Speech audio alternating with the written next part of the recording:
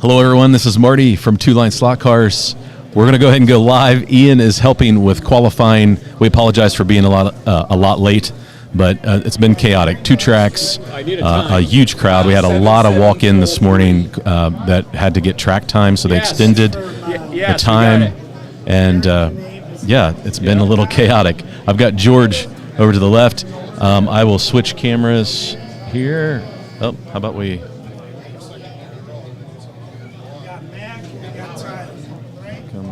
Switching cameras. That's a block in there. Because that's the default scene you have. Oh, right here. There you go. There we go. There we go. So, guys, hope you're doing well this fine Saturday morning. This is the 2025 NSR Eastern Championship.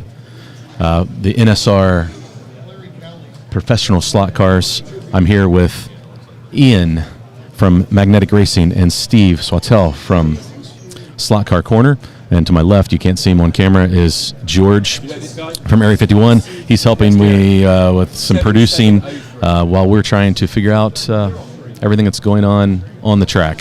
So I'm going to give you the track view. Guys, welcome. I see a lot of people in the chat. Again, we apologize for the delay, but here we are qualifying. A handful of people have qualified, and we are... It's just a little crazy, but we thank you for being here.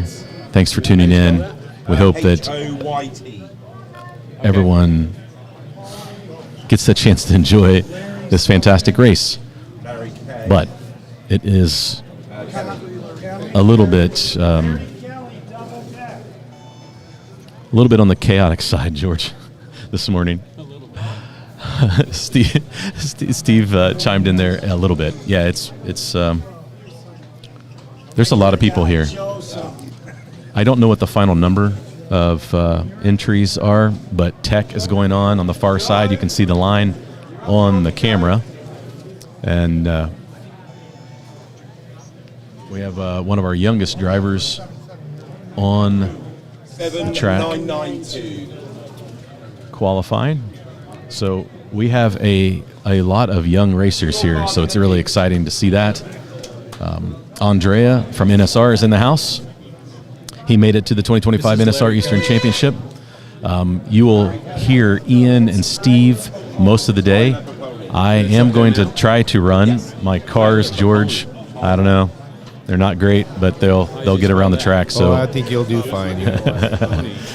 So let's shout out to some people in the chat. Guys, thanks for tuning in and sticking it out. I know it's been a long morning, but Chris is in the house. John Albright is in the house. Tom is here. KR Bridges, happy race day. Thanks, guys. John Mark Hall, technical difficulties in the state up north, I presume. Yeah, well, it wasn't really technical difficulties from our standpoint. No. It was really technical difficulties with 2 tracks. They're struggling with the timing on what's going to be the vintage track, I think. Yes. Right. That's because that's the GT. And then we're okay. Thanks, Steve. Yep. 7391. And did I? This just in, Marty Ford passed tech. Hey, I passed tech. Josh, you guys know Josh from the last live stream. Josh took my cars and went through tech, took care of me so that I could get the live stream started again. But yeah, we've had. It's just we didn't get a lot of practice time yesterday, so they allowed practice to roll for an extra hour this morning. So that's kind of what pushed everything back. So guys, I apologize for that. Jen is in the chat, and Joe, I can confirm that Joe made it to Michigan here, and I'm staring at him. He's getting ready to qualify. Made it through tech, Joe? All right, he's teched, ready to go. So she wishes you good luck today, to everyone who's racing, but especially our buddy Joe. So Lucifer is in the house, HSF, Hillbilly Slots, Kevin, Eddie Shore is in the house from the left coast. Ed, thanks for tuning in. We'll try to give you some good views. Oh wait, I can throw Joe on the. The bottom one. Joe. Johnny Hobby is in the house, and his Turn around brother. and wave, Joe. Right there, that There's camera.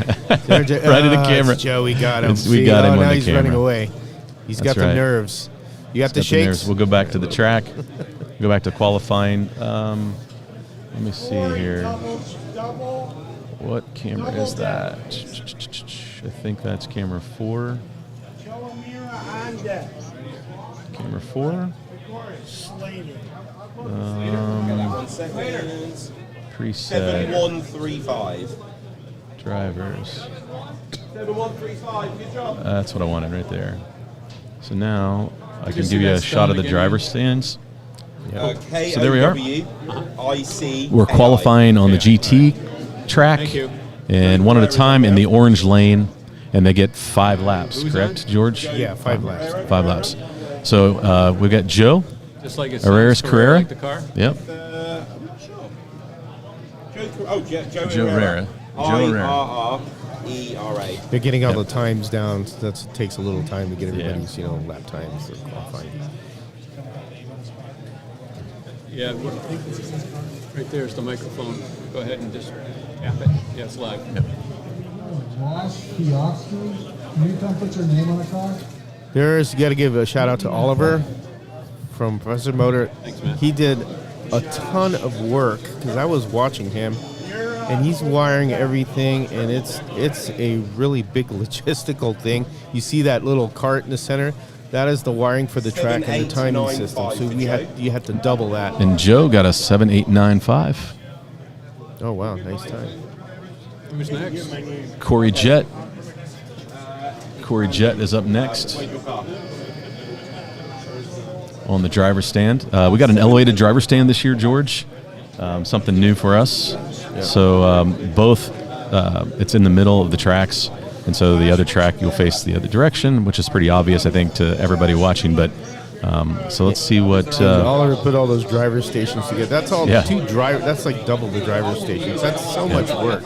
But there was other people that were supporting him too, because I was watching the whole thing. I did what I could, but I'm not, familiar with how they lay things out. But it's really a lot of work. But they did a fantastic job.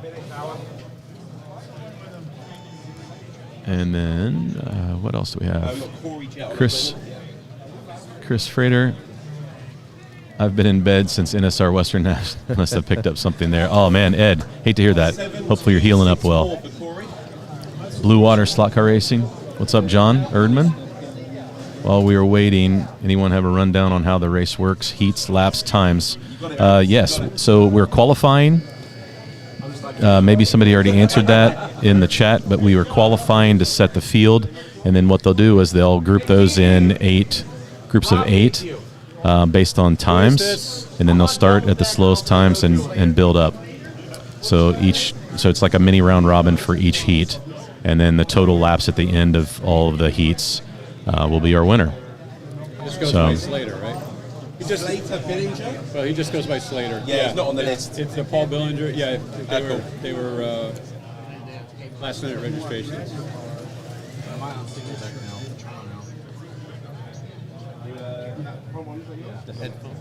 Oh, okay, yeah. There should be a set there, right there. That's right. Yes. So the orange number is their fastest lap.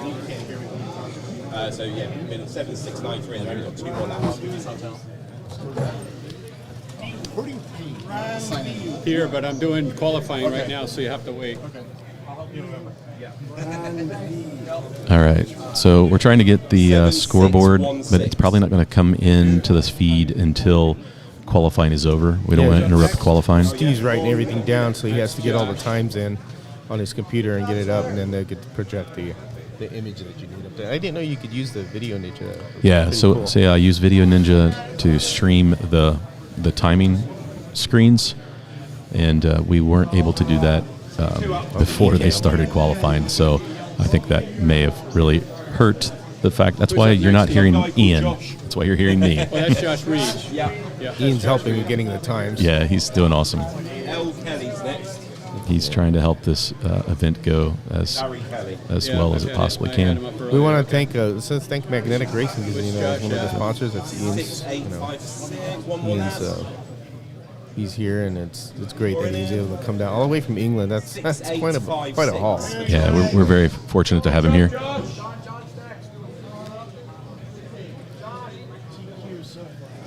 Where's Larry Kelly?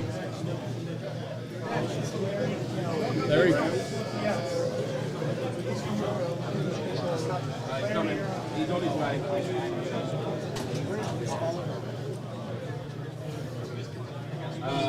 was under the table there, but that's the last time I saw him.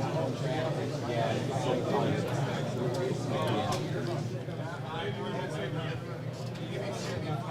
So it feels a little rough right now, George, but I think we'll Just a reminder, get in once you there. qualify, the car comes right back into compound, right? You can't work on the car, it comes right back to the impound table. So Steve was explaining to the group that once you tech your car, That's it. yep, it's done. It's an impound. Ian? I think that's Park Larry permit, Kelly. I think is what they call it. Yeah. And so you can't touch the car. They put it on the track for you. They clean the tires for you. You qualify, and then they pick up the car and bring it back and put it in impound. So the only time you can work on the car is during the race. He's up next. So you can clean in between heats. You can clean the tires. 7480. That's it. If you have to do major work on the car, it can only be done under green flag conditions. That's 7480. Yep.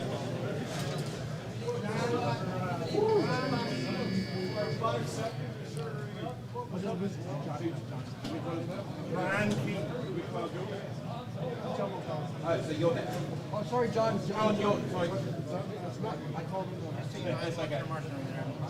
Play this, guys. Okay. Thank you. The yellow one. The yellow one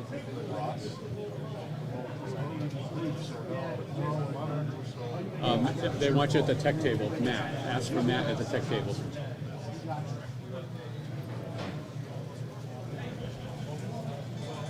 You know this guy's name?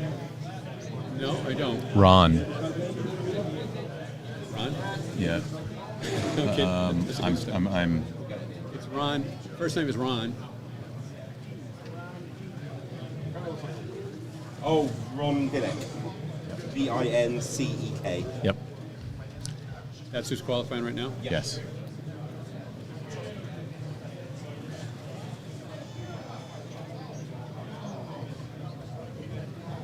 Final couple of corners. We'll switch the view for you there. 7320. Since he's on the track.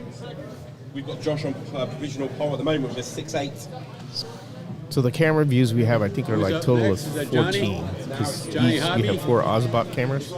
So that's 3 positions. So do the math. Yeah. On the stand now is Johnny Hobby. A lot of you, when you jump into the Carrera world on YouTube, Hobby. you find his channel. He focuses on Carrera cars, but he and his brother made the trip to the race today, and Where are they from? They're not from Michigan. yeah, they're from Michigan. Oh, they're Michigan.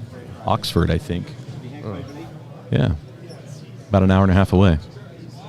So, but he and his brother made the trip, and you can't see it, but he's using a 2 lines Difalco controller. He's using my controller because they didn't have controllers. I wish Ian was sitting here. We've got No. 7848. Yeah, he's kind of locked into that job now, I think. I just need to get to the computer and get this so I can get this on the screen, because then he could sit here and help. Who do you need to go to for this, Scott? Stott. And what he needs to do is he needs to go to this website. I need to get him to go to where's Josh? He's over there, I think. Josh. He's right over Who's there. up now? He's over there. Okay. Grab the mic and tell him. It's right there, laying right there. See it laying by the headphones? Oh, yeah. It's on right now. The speaker's on. You know this guy? No. High-tech guy? Josh, please come to the Announcer's Livestream booth. booth. Warren.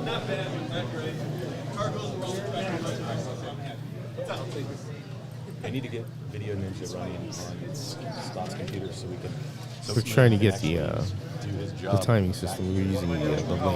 But we have to go to Mike, who's right there in the center, right below the stand, the driver stations. He's got to give him the link so we could project the timing Gives you a system link. so you can see what's going on. You share the second screen. Okay. Do you remember how you did that last time?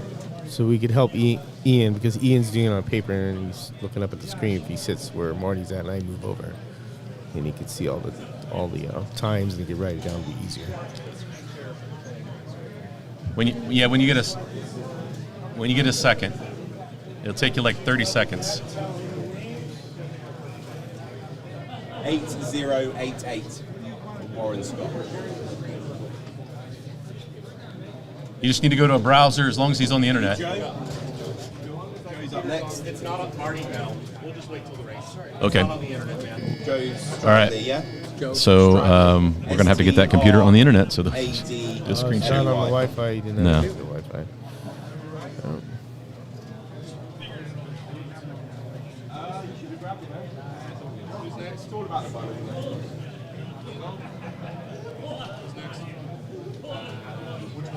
Am I just grabbing a car? Yeah. It's live. See, there's Warren. Say hi, Warren. Say hi to that camera. Yeah. You're live. Your big face is live all over America. Yes, All over sir. the world. And Canada. Sorry, all over the world. Yes, international. Yes, sir. I put it on Home Racing World. I put it on the event page. Cool. Thank you. It's Marty. He does all this. He knows how to do all that. Copy it from there if you want. Oh, you're talking about the live stream? I'll text it to you. I'll text it to you. No, I haven't. We haven't had the screen on here yet, so we're trying to get it. But he doesn't have that laptop connected to the Wi-Fi. Ian, time? 767. What's that? Well, it's just practice. Just run your race and do what you can. All right, up man. there now? I'll see you in a bit. Joe. Talking to Warren from Light Tech. Yep.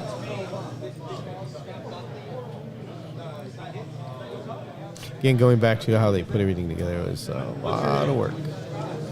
Again, putting in a timing system, all that wiring is. It takes a lot of time, and Oliver's. Again, I praise Oliver because he's who's doing all of that.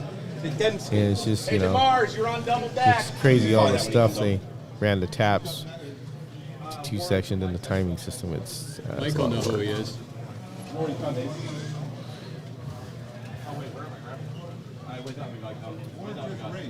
Which one of these are done? Which one of these are done? Oh, I see which ones are done. They're all done. There you go. See behind the track there, the far side of the track, and the camera, that's the tech area there Okay, where with the they're time, checking the cars. Tech in there, and then if you're going to here, and a little impound Time is cable to the right of us. Hang on. I'm doing qualifying. 7944. Go to the event. Hey, Phil, go to the event page. You know the event page? I put a link on right on the event page, right near the top. Yep.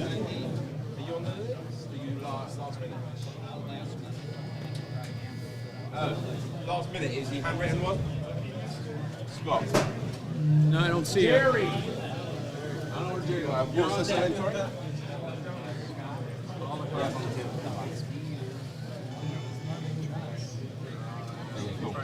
So Scott, Yep. D-U-T-H-I-E. Thank you, Scott. Got Kurt on at the moment. Events. Where's events? Mars. Kurt the Mars. Camera 3 is all of a sudden tracking on its own. We have Kurt DeMars on the track at the moment. Kurt is a local. 7271. 4/10 on provisional pole. Oh, yeah, it's Lucy's guy did the tire. You know this guy? Jerry. Oh, yeah, Jerry Urka. You got that? Jerry Urka.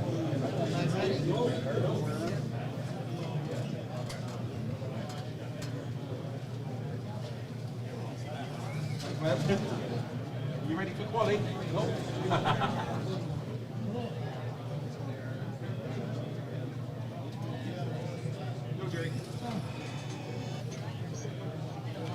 Vast majority of these are seating.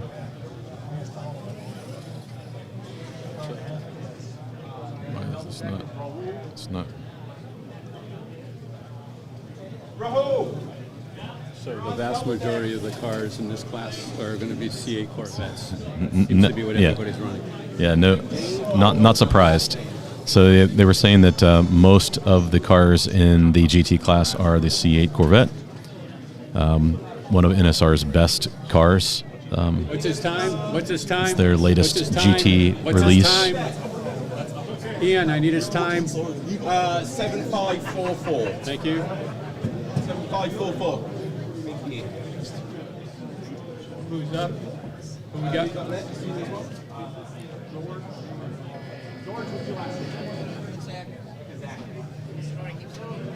George Kazakis.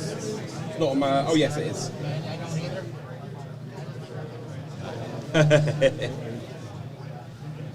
Yes, got it. Thank you. Cool.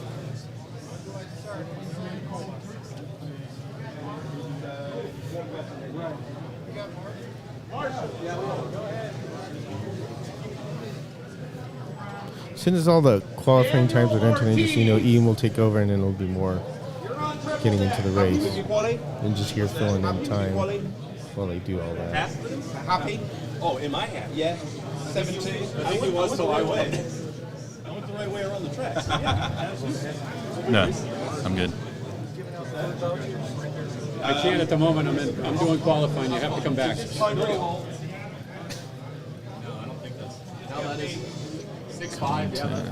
that right? You sure? Yeah. 6592. New provisional Raul, pole. getting ready to. Are you up next? Raul's All up right, next. let's go. Raul is live worldwide to race. No pressure. Seems a really good time.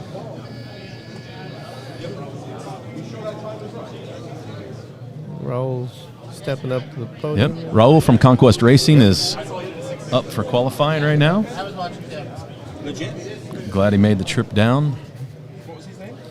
Got his first-person view camera on the bill of his hat. Yep.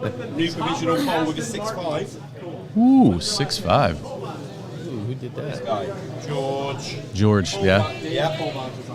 It's ripping there, 6'5". Who's up there right now, Dan? Provisional Raul. pole. Somebody called Rahul. Raul Herrera. Somebody call Raul. You got Rahul's name? That they said Herrera.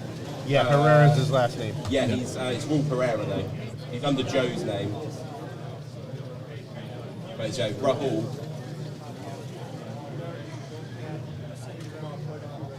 I'll get his surname for you when he's done.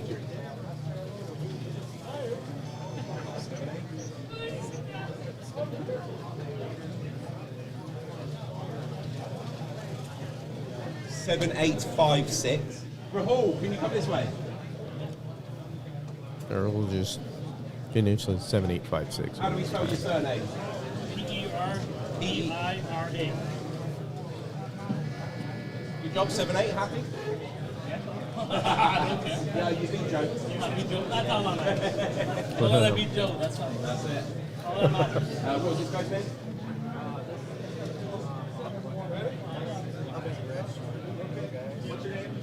Haven't heard yet. Dave Kovac. Dave Kovac. Ah, there we go. David Kovac. K-O-V. David K-O-V-A-C-H. Got it. Thank you. That's who's running right now. Yep. Rob Hall, you're on triple deck. Oh, it's not going to let me send that to him. Gosh, he is an Android user. Okay. Stott. Over the line with a 7.439. All good, Mike. Daniel Ortiz. Daniel's up. Daniel Ortiz. Good. All good. All good. Our buddy Daniel OKM Ortiz. team. Daniel Ortiz. Yeah. OKM team, right? That's right. OKM is Ohio, Kentucky, Michigan, if you want to know what that means. Daniel actually made these shirts in the game I so I'm wearing them right now, so it's pretty nice to be a part of the group.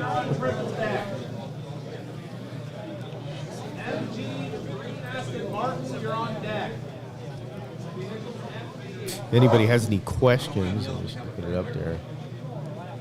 Yep, you do. I'm not used to having one of those. Q on there.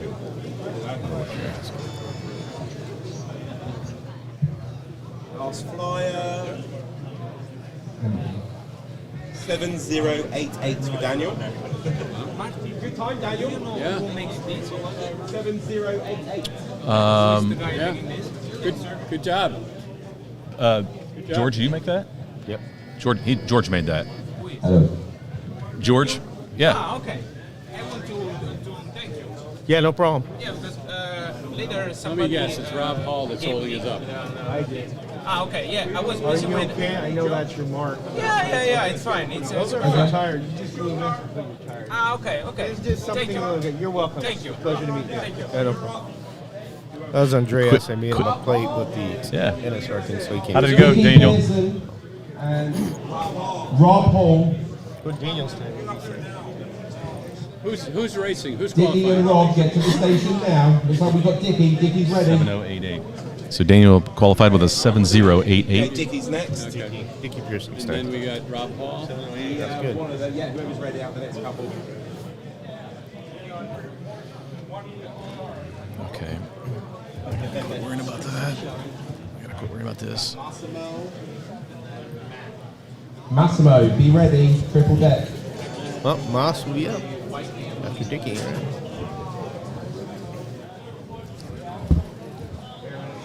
So qualifying's moving. Dickey made the trip to WRE to the 24-hour race in Italy with Spirit of America team, 2 laps to go. and he looks like he has got a C8 Corvette like everyone else. It's a good guess. If I don't know what the car is, I'm guessing the C8 in the GT class. The car But choice. Dickey's a great driver. 7063. Stays in the slot. He's a very solid driver, man. He just really. I tease him about all the 7063. shirts he has. He has a Yep. soccer corner. I always Oh, tell yeah. him, hey, when am I getting my shirt?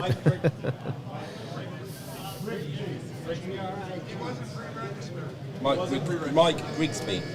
Grigsby? Grigsby wasn't pre-registered, How so does he spell his last name? I'll get it when he started racing. In line, we have Rob Hall, Massimo, Bear, and then Rich D.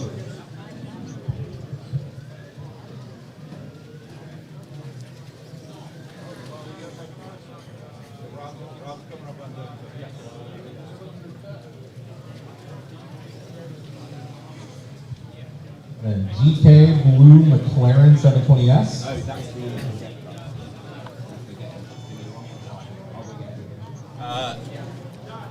We need this guy's Number surname. 33. And then DWD number 3 Yellow C8 Corvette. 7641. And what's his name? Come this way, sir. Jennifer, you are correct. Lots of people to race. It's going to take a little while of time. Yeah. Just like last year, we had a big crowd show up. That not that we weren't anticipating it, but there were a lot of things that happened yesterday that pushed practice back, and that kind of snowballs. So Okay, thank you. And making tracks like this, it changes every year, so you can't really have like a home field advantage when people are used to any specific track. yeah, So when it changes it up, it makes it really an even, challenge. yeah. Ed Shore, yes, he did do a great job. They settled in and did an awesome job. We're hoping that things will smooth out here once we get the leaderboard connected, things like that. Hey, Ron from So Fast. I'm in the north and just above freezing today. Sir Yornos. Shotgun Dave, good morning. Dave, got his coffee. He's ready for racing. Well, we'll try to provide some good coverage for you. So who's up on? Rob Hall. Rob Hall, funny guy, man. I like Yeah, talking to dude, him. Rob is a He's great character. Did a great job. So do we have? Andrea was trying to sneak in. Massimo from MP Slot Car is up, and The man with the hair. the man with the We hair. have Massimo on the track. Let's give him a big round of applause. Hey. No pressure. No pressure. How does he spell his name? Massimo. Massimo, as it says. Massimo. Yeah. Presta. Yep. Presta. Presta. That's his first name? That's last name.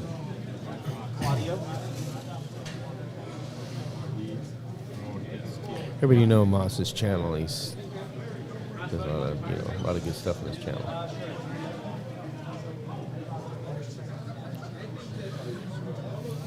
Ian is one very busy guy. We're keeping. He's doing jobs he didn't expect to be doing today. Same with Steve. Steve. Yep. We all are. Yeah.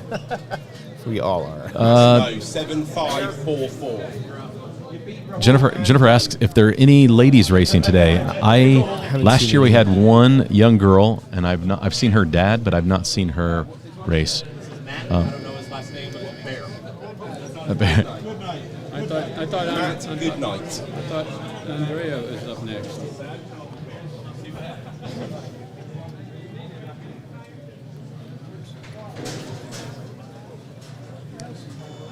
But I'm not aware. And then after Dusty that, says it's going to be a long day. Richard. Dusty is correct. Right? It was a long day yesterday too. We were here at like 8 in the morning all the way Right, till I think like he thinks he's next in 9 line. at night or 10 at Might want to night. just put him next in line. Long haul.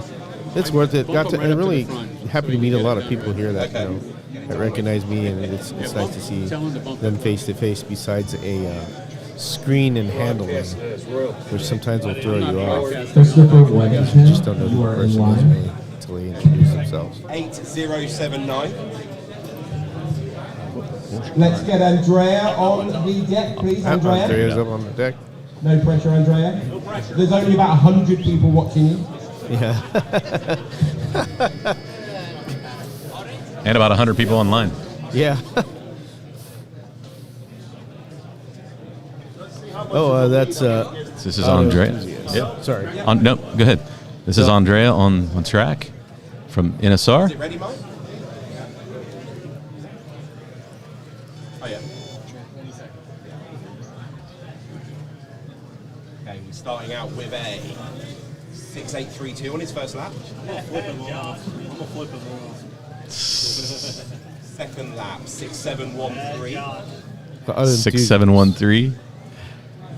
Third lap, 6607. 6607. 1 tenth off provisional pole. Final flying lap is 6607 is his best. 6607. Doesn't take provisional pole. Does not take provisional pull. All right. So, man, what a great time. Just so everybody knows, Andrea got like 10 practice laps Yeah. before he ran that. He's already kicking. XP, red, white, and blue C8.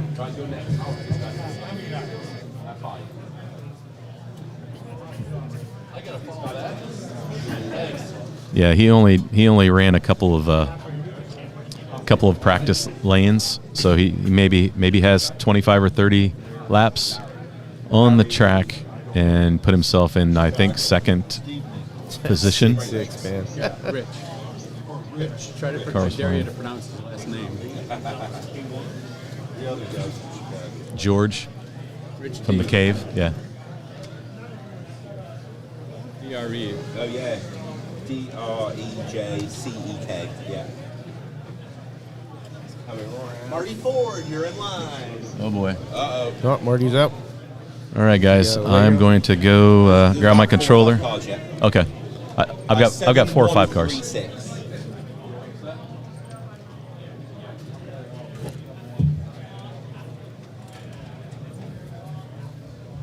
All right, George.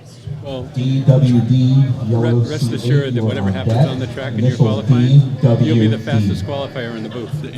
Well, Yeah. Since I'm not even racing. A guaranteed pole position in Only qualifier. Who is this? I'll get his name when he comes off. He's deaf. Marty's going to go up there and practice laps. MP. You clap. Well, thank you, MP. I appreciate that. George is very handsome. Well, thank you very much. Okay, that made me laugh. You made me laugh there, bud. Well, my wife thinks so, so that's what's important. Josh B, you are in line.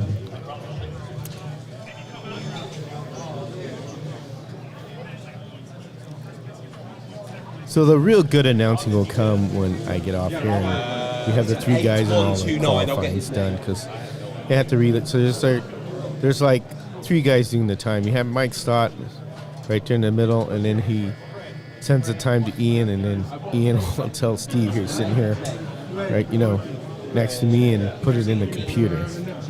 So Steve cannot see any timing, so he needs the information relayed to him so he can type it in the computer. You hear a lot of the back and forth, what times are, and names of the drivers and everything. So this guy that was just on, Greg, KV. I think the total amount of drivers, I think it's over 50. If I'm not, I'm not knowing for sure what the number is, but it's a lot of people. Who's on now? It's a lot of time and effort to put the track together. I mean, it's not, when we do proxies in home racing world, at least get the tracks all set up, but this takes a lot more time, set everything up, because once we're done with the venue, everything comes down, easier to take everything apart. Craig Jensen, you're in line. And good thing Marty brought a speaker with a microphone so we don't have to, use your hands to clasp to yell out stuff. So this one's time is 7633. Can you come this way? 7633. Well done. better. So What was the name? Right. Jay Collins. And surname? Good. Oh, gotcha. Perfect. Thank you. Greg Guernsey. Jay Collins. You're spelled different, huh? see, Jake Collins is up. I don't know everybody's name, so he's going to qualifying. 5 laps of qualifying. Get the best time out of 5 laps. Jeffrey Collins, yeah. Right there is putting all the cars there. So he's coming up next with the rollers, clean the tires.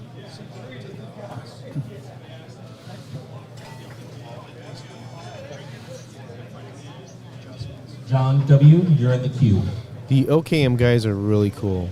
Steve Holzman, Daniel Ortiz, all the other guys are really having a good time with them. And then it's really, really nice to meet everybody. That's his A lot of first guys name. come up, talk to me. Sounds like a last name. I brought a lot of stuff that I printed. I just virtually gave everything away. I wanted to make sure I had nothing with me.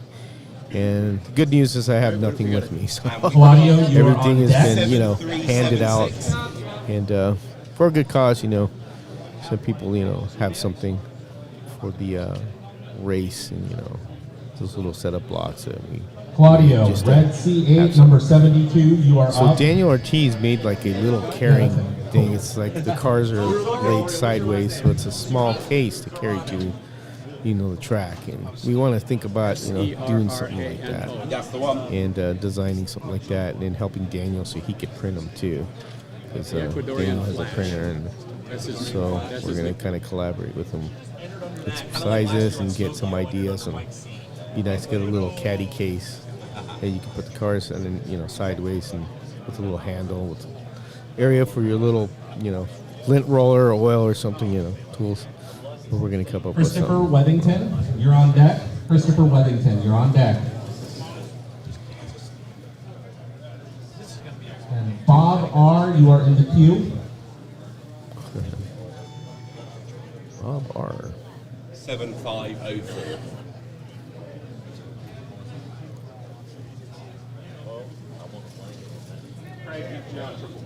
What's this one? Christopher Wethington's next. Inside the venue, it's nice and, a good Christopher temperature. Wethington. It's not real cold. It's not real hot. So I think we have, the track conditions will be Chris nice. Wethington. Because one of the concerns is that it's going to get colder at night when you get into the tracks. It's going to be cold, but Let's get everything Marty worked on out then. real Let's get well. Marty on the stage. So cars are running pretty good. And So, I think regardless we're of going to what have a real happens, fun he's the race once we fastest get everything qualifier in the qualified. booth. And up on deck is Marty Ford. Hey! Marty. What's that? He's probably got 716. Has heard me on the stream there. Oh, Marty's qualifying. Come around. Oh, real quick. That hairpin came loose. Oh. And he's got a Corvette. How many Another wheels? yellow Corvette, I think is what that one is. Does your spreadsheet not got number next to the name? I put a bunch of blanks at the top of the Yeah, row. between the tires. I think that's why. Hang it on, split I'll up. tell you after this guy qualifies. Huh? S. fine. Carlson. S. Marty's Carlson, Heineken hanging Z4. there right there. Taking You're the in the corners. queue. Little S's there. I can't multitask right now. Just come back after qualifying. I'll get you all squared away. Yes. Hey, Bell, what's Christopher's last name? There you go. Doing pretty good there. And Marty goes 7480. 7480 for Marty. All right. Loses to his brother by 3/10. What's that? Dusty beat him by 3/10. Oh, so Dusty's brother, Dusty Ford, by 0.3 of a second ahead of Marty. That's not bad. Very good there. Well, 0.3.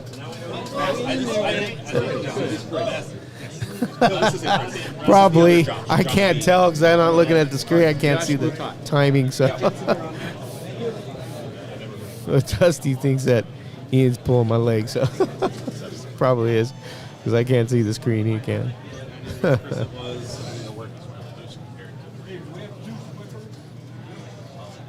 I bought one. A lot of nice looking cars that I don't know where some that very is. nice airbrush painted Mike cars. I was Dubell, looking at them Ryland earlier. Dubell. You are both in the They're queue. really nice. Some of the paint schemes they have and the time they put into it to, make them look nice and really cool. It's nice to see people airbrushing their bodies and 7016. just putting different, their own custom livery. That's a part I love right there because it's like this personal touch of your car. You know it's your car because you need a specific paint scheme and stuff and livery. But a lot of nice looking painted cars. You had people that painted the cars. And there was one where they detailed the wheels too. And wheels are a big part of the modeling too. And the wheels look really cool how they detailed them also. So guys took a lot of time to also have a good appearance of the car too, besides it being obviously functional and tuned to run around the track. So, but that's a good shout out to everybody who did that and did the extra mile to do the modeling part. Because like we say, home racing world with proxy, we say it's all about the Dan modeling. S. and Phil, you are in the queue. And you heard the next set of gentlemen coming up. In the queue. I guess they said this one that's racing is Chris Levington. I hope I And didn't final mess that time, up. 7864. 7864 is his time. Chris Webington next. And the next guy is Chris Weatherington. See, I screwed that up already. So I wasn't Chris Weatherington. Weatherington, I think. I don't know how to say his name. I only briefly heard it through the headphones here. So he's qualifying. So just Quick Slicks is the sponsor of the race. They're providing all the tires. The red tires. And then we have Professor Motor, Oliver's Place, who set this all up. The sponsor. Have Mike Stott from Cloverleaf Racing, who's also the sponsor of this. Of course, Slot Corner, Difalco Controllers, and then we have Magnetic Racing, of course, Ian. And we're glad he's here. And then also, we have NSR, Andreas, here from NSR. So I actually met him briefly. I made a little print with the East Coast Nationals, and he came over and thanked me. Real nice John person. W. Yellow McLaren number 5. You're up. That's the next person that's up. Who is this? John Wilkerson. John Last one on the Wilkerson. list.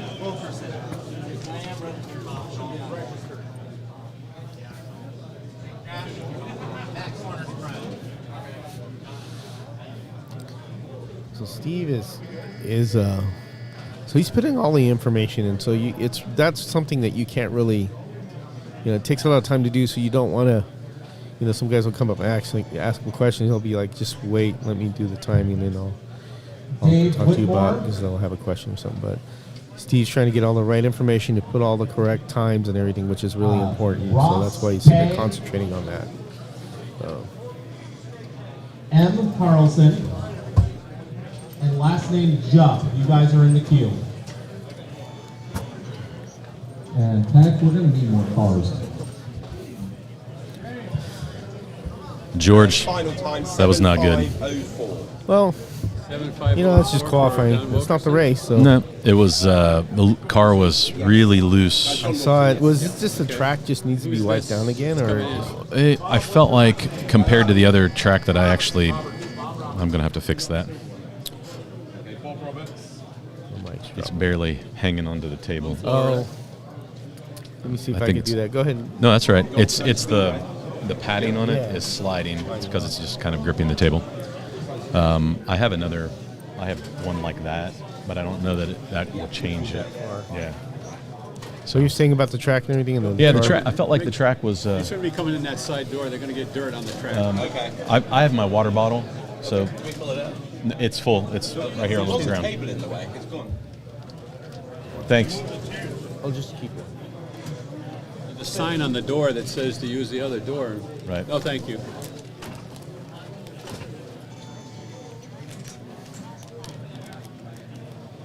So I felt like the car was a little loose compared to practice. I only got one rotation of practice on the other track, and so it's the same track layout, but I felt like the grip level was different on the other track. So the C8 performed fairly well, but I had no idea what my lap times were on the other track. So because the timer is not up and running yet. Are you going to make some adjustments to the car? Or? Well, I really can't. Like No, that's right. You're right. I forgot the tech's already done. Yeah, Especially so how much I know what's going on. it's kind of like you're kind of stuck without. You're kind of stuck, yeah. So you just kind of have to live with the car. But it'll be okay. I think maybe once the tires warm up too, or something like that, you'll start getting a little bit of. Yeah, you just kind of jump on and go, and it makes it kind of tough. And double deck. Yeah, we got to get this leaderboard working. This is Matthew. After qualifying, have Josh go. Nickname is Kid Speed. That keeps tracking. I don't know why I tried to stop it. It keeps moving around, tracking people.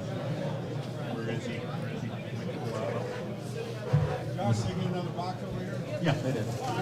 Steve Holzman, Mr. TD, you are in the queue.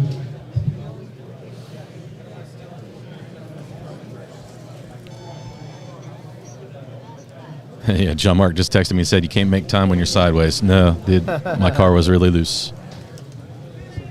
8393 for Matthew. There's a young racer there. Yeah, we have some young racers this year, George. It's great to see. 3 or 4 of them. Yeah, some really young kids. Excited to. Yeah, Mark Bonney, and then Mark Bonney Jr. is his son that's racing. Father and son. Father and son.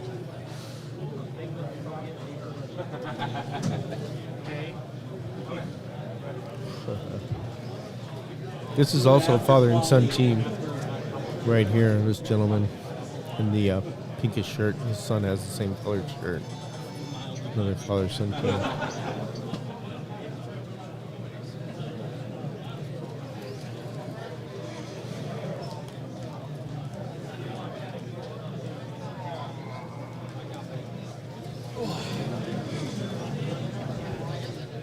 Steve Holzman, you are in the queue. You got like 5 or 6 cars. Tad is in the house. Jerry's in the house. We got quite a few people. Guys, thanks for tuning in. Appreciate it. Hey, Richard. We will have live timing and scoring. Yes, Richard. As soon as qualifying's over, we will get that overlay, the computer that they're doing the timing on. the internet access here is a little rough. So we've locked it down so that the live stream can be good, and which means that nobody is on, and they didn't put that computer on the network. Well, I So- know this is 50 times better than last year. Yeah. Because we had one they had one camera, and it wasn't hooked up to the right network, so it was glitchy. So Yeah, we Ed, made we're sure working it on worked that. way.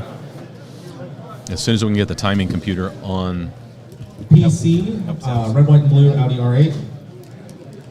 the network. Mike Shanks, you guys are in the queue.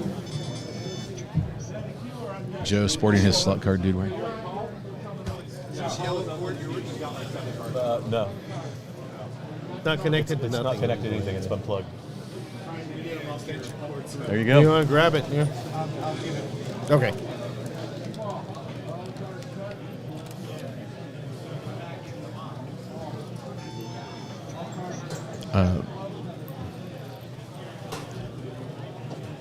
Oscar worked hard for 12 hours straight yesterday. 7,649 for the Yes, he laps. did. Hey, Would Oscar. that beat his dad? Oscar, shout out to Oscar. Thanks for being here, Oscar. It was great to meet you in person. Was Yes. Ryan? Thank you for the. Yeah, he beat his dad by 3/100. Got a really cool slot invasion 3D printed light. Yes. It was awesome from Oscar. You have not had So, your car tagged. Mark, good morning, everybody. Going to be closed. Terry Man, good morning. Doug, watching from my hospital bed. Hey, Doug. Doug, hope for a quick recovery, whatever you're going through.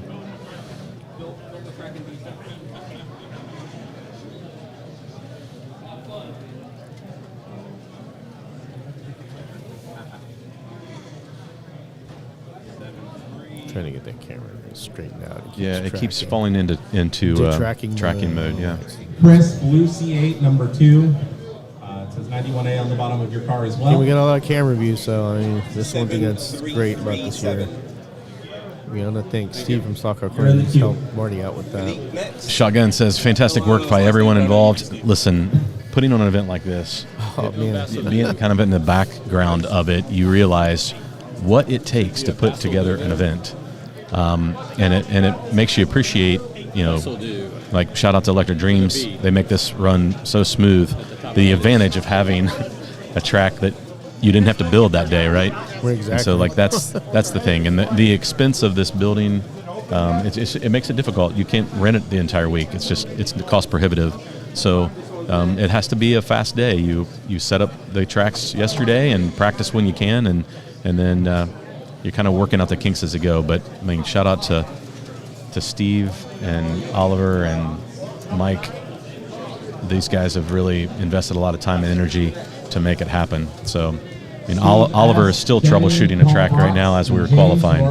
7,249.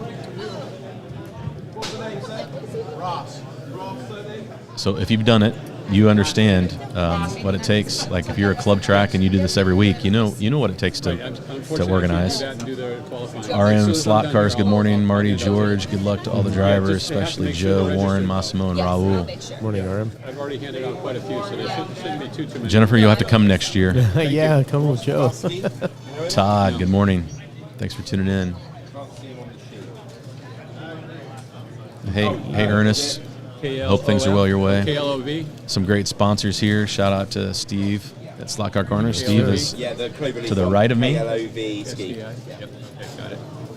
Shout out to Steve from John Albright. Yeah, let's go back to qualifying. So, We've got 8160.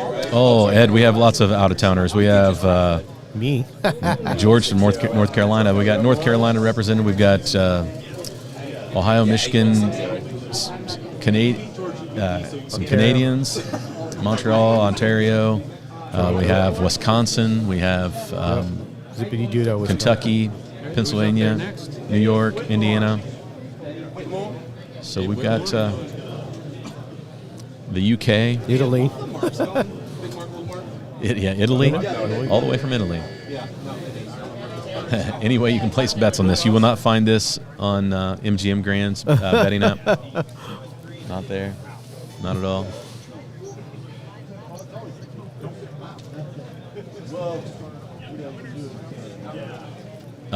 My car's not great. It's going to be hard for me to go faster than anybody else. What's up, man? Raul. Raul. Raul's in the house. Hello. Good. Yourself? Daniel had a great turn. He ran a 7.0, 4/10 faster than me. So he's up there in the top heats. And we've got Proud of him. He's 064. doing a great job. Some guy called Steve's on there. Some guy named Steve, yeah. Mr. Total Domination. No pressure. I'm supporting you, Steve. A man of many hats.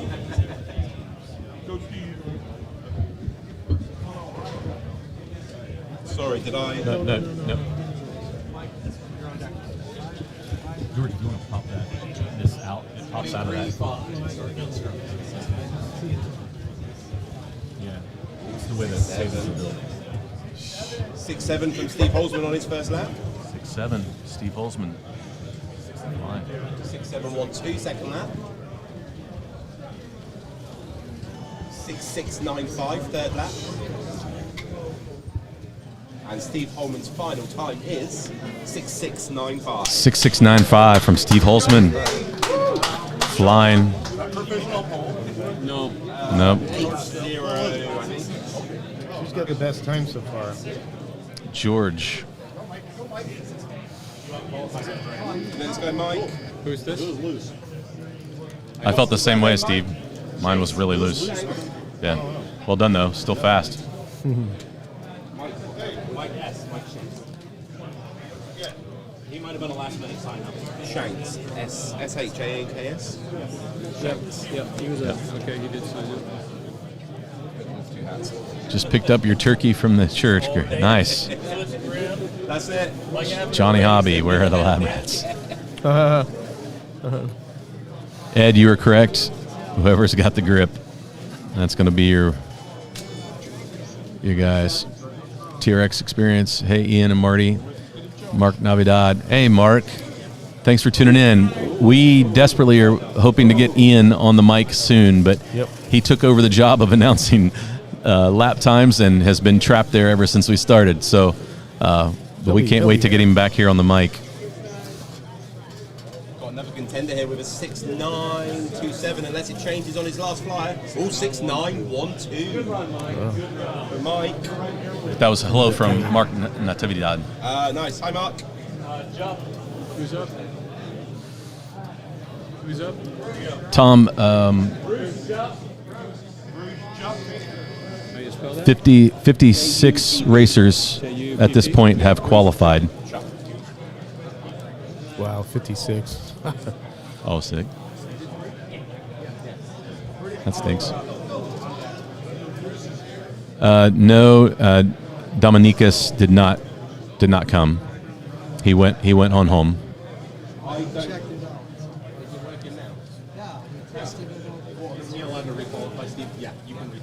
John Albright, thanks, dude. We're trying our best. we're gonna hang out all day and try to give you some great coverage. Since we're qualifying, we're only giving you really two angles, so you guys can see the drivers and the track that we're qualifying on. But we do have some other. Cycle through everything. Might as well. Yeah, we've got some other angles. Here they are over here working on the track at the moment, trying to. Oliver, he has been burning the midnight oil, dude. He's been hauling. He is going to crash hard. But they're working on the timing. I've had a timing issue, and so they are rewiring. Not coming up when they time. And then we've got some other. There's a shot of the little squiggles there in the middle of that other. So let's go back to the racing action. PC, white R8. Chris, 91A, blue C8. You are double deck. Well, who is it? What? Chas, sorry. Yeah, we're working on that NJ Dexter, I think it is 479. We'll have that up. We have to use a browser program. This is Ecamm, so we're going to use Video Ninja to project the timing onto the screen. But they're doing qualifying, so they're using that computer right now, so we can't do that. But when they're done with qualifying, we'll be able to Amen. do that. He was just asking a question about the thing again. I was just answering it. But this timing on the side there. Good. Finish that thought. I didn't mean to interrupt you. No, you didn't. Just spotted MP. I'm rolling through some of these. I'm way behind in the chat, guys. Did you hear Raul say it was long as I beat Joe? Yes, we heard that. They've got a friendly competition between those two. Joe at Herrera's Carrera and Raul at Conquest Racing. You know Paul, English guy from Luton.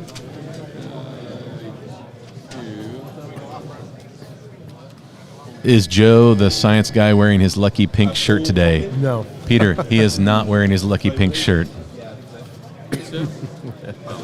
Yeah, Chris says no pink shirt. Marty, what brand of tires are they running? Quick Slicks is a sponsor of the event, Tom. You can see there at the bottom, we've got Cloverleaf Racing. Mike Stott is a shop here in Michigan and is one of the main sponsors of the event. Professor Motor, Oliver, is working desperately to get the timing fixed on track 2. But Quick Slicks, we run, there are 4 tires that you can run, and one has the air gap filled and one does not. So it's really 2 different tires, and whether you want the air gap filled or not. CF34 maybe? I think so. And then the DF, or maybe it's CB34 and CF is the filled gap. And so you can use those 2. Red Spec Quick Slicks. Thanks, Oscar, for throwing that in there. There's silicones. Yeah, there's silicones. Talker, dude. That's who this is? Yeah, maybe. Impound will probably move.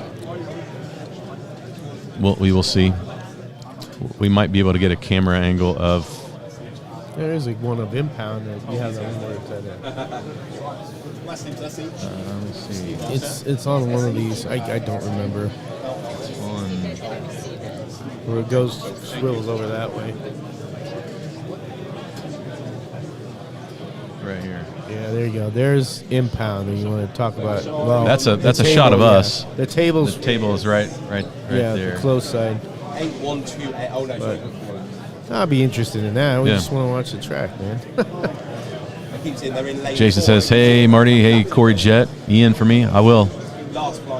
Thanks. We're working all the kinks out. We got all day to practice, so we're in for the long haul. Hey Nico, thanks for joining. Appreciate it. Ed, thanks. Appreciate it. We're gonna have some fun today. We appreciate all the interaction in the chat. We got about 80 watching, so that's fantastic. And we know that it's a busy day. People will be in and out all day. We didn't help matters by coming in late, but there really wasn't much to show you except for chaos, and I'm not sure you really would have cared for that. Okay. Yes, George did. We appreciate him being there. Somewhat. Thank you, Tom. The other thing that nobody has talked about that George has done is George.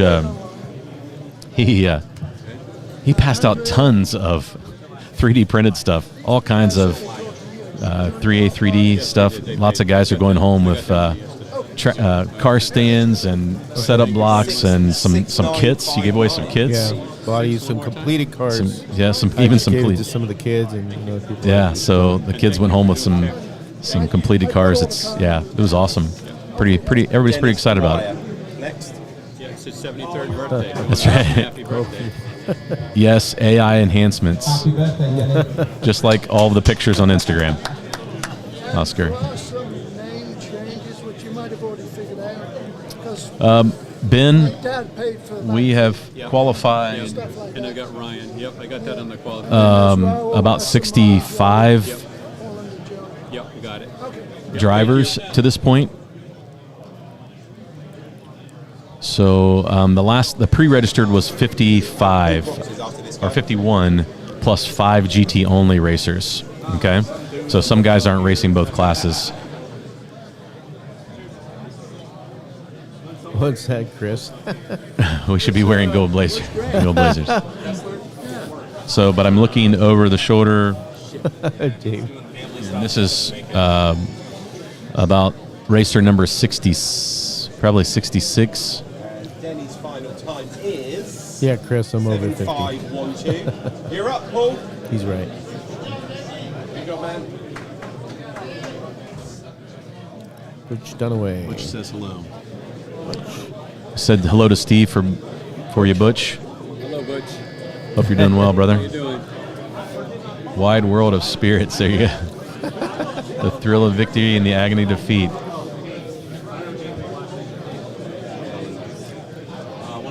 Yeah, Nico, yes. On the other track, when I was practicing, I only got to one round of practice this morning.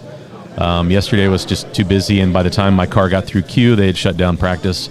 So I really didn't get a chance to tune on it and even work on it. It was much better on the vintage track, and I got over to the new track, and it just wasn't great.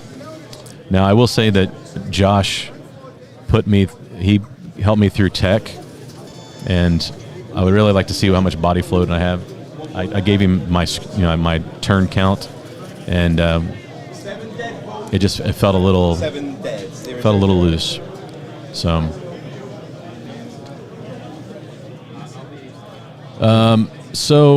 the car being loose, there's lots of things. I was struggling with some grip.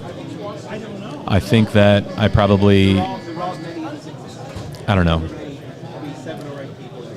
I took a guess on a couple things when I was getting ready for tech that I probably shouldn't have done.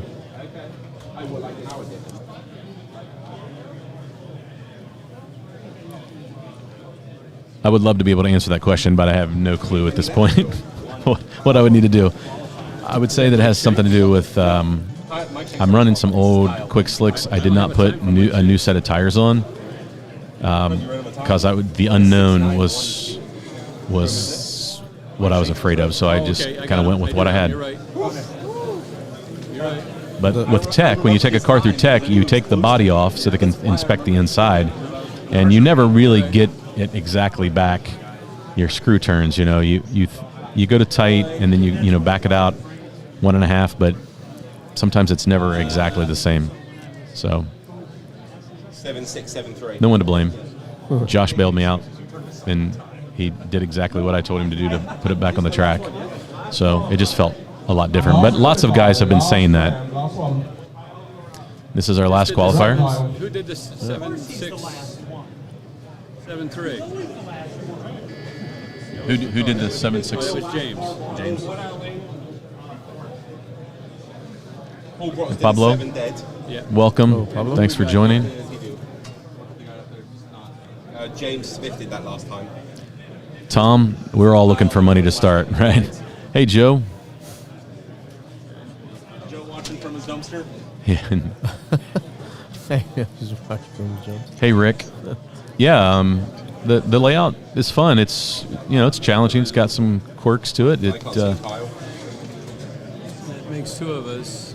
The interesting thing is I feel like the stock gearing Last minute sign up. from the car is really good on this track. 2 flyers left. So I don't think you really had to play with a lot of gearing. Hey, Gladstone, thanks for hanging out. Appreciate Gladstone. it. Hey, Steve. Last lap of quali. Hope all's well. Bill, thanks. This is pretty awesome. Shows the great people in the hobby. There's a lot of great people here today working in the backgrounds trying to make this run as smooth as possible. And we're fighting a lot of gremlins this morning, but we'll figure it out. Thursday morning at 6 a.m., I woke up with a packed car. I also woke up with the chills and the flu, thus I could not go. Oh, man. Hope we get better, man. Hate to hear that. At least you have the live stream. Yeah, we'll try to give you some good coverage. 7968. Yeah, got it. 7968. Is that what you said, Ian? Yeah, Yes. 7968. Thank you. That concludes qualifying. Yep, qualifying's over. I need Mike to give me the first right. 6 or 8 that he did on his spreadsheet. Officially done with qualifying. So we are officially done with qualifying. How many total entries? John, I will have that in just a second.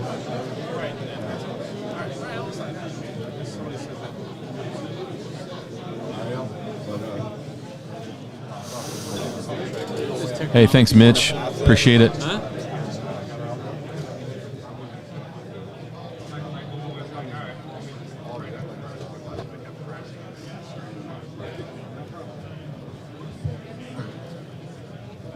See what I posted up this? Make sure you get set up the computer now. Yes. Where's Josh? Josh. He's over there. Gonna have to grab the mic and call him. When you call Josh on the mic. Josh? Yeah, Josh. You told him to come up here. Josh, can you come to the stage, please? You are an important person and we need you. I like how you embellish it. Thank you. Josh, can you get that computer on the network? Oh, sorry, wrong Josh. Text me the Wi-Fi. Psych.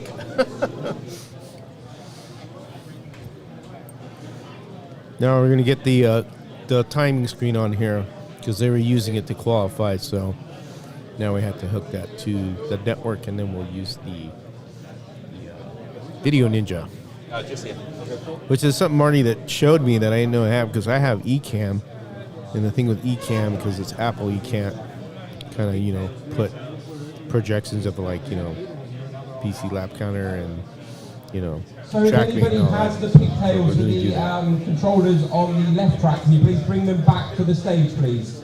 The pigtails for the second track. If you've got one, please bring it back to the track now. Did we lose one down here? Andrew Shin. Oh, there you go.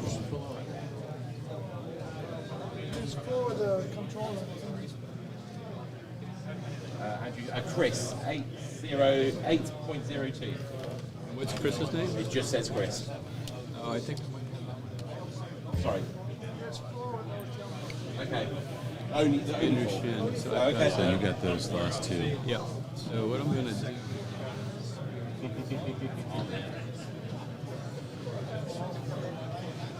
Thank you. So there is one more. Who's got the pigtail? Who's got one more pigtail for the second track? Is it you, Andrea? Oh, one of Andrea. these? 717. Can I have it back? Is it? Dude, that's awesome. Good job, man. Dusty doesn't believe his times. 717. There was a dust cloud behind that time too. That's what we call him, Dusty. Huh?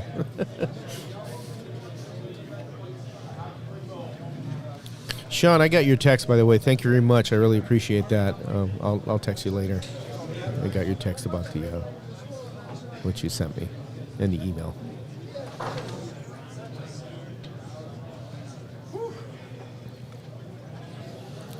All right. Oh, dear.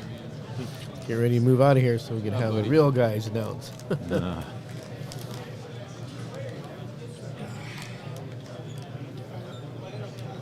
Sliding through some views here. So we're just going to roll through some of our shots so you guys can see it. See what the track looks like. We're going to get... I don't know. Josh is working to... That I don't know. No.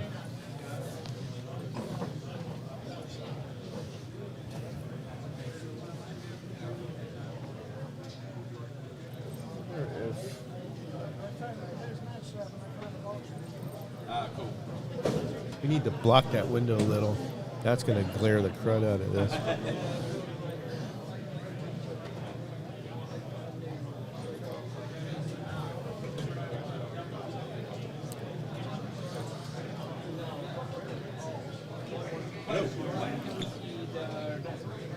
They're just sorting it out. They're just getting the screen share. Okay. I think you were second. Okay.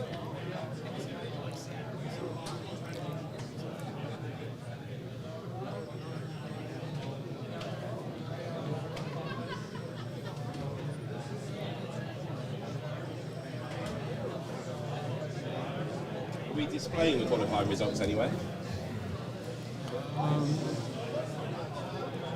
I'm not sure what they're going to do with them.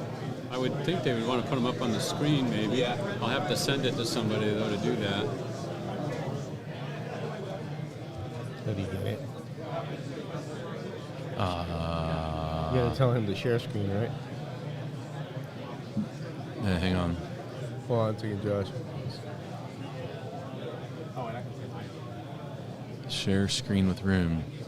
Here's the qualifying order. Josh, it's asking me to join. How did you share it? Voodoo Ninja. Yeah, I mean, when I. You want to come around and look? Share screen. Oh wait, I see it. I see it. I'm missing something. It's my fault. I was trying to. You want to read out like the top Be 8 tricky. or anything like that? Or you're going to share it somewhere? You want Want to share it over here? Question mark view My pronunciation of some of these names is equals. awful, so... I didn't have the whole thing in there. That's why it wasn't coming up. So we're trying to get the screen up on I that. can get through the tiny Andrew screen. Novella. I get through the top 8. Yeah? Yeah. You want to do the top 8 qualifiers or? Yeah. Steve, use your semi-outside voice. Joe Zielinski, when we're done with qualifying, it'll be Ian, Marty, Okay, we've and Steve. I'm just here filling in because Ian's in so soon when the race starts. That's who will be commentating. So our 8th fastest qualifier was Josh Boutot, 7.016. Paul Bratz, 7 flat.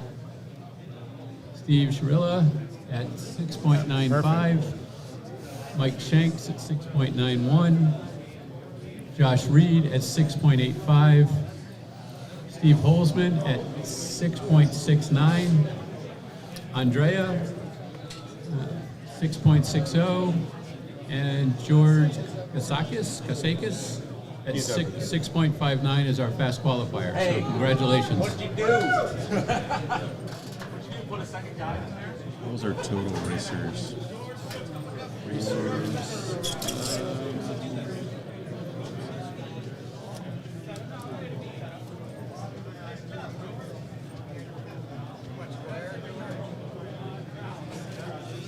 $67. We officially have 67 qualifying. And for the record, Drivers. we had a total of 67 qualifiers, 67 racers. Give yourselves a big round of applause. Thank you. Oh yeah. Oh dude. Well done, man. Ian found this. So now I I'm going to need get to. rid of that gold drink. Oh, okay. Yeah, that's mine from yesterday. Oh, there you go. Oh my gosh, what just You guys happened? going to be taking over. I send this to so that they can display it. Oh, that's a good question.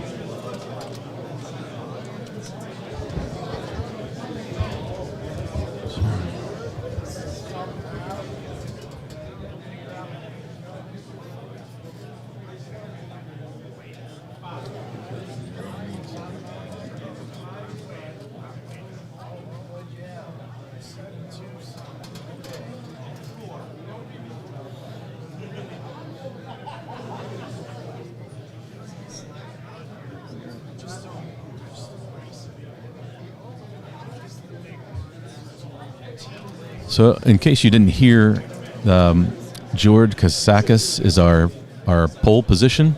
Is our top qualifier at 6.592. Andrea Novella, 6.607. Steve Holzman at 6.695. Josh Reed at We got it already. We're 6.856. good. Thank you, Rob. Yeah, that's great. Mike Shanks at 6.912. I'll just go through the top Thank you. 10. Steve Shirilla, 6.659, and Paul Bratz at 7 flat. Some other notables, Daniel Ortiz at 7.088 and 14th. Oh, no, wait, that's not 14th. That would be 10th. Dusty Ford at 7.17, so way to go, Dusty. He looks like he qualified 14th. Andrew Shin in there with a 7.23. Corey Jett. Some of you guys know Corey. Raced at the Slot at Nationals and for the Spirit of America team. He qualified at 7.264.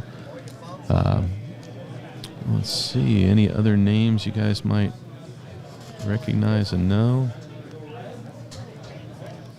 Oh, way down there, I qualified as a 7.48. That's okay.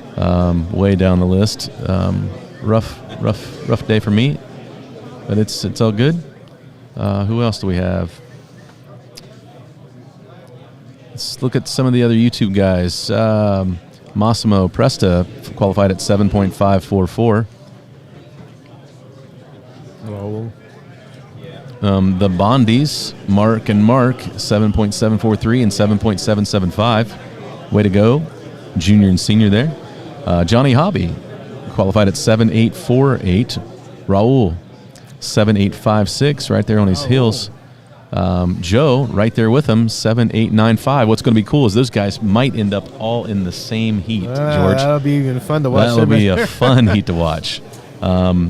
And Warren, he qualified at 8.088. He said he was struggling a little bit with his car, so maybe that car will come in for him, and we will work to get that whole entire list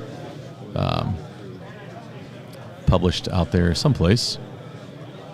And if I didn't call your name, I apologize. But we what did we say? We had quite a few racers show up for this, so this is good. What's the total amount of racers they ended up being? I just announced it and I forgot already. Oh, I'm sorry. No, I you're right. hear you. It's like 70. Oh man. Or 6. Hang on. 70. Wow. Yeah. 66, I believe. 66 or 67. That's good amount of number of drivers. Yeah. Right. Ian. Am I live? You were live. He was Hello, everybody. He was very busy. Welcome to the 2025 NSR Eastern Championships. How was that qualifying for you guys? Brother, I have to give you a shout out. You killed it, and you weren't even in front of the mic. And you jumped in, and you really had to. That's because You have it on the play so I can. Uh-oh.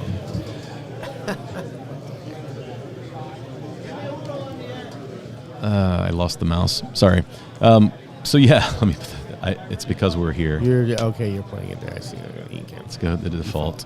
I should have gone to the default first. All right, let's start that over. It's been a little chaotic this morning. Yesterday, getting the tracks, the delay there, delayed practice, delayed qualifying, delayed. They gave us an extra hour of practice this morning. Yeah. Which was a good thing because I didn't get on the track yesterday, but Ian jumped in and. Like qualifying would not have happened if you didn't jump in and help, man. I'm telling you, it was a little bit of a struggle, and I think it all comes down to this: the timing system's not working on the other track. Oliver, who normally kind of has all that, he's troubleshooting. He's trying to put out fires, but the team makes it happen. So teamwork makes the dream work, as we say. As you say, and you did a fantastic job. So thank you. Thanks for jumping in and doing what needed to be done, and. That's what I love about this event. It's a little chaotic. We got a lot of people. 66, I think. Yep. Something like that. Yep. And that's a lot of drivers to get through for qualifying. That's a lot of practice time that we were, So when the events get that big, I mean, you've done events that are bigger. Yep. And you understand like that, it just exponentiates. Yes.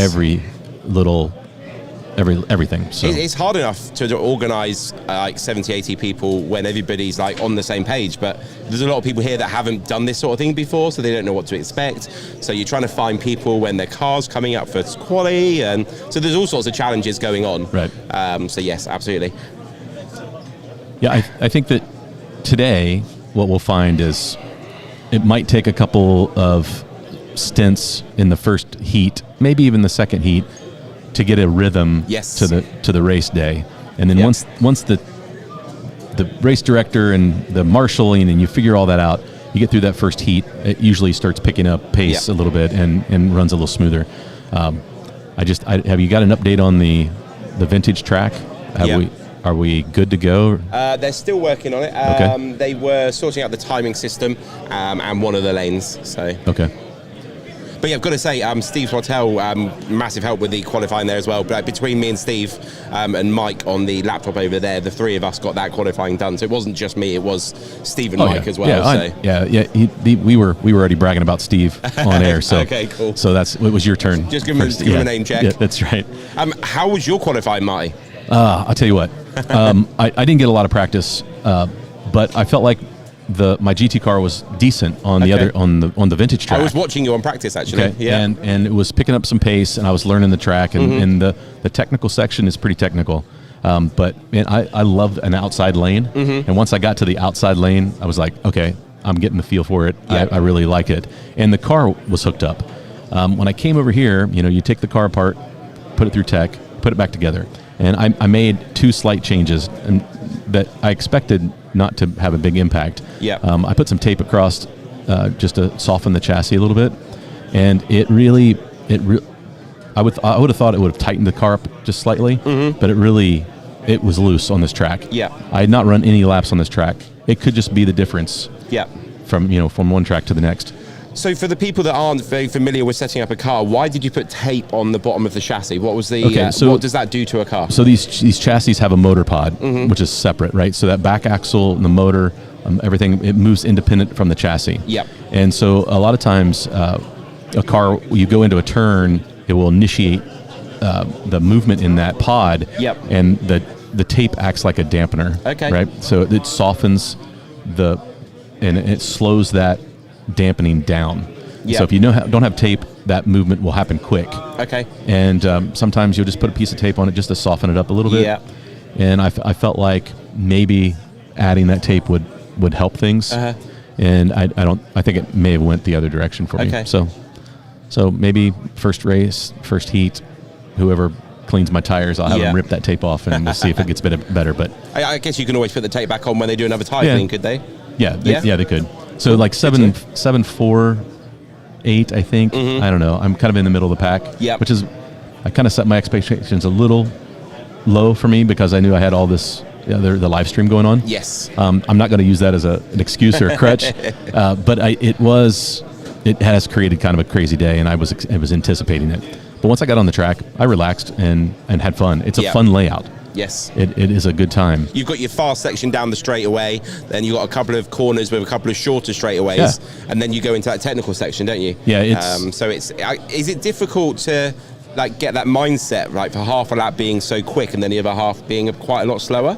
Well, I think that happens pretty quick, that you adjust, right? I think that long straight, you come out of the technical and you've got a chance to breathe. Yep. Right? And I think that's what's important about the way the layout is. That's an interesting way of looking at it, because I suppose I was looking at it from you're going fast and you have to slow down, but you're like, it's a breather after the slow bit. So it's like half glass, half full, glass, half empty. You've looked at it from the opposite point that I just did, which is very interesting. Attention Yeah. to the paddock. Yeah. You have a car that you are not racing and want to put it in concourse. It is in front of the vintage track near the entrance and exit. So if you pick that up on the mics, they're doing a concourse competition here, and they're just inviting everybody with their concourse bodies to head over to the concourse table for the drivers to vote. I don't know, I will talk and figure that out.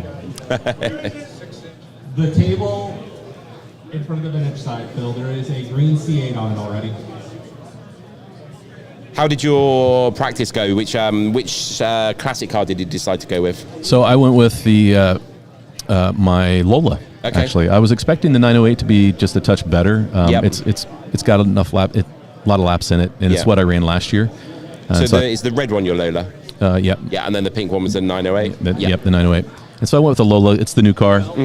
It's really smooth. It felt like a pretty easy drive. It probably wasn't as fast, but I felt like I could keep it in the slot if it was a little easier to drive. So I went with the Lola, and then I went with the C8, which was most what the whole GT class is. There's very few there's an Audi R8. I've seen one of those. I've seen a few McLarens, but it's massively the. And that's just a testament to how good that car really is. It's a great car. Anything much coming up in the comments whilst I was away? Oh yeah. What was that say? Tim said. We're at Silent Tim, middle one, second bottom. Oh yeah. Doug, Ian isn't behaving himself. So when do I ever behave myself, Tim? That goes up to this comment. Okay. Back home with the family will be. Oh no, Doug must have made a comment. Hope Ian is behaving himself. There we go. Thanks, Doug. Yes, he is. He's nailing it, man. And I have to give you a comment. We went live for a few minutes last night just to make sure that everything was working from a live stream standpoint. You and Steve, right off the bat, like really good chemistry. You guys you were asking questions. Steve was giving some great answers and some history and some, Yeah. I felt like that was great. I'm looking forward to that today. Yeah, I think he's a you really guys interesting guy, Steve. I was chatting to him loads yesterday. Really interesting guy, loads of knowledge. So I'm really looking forward to getting some more of that out of him today. Yeah. So I'm actually sitting where Ian is going to be sitting all weekend, and then Steve will be to his right, and then I'll be over here, so giving you guys some different camera angles, and I'll just be interjecting when there's space, which hopefully we have lots of great action on the track today. Mm-hmm. There's a great big long line for the food truck as well. Yeah. Everybody's hungry. What are they serving? I saw pulled pork on the menu, but that's all I saw as I walked past. Gosh, so, I guess it is almost lunchtime. Yeah. Right? Wow. We are late. Slurpee 30. Slurpee. Yeah, it's nearly lunchtime. I've not had a Slurpee yet, Doug. Yeah. So we're not doing our job. No, that's it. We're failing him. What else do we have in the? Yeah, so that was Tim. That gives context to that. Yeah. Marty, thanks. I appreciate. We'll do our best on the stream. Let's see if we've got any other questions. Yeah, make sure you put a Q in front of your question, so it makes it just easy for us to spot and put it up on the. There's Ed Shores in the chat. Fresh off of the Western Championship, right? A slightly mad slot cars at the top there says Ian's shouting out orders. He's really in his element. That's great. Who, me? That's right. Let's see. What else do we have? No way. We're not guilty of spreading the. Yeah, we talked a little bit about how great the Western Championship was last weekend. I mean, fantastic race. The coverage you guys did was awesome. We're hoping that. Yes, it doesn't have everybody on like the last minutes and stuff, but yes. Okay, so I know Scott Duffy was last minute. Oh, I think this is the tech one. If you want that one instead. Okay, this one will have everybody. I should do, yes.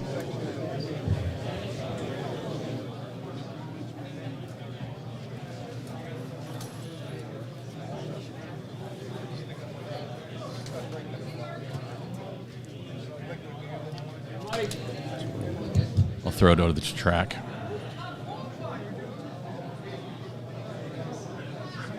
Cool. So there was just Oliver there, just coming over, getting an official list of all the races. So I think we finished with like 66, 67? 67, I think, yes. 67. That's a great number. That's going to hopefully make for some exciting racing. Yeah. I know the fast heat, a lot of fast guys in that. That will be a great race. Yes. I think only, was it 6 people got under the 7-second barrier? Yeah. And Andrea did not take pole. That was a shock. Yeah, he didn't put a lot of practice in. And I think that, he made, handful of laps on a couple of lanes. I don't think he ran through all the lanes. I spoke to him, actually. He did the first 3 lanes on one of the tracks, but the timing wasn't on. It was just open for practice. And because the timing wasn't on, he wasn't interested. Yeah. And then I asked him, have you tried your classic car? And he goes, well, I've only got one to choose from, so there's nothing I can do. So he didn't do any more laps. Yeah. But no worries. He knows how to tune these cars. That's it. So he's basically had about 9 minutes practice, Marty. And finds himself on the front row of the grid. Front row of the grid, yeah.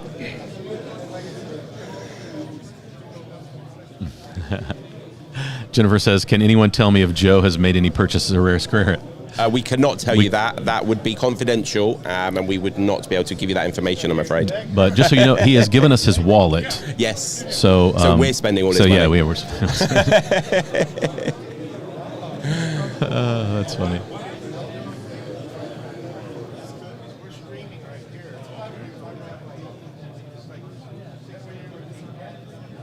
If you are interested in the Joe, MP, and Rahul battle, MP qualified first out of those 3. Rahul was second, and Joe was last. So I didn't catch Warren Lightek's time. Warren was 8.1, I think. Oh, okay. So Joe did beat Warren then. So Joe didn't come last. No, he did not come in last. So MP, Rahul. And they the way they're grouped, they're pretty close. They may end up in the same. at least Yep. a couple of them will be in the same heat, Definitely. which should make for some fun. So whilst I was practicing going on yesterday, Rahul and MP were practicing the side-by-side quite a lot. And I was marshalling on their table, so I was giving them some live commentary, just like trying to G them up a little bit, which was fun. MP wasn't so much of a fan. It always put him off.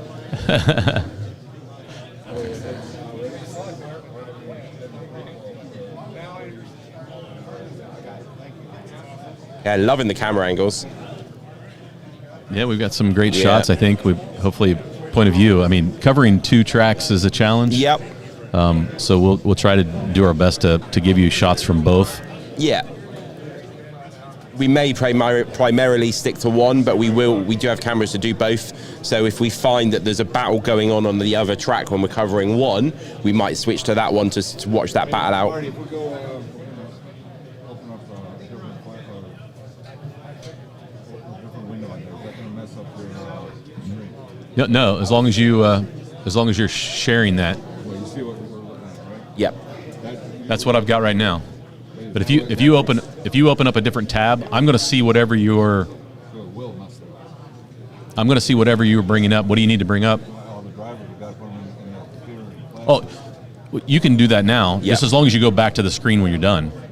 When we're done. Yep. You'll be in the race chat. Yeah, you're not going to mess my view up. You go do what you need to do.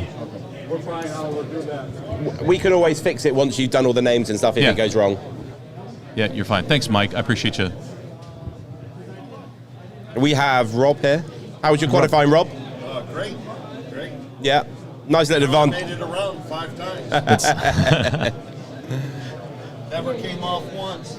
Hey, well, I came off in my first corner qualifying. That was not very good. I know. Low expectations. We have hopes and we pray, but you know what I mean.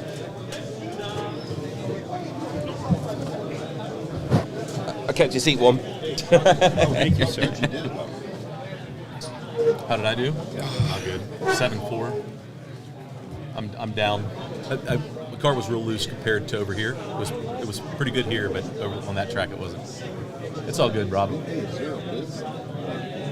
I think they were working off of it over here. Yeah. How'd you scroll down? 2 fingers. Okay. There you go. There was a question. Yeah, and then if you hit that will send it to the screen.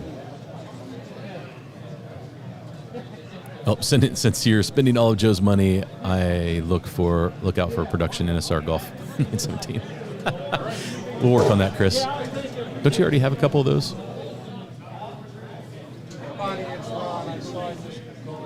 Is that a rare car, Chris? Is it hard to find? No. We just want to know how much to add on once we get it for you. That's right.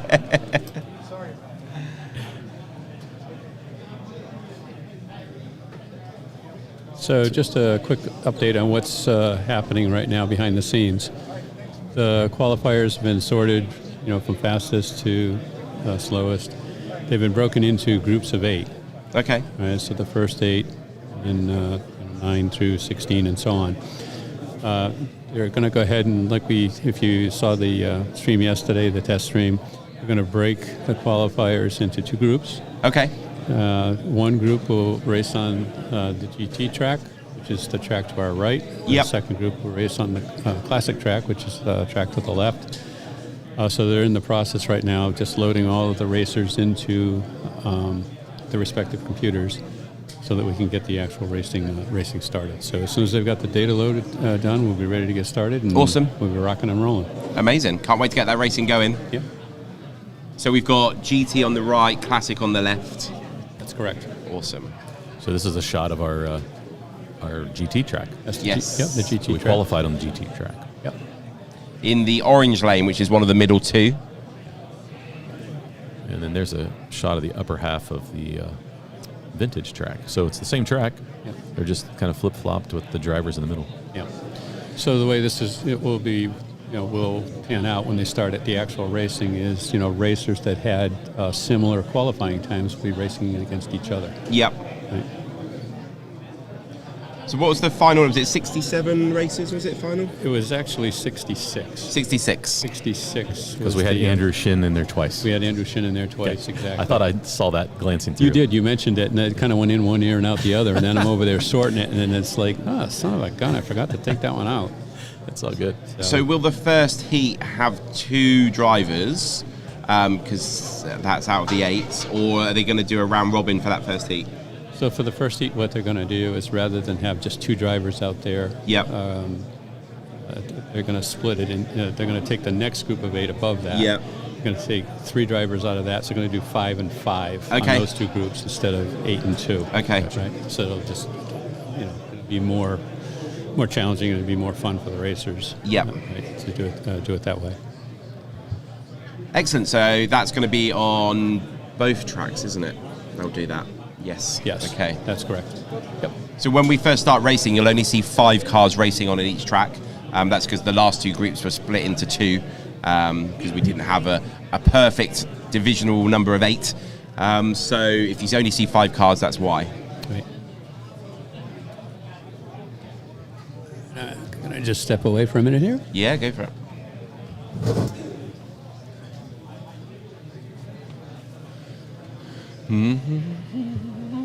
So you can see on screen there, you can see Oliver typing in the numbers into the supercomputer.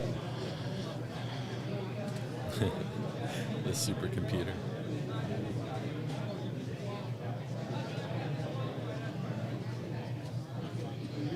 So Fast Eddie says we raced on 4 8-lane tracks for a Scale Auto Enduro in Barcelona. Lanes are numbered, no colours. Really fun when the lights were turned out. Yeah, so we've got coloured tracks with stickers on the cars, as you see at most events. The sticker then also tells you what lane you're going to next, which is really helpful for the new drivers. So again, if you are thinking about coming down and starting racing, it's all laid out for you. Everybody's more than happy to direct you in the right place. So don't be afraid to come down. Your next event, whether it's here, whether it's anywhere else in the country or in the world, if you're watching around the world, feel free to just get down to your next event. Hang on. It's Josh. Josh. Emergency. Hey, Josh. Cherry, please. Yes. Thank you. You're the star. Thank you. All right, bye. So I just took a very important phone call there. My Slurpee order, they didn't have blue, they didn't have raspberry, so I had to choose between cherry, strawberry, and cola. So I went for cherry. So hey, these are important things. That important conversations. It's a long day, man. You gotta have what you need.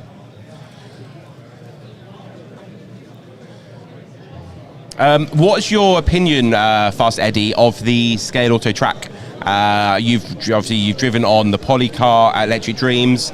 I guess you've probably driven on Carrera and stuff. What's your opinion on the Scale Auto?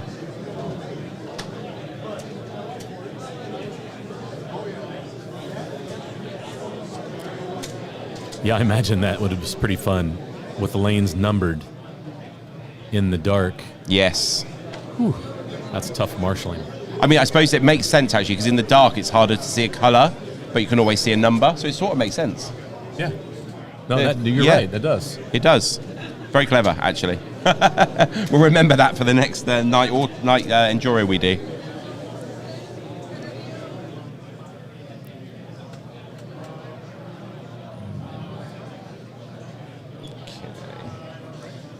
Queue for the food line still pretty long there, Marty. We might have to send somebody up for us. Yeah, I think you're right. Although we did have a big breakfast this morning. Well, yeah, I'm not ready for lunch. Doug says, "What?" I know, Doug. What's that about? There's always the blue one that's broken. Like when you go to these Slurpee places, it's always the blue one that's out of order. It's great. It must be the most popular. Silent Tim says, "I can't believe you didn't go for cola." I know. So I got myself last weekend at Electric Dreams. I got myself the Coca-Cola Porsche. Okay. The NSR one. Yeah. Haven't got it out of the box yet, but it's at home ready for me to start playing with. So looking forward to that. Big Coca-Cola fan. So yeah, that's a great livery. Yeah, it's awesome. It's really good. It looks fantastic. My brother Dusty is a big. He loves Coke liveries. They also had a Coca-Cola Fly Transit van. I nearly got that over the Porsche, but I was like, I'll probably race the Porsche more. So. Right. So with your knowledge, Marty, when I was buying that Coca-Cola Porsche, I had a choice of sidewinder and angle winder.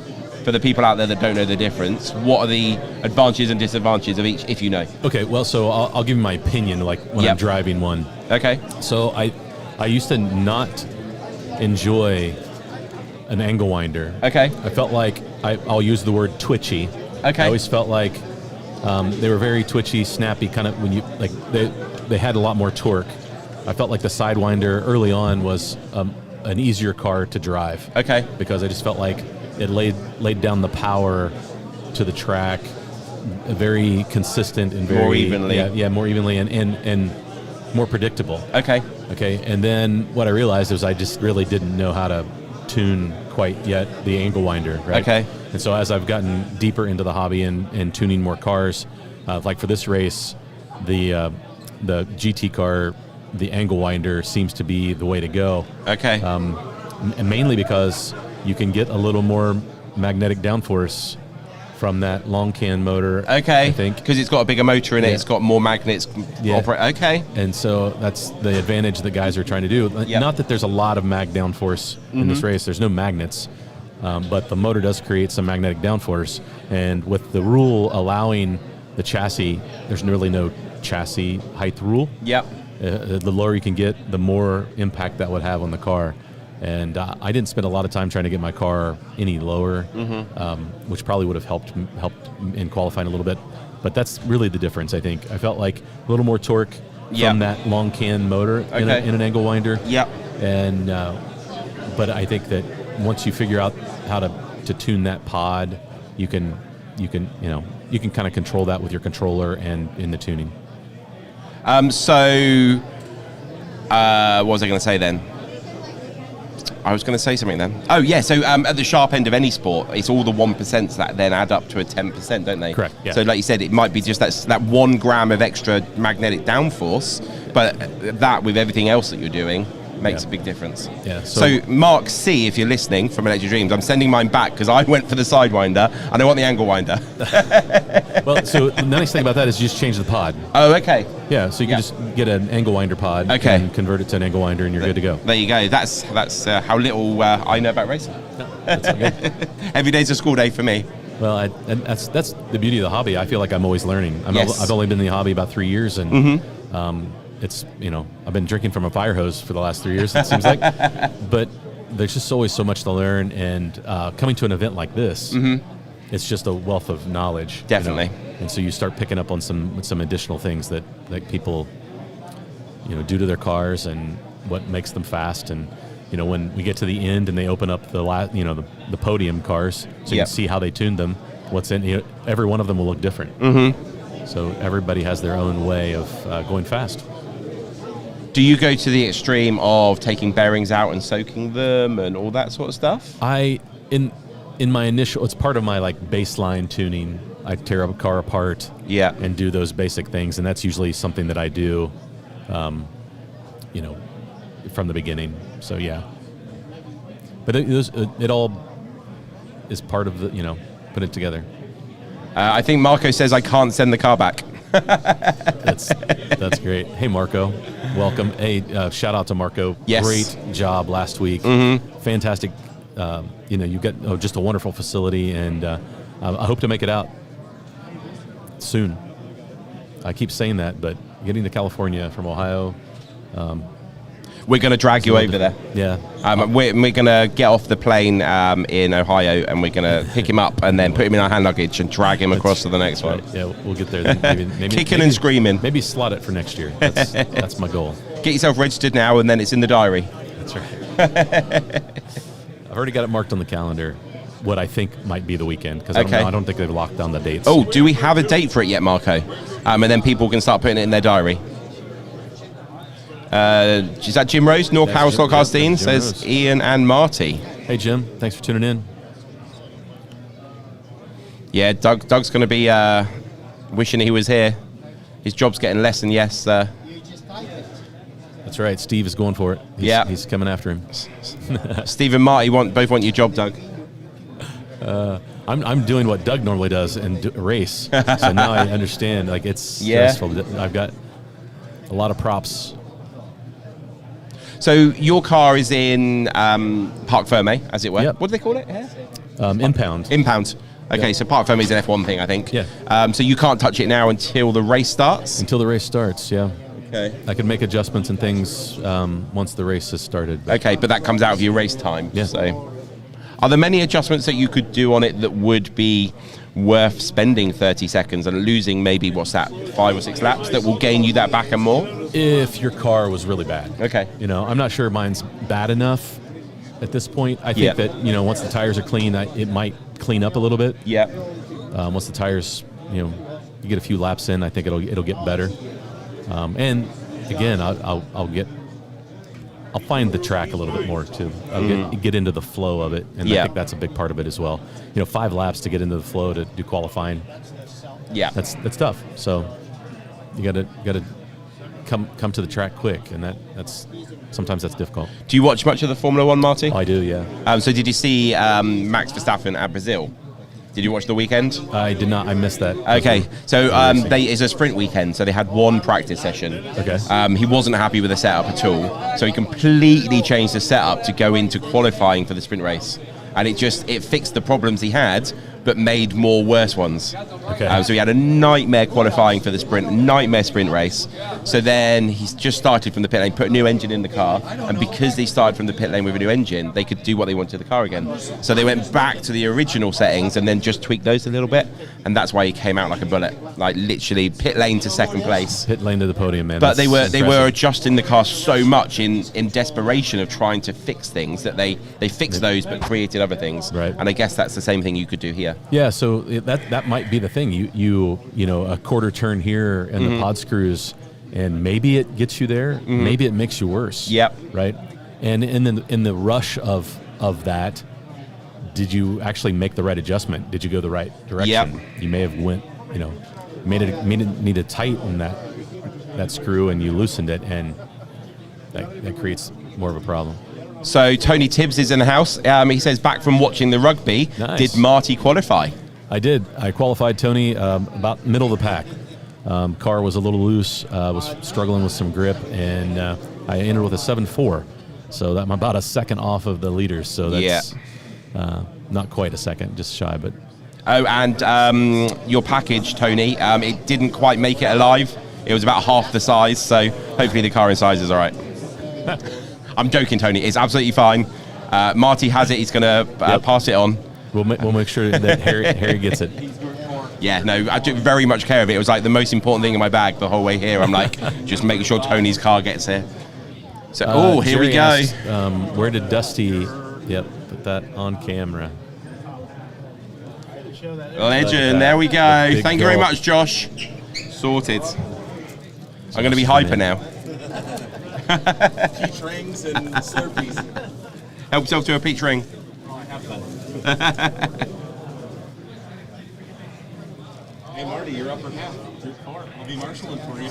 Oh, yeah? If we have 8 groups, I don't know how many groups we have. So we've got everybody gathering in front of us because the screen above our heads has got all the information of the heats. Yeah, we're really not that popular. It's yeah. False sense of Absolutely. No security. autographs today, please. No autographs. That's right. Wait until after the race. If you want a selfie with Marty after the race. Hey, turn that mic light real quick. It's on. No, and we've got Josh joining Josh us on the jumping mic. on. Take a seat, Josh. I just came over to say this. I don't know if anyone wants Ian's autograph because it might devalue their magnetic racing stuff. Wow. I'm just messing with you, man. So Josh is one of the few 6 people that got into the 6 Second Club? Yeah. Good job. 5 or 6 people that got in the 6 Second Club. Yep. I had an impressive car. I will say credit where credit is due. Big shout out to Greg Kessler, who unfortunately couldn't make it this year. Yep. But he's awesome. Also, I just came in from outside. I had my little car in sport mode getting Ian the big Golf. So I can tell there isn't much melted at the bottom. He had his foot to the floor. I've been his Uber driver pretty much since he landed on Friday. But yes, big thank you, Josh. You've been looking after me, amazing me, like ferrying me around everywhere, getting me my Slurpees, taking me to the shop. Yeah, you've been a legend. So thank you very much. Ian's been awesome. I mean, Met him for the first time literally Friday in person, and it feels like I've known him for years. Josh picked him up at the airport. Yeah. So my gate was so far away from where you meet all the people. Yeah. It felt like I'd walked 8 miles. I think it said it was a half a mile from where I was standing when I was looking on my phone. Okay. It felt like 8 miles. It probably was. This is anybody Detroit, got that so one? it was 8 miles. There We'll we say go. that. There we go. Got to throw that pun in there. Oh, man. Let's see. Sorry about that. Awful joke. No, it's not. No, pun totally intended. Here's No, a shot it's of the crowd exciting. that was I mean, in front of the screen to try to figure out what's this is going on. awesome. I don't know how many drivers we have. I don't know if anyone's 66. 66. Lube. Wow. I just got to say that. That's the most we've ever had, and honestly, I think it blew last year's record, because I think we had like 51, 52 last year out of the water. And that will start. I mean, we have 14, 15 more people than we did a year prior. 10 I'd be huge surprised if shout it's out more to than everyone 15 that's minutes. here. Yeah. Glad to be racing worries. with you. It's awesome. We've got Paul here. Paul's also in our Fast 8. He's looking.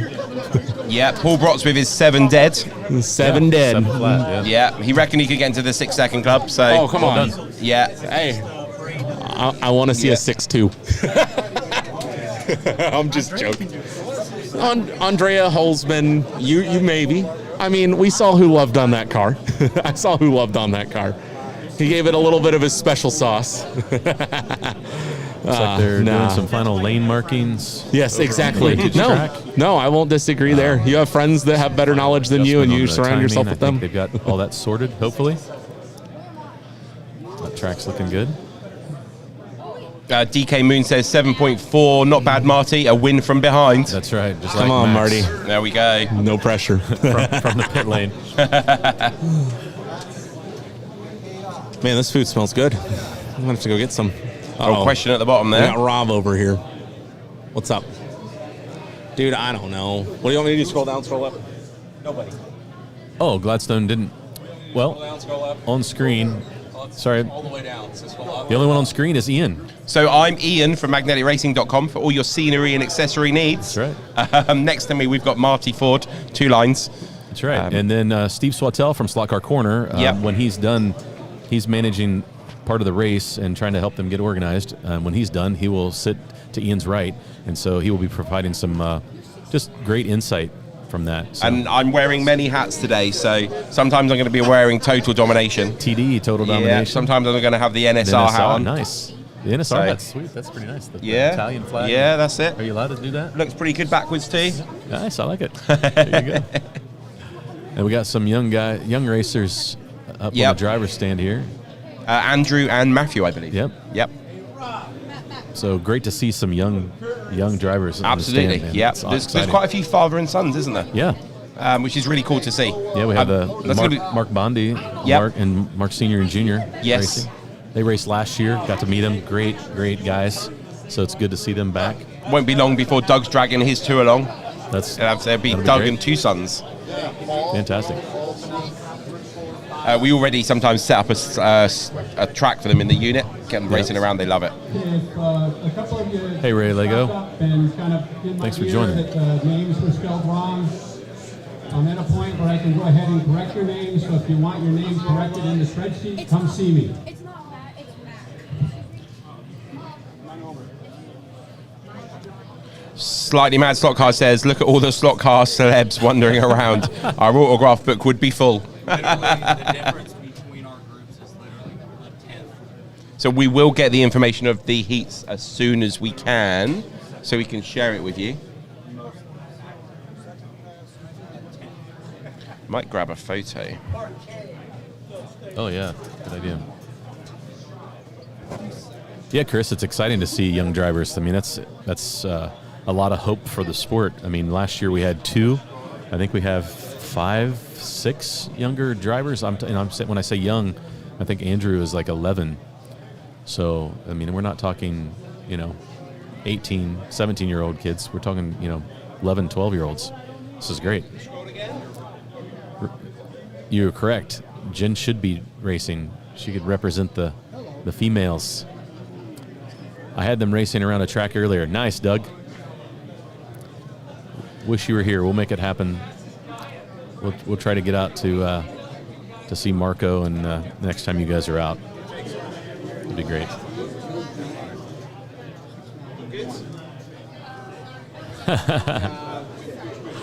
Jin would beat Joe Nico, so yes, definitely. What's up, brother? We got how did you feel like you did when qualifying? I guess I did okay. I guess I mean, I'm the low sevens, but I don't know what to expect. That's the name of the game. Right. It's a different situation, isn't it? Yeah. Oh, well, Nico said that your wife should be racing. Your wife was in here earlier. Rudy Yohan, then she was asking if I'd seen you over at the swap meet buying anything. Did you? No, we told her that we've not seen you all day. Thank you. Yeah, and that we had your wallet, and that Ian would be doing the spending for you.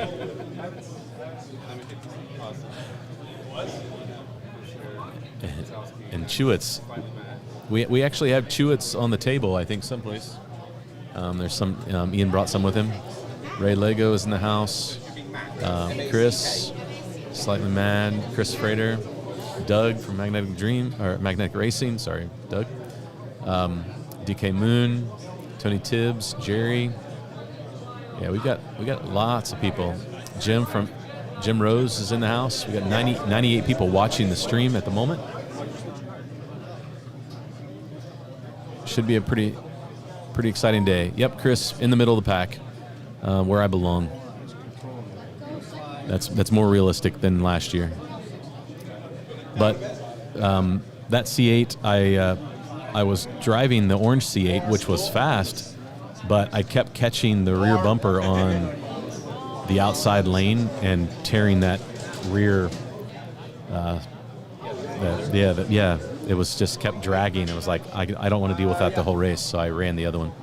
All 3 cars, 3 out of 4 cars broke the rear. Did That's typical. Yeah, it's what happens to this. Well, it's the seams in that fence. It catches that edge. Yeah, so we were dealing with it last year too. Good luck, Claudio. Let's go. Thanks for the shout out. We'll let Claudio know that. Oscar. Chris, Oscar. Good. Thank you. Appreciate it. Oscar, Chris, yes, Oscar has been working his tail off the whole day. So we got a shot here of Ian meeting his fans. Lots of Claudio Serrano fans out there giving him a shout out. The Fingers is in the house. John, good to see you. Hope you're doing well. That's right, Ben. Let's go, New Hampshire drivers. Great to see them make the trip all the way out here. You got Dickie, and I'm trying to think of who else is from. Ian's got the list of drivers and where they're from and that information. So we'll go through that as the races begin.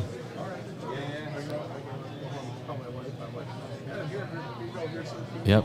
Hope you're on the mend well. And she's like, shut up. I'm like, oh, seriously? Yeah. He flew in for the race. And then I was like, Andrea, he's from Italy. Yeah, he's coming down tonight. She's like,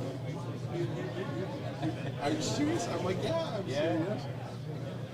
Good luck with your racing, man. Right, I've got the pictures, Marty. Oh, yeah. Great. All right, what do we need to know? All right. So, Marty, you are in group... Group 4. Group 4, all right.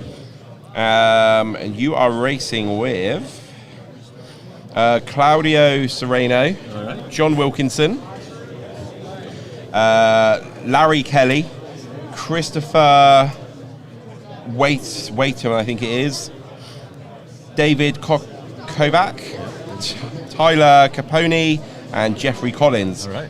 You were the 6th person in your group, so you've got 5 people above you who are potentially better than you. Well, they're all better than me. Was there any more time in your qualifying if you had a couple more laps? I think so. I think if the car would have cleaned up a little bit, I think I was starting to get the technical section. And I'll be honest with you, I feel like my better lanes are the inside and the outside. Yep. Through the middle, I'm kind of average, but on the outside lane, I love the outside lanes. So maybe I can make up a couple laps there and stay competitive. So have a look at this lady on the screen. Check this jumper out. It's like a load of roads and a whole load of little cars all sewn on. So really, really cool jumper.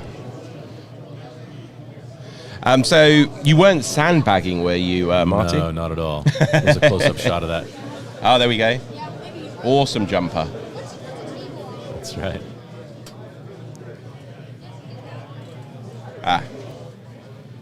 So I do believe that was Oliver's mum. Yes. And she was looking for Oliver, and she's found him in the corner, and she's now off to go get him.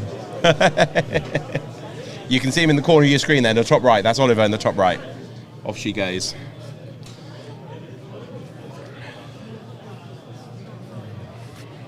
Doug says, nice one, Marty. That's good going considering. Absolutely, yeah. Marty, you had 8 laps of 24 minutes practice. Most people had at least 2, 3, 4 times that much practice than you. So that's right. A lot of the people that showed up this morning, that's about what they got. So, yes, true. So there's a lot of people in the same situation. And I think that those heats those slower heats that like I'm in, they'll get better, because it's just more track time. And so as that heat gets going, you'll see all those guys get a little faster. Yes, so we had 6 people in the 6-second club. Andrea missed out on pole by 0.15 of a second. Wow. So that's how close it was at the front. Steve Holzman was about a 10th back from that. Josh Reed, 2/10 back from that with a 6.8. Mike Shanks, 6.912. Steve Shriller, 6.959. Paul Brotz, 7 dead. And Josh, how do you pronounce that one? Butot?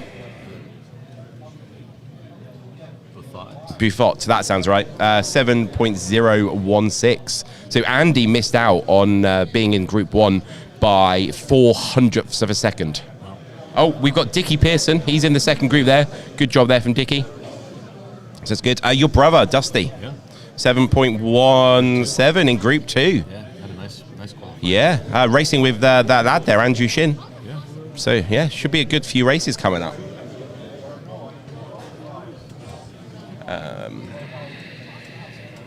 We got a question from Tony Tibbs, have we? Yeah. Are you allowed to tweak the body float between heats? Yes, you can clean the tires, and you could make an adjustment in between. But only when the track is live, or no? You can clean the tires in. I think you can clean the tires. Yep. In between, but you can only make those kind of adjustments during green. Was it? Do you know Oscar Storch? Ian called it. Marty is sandbagging.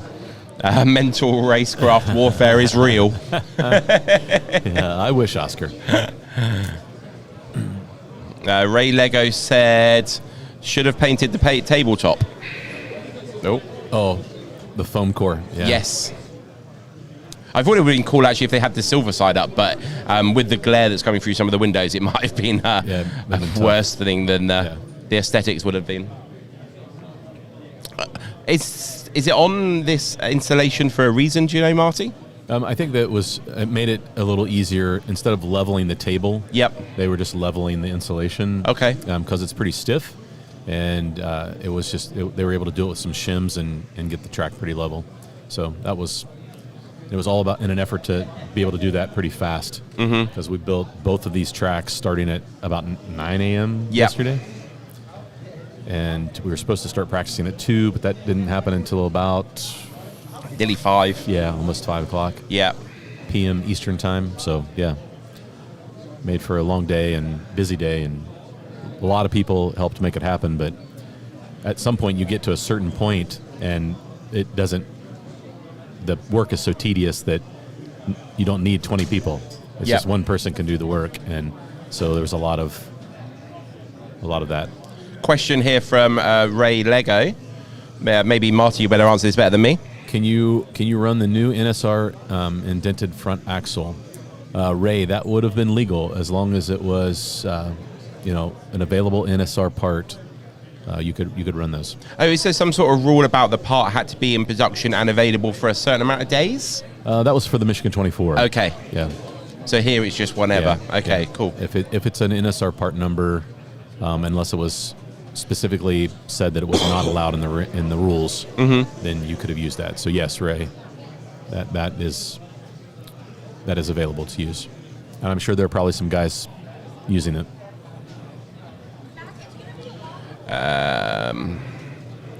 So we do have the swap meet over to our right as well. There's quite a few sellers selling cars. There's also a Scale Electrics digital set, which I see a couple of the young lads having a little race on for fun.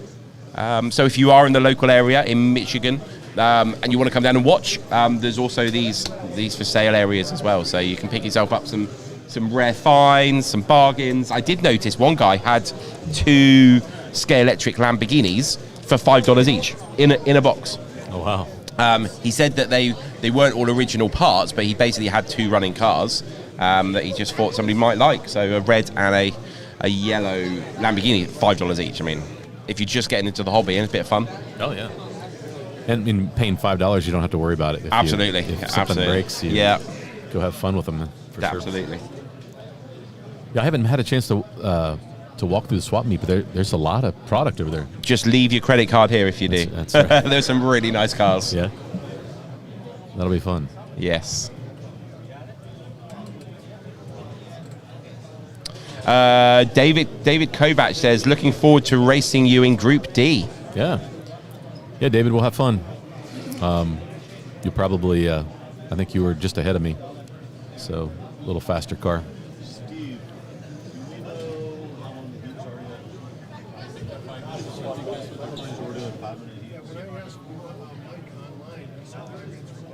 I didn't know if anything had changed. At some point, they'll have to adjust it.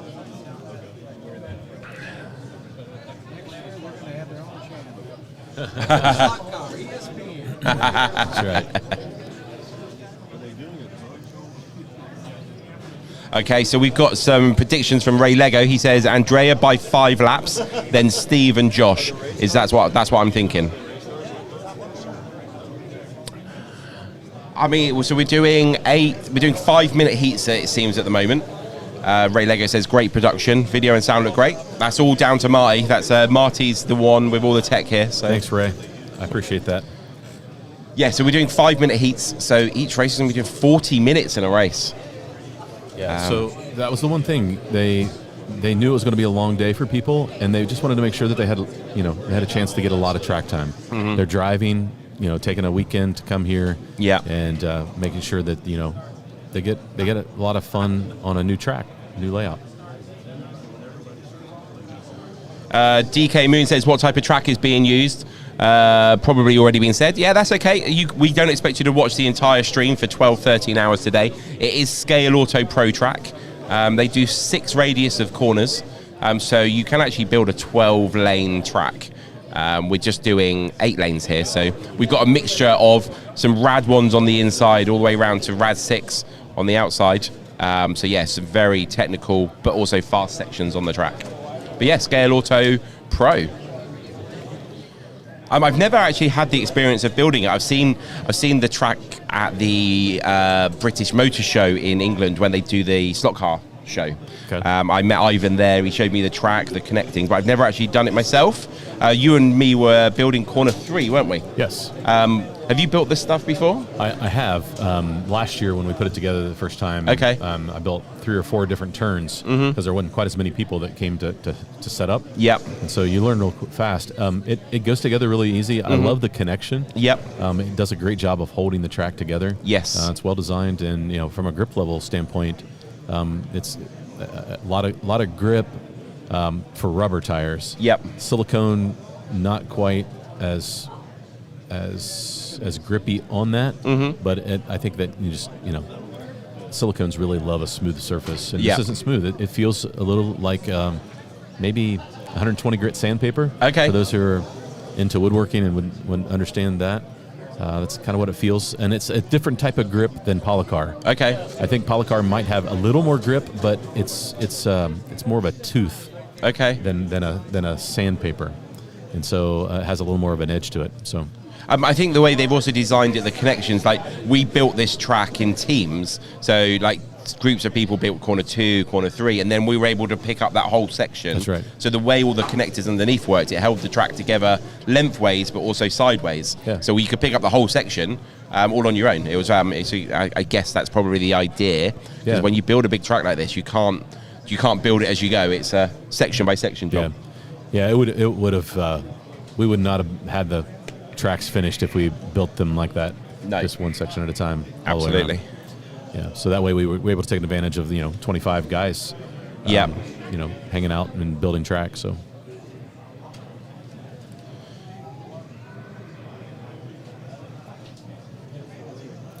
Ray, where's Doug, Tim? They've been taken back to the asylum where they live. They're only allowed out one weekend every few months, so... unfortunately, Doug has a young family, so he's back with the kiddies. Tim had to go back to work. So, yeah, it's just me on my own, making new friends. I've made loads of friends, actually. I've met so many people this weekend. It's cool. Yeah. Meeting people like Marty that I've never met in person, but we've had chats online. We've done little videos together, and it's really cool to meet Marty. So yeah, and there's lots of people here I've met before when I've come over to America. I've been very lucky with this job so far to have travelled a little bit and met some of these people. There's a few people in this room that I've seen in the USA and in Italy. And on the West Coast as well, so like East and West Coast, and it's all this year. So yeah, that's wild. It's good.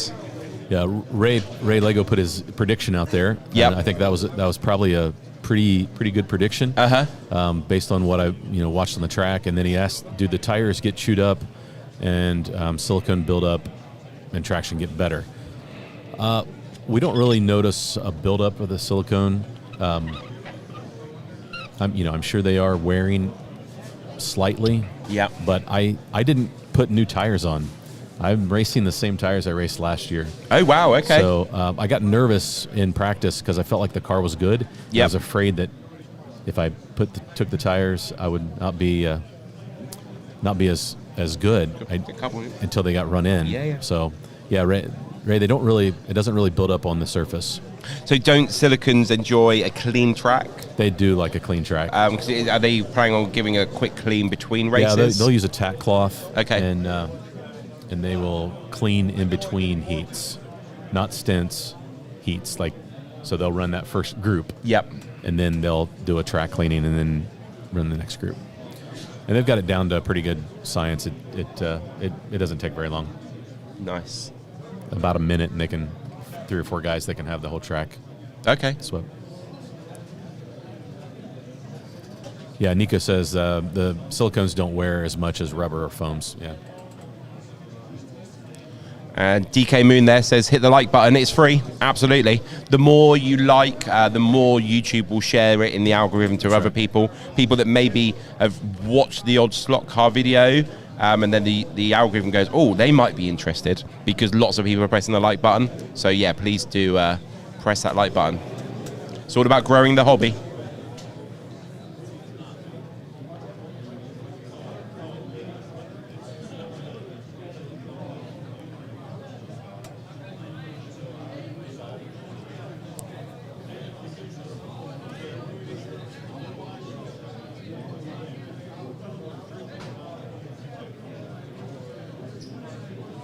Okay.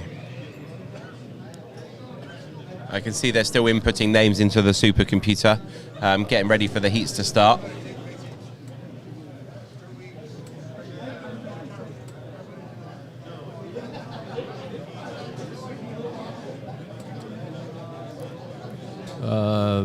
What are the little numbers written on the track?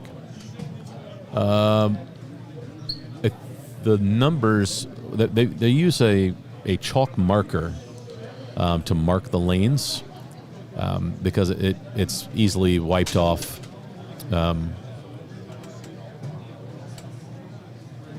But I don't see numbers. So some of the track pieces have got numbers on. I think that's where maybe they've built a track in the past and they've prepped it. Yeah, and they just never left it. They never wiped it off. Yeah. So, yeah, the numbers for this race, the numbers don't mean anything.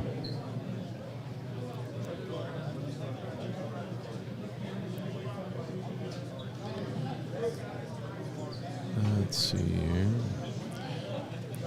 Ray, wish I was there. We'll be watching with my controller in hand, clicking away. Yeah, Ray.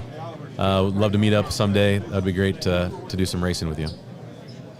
We were last weekend talking with Ian Douglas on chat and stuff about would it be possible for somebody to remotely control a car for you? So could we have got Ian Douglas to have raced for Doug, but remotely? Right. But he reckons the internet lag would be too much. But Doug's driving is that bad that you'd probably improve his driving even with that lag. I love it because Doug's not here to defend himself. It's great.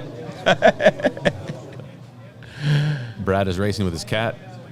Can't keep the cat off the track here. She loves the slots.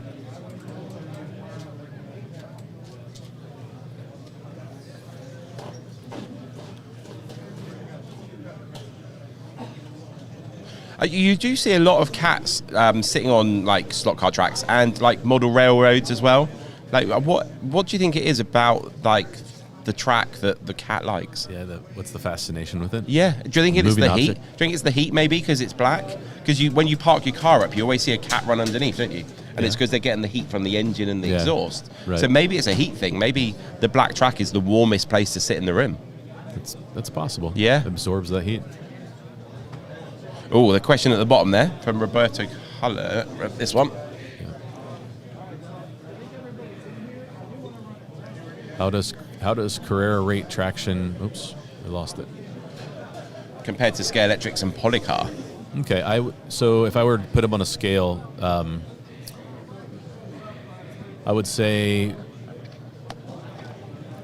Carrera and Scaly are a smooth surface track. Mm-hmm. Yep. And then you've got probably Scale Auto and Polycar are very similar from a grip level. Maybe Polycar with a little more grip. I've got an interesting opinion on the grip levels. Yeah. Doesn't really matter what the grip level is. If you're all racing on the same place, you've all got the same amount of grip. Yep. So it doesn't matter what you buy, as long as you're consistent, then everybody's got the same equipment, so it doesn't really matter. Yeah, everybody's dealing with the same surface. So, and also the availability of some brands in some countries is much easier than others. For example, I don't think Polycar in England is very easy to get hold of. Yeah. Carrera certainly isn't. When we build tracks that are Carrera based, we quite often have to import it from France, from Stock Car Union. They're the best supplier that I found in Europe. Yeah. Scale Electric, like 10 a penny, you can go on Facebook Marketplace and get as much Scale Electric as you want. It's the biggest brand in England by a long way. But yeah, whatever's available to you in your country that's in your budget, because they all are different prices too. The other thing to consider as well as grip is the stainless steel. So Scale Electrics doesn't have stainless steel, so not the best option if you're going to be in a garage that's susceptible to a bit damp maybe, or in a loft, where I believe Carrera, Scale Auto and Polycar are all stainless mix of some sort. Yeah. So as we can see, they're now cleaning the track. You know, it'd be really cool. They should get 8 of those Carrera trucks, the cleaning trucks, and just have them running around for 5 minutes. That'd be really cool to watch. Put bets on which car's going to win on automatic mode.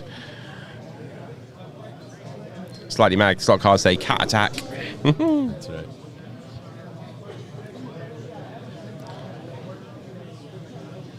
Yeah, the silicone tires definitely like a clean track for sure.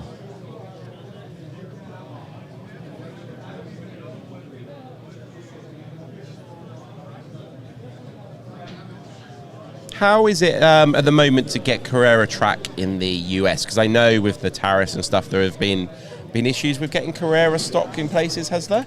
Or has that resolved itself now? It's sort of resolved itself. I think that, the real problem was right after the pandemic. Yep. And then about, 6 or 8 months ago, there were like 20. Got a printout or a list? We don't, I'm afraid. Look, you got something up? I have no idea where I'm at. You carry on talking, Marty. I'll it's show not you. very good. Oh, you have it on the... So I think that in the U.S., Carrera is definitely readily available. I know That's I was good. at Professor Motor back in September, and he has a warehouse, just shelves and shelves of Carrera Steve track. So Swatelle. I think Carrera is in a good spot right now in the U.S. Okay. They had like 22 shipping containers that finally came ashore about 4 or 5 months ago, I think. Okay. Dave Kennedy talked a lot about it on his channel, and I think that really replenished the supply for Carrera here. So Carrera is pretty readily available, and like you talk about Skillectric track being readily available, like Facebook Marketplace. Carrera is the track here that you can jump on and find for sale a lot. Maybe just before I visit each time, I should go on there and just line up a load to pick up. Yeah. Take home. You can always call me. I can always help you. There you with go. that too. How do I scroll up? Nice job, Dust. Yeah, Dusty's car's fast. Kurt. That's right. Marty. Dusty's car is fast. Yeah, it's he said running it was great. a mess. Like, So whatever. We've got Kurt with us briefly. He's just having a look at my phone. I took a picture of the heats. Kurt has won this event 3 times in the last 5 or 6 years. Ain't gonna I believe. happen this year. A little rusty. We'll see. Just don't come out. He's a game timer, though. You get him in the game. Yeah, He's in Group 3 with Corey bit Jett. loose. Yeah. We'll see. Yeah. Keep it in and hope for the best. That's right, Kurt. Maybe they'll dice it up. Let me in. Thank Thanks, you. Kurt. So the other thing, a cool thing about Scaled Auto Pro Track is you can buy a connector to connect it to Carrera, can't you? You can. And So- we see a lot of guys doing that. So Yep. they're buying Scalado turns because you have the different turn radiuses available, and then buying the Carrera connectors and adding Carrera digital parts to it. Okay. And so we That's did cool. a digital race here in Michigan. Oliver, Professor Motor, out at the car museum, the Gilmore Car Museum. Yep. It's probably an hour and a half, 2 hours from here. Beautiful place, amazing setup, and they built a digital track which was a hybrid with Carrera digital parts and Carrera or Scalado Pro Track, and Yep. it worked really well. But it is a little bit of a challenge because that grip level changes. Yes. So you have all that change, but it does allow you to have some little tighter turns with the R1s and wider turns with the R5s and 6s that Carrera doesn't have. Yep. So I guess with the cheapness of Carrera on Marketplace, you could get yourself a whole load of straights of Carrera for your main straightaways, and then get your Scaled Auto for the corners, so you've got the variety of corners. So it's it's very, very clever decision by Scaled Auto to make that piece. Yeah, and I think the geometry still works pretty good. So I think you have a lot of choices. Yes. So. Yeah. Come on in, Corey. We have Mr. Corey Jett in the booth. Hello, hello. How you doing? Not too bad. How about you? Not too bad. How was your qualifying? You know what? I can't complain. I want to complain, Okay. but I won't complain. I ran a mid 7.2. Yep. It was not bad. Do you know which group the car you're in? Group 3. Okay. Yeah, car handles really well, and in a race like this, a good handling car is a very important thing. So. Do you feel like you maybe set up your car more for the race then? Are you going to be a bit more, are you hoping to be very consistent? I'm a bad qualifier. Okay. Is that a nerves thing or? Yes. Okay. Yes. And I've been racing for like 30 years. Okay. And I still can't qualify. So you've been racing since you're 5? You are too kind, Ian. So kind. I just can't get out of my own head. Okay. But when race comes, it's like, oh, well, that for some reason pressure seems less on on race time versus qualifying. What do you do in other parts of your life when you've got stressful situations to like calm yourself down? Music. Okay. Music. Have you considered doing the Ian Douglas thing then, of having the AirPods in and like just having some heavy rock or? Well, so I would listen to jazz to calm me. Yeah. I actually drive better when I'm super calm. Okay. But I like to hear the car. Okay. And I really, in an environment like this, Yep. you can't really hear the car anyway. Okay. I was just saying to Paul and Craig about 10 minutes ago, I should have brought my earbuds because it would have benefited me today. But I don't know. I didn't, so oh well. I definitely think you should try that next time, and then when you're on pole, just like give me a shout. Yeah. Ian, thanks. Yeah, appreciate it. But it's as people may or may not know, so me and Doug at magneticracing.com, we also run a driving school. So we teach like 17-year-olds how to drive cars. And one of the biggest things we have to deal with is dealing with their test nerves. We take them to that test center on that test day, and it's a skill we've developed. We've been teaching people to drive for 20 years. Okay. So it's a big skill, and that's why I asked you how you dealt with it in real, like other situations. Yeah. It's definitely worth thinking about because it can be a game changer. Yeah, and when I've done it before, I've noticed a calming situation, but I'm not used to doing it. Yeah. And since I don't race a lot, to get comfortable with it. Yeah. It's just one of those things feels a bit alien. Yeah. Probably feels a bit weird getting up there and you're not really concentrating on the room, you're concentrating on yourself. And right. It almost feels rude, doesn't it? It almost does. Yeah. No, good point. Yeah. Maybe in your practice, in your club, whatever, just start doing it a little bit so it becomes more natural every day. That's a good idea. Yeah, for sure. For sure. Good. What are your predictions for top three? Do you know the crowd well enough to have a prediction on that? I mean, it's hard to bet against Andrea. Okay. George, I know he TQ'd, and I mean, I've raced with George a couple times now. That dude can drive. Okay. So I think he's going to be up there, and you can't count out Steve. I mean, the guy's a competitor. He has a good car. He knows how to run this track. I was watching him in practice yesterday and last night, and man, dude, he can fly. So, I guess it's kind of boring to say chalk, but I think I'm talking chalk here, aren't I? No. Really? Yeah. Who's not in the top three that I just mentioned? Did you mention George? Yeah. Oh, okay. Sorry. Yeah. George. So you reckon George, Andrea, and Steve? Yeah. Okay. Yeah. And out of the other five in that group one, anybody you might think might surprise us? I think Paul's actually going to have a really good race. Paul Grotz? Yeah. Okay. Yeah. He wasn't too happy with his qualifying. He reckoned he could definitely get under that 7. So. Yeah. I think Paul's a dark horse. Because as long as Paul can stay out of his own head. Yep. The problem is Paul staying out of his own head. Okay. But I mean, he's a good driver, especially once you get beyond 3 minutes. Yeah. He settles in, and so I know 5 minutes is much more than 3, but just knowing that he has that extra length is going to be huge. We have Andrea having a nose over at the screen. That's right. There Literally. we go. If you ever wanted to know what Andrea's nose looks like you've just been treated. That was it. Yeah. Do you fancy coming on having a quick chat, Andrea? Yeah. Sorry to chuck you out, Corey. No, I mean, how can I take offense to that? Thanks, guys. Absolutely. No worries, man. Good luck. Thank you. How you doing, Andrea? All good. All good?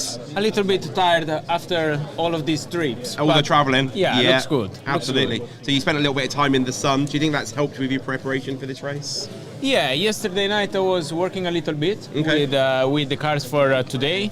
I just knew about the eccentric bushing was allowed. Okay. So yesterday night in the hotel I tried to work a little bit on the cars to get ready, but everything I think is ready. Excellent. Did you change much on your cars once you had your 9 minutes of practice earlier? I tried a couple of cars. Okay. I had 2 GT cars. One was a C8 and the one that I'm going to race it's a Mercedes. Okay. So I worked a little bit to choose the right one, and I think it's fine. So you know the range of NSR cars better than everybody. Is the Mercedes the best GT car in the class? No, I don't think so. Okay. I think maybe the best should be the C8. Okay, so how come you chose the Mercedes?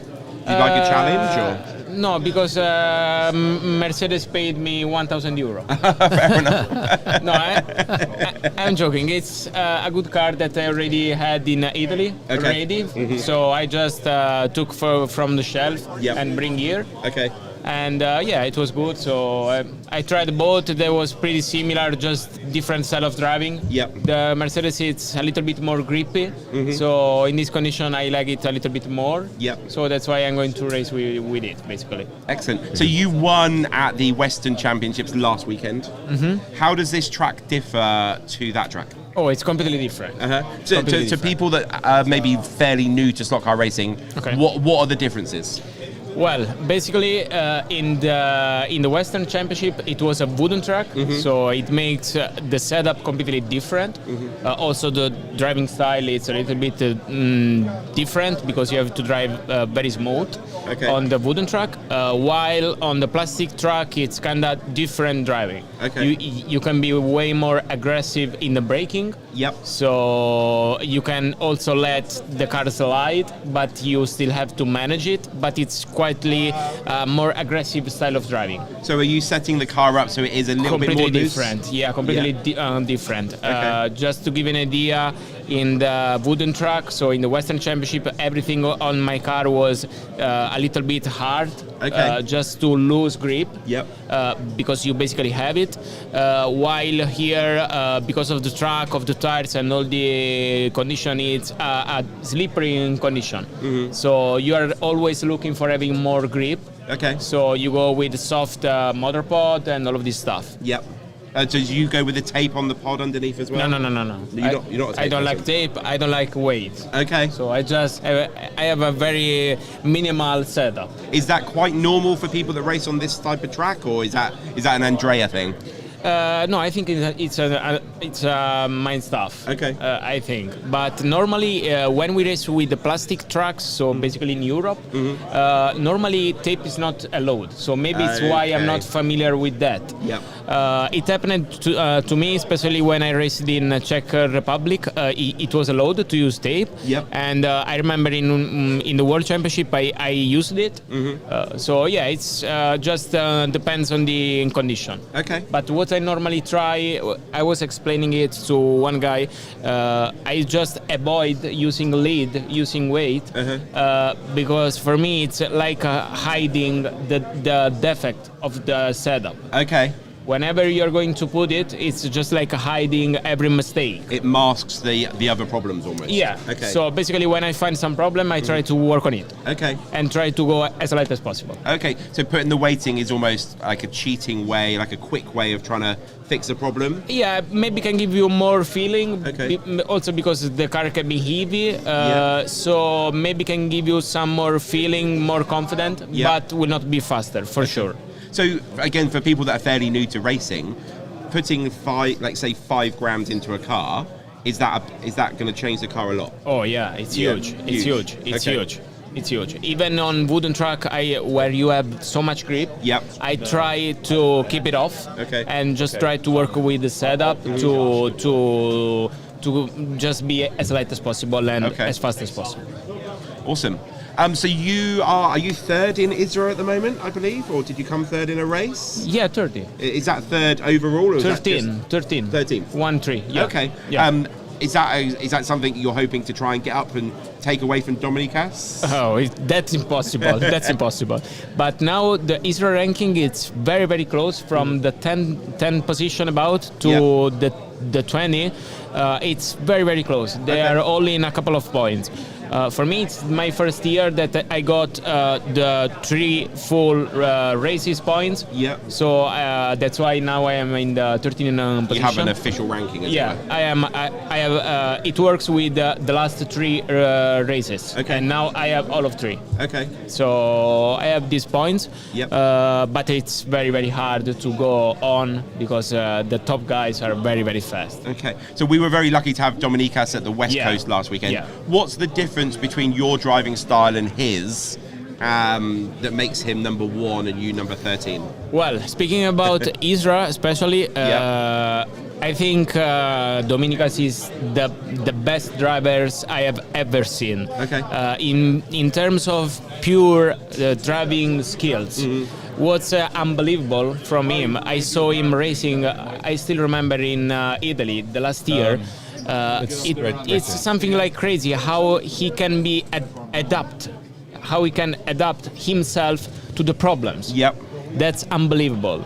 I saw him racing with a car that had some setup problems, just like bumping all the way around, and he was able to put it in, to keep it on the straight, to keep it in the slot, and being very fast and never going off. So it's unbelievable. Excellent. He is a very pure talent. Yeah. The Max Verstappen of the slot car world? Yeah. Adaptive, can drive any car. Yeah, I mean, I don't want to get any. I don't want to get in Verstappen versus Senna or versus anything else. But yeah, for sure, he's an amazing driver. With that discussion, you can't really compare because it's different machinery. Yeah, it's different era, different time. Things change. So what's exciting and new with NSR? Well, we have a couple of stuff coming on. The biggest new for sure is the new car of the 2026, the hypercar, the 500 -1. So yeah, it's gonna be really interesting. There's a lot of work on it. So we will see. It's gonna be very fast, and we put a lot of work into the research and development on the mechanical design. Yes. So we're going to patent that technology. Yes, before you show it to us. Yeah, so that's why we're still hiding some details, and we will show it later. Absolutely. So Chris Fretter says, can you thank Andrea for the race setup cars? They've taught me quite a bit in tuning my current NSR collection. Oh, okay. So yeah, Chris Fretter, there you go. Thank you. Are we going to be seeing that hypercar today? Have you brought it with you? I have one car that works, so I think I will make some laps. Absolutely, good. Yeah. Looking forward to that. I think maybe after the race, we'll see, or before, we'll see. But yeah, I think I will try to make some laps. And it's also made for the plastic trucks, because I used to test that prototype that I have here. I used to test at home on the plastic truck. So we'll see if we can break the record. Okay, sounds good. We try. We had a question earlier today or yesterday. They were asking, will the hypercar have its own class soon? How long will that take? Will it maybe the 2027 WRE maybe? I think WRE will start it, and I think will die with the classic. Okay. So there you go. You heard it here first. Yeah, I mean, I think the WRE will be always like a classic, because it's that kind of race. It's like you say, 24 hour. It's Le Mans. It's just that. Yeah. So it's pretty much about a style. Okay. Yeah. But yeah, I expect to make some important race soon with the new class, the hypercar. Yeah. And for sure, in the future, we'll try to add also other models to this category. Are there any new classics coming out that maybe we might see in the 27 WRE to take away the title from the 908? That's still hard to say, because normally we make just one car a year. Yep. And in the first 6-7 months of the year, we just put all the focus on the next one. Okay, so right now, hypercar. Yeah. So right now, as soon as everything is ready with the hypercar, we will try to make our best for the next one. But right now, to say something for the 2027, it's quite hard. Yes. Yeah. I've noticed recently there's been a bit more activity on your YouTube channel. Is that something going forward you're going to be increasing?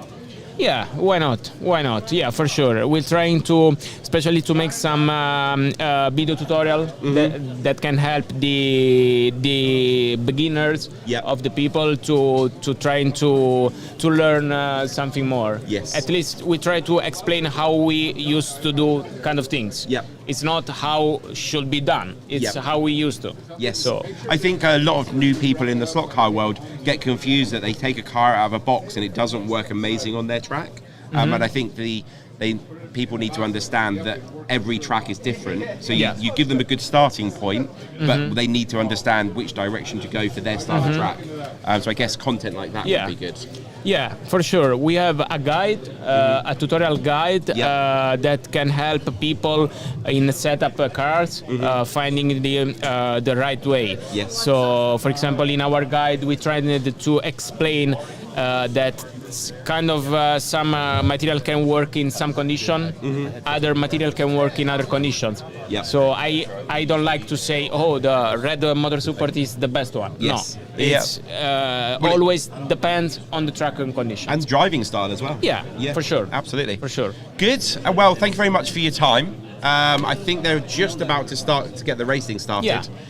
So, let's go for it. Yeah, good luck. Thank we you. might speak to you a bit later. Of course. Certainly when you get your hypercar on the track anyway. Yeah, for Cool. sure. Thank you very much, Andrea. Thank you. Josh got him another slush. Cool. Sorry. Yeah. Yeah, no, it's good. We're ready. So they're about to do a driver's briefing, so we're going to go quiet. Hopefully you might be able to pick that up. Hey. All racers, everybody hear me? Yeah. That's okay. That's okay. I'd like to thank everybody for coming out. Another NSR Eastern National race. The biggest NSR race in North America. We got over 67 racers this time. That's a 20% bump from last year. Give yourself a hand. Big thanks to Stock Car Corner, Professor Motor, Slot Invasion, Ian from Magnetic Racing here, Marty, 2 lines, Jim Difalco gave us some gift certificates for controllers or whatever. 3A3D, George Stretch my legs. And, hope I didn't step all over it. Anyway, you're good, man. So we're probably to get the names in the computer. There's a laptop right there by George, actually, that will have the standings. So in case you want to know when you're coming in, whatever. We're going to have, this side's going to be the vintage GT. Side to the modern GT. Okay? The way we do this, we do it by qualifying. We got 10 brackets. 5 of them are going to be here, 5 of them are going to be here. They race. At the end of that race, we flip. You go to the other one. Okay? We do this every week. We know what we're doing. It's not a problem. You're not just racing for your heat, though. You're racing for the top, just because you're in mid-pack or whatever heat does not mean you can't win the whole, get the boodle. So, there's numbers on the track. This section, that's where you come out, okay? So, you'll race all 8 lanes, you're done. Until we're done. And then, so when you come out, make sure we know what number you came out on, all right? And if you're like in between, say, 2 and 3, you came out on 3, not 2.5 or 2 3/4. So, marshals will be moving. Since we got the stand here, we can't have 16 guys coming off and on. For the question about the numbers earlier, Mike just explained that those are the segments. So when you run your last heat race, where your car finishes, they record. That's how much of the lap you finished. So that's what the segment numbers are for. Marshals will be responsible for moving the cars and cleaning tires. If you are persnickety and you have to have your tires cleaned a certain way, you supply your own cleaner. But you're not leaving the stand to go do it. All right? Make sure, but you should watch your car, make sure it goes to the proper lane and gets cleaned, or whatever you want. Marshals will have lane stickers to change over. But make sure, it's on you to make sure the marshal puts your car in the right spot with the right sticker on it, okay?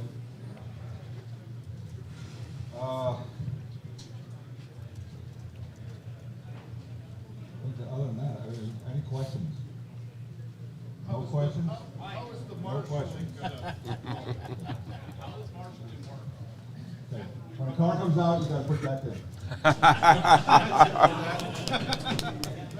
Okay. Now, what it should be is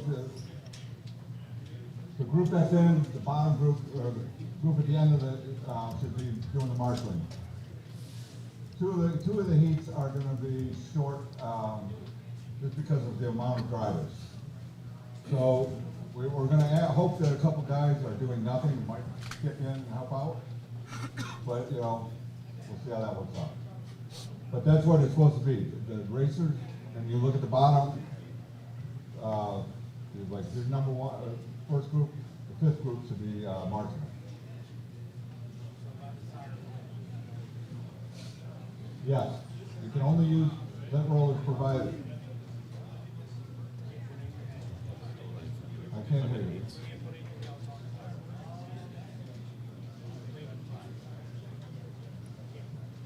No. You weren't at that national race? Okay. There's a reason for that rule. How long heats? 5.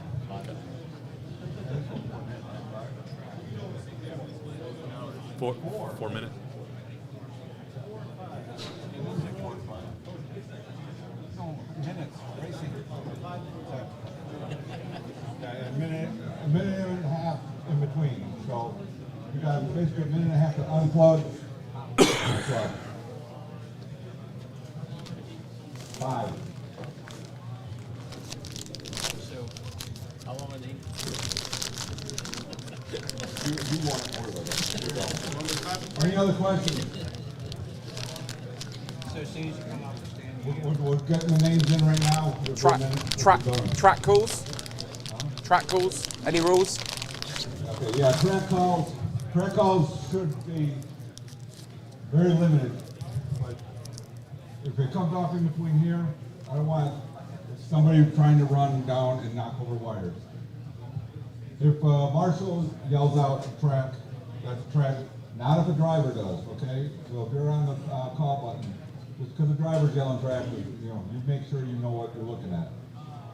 If you have more than 2 in a corner or off in your section, that's a track call. More than 2. Same thing. If one hits the floor, you pick it up, then you clean the tires and put it back on, okay? That's the only time we clean tires in between, you can clean the tires in between heats, but not during the race. Track call for a rider? Yeah. Yeah, there'll be the pink numbers you're looking for your for when you come off. Right, yeah, it's the hot pink or whatever. Is it a track call for a rider? That takes care of itself. Okay. I mean, that's up to the marshal, honestly. Fair enough. Guy on the button. Yeah. So, I think everybody here knows. What? There's some new people. I just went over that. I know. It'll take care of itself. It's up to the guy on the button. If he sees it, he gets it. But not, in my experience, it's done before the guy can call the button. You know what I mean? So they never have it done. Good stuff. Sorry, Mark.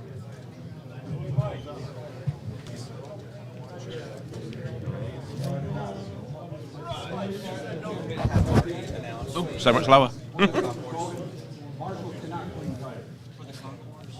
Yeah. spread them all out on the card. There's a number in front of the hood. Okay. Have everyone vote. Put an X next to the number of the car that they're voting for. Okay. So if you can announce that to everyone, I'll take the sheet and I'll put it over there. Okay.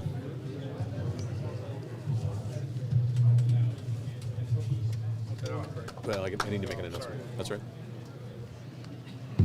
One more quick announcement. Don't forget about the concourse. And there's voting, and you just need to put there's a piece of paper in front of the hood of each car that's in the concourse, and you just put an X in front on the paper in front of each car or the car you're voting for. Wow, that didn't come out very good. I apologize. So please make sure you get to vote, and there's some great looking cars in the concourse this year.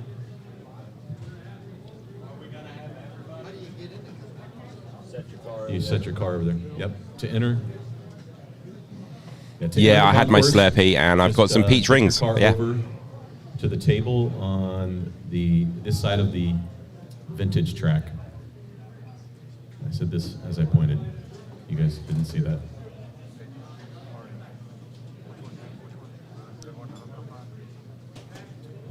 The Wi-Fi? Yeah, I think they did. Event.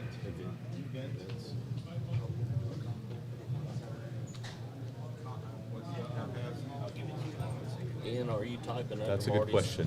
Hmm? Are you typing under Marty's name? No, I've not done any typing. I can do it. So you can type all kind of weird stuff. Oh, yeah. What's wrong with Marty? I would ask Daniel. He's kind of the one that's organizing it over there.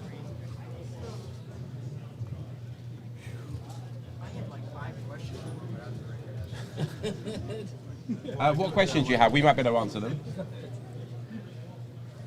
Yeah, now we can turn that speaker off.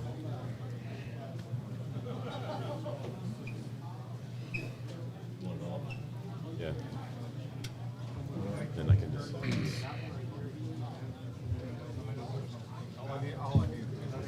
DK Moon says, start your engines. We're getting close. Won't be long now before the racing starts. Drivers are having a quick look at the concourse. Andrea's over there with his professional watchful eye there. Maybe get some ideas for some liveries for some cars in the years to come. Hopefully you all enjoyed that chat with Andrea. We had to stop it. We didn't have to stop it, but we had the driver's briefing. So, but hopefully we asked him all the questions you wanted to know. If you have any more, we probably will speak to him again at some point, especially when he shows the hypercar. So any questions for him, we'll try and I'll try and see them in the chat and remember them for you. Thank you, Easy Slot Cars.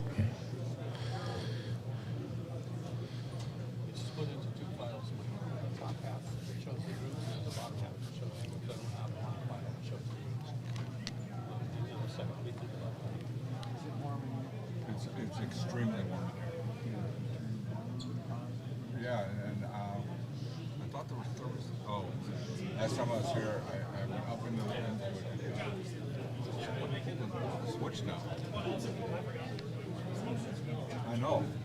Okay, the names are loaded. Names are ready to go, so the guys can get on and exactly that's what it is. All right, guys. Oh, can we squeeze that across? Yeah, it's.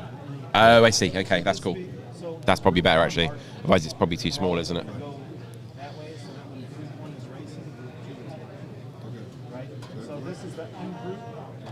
So excuse the screen. I'm trying to get us some overlays for the race screen. I'm in.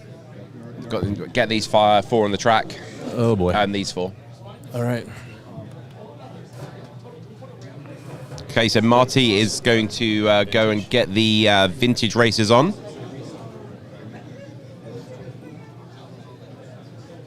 So Marty is racing. So I am going to be holding the fort by myself. I've got Steve here as well. So when the racing gets started, we'll have Steve on as well. So it's going to be 5-minute heats.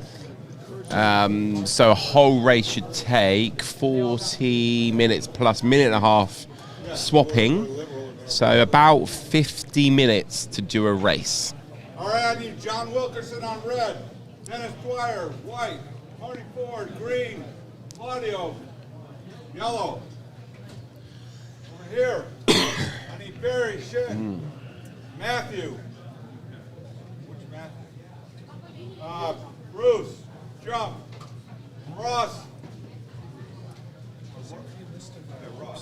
We're trying to do it as fast as we can. We're getting there. I'd say in another 2 minutes, we should have it. Okay, so you can see Marty Ford there. He's going to be starting in the green lane. George is going to move over and possibly have a bit of chat with me. I wanted to take that off. I think he was trying to get the race screen in the top corner there. Oh, okay. It just wasn't loading, so I don't know if you know how to Get that up. All right. I'd like to get at least share screen. TR Experience says, let's go, Marty. I mean, it works. Let me see.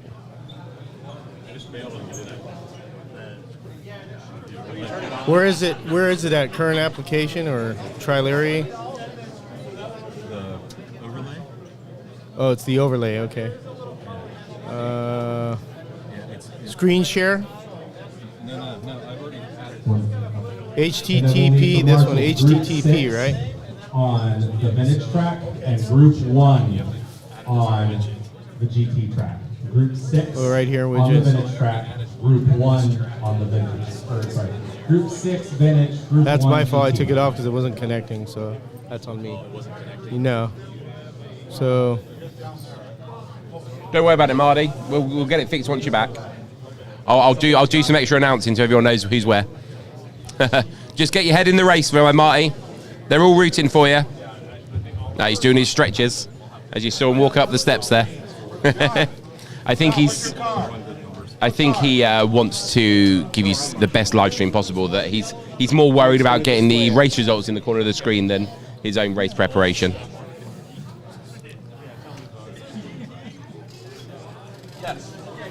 And Mike, I just sent it to your email. Okay, so as you probably heard from the,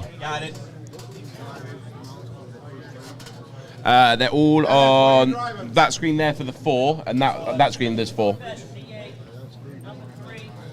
Oh, the 4 names on the left.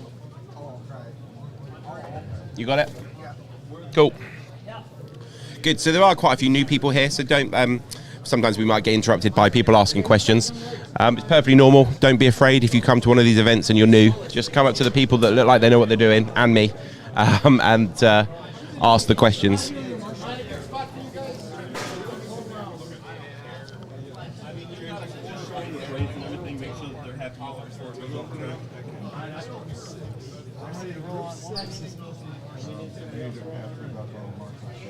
What are your predictions for Marty Ford there, George? I think if his car is a little bit like squirrely, yeah, hold on to it a little bit more. Is he starting on the GT, isn't he? Yes. If it's the Corvette, the mellow yellow Corvette should be the GT. The mellow yellow one, he's got, yeah, mellow yellow. Cool. Yes. We've got that one back home. Yeah, that's a nice. Very cool car. 51. Got the good number on it. 51. Yeah, of course. Area 51. So do you live in that area, I take it? North Carolina, yes. I live in High Point, North Carolina. So that's just up the road from Area 51, is it? Well, no, Area 51's in Groom Lake in Nevada. Okay. So it's just something I picked out just because my mom had a place. It was Space 51, so I just picked that name. So, and then just added the area because, just did it that way. Okay.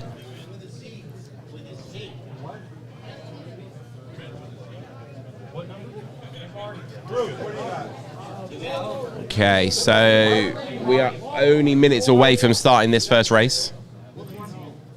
I think once we get the race started and everybody starts to get into the motions, everything will flow really nicely for the rest of the day.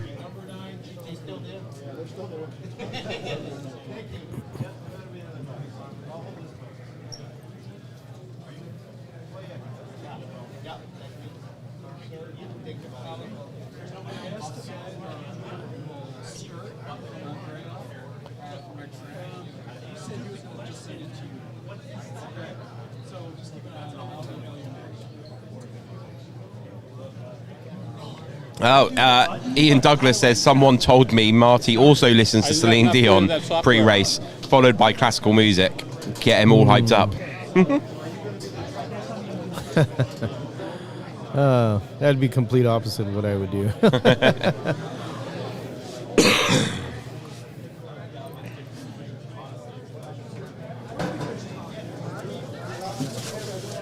Oh, need a bigger piece. Now it's on this screen. Oh, is it?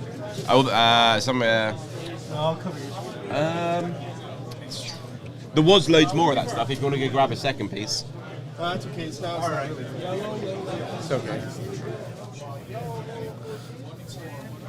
Somebody in the chat says, "Come on, Mr. Serrano." So Claudio, that must be your fan. DK Moon says, "Some secret support for Dusty. Go Dusty."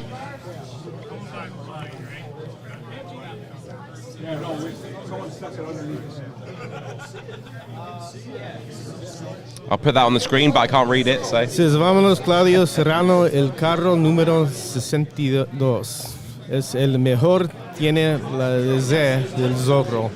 So it's basically saying is, let's go, Claudio Serrano, car number 72, the best with the Z for Zorro. There we go. Tony Tibbs says, "Is Dusty in this one?" No, Dusty is a bit further up. He qualified quite a bit better than Marty did. So we've got Claudio Serrano, Marty Ford, Dennis Dwyer, and John Wilkerson on the GT track. On the Classic, we've got Barry Shin, Matthew, Bruce Jupp, and Ross Kolowski. I do apologise now, as always, for my pronunciation of names. I do my best. But it's definitely not my forte. Steve next to me, who's just joining the booth, maybe a bit better at some of these pronunciations. It looks like we've got Andrea. You can see that he is marshalling on the inside of that hairpin up there. So Ethan, the boss of NSR, if you crash in front of him, he's going to pick the car up for you, which is pretty cool.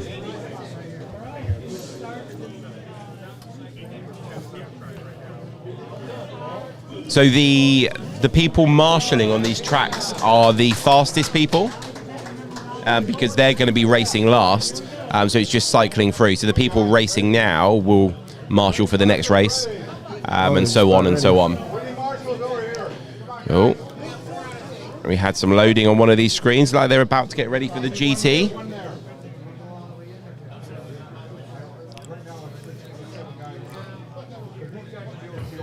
Are you ready for a race day, Steve?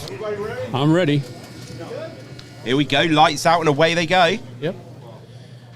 This is a different race management screen to what I've been used to, so I will do my best to get used to it and give you the information. Okay. We've got some nerves already evident here. Yep. It's going to take the drivers a few laps to get settled in, get into a rhythm. Definitely. And then as the race goes on, we'll see fewer and fewer offs. Okay, so in the GT class, we've got John Wilkerson in the lead right now, starting in the red lane. For those Marty Ford fans, he's in 4th place. He's got it all to do. Very early days today. Lots of racing to carry on with.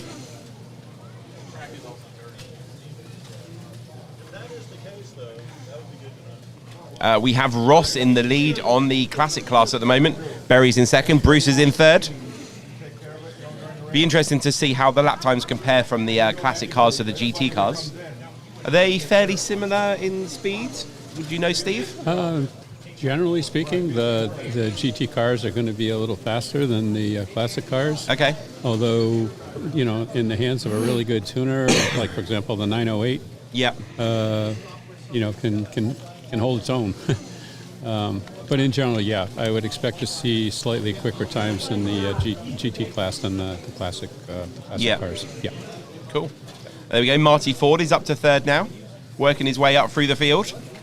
Oh, he's back down to 4th again. He had a little off there. I saw Steve Holzman picking his car up. Yeah, the S's there are certainly taking a toll early on. So somebody in the comments says, how come there are only 4 cars on an 8-lane track? Because all of the rest of the heats will have 8, and then these are the last. Well, the next one will be 4 as well, will it? The next one will be 5. Yes. So that's a great question. So as the poster indicated there, we can run. It's an 8-lane track, so we can run 8 races at a time. Yeah. We split the field in half. So we started with 66 racers. That means we had 33 and 33. Yep. So if we put 8 racers in each of the first 4 heats or rotations, then we'd have a single racer, the 33rd racer, in each group racing all by themselves for 9 heats. I'm sorry, 8 heats. So what we did was we split it 5 and 4. Yep. It doesn't extend the race. We still have to run the same number of heats. Yes. It's just that this way, instead of a solo racer out there going across all 8 lanes, they've got some company. So four in this heat on both classes, and then the next one will have 5, and then we'll go to 8. We'll have 3 heats of 3 rotations with 8 racers in each group. Yes. Good. Hopefully that explains it to you. So after the first 2 heats, the rest of the heats will be 8 racers. So it will be much more hectic for the marshals. It looks like from a distance, it looks like we've got all C8s on the... all C8s. Or was that an R8, that one? The white one. Those front 3 are C8s. Yeah, all C8s there. There we go. Yeah. So a McLaren and 3 C8s in the GT class. Marty Ford is up to 3rd place on 21 laps, but we do have Claudio in the lead on 25 laps, over a lap ahead of 2nd place John Wilkinson already. Well, Claudio's nickname is the Ecuadorian Flash. So there we go. No surprises there. Claudio is with the host club up in New Hampshire. Okay.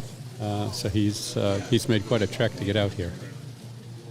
Yes, I was talking to them yesterday because I'm from the real Hampshire and they're from New Hampshire.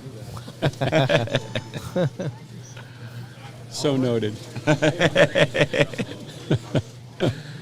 Oh.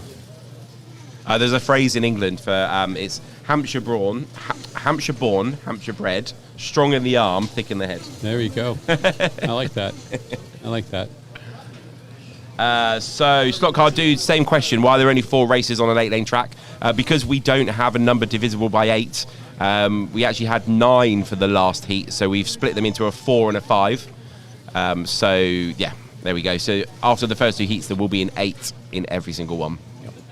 If we had 1 less racer, then it would have worked. Would have worked perfectly. Would have been perfectly. So, we'll blame Marty. He's that extra 1. It's Marty's fault. Mr. Hollywood 36 says, let's go Wilkerson. So yeah, Claudio is winning on 35 laps. John's on 32. Marty's also on 32, and Dennis is in 30 in the GT class. If we look at the classic class, the leading pair are on 32 laps. Oh, that's the end of the heat. So 32 laps for Berry, 32 laps for Ross, 28 for Bruce, and 27 for Matthew. Now this is where the drivers will rotate. The race management system will help them with that. And there's also some little stickers up on the driver stations that tell them what lane they're going to go to next. Yep. So this is a European rotation. And the reason they went with the European rotation format is if we went with a straight rotation where the drivers just went from lane 1 to 2 to 3 to 4, you'd be racing side by side with the same racers throughout the entire 40 minutes through 8 heats. So this way gives you an opportunity to race with other racers on either side of you. So it just kind of mixes things up a little bit.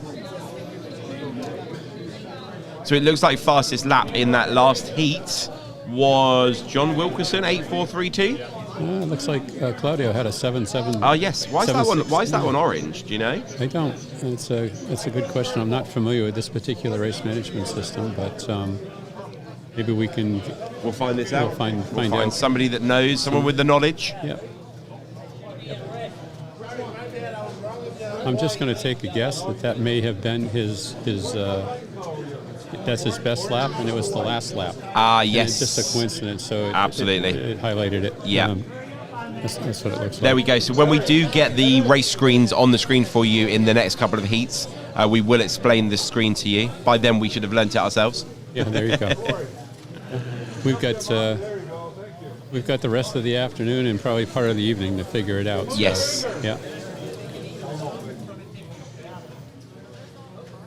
Well, as soon as Marty gets back, he'll do it. I don't want to be touching anything because I don't know where it comes through. So.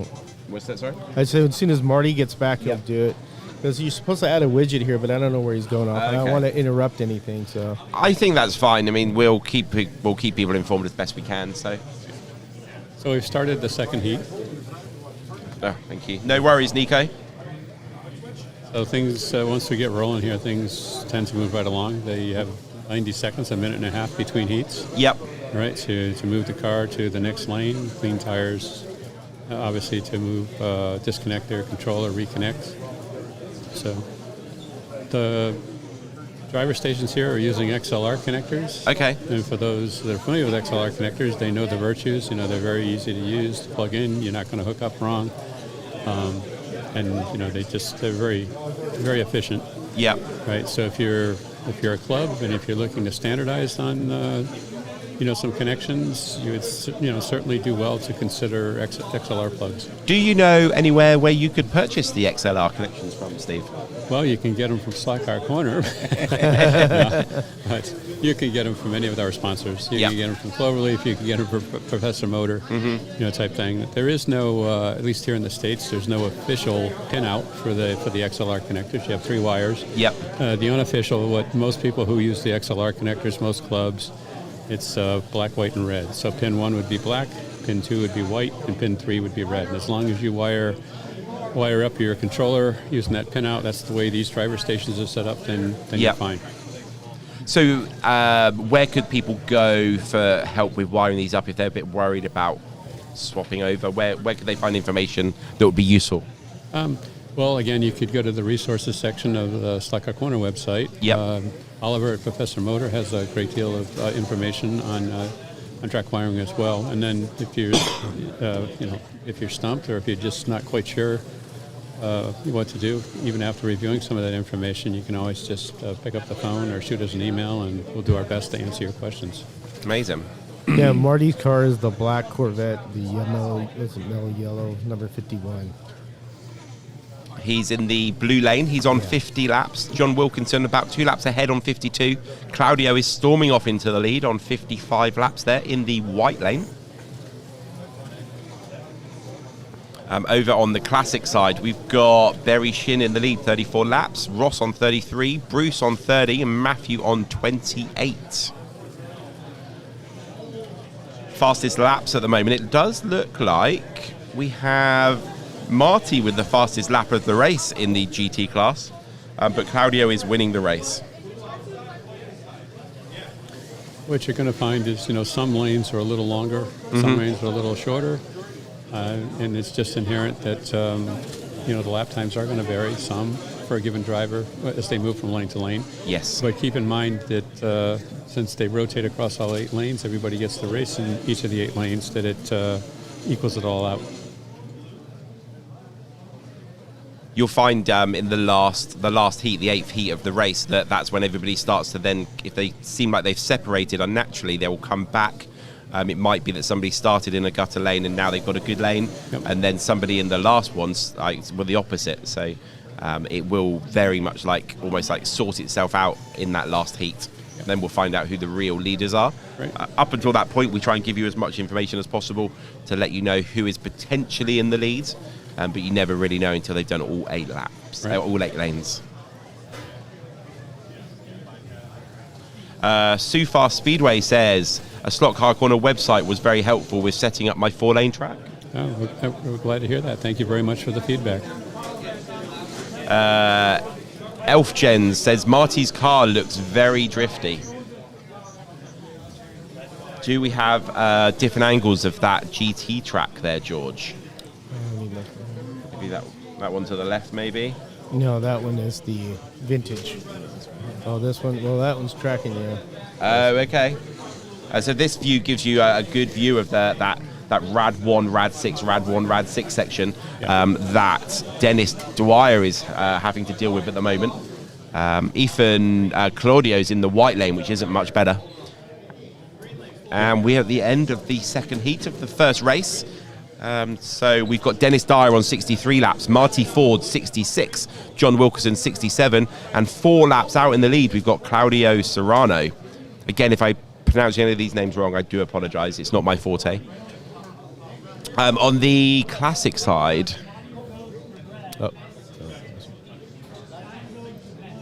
it looks like we've got Matthew in 4th, Bruce in 3rd, Ross in 2nd, and Berry is in the lead.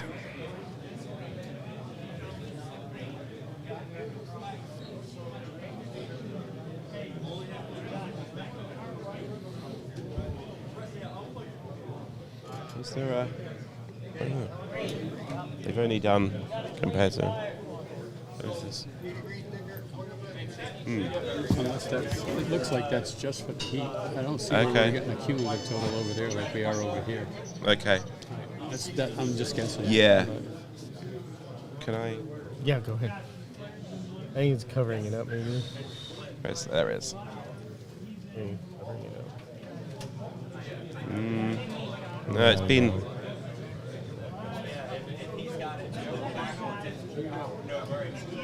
It's resetting it. It looks like they're resetting it now.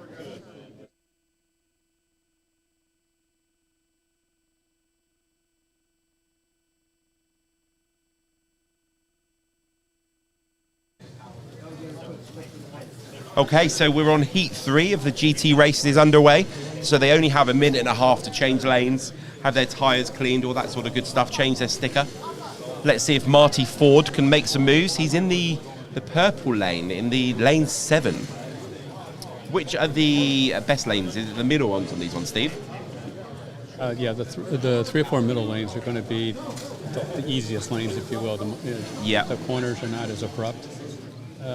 Not as extreme as you've got in the gutter lanes, the innermost lane and the outermost lane. So we've got Dennis Dwyer in lane 3, so he's in 4th place, but maybe he's got the best lane of...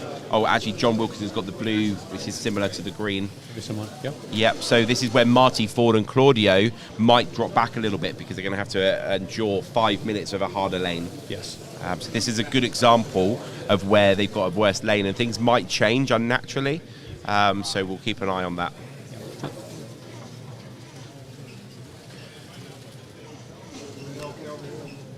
Mike?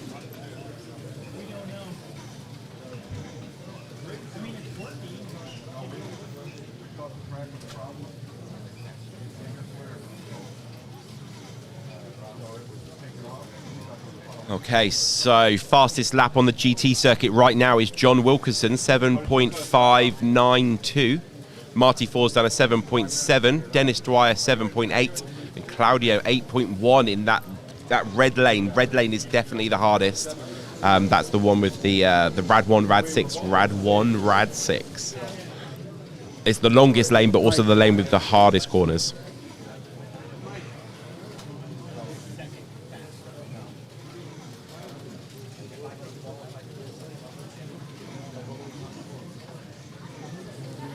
No, we've been down for 5.5 minutes. Somebody dropped a screw in the track, right? So we got that out. And then the red thing was taken off by itself. We thought, oh shoot, there must be something wrong with the track, right?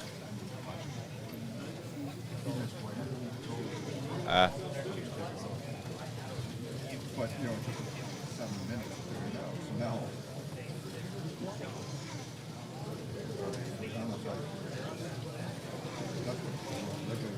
Okay, so halfway through the 3rd heat of the first race.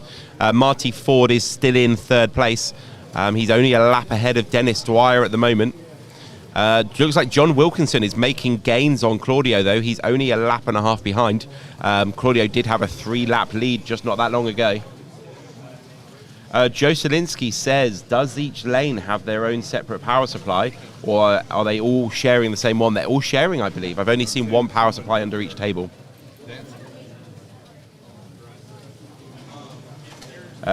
Stu Fast Raceway, question. So if you do have any questions, as normal with Marty, put a Q at the beginning of your question. It makes this easier for us to see.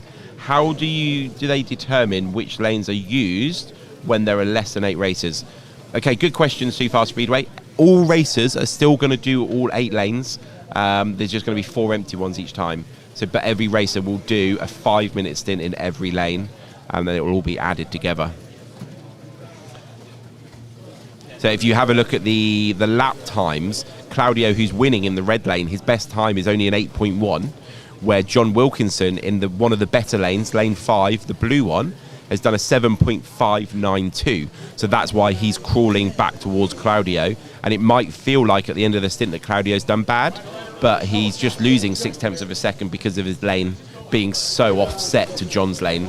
But at some point, John will do that red lane, so it will equal itself back out. We do have a column on the page as well that tells you how many laps they've done within this heat. So John Wilkinson has done 32 to Claudio's 29. So that's a good barometer of showing you how somebody is doing in their lane.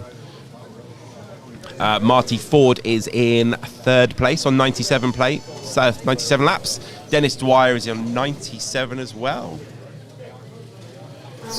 So just over 100 laps already, Steve, in the GT class. What are your impressions so far? Do you think Claudio's going to be running away with it? It's tough to tell. Like to the point you made, he's going to be rotating out of the red lane, which has got those two nasty corners in it there. Yeah. That type thing. So he'll have a little easier go of it here for the next the remaining heats. It's going to be close. It looks like it's kind of a two-horse race right now between Claudio and John in this heat of GT. Did you ever have a preference when you were racing lots to get like the gutter lanes out the way, or try and end on the better lanes if you had a choice? Did you want to like try and get off into the distance to have that buffer, or did you like to be able to like try and catch up later, knowing that they're struggling? Yeah. So if we have our choice, and it depends how many racers you have. Yeah. Our preference is to sit out the first heat. Okay. Let everybody else clean the track for us, and then when we come in, the track is cleaner. Okay. Type thing. But not everybody likes to do that. Some people like to just jump in, some teams, and just start racing right away. Yep. But if we're given a choice, we generally like to sit it out and, like I say, let the other teams kind of clean up the track for us. On a track like this, how much difference, like in lap time, do you think a dirty track is compared to a clean one? It can be considerable. The silicone tires are like little dust magnets. So even we call it micro dust. Any dust on the racing surface is going to affect the traction on the silicone tires. But once the track is clean, right, then the grip is amazing. So it's not unusual. Probably the first rotation here. By the end of this first rotation, the track should be, pretty clean. We should see better traction, and we'll see better lap times. Not just because the drivers and other groups qualify faster, but just because the track is faster. Good. So if these silicone tires are really, really good at picking up dust, could you invent like a cleaning lorry that has like a massive roller silicone wheel on the back that just drives along picking the dust up? Yeah, people have actually done that. Okay. And yes, it does pick up a lot of dust, but generally speaking, what they'll do is, and every track's a little different, but they'll take a microfiber cloth, put on a Swiffer handle and run it around, get kind of the macro dust, if you will, the big dust.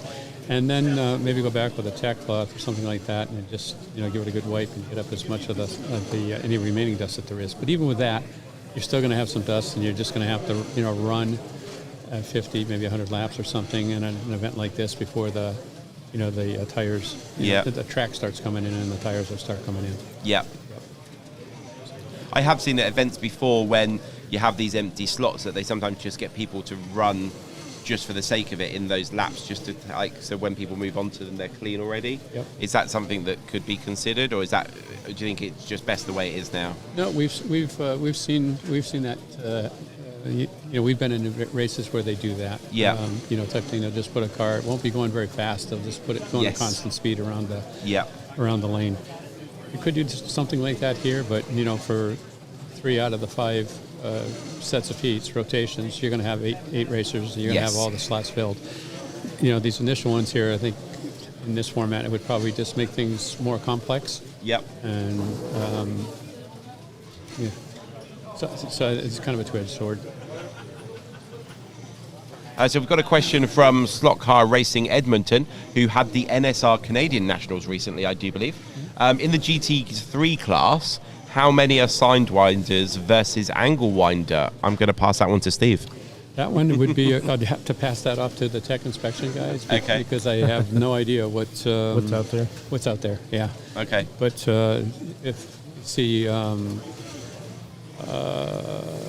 Mr. Smith later on, we might be able to ask him that question. Weirdly, I had a bit of a chat with Marty in the interlude between qualifying and the race starting, because I brought the NSR Porsche with the Coca-Cola livery last weekend, and I chose the sidewinder because I didn't really know the difference between a side or an angle. And Marty did teach me a little bit.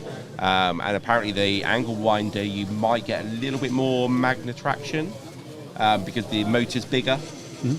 So even if it's just 1 gram or half a gram, that 1% can be the difference between a win and a lose sometimes. It could be, and it could also be, if they're using an offset motor mount and the motor is a little lower to the track surface, to the rails, than with a standard no offset motor mount. So I mean, there's little tricks. The diameter of your tires, can impact that. I mean, there's just a lot of variables when you're setting up the car that can affect magnetic downforce. Which would be your choice if you had a choice of side or angle?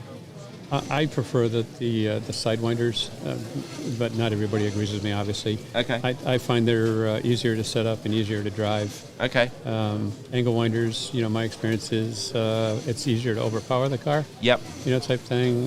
You have to have a nice stiff motor mount, so it's not flexing the motor mount. Yep. The Ninko hop. I don't know if you've heard that term, but Yep. the infamous Ninko hop. These big. High torque, long can motors and a relatively flexible chassis and motor mount, and you end up with a hop, chatter, type thing. So my preference is sidewinders, but like in the Michigan 24, we have cars that run both configurations, and we've had cars win the event with both sidewinders and angle winders. So I think it's just what your preference is and what you're comfortable with. Yep. So let's have a quick look at how the racing is going on this GT class. We've got Marty Ford on 129 laps, Dennis Dwyer 132, John Wilkerson 134, but Claudio has managed to get his 3-4 lap buffer back up. Now he's in that more favourable green middle lane. John Wilkinson's had to move outside to that purple lane 7. Yes. So that's another good example of how your lane can massively affect how many laps you can do within a stint. So it's like leveling the field back out again. Yeah, and it's tough when you're on one of those. I'll call it the slower lanes, like the red lane here. Yeah. Right. You just have to be patient. You're going to get lapped. Like what John was faster, 0.6 of a second faster per lap. Yeah. Invariably, you're going to get lapped. And what you don't want to do is you don't want to, hey, this guy's faster than I am. I can run just as fast in this red lane as he's running in the blue lane. And when in fact you can't. So then you overdrive the car. Car deslots and you lose even more time. Right? Yes. And every time that you go out, you lose 5 seconds, 8 seconds, 10 seconds, whatever, for the marshal to get the car, put it back on the slot, get going again, that's 8 or 10 seconds that you're just not going to make it up in a 5-minute heat. Yes, absolutely. I just saw Marty disconnect from his lane that he was on. Didn't look very happy with his result, but he just did like one of the gutter lanes. He did the black lane. So it was very challenging. Yes. So he might feel like he's losing a little bit at the moment, but he's only 3 laps behind. We've still got 4 heats to go, I believe. Let's see if the screen tells me anywhere. Not so sure. I think it's on 3, so we're doing maybe 3 heats left. But he's got a long way to go, and he's only 5 laps behind second place. So it's not all lost. He's just got to keep that confidence up. Let's see if we've got any questions in the chat.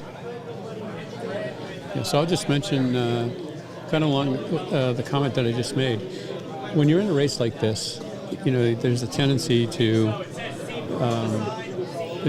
want to race the racer next to you. Yep. Right. And if that racer is faster than you, just because they're faster, this mindset is, hey, I can go faster. I'm just as fast as this guy is, so I'm just going to squeeze the trigger a little harder. Well, maybe your car's not quite as good. Maybe your driving skills aren't quite as good. And again, what you end up doing almost always is you're going to end up, crashing out, deslotting, right? Yes. So what you really want, the mindset that you really want to have here is, yes, you have to be aware of the other racers and stuff as you're coming up to pass them, as they're coming up to pass you. But you also want to, stay focused on, you're racing the lane. You're racing your car, your lane.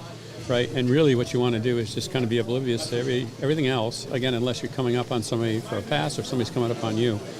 And if somebody's coming up on you, if they're faster, if you race them for a little bit, type thing, let them go. Yeah. Right, in an event like this, because if you try to race them, you're going to go deslot, right, and you might take them out. You might, and that affects their race too. So, yes, race is fun, side by side and stuff, but you have to. Again, just my opinion, but when we endurance race and stuff, you're racing your car, your lane. So you do see it in real racing as well, like from the commentary, like people are on different like pit strategies, they're on different tyres, and you do hear like their engineers saying, you're not racing that car behind, let them pass. And we're all sitting here watching telly going, no, race them. Yeah. But they'll both end up losing time, Yes. where just let them pass because they're not in your race. You're not Exactly. racing them. Exactly. They're in a different league, different class, all that sort of stuff. So, Yep. yeah, same thing. And again, the point that you've made several times here, Ian, different lanes here are going to be easier, faster to drive than other Yes. lanes, type thing. So again, you just have to be, if you're out there in that red lane, probably the slowest lane, you just want to, you're not going to win the race in the red lane, but Yep. you can lose it. Yeah. I mean, if you just keep deslotting, right? So you just want to keep the car in the slot. You want to make laps, right? And then, get through that red lane and then move on to the other lanes where you can drive the faster lap Yes. times and the higher lap counts in the heats. You're in a different phase of the race to the person next to you. Yes. So on the screen, we got Gladstone Gander. Just a thank you to Steve at Slot Car Corner and Oscar at Professor Motor. Great support for our hobby. Probably Oliver is what he meant to say, not Oscar, but it's Oliver. okay. Yeah, it's Oliver. He just put Oscar, but. Well, thank you very much. We appreciate that.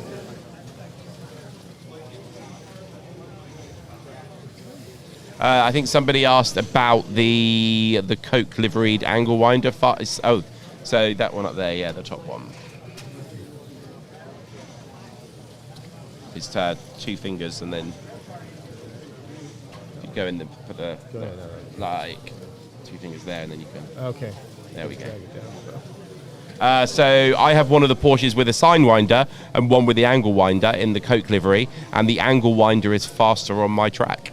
There you go. Yep.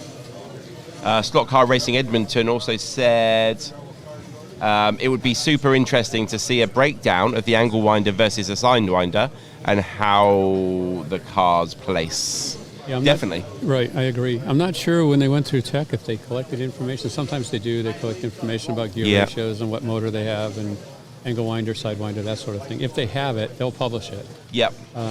But at this point, if they didn't collect it, then unfortunately, it's not going to be a practical way for us to. I guess there's probably quite a lot of people out there, quite a lot of the YouTubers out there that make videos. It would be maybe an interesting video topic for you to make if you've got one of each. Is to give them a true test on a track and give us a breakdown what your opinion on those two cars are. Yeah. So yeah, good. Oh. Silent Tim says, I see Difalco are sponsors. Is everyone using Difalco controllers, or are some using their own controllers too? So they are sponsors, but everybody's using their own controllers. Difalco do have some gift certificates, for the organisers to give out. Yes, I believe there's $400 and $450 ones. So the organisers are going to work out how they're going to be distributed. But it does seem in this race event that Difalco is by far the most popular controller out there that I've seen. Yeah, I would agree. But there are quite a few other controllers. Yeah. That are being used. So let's have a quick look at the race standings. Marty Ford is only a lap behind John Wilkinson. In fact, almost just a lap behind.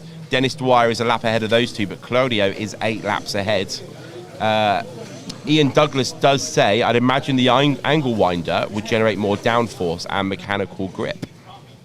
That comes from the man, the myth, the legend, the Ian Douglas. If you haven't checked out his Spinning Pinion podcast with Todd Ulrey, get yourself on that. Some very useful information on all parts of tuning up your cars, from tyre tuning to the whole lot.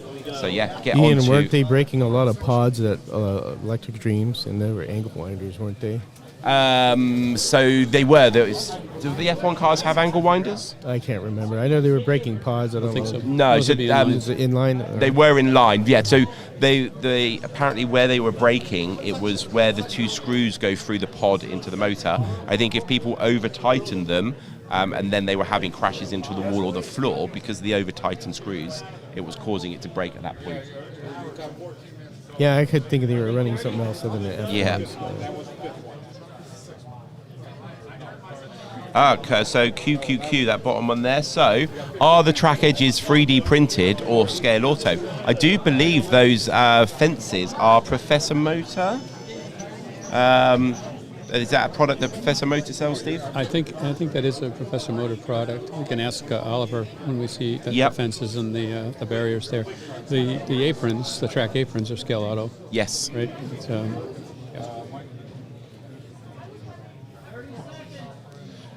Ian Douglas says flattery will get you everywhere. Yeah, I need a blue one. You know what I mean. Mike Musel! Okay, so Marty Ford is on the very favourable middle lane, lane 4. That's the qualifying lane, the orange lane. Yep. John Wilkinson, Dennis, and Claudio are all on outer lanes now. So this is Marty's time to shine. Can he leapfrog John and Dennis to get himself up to second? I think getting Claudio is probably a bit of a too much of an ask, but I certainly think he can get up to second in this stint. Much more favourable lane. So we'll keep an eye on Marty in the next 4.5 minutes. Quick look back over at the classic track. We've got Matthew on 122 laps in 4th place. We've got Bruce on 127 in 3rd place. We've got Ross in 2nd place on 130 and Barry Shin on 143. You might notice that the classic track is slightly behind the GT track. They thought there was a technical issue, but it turned out that somebody had connected the controller up the wrong way, and it was causing all sorts of weird issues. But as soon as they realised that, it was fine, and they carried on. So yeah, remember, if you are using your crocodile clips, to put them on in the right way. And another good reason to get yourself an XLR connector from Slot Car Corner and any of the other of our sponsors. No arguments here. Okay, so looking at Marty Ford, he is on 182 laps. He's exactly a lap behind John Wilkinson. They just crossed the lap lane side by side there. Dennis, so they've all done 12 laps in this stint so far. So Marty Ford isn't making any progress on them at the moment. Looking at the fastest laps, Marty Ford is on 7.7 versus 7.8 and 8.0 for the other two. So he is a little bit quicker. His average is slower, actually. We've got this average line, which I really like on this software, actually. So Marty's average is 8.7. The other two are on 8.6. So that's why, although he's had a faster lap, he's not being quite as consistent as the other two. Yeah, consistency really pays off in a race like this. Any sort of a distance or an endurance type race. It really does. Right. Again, anytime you go off, if let's say you're a tenth of a second faster than somebody else, but you come out and it takes 5 seconds. That's a lot of tenths. That's a lot of tenths. That's, that's 50 tenths. That's 50 laps. That's assuming that you can run 50 laps a tenth faster than the other guy. Yeah. Bing, bing, bing. But and it sounds like a broken record, but stay in and make laps. Absolutely. So there's 26 seconds, there because of some sort of a problem. That's a killer. How do you get a 26-second lap? I guess a couple of offs. It's very easy. You see it in practice a lot, actually. Somebody has an off, then they crash at the next corner, then they crash at the next one. It might be dirty tyres from being in a gutter lane. Right. It might just be that adrenaline suddenly, oh no, I've got to make up this time I've just lost. And they put too much effort in.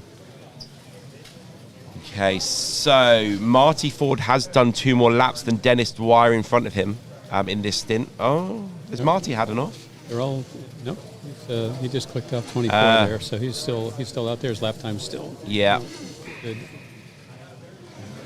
Got 1 minute and 35 seconds of this heat on the GT class to go.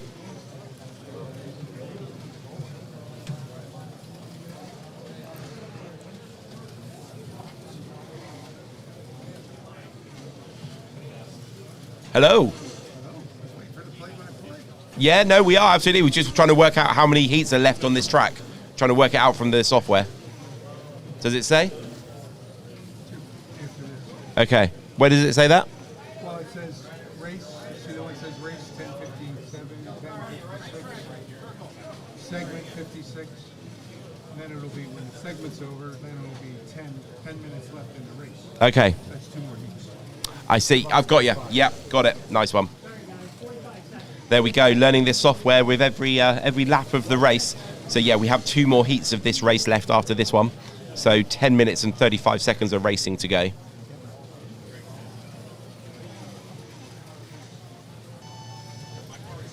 Okay, so Marty Ford's average is in the 8.6. It's the same as the other two now.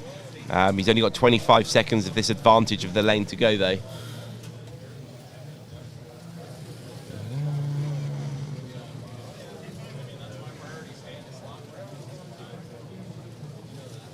So John Albright says flat washers distribute some of the load on pods. There you go. Absolutely. I guess it depends on the rules at the times. I guess if it's not a NSR part and that's the rules, then you couldn't use those washers. Right. You might not be able to use an aftermarket washer or a screw with a larger head, flat head. But if they are allowed, then John's absolutely right. So in that last heat, Marty Ford's average lap was 8.666, and John Wilkinson was 8.666. I don't think we're going to see that very often today. Dennis Dwyer is still in second, but Claudio is storming off into the distance there, 8 laps ahead of the rest of the pack. But second place is up for grabs, all of them within a lap and a half of each other. So this should be an interesting last 10 minutes of racing. Yeah, Claudio's been very consistent throughout. So he's just gradually built up that lead. Claudio's moved into the black lane, I believe. Yes. Yes. Do we have that sticker sheet still? Yes. We do. So Claudio is in the black lane now, which means he'll then end on the yellow lane, which is the lane 6. Right, which is one of the middle lanes, which is... Yes. So he's got a strong finish. He's got a strong finish. He's just got to get through this lane, but I think that 8-lap buffer is going to do him well.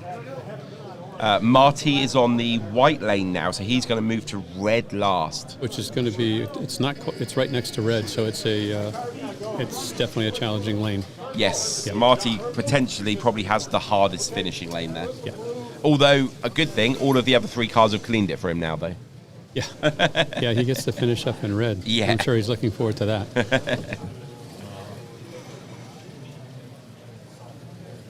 This one's a bit more complete from that's the problem. Charles Cochran. Yeah? I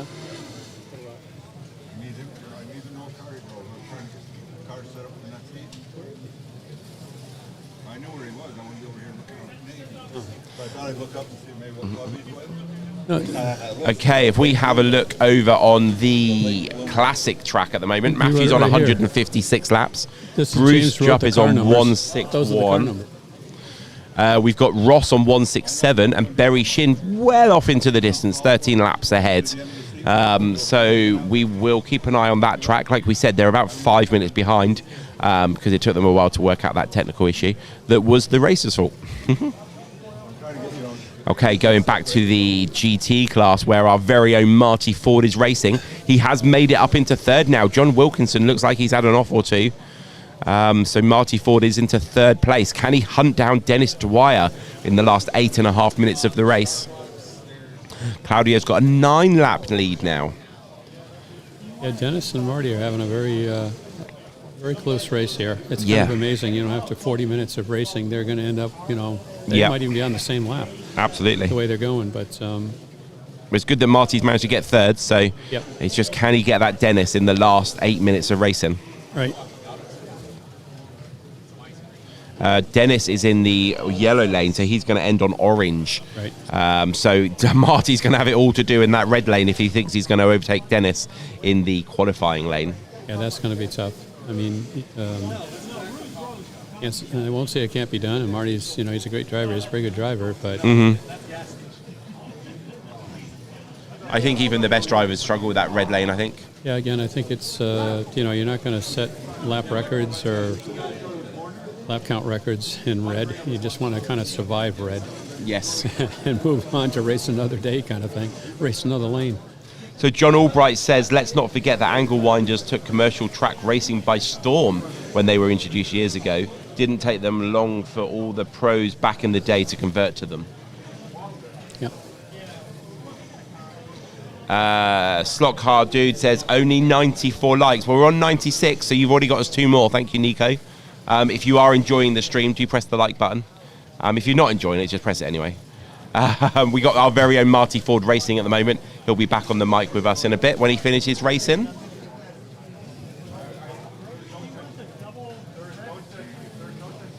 Okay, so we have got 2 minutes of the GT heat to go. Marty Ford's average is a tenth slower than Dennis in front of him right now, but it's a tenth quicker than John behind him. Claudio is storming off into the distance, so nearly 10 laps in the lead.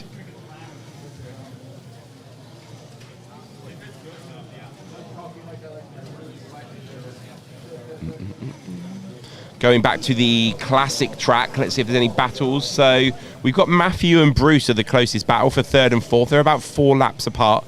We've got Ross in second place on 186, but Berry Shin is well off into the distance, 14 laps ahead now.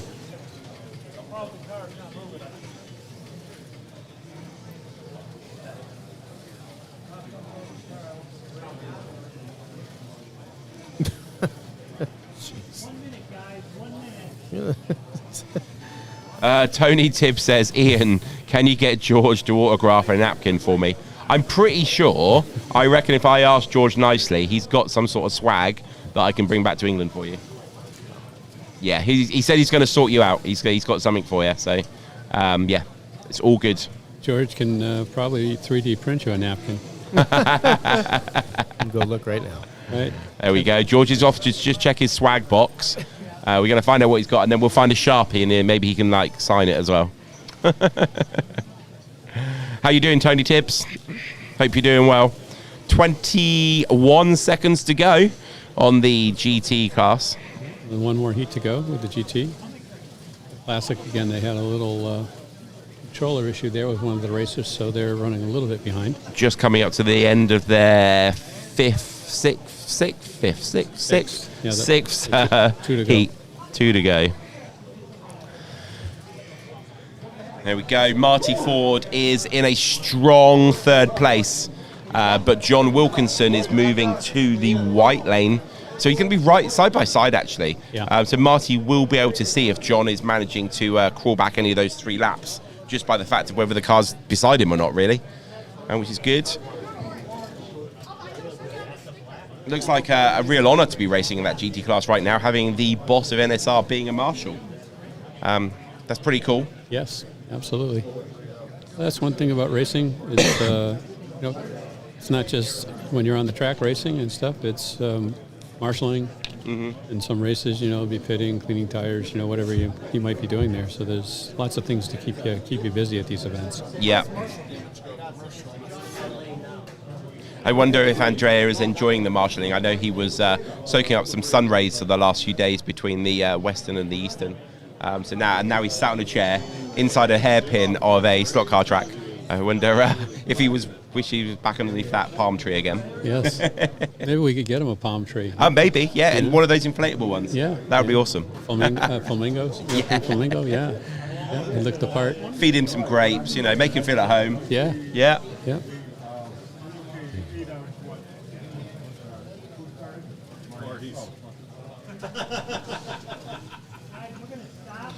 John Albright says slot car celebrity autographs go for $20. Do we have any of those here? Andrea.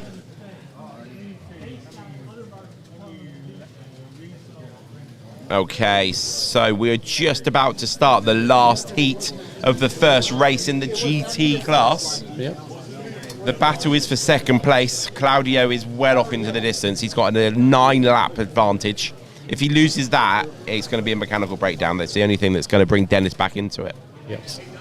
Yeah, Dennis is, Dennis has got, I'll call it the easier lane. The orange lane is easier to drive than the red lane that Marty's in. So Marty's got his work cut out for him if he's going to claw back 3 laps on Dennis.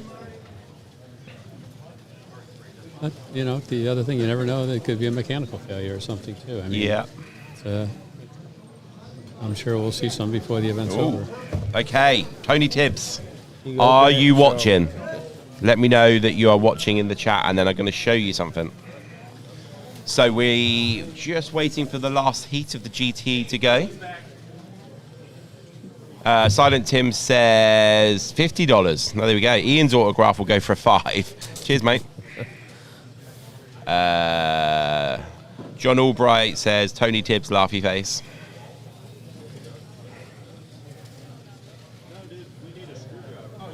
Oh, so we're waiting for a screwdriver for the GT class to carry on.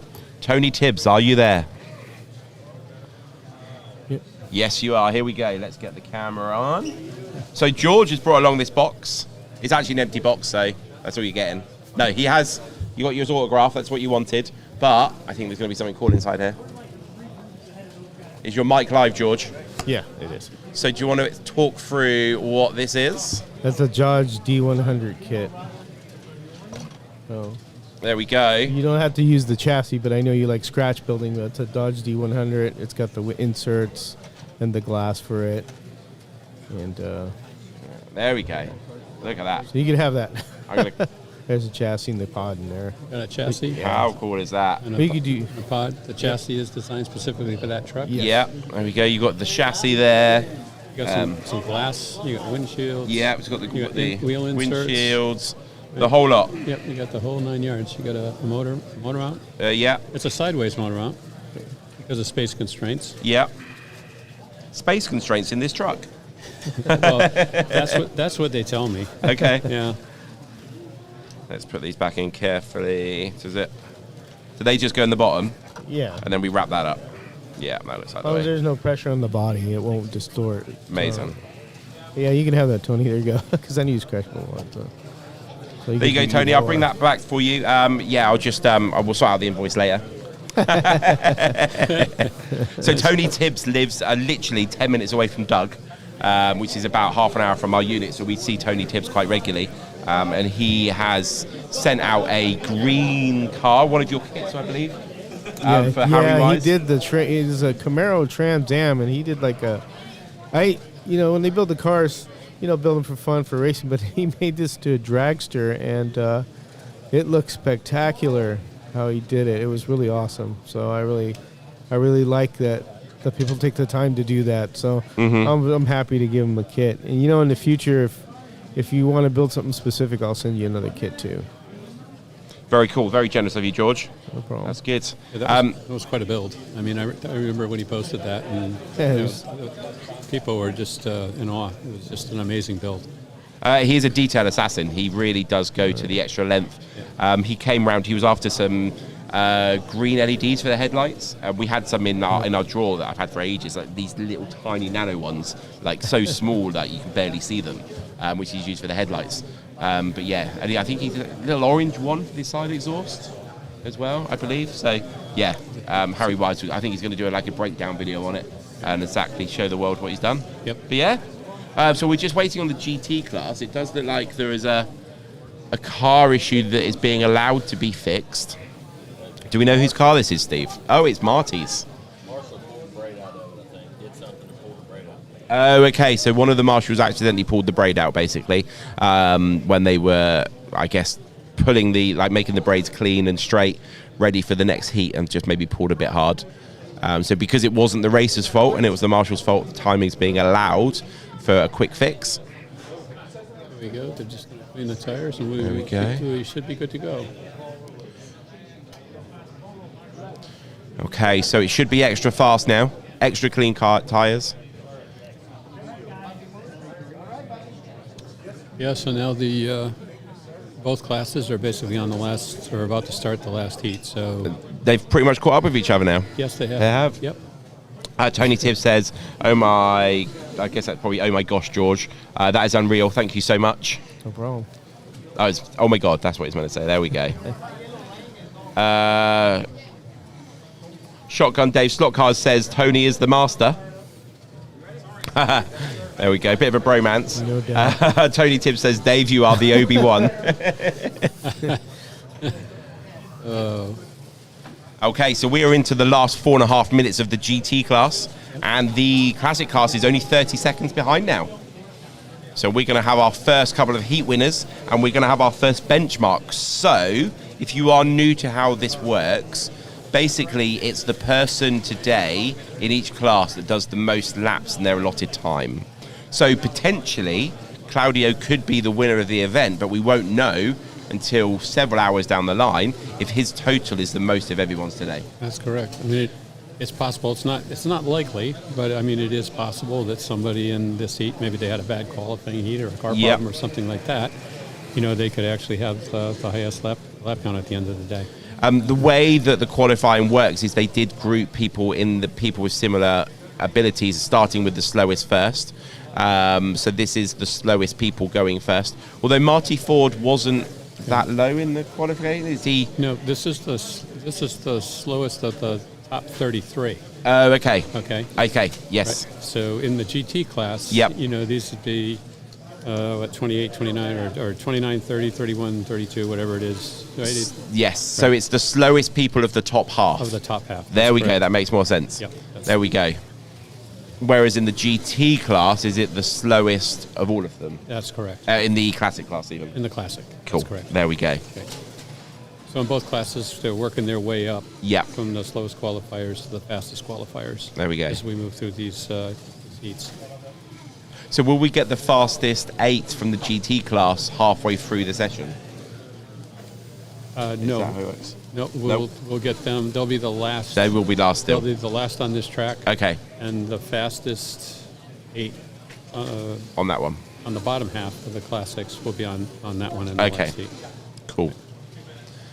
Good. 2.5 minutes to go. So John Wilkinson is on 256 laps. Marty's on 260. Dennis Dwyer 265 and Claudio. So Dennis has managed to actually keep Claudio at that nine lap gap. It hasn't grown in the last couple of heats. So either Claudio has slowed down to protect the car, or he's maybe has a slight issue, or Dennis has just become he's just got into it. Maybe he's had a slow start, a nervy start. He's managed to be a bit more consistent as the race has gone on. So that's quite interesting. Spare Room Slot Card says, is that Steve from SEC with you? I think I recognize his voice from talking with him on the phone. Yep, I'm Steve with Slot Car Corner. So, yes, we have spoken on the phone. Let's put a face to that voice. There he is. Here we go.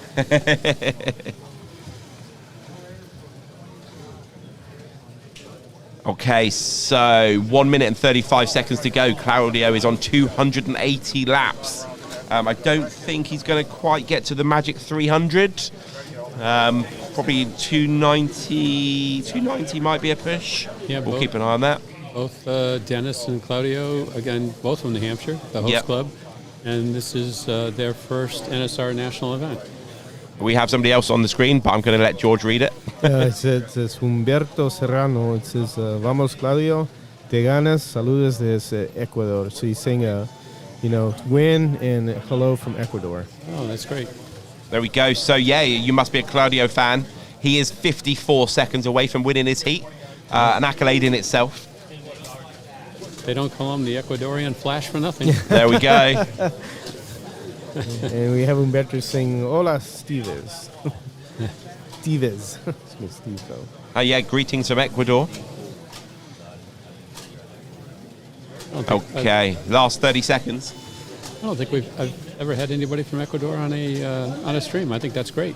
Okay. Yeah. Good thing I could read it. Yeah. Well, how do we know that that's what he really said? Absolutely. Well, it wasn't anything dirty, so we know it's clean. I mean, Ian and we don't speak a lick of Spanish, so I mean, we wouldn't know. Okay, 8 seconds. So Claudio is on 292. Can he make it 293 laps? I can see his car coming around that last corner. Is he going to get over the line before the buzzer? Oh, he does. He does. Just crosses it. 293. We go. have a benchmark. Right on.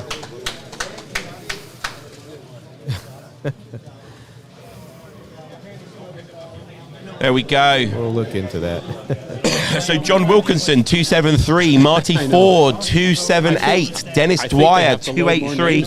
And Claudio wins the first GT heat on 293 laps, a 10-lap advantage over second place. Well done, Claudio. Okay, the classic class has just finished as well. So Bruce Jupp on 241 laps, Matthew on 250, Ross Klavowski 261, but our heat winner over on the classic track, 279 laps, setting the benchmark for the classic cars. Well done, Barry Shin. But I don't know if there's a list. Are you doing finish points Ian, can you thank Steve for the quick service over to the UK with my first 2 orders? Fantastic service. I will let him know as soon as he comes back to the mic.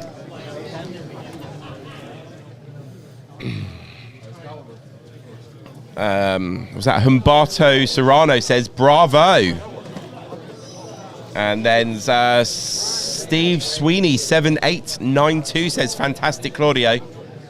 Absolutely. Setting the standard, 293 laps is what we're looking for, and 279 in the classic class. There we go. So that's Professor Motor Oliver right in front of us there. Mike, is that Mike from Cloverleaf Racing? Yeah, Mike, yes sir, Mike Stock. Yeah, Mike Stock. So we're going to have our next heat starting shortly. So there's going to be 5 new racers on each track. Okay, so if you are new to slot car racing, on the screen it says that Claudio's done 293 laps. But what we need to know is how many track pieces after the finish line to add on to that, because if somebody else does 293 laps, we need to know who won. Tracks that are permanent have stickers all the way around them that tell them like how many feet past the start finish line they've gone. So I think on this track they're just literally going to be counting track pieces. So I think Claudio was 4 track pieces crossing that line for 293. Track Fans TV, hello Pete, evening all. How is the recovery going? Alexis Crossland, well done guys. Nice to meet you. You and Rob watching. Where have you been in the camper van recently? Lots of love here for Claudio though. Well done Claudio for winning the heat in the GT class.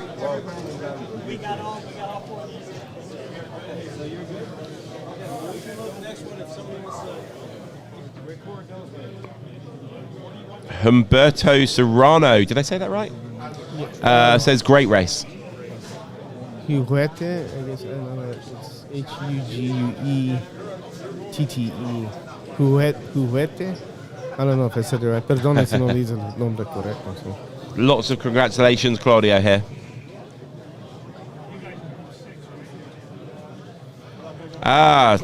Nico from Austria. Oida, good to see you here. All good. Your recovery is going well. So he's talking to Pete. So Pete had a small operation recently. I think it's common knowledge. He had a hernia. So that was fixed. Oh, I've had 2 of those done. Really? Is the recovery time good? Because he's a bit worried you're about. Out of the hospital the same day, and you have to do a lot of walking. Okay. And just movement. They don't want you to stay still. They want you to work those muscles. So we've got the slot car market in the UK next weekend.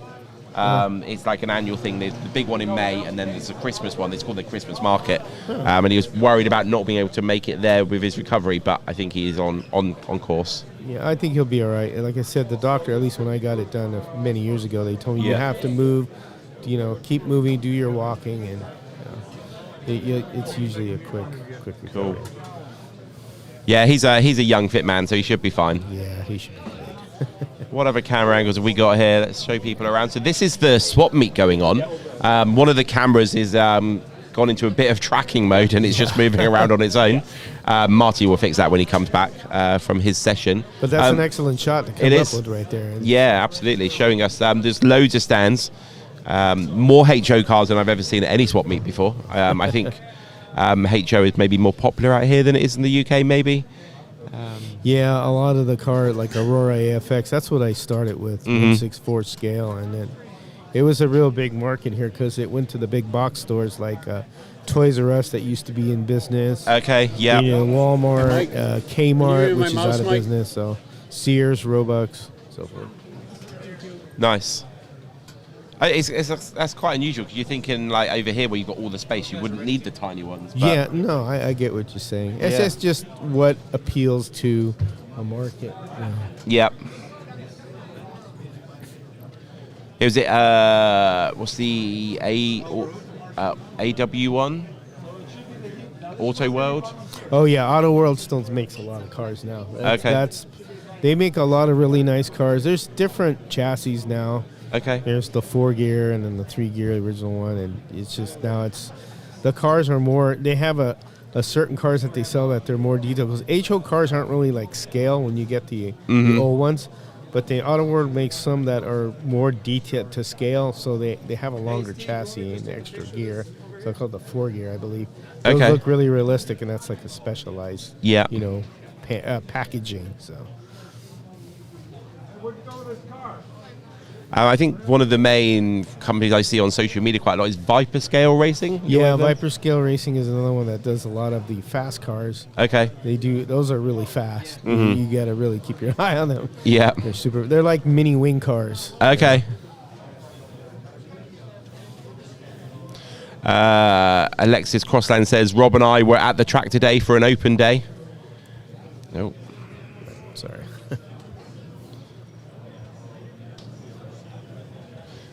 Please put a face to this Claudio guy. Actually, let's see if we can get him on the camera briefly. Is he around? He's probably in the back over there, I think. Okay, I will try and send somebody off to bring him over. Who have we got that we can send off? Is that Matthew there? Yeah, I think so. Could you get Claudio for us? Do you know Claudio? No. Hey, Warren, you know Claudio? Yeah. No, he's over there. The guy who just he's won right the last there race. with the hat. Call him over. He's about to marshal, isn't he? Is he? All right. Okay, Claudio is about to marshal. We will get him on shortly. You know what? Go chew some gum. Keep your mind off it. Keep your body. Ooh, I've got an idea. Ask Daniel. Daniel give you a piece. I'm going to get the Ozbot Center. Go ahead, go for it. To. Yeah, you could go have him look to see him over there. So didn't think of that. Camera 2, camera 4. So this. Here we go. I'm going to get Claudio on the screen for you. Here comes technology. Oh, I went up. Oh. There he is. The guy right in the middle there with the red and black shirt. Not the guy with the pink, the guy with the beard just behind him. That's Claudio. There's a face to the name.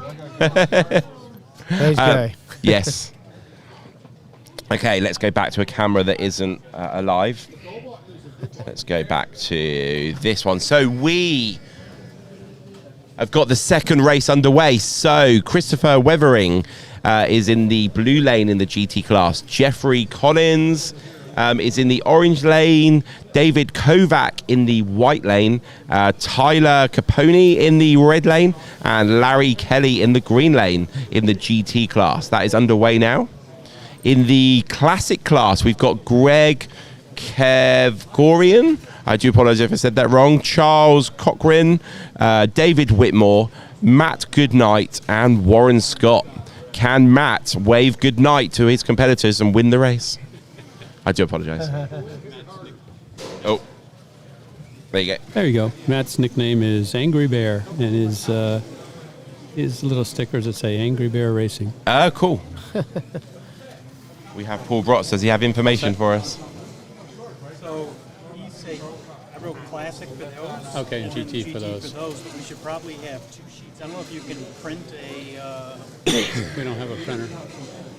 Okay, so remember, we're looking for 293 total laps to be beaten in the GT class and 279 to be beaten in the classic class.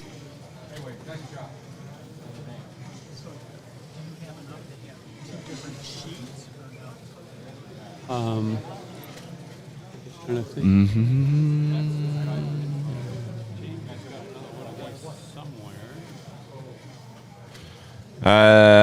Nico says, Warren, go for it. There we go. He's Nico. Warren says hi. He's literally on the driver's stand right in front of us. Wave, Warren, wave. Oh, wave, Warren. Wave to the camera. That way. Wave that way. That way. There he is, next to the guy in the Hot Wheels shirt.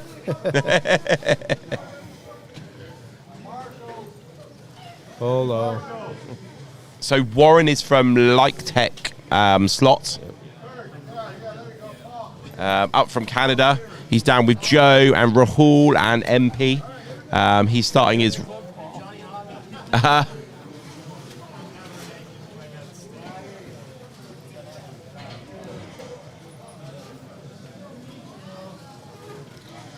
Dungeon Racer says, hey, Daryl and Steve. Oh, Ripple says, did I miss the battle of the YouTubers? Rahul, MP, Warren, and Joe just jumping back on. Nope. So Warren is on. The other three have not been on yet. I believe they are in higher heats than Warren. I believe those guys they may all race together. Oh, look that up. Potentially, I'm going to have a quick look at that, actually. I do have a picture. That's when we talk about that. This way. Probably not that one. Okay, so we've got Massimo is in group 5. I think. We got Rahul Pereira in group 7 with Joe Herrera. So Rahul and Joe are in the same group. Massimo is in a different group to those two. So yeah, it will be a battle between Joe and Rahul. There you go. That'd be a good one. Yes. Bragging rights. Daryl said, look at Marty concentrating. So Marty is now marshalling, I believe. Could you see him on the track? You should be marshalling. Oh, so Marty is marshalling where Andrea was. So sat down. You can see him on the screen there, right in the middle, ducking down, ready to pounce at any car that crashes in front of him. So it's going to be a long 50 minutes sat in that seat. Okay, so an early indication at the moment tells us that Jeffrey Collins is in the lead on 31 laps. Christopher Weathering's on 31 as well. David Kovac in 30, Tyler 29, and Larry's in 28 laps. Okay, we got all the admin sorted out there, Steve, from the last race? Absolutely. So these guys have an advantage over the last heat where the track is probably a bit cleaner for them. Yes. The last 4 guys spent their last 50 minutes cleaning it for them. Yep. It's an interesting question, actually. You might know, for your years of experience in the slot racing world, we've got 3 empty lanes at the moment. Will those be getting a little bit dirty from the cars either side of them, moving stuff around? Yes.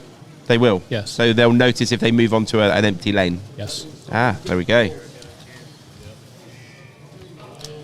Okay, so we ended that with Jeffrey Collins and Christopher Weathering are both on 37 laps. Their average lap time was within just about a 1/10 of a second. So pretty close at the front of this one. So this is where to keep an eye out for. Both on difficult lanes, 2 and 7. Or is that where they're moving to? Over on the classic track, we have got Warren Scott in 5th place on 15 laps. We've got David on 18, Greg on 19, Charles and Matt both at the front on 20 laps. Oh. Okay, so we have done the first stint on the GT class. 5 minutes goes quick. It does very quickly, actually. You don't realise, like, suddenly we have a quick chat or something, and then we come back and they finish their stint. Yep. Okay, so David looks like he's moved into that red lane, into lane 1. So he's going to go through that pain nice and early, but he's getting it out of the way, which is, I think, would be my preference if I was racing.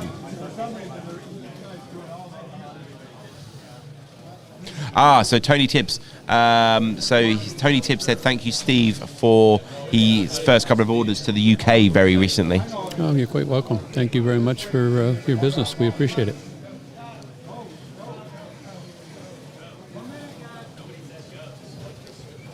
Okay, so those people who are watching, who do they think is going to win the GT class out of these 5? Larry, Tyler, David, Christopher, or Jeffrey? Who is your money on in this GT class? The leading car, the leading 3 are all on the same lap at the moment, but the leading car is in the white lane. So the white lane is right next to red. So it's not an easy lane. It's yeah. The car is fast though. The second lane out from the bottom of the screen there as you're watching. So he's just had a little off there. He's just at the bottom of the screen now. That's our race leader. Oh no, Christopher Wevering's taken the lead in the purple lane, which is the second from the top as you look at the track at the bottom of the screen. Yeah. It's a really good angle, this one, being able to get that whole track in. Yeah, you've got 3 cars on the same lap. Yeah. Same total laps. But I think the difference there is going to be, if you look at Christopher's lap times and you look at David's lap times, they're similar. They're within a tenth or two. Jeffrey is struggling a little bit there in the white lane. He's about a half a second off those two. Yes.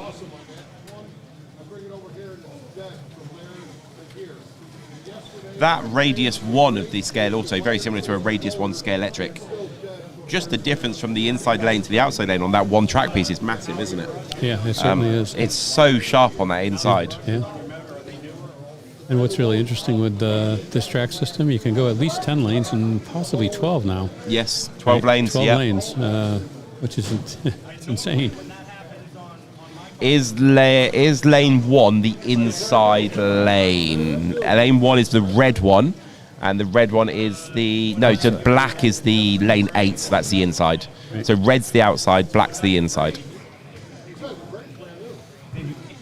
So if you go from the outside to the inside, right, it would be red, then white, green, orange, blue, yellow, purple, and then black.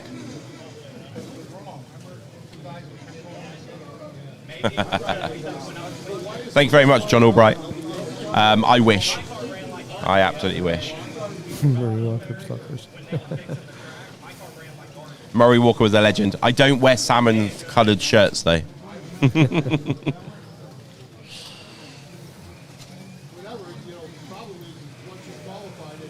Eddie Shorer, Fast Eddie, says the red car on the purple looks hooked up. Let's have a look at that. So that's coming round at the bottom of the screen now. Back up the main straight away. Round past our very own Marty Ford. Back down through the S's. He's now back at the bottom of the screen there. Back up down the main straightaway. So yeah, he is looking good. So for those of you that don't know who Fast Eddie is, he's written a book. It's Slot Cars in Modern Culture. Modern Popular Culture, I believe it's called. By Eddie Shorer. It's available on Amazon. So get yourself over there. Eddie Shorer has probably got one of the best T-shirts I've seen in the slot car world, and it's a picture of a controller, and it says, "Has controller, will travel." He was out in Spain at a Scale Auto Enduro, I think it was earlier this year or late last year. Loves to travel, loves to take his controller with him.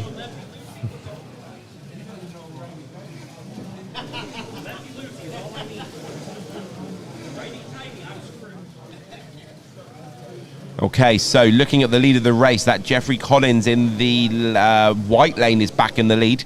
Christopher, oh no, they keep battling out. They must be pretty much side by side on the circuit. Yes, they are at the bottom of the screen there. Yep. The two cars going down the straightaway, and then they're both passing Marty now. That's for the lead of the race, as we've got 55 seconds of this segment to go. If we could possibly get a slight close-up. Is that the one we're on? Yeah. Oh, yeah. Is there another angle of that track that's closer? Let's see what camera that I gotta figure out. 2? That's 2. Yeah. So no, that ain't it. I think it's 3 or 4 if it's that track. Yeah, it's not 2. Yeah, that's possibly it. Let me see. Oh, you just click on it. I was trying to do that. No, that's showing us. Oh, yeah. Wide. But you want to get a close-up of that, you said? Yeah, it's a camera 4 then. Go camera 4 at the top. And then choose one of their presets. Seems like we have about 4 miles of cables encircling us here. Yes. Yes. There's no presets, but I could zoom in probably. Okay. They might do something. They might just not be labeled. Okay. Actually, it was 3. Oh, it was it? Yeah. Okay, so the end of that heat, we've got Christopher Wevering in the lead on 73 laps. Jeffrey Collins on 73. Everybody is within a lap of each other, actually. Yeah, so right. 3rd, 4th, and 5th are on 72 laps. Yep, and you throw a blanket over all 5 of them. Yep.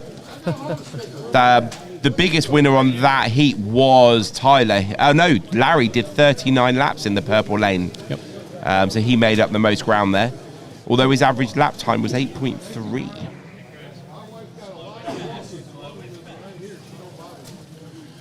Okay, so this is definitely going to be a race to watch. Everybody being this close already is giving us a good indicator that it's going to be good. Marty Ford is stretching his legs there. Is Dusty Ford about to take over the marshalling for him? Yeah, because he's got to come back over here. I asked Dusty to do that. Nice. So we're going to be able to get some live driver reaction when Marty comes back. And we want to put the screen up, so I want him to do that. Yes, absolutely. Okay, let's have a look over on the classic class right now. They're about 2 minutes behind the GT class. Warren Scott's in 5th place, 54 laps. Greg, 58. David, 58. Charles, 59. And Matt on 62. So that's a very close midfield there as well. And the leader isn't far off in the distance.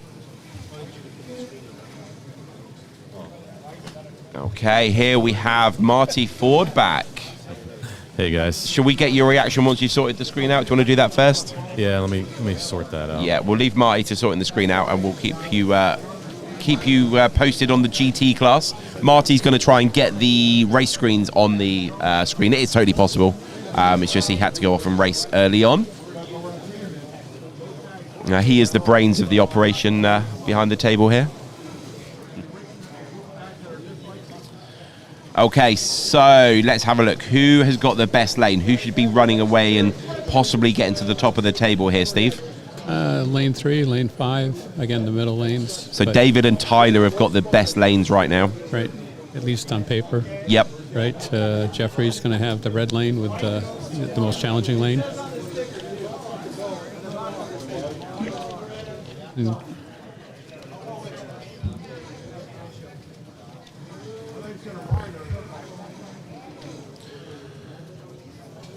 Okay, so looking at lap times right now, it looks like Tyler has the quickest lap. Oh no, Larry's got the quickest lap in that purple lane.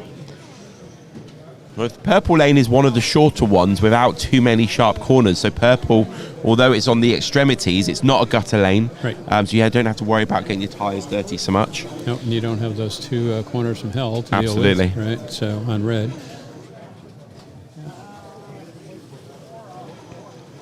Okay, so can Larry make a move? Can he get himself out of that 5th position and dump Tyler and Jeffrey a bit further down? That's what we're going to keep an eye on. 20 seconds. Okay, 3 minutes of this heat to go. You might have heard in the background somebody shouting 20 seconds. That's when the end of the heat in the classic class is going to end.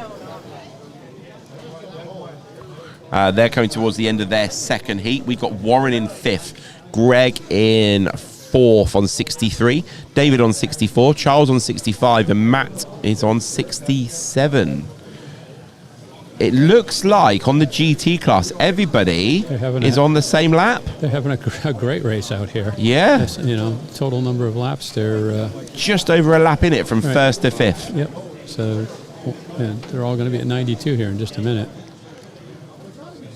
Who's going to be the first to 100? Who's going to end the heat in 2 minutes and 20 seconds in the lead? Did I hear a track call? I heard a track call on the GT class. What have we got a track call for? We cannot see. Okay, looks like we've got one of the race screens on the screen already. The marvel of Marty. Sorted it out straight away.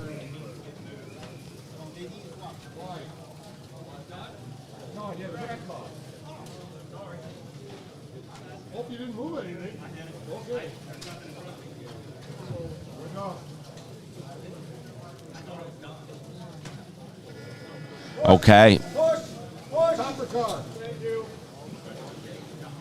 Okay, so track call is underway again. They've resumed racing. Right. Did you work out what it was for, Steve? I didn't see what was going on there. We'll have to ask somebody after the heat. Yeah. I can just scoot over and find out. Okay, we're going to send off Steve to find out, our roving reporter.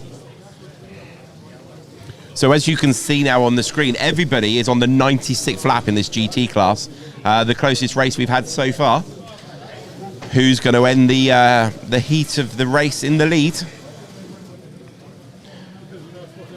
in theory, it's going to be David or Tyler because they're on the most favourable lanes. They've both done 27 in this heat. So can they start to pull away a little bit from Christopher and Jeffrey? Steve is back. What was the issue? So the issue was a car came off in a very unusual place. It came off right by the light bridge. Okay. Which is about 2/3 of the way down the longest straightaway. So normally you wouldn't have a car come off on there. Yep. There are no marshals up against the straightaway, between the straightaway and the driver's stand. So they had to, get a marshal down there to get the car sorted out and put back in their lane. What might cause a car to fall off in such a straight line? It's tough to tell. They might, if the guide's a little too deep, maybe they're hitting the joint or something like that and bouncing. Could be that somebody else lost maybe a body screw or something that was in the track, in the slot or something, although that would have a tendency, to usually just bring the car right to an abrupt stop. Stop. But I mean, it could have been just a little piece of some sort of debris or something in that lane. Is there any regulation on glide depth? As long as it's a stock NSR guide, I mean, you could run it as whatever the stock depth is. Yeah. But you might not want to do that. If some of the guides are, the blade is going to be too deep. It's going to bottom out, on the bottom of the plastic track slot. So, generally you don't want that. Potentially it's going to be lifting the front of the car up. Okay. And again, if it hits a joint or something like that, it's going to disrupt. Best case, it's going to disrupt the car handling. It stays in the slot. Worst case, it's going to disrupt it. It's going to deslot. So, generally not a good thing. So a few questions here from Steve Sweeney. What voltage are they running? I believe it's 12 volts. 12 volts. He also says, were they given tyres at the beginning of the day? Or he can see their red quick slicks, or bring your own tyres? What was the... So they were handout tires, and they were available yesterday. Okay. For just wanted to scuff them in, and then for the races that showed up this morning, they got theirs this morning. Okay. And they could practice on them, but they're just slip-on tires, no gluing, no truing. So are they especially red for this event, or have their red tires been available for a long time? No, they're especially red for this event. Okay. Right. Tony Tibbs says the guy in the blue is a better door than a window. I wonder what camera angle that one was. Well, got to have marshals. That's it. You got to have marshals. So Marty, when you get back online, I have a question for you about your heat. All right. Yeah, I'm back. You're back. So what I want to know is there any advantage? I noticed that you were trying to run your car with one braid. So is that to reduce the weight or the center of gravity of the car, or what were you doing there? Maybe you could share one of your speed secrets with us. So I think that we found that every time you cleaned the tires, the braids were really dirty, and Steve went to help me out, and from the beginning of the race I felt like I was fighting my controller, and I would have power and then it would be off, and then I was messing with sensitivity. I was trying to figure out what was going on. Now I know it was actually a braid issue. That braid was like hanging on by dear life, and when he went to clean it, he pulled it right out of the guide.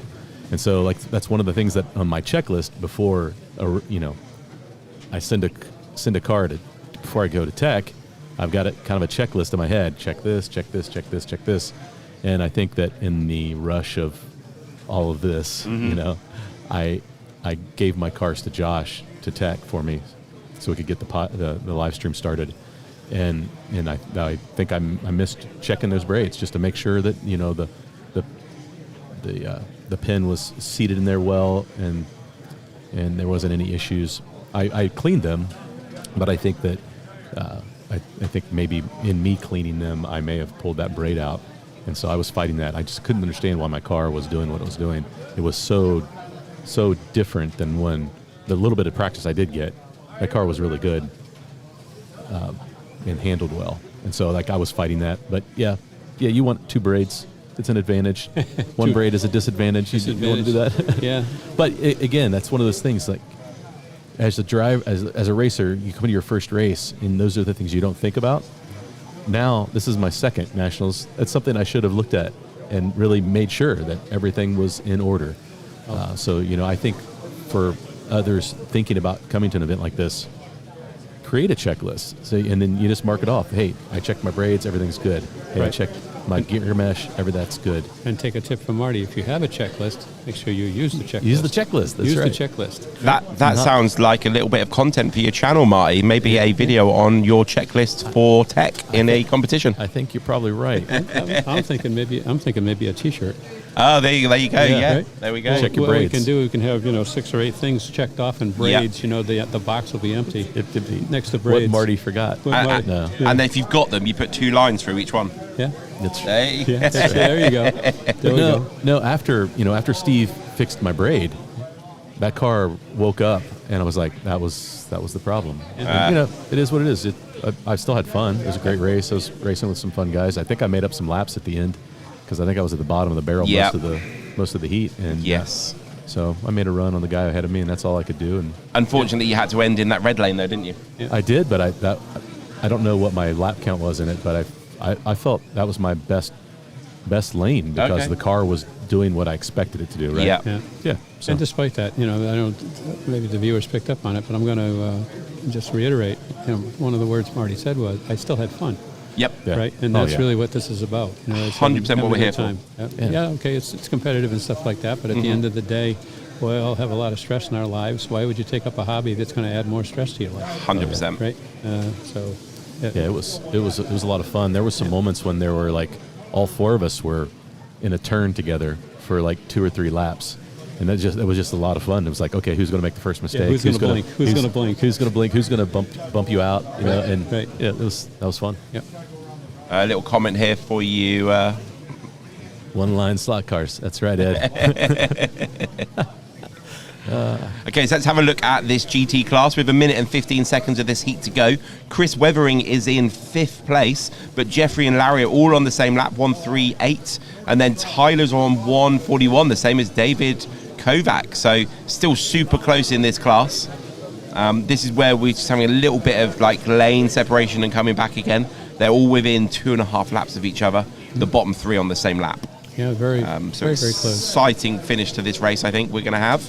Right. Still 20 minutes of racing to go, though. 4 more heats. Yeah. So this will be the end of this heat. We'll be halfway through this group's 8 heats. Looking at the classic class, Warren Scott's on 111, Greg 115, David 118, Charles 120, Matt 124. Just ticked over as I was talking. Looking at the average lap times on the GT track, Tyler is the one bossing it at the moment in that purple lane. We are seeing purple being one of the faster lanes. Did you find that, Marty? Purple was nice lane. It was a nice lane. It was fun. I really, it took a few laps to get settled in on it, but once I figured out those kinks, I enjoyed it. Nice. Yeah. You get into a good flow. You figure out how to get through those tight turns. Good. Yep. Oh, we were going to say, Marty, on this one, this looks like AI mode or tracking mode is on. Okay. It keeps moving around on its own. It was useful, though, because it showed everybody the swap meet. Okay, I'm just going to pop away for a minute. I'll be back shortly.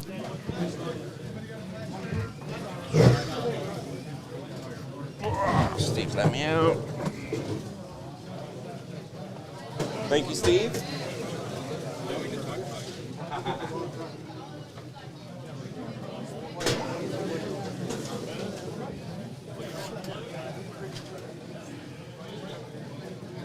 Okay, Marty, now we can talk about Ian. That's right. That's good. Okay, so we're just coming up toward the end of the GT heat here. We have David Kovac with 149 laps, Tyler 148, Larry and Christopher and Jeffrey all have 146. So very tight racing. Very tight racing with this group, and I'm sure they're having a lot of fun on the track. No doubt. Out there. Not much different in the average lap times. If you look at David and Tyler, they're within 1/10 of a second. And that just 1/10 of a second over 150 laps is, it's like a one lap total lap difference.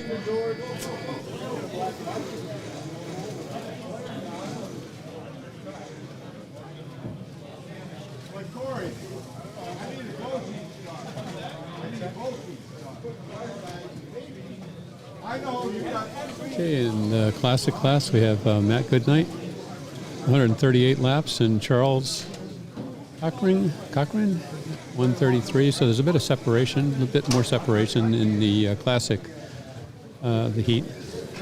Right there.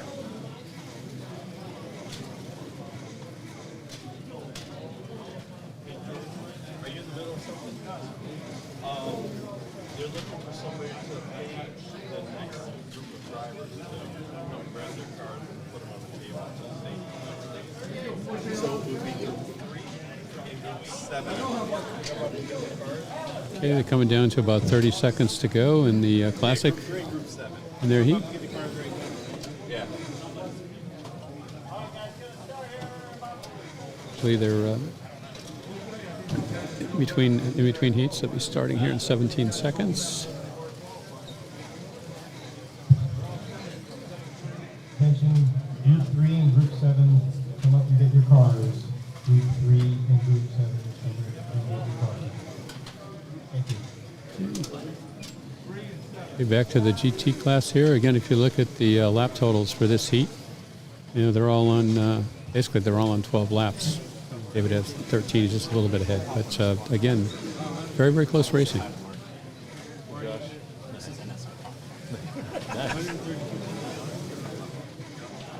For those of you just tuning in for the first time, this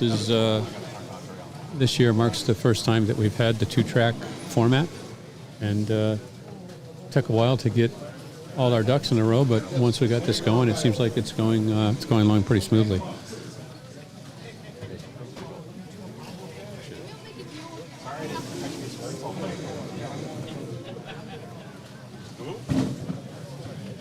For any of you that might have tuned in and are watching this and wondering, if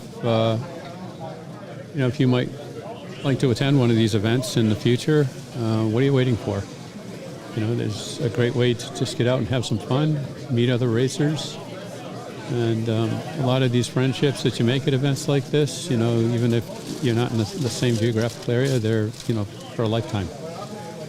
That's probably for many of these guys, some of the most rewarding things. It's not just what happens on the track, a lot of it's about what happens off the track at these events.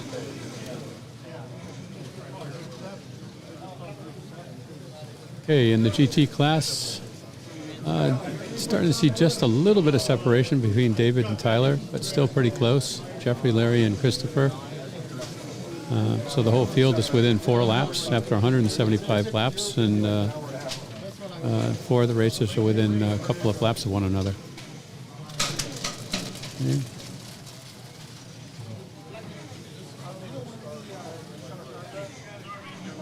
David has dipped into the high 7s, his average lap time, so he's doing quite well. He's in the purple lane. And in the classic lane, we still have Matt Goodnight heading up the heat, 153 laps. And Charles Cochran, David Whitmore, Greg Kevorkian, and Warren Scott. So a bit more separation on the classic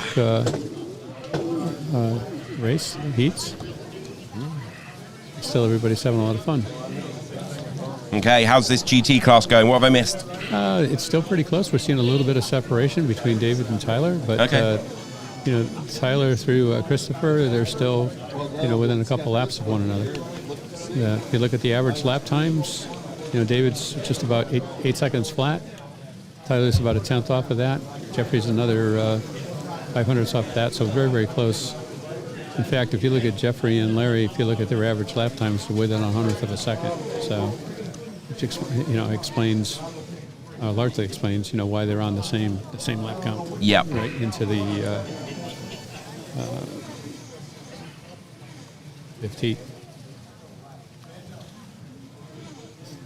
So with 20 seconds to go in the GT class of this heat, we've got Christopher Weathering on 180 laps. We've got Jeffrey and Larry both on 182.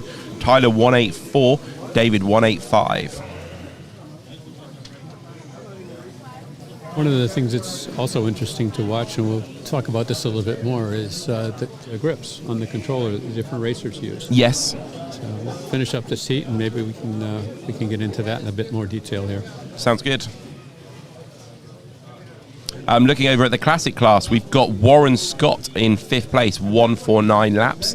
Greg 152, David 157, Charles 162, Matt 165. Both races have got about 15, 16-minute races to go.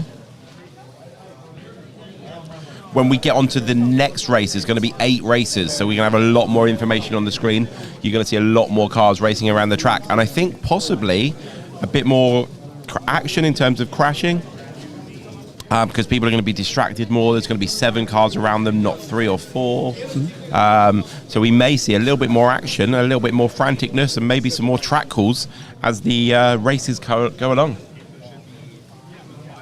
I think you're probably right, but some of that will be balanced to some extent by as you start moving up.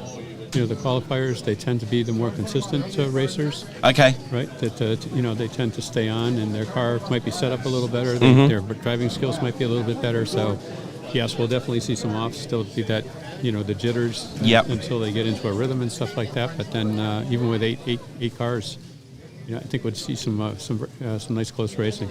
So very diplomatic of you there. So we've got some better racers coming on. So the races now aren't so good. Well, higher, you know, they qualified a little higher. They had absolutely. time, right? So, yeah. At the end of the day, they're all slot car racers. We save the best till last. The best to last, yeah. We have some questions going on in the chat. Ed wants to know, are the racing both tracks both days with 2 classes? But no, we're doing everything in one day. All of the racing is happening today. So we've been tied to our seats. We're not leaving till about 2 a.m. No, the racing, what time do we have a predicted finish time? Well, we had a predicted finish time of like 7:30, but that assumed that we started racing at around 11 a.m. Yep. So we got started a bit late, so, you know, we're probably going to finish a bit late. Mm-hmm. But it won't be ridiculously late. Cool. Yeah. Still time for us to all to get dinner afterwards. Right.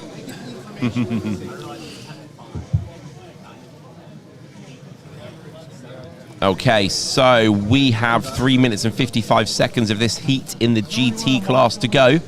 All the cars are within 6 laps of each other. The leader is on the inside black lane at the moment, but putting in some good times. So it is short, and I think it is an advantage, although it's a gutter lane. Yep. I guess the inside gutter lane is probably not as bad as the outside gutter lane, because when your tail comes out, it comes into the track, rather than on the outside lane where your tail goes out, it goes to the gutter, as it were. It's the gutter, yeah. You don't have those real sharp turns like you do in the red lane. Yep. On the black lane, much more smooth, swoopy kind of curves. Yep. Easier to navigate. And as you pointed out, it's the shortest way around. So. You would expect the lap times to probably be a little shorter, certainly shorter than in the red lane. Yep. Was that Chuck Rob 987 says, "Go Larry Kelly, GLSCC." I think that's Great Lakes Slot Car Club. That's correct. If you're in the area, get yourself down there.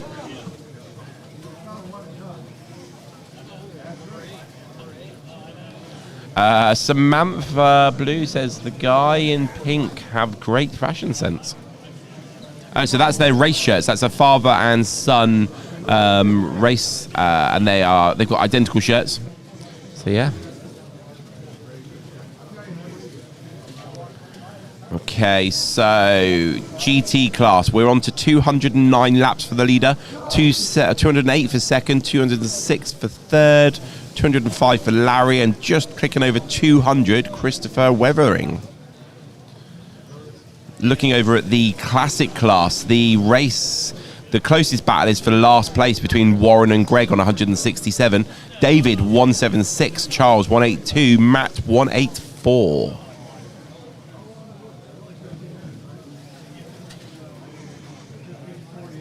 How was it marshalling inside that hairpin up there, Marty? Did you have to do much where Dusty's taken over for you? Well, I guess I probably owe him a meal for taking over for me, because my responsibility to marshal. I did a few heats or a few stints, and then he took my place. So there's not a lot of offs right there in that corner. Okay. And I think it's just the way the track flows. You come out of that 180, and you've already you're kind of setting your pace through the whole technical section from that corner. So I didn't experience a lot of offs. And so that corner as well, it starts off with a slightly tighter corner and it opens up as it goes round, doesn't it? That's right. What do they call that? There's a word for it. It was on the sheet. It would be opening radius corner. Yeah, there's increasing radiuses and decreasing radius corner. That's it. So it's actually quite a nice corner, although it does come out into that little wiggle section. Yeah. Were you able to full throttle through that, Marty? No, you couldn't full throttle to it, but if you went whatever speed you took that turn, you just maintained that through the wiggles and your car would handle it. I see. But you didn't have enough room to go a full trigger pull. Okay. Yeah, you had a little blip, but not a whole lot, because it was about staying steady coming out of that turn. If you just maintain speed, your car just came through it really nice. Yes. Eddie Shore says, I would assume if you were in the lead after the 4 outer lanes that you're in good shape. But we are running Euro rotation, so you won't just go from outside to in. What's that? So get right before you get lift. Get this one here. The 180 question. turn R1.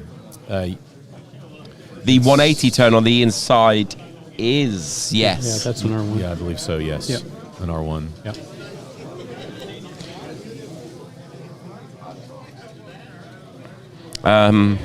There weren't a lot of R1s in this year, but the little kinks on the outside of that technical section, when you were in the purple and the black lanes, they were pretty, or the red lane, I guess, on this one. It was pretty tight. Okay. But it was fun. Once you got the rhythm down, I felt like I got through there pretty good.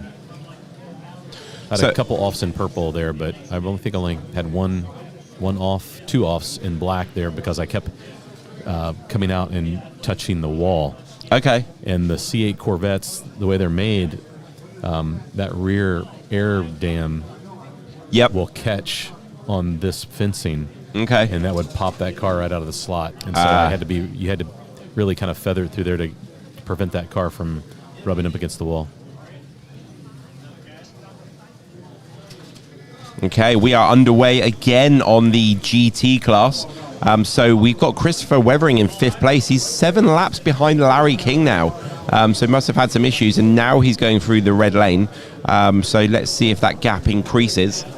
The battle for first really is only 5-6 laps in it from 1st to 4th, with 10 minutes of racing to go. So all to be won and all to be lost. Can David Kovac keep the lead through the last 10 minutes of racing, or can Tyler, Jeffrey, or Larry steal it from him? In the classic class, they're coming towards the end of their heat to the last 10 minutes of racing. Greg's on 186, Warren 191, David 200, Charles 207, Matt 209. Yeah, in the GT class, Christopher seems to be struggling to get his rhythm in the red lane. Yep. His average there is higher than it was in the other lanes. So remember, we're looking for a total of 293 laps in the GT class. That was what was set in the last race. If they manage to beat 293, they're in provisional lead of the championship today.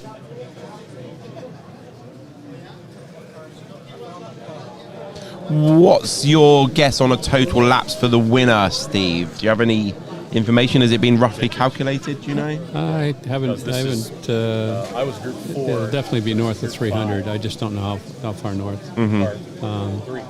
40 times 8, 320. I'm going to say, this is just a guess, I'll say somewhere around 330 to 340 laps. Okay. To win. So if we had somebody from Heat 1 racing with these guys from that heat, there'd be 40 to 45 laps ahead by the end of the race. Hey, Bob. Interesting.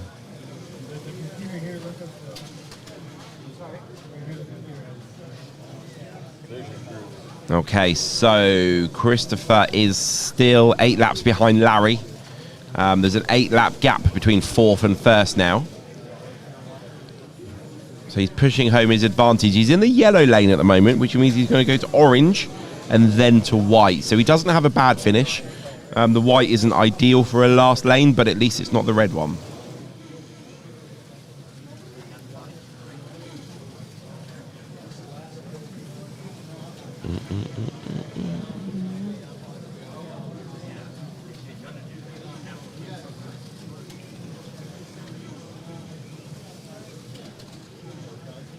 Okay, 7 minutes of racing left in the GT class. So David still has the best average lap, 7.9. Christopher's on 8.5 in that red lane. So he's losing 0.6 of a second every single lap to David in the lead, who's pulling away a little bit from Tyler and Jeffrey.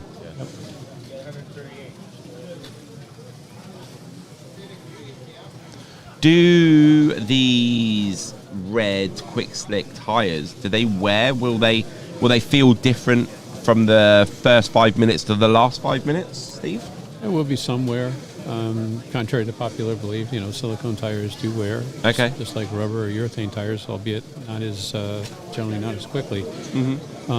You will see them; they'll be a bit, scuffed up and stuff. But some of these teams are racing the 24-hour endurance race, the Michigan 24. Yep. We've had teams run the entire 24 hours on one pair of tires. Oh wow! Okay.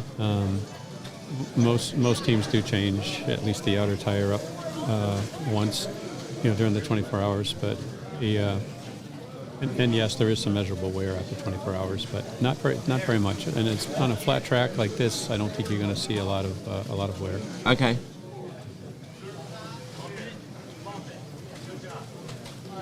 Okay, 35 seconds to go in this heat, the 7th heat of the second race in the GT class.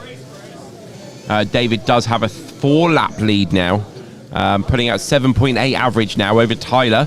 He managed to get his average down to 7.9, but David increases average too, so keeping him at arm's length, as they say. 38 laps in this stint so far, with 15 seconds to go. Yeah, David's clicking off consistent 7.3, 7.2, 7.3 laps. He's definitely found his rhythm.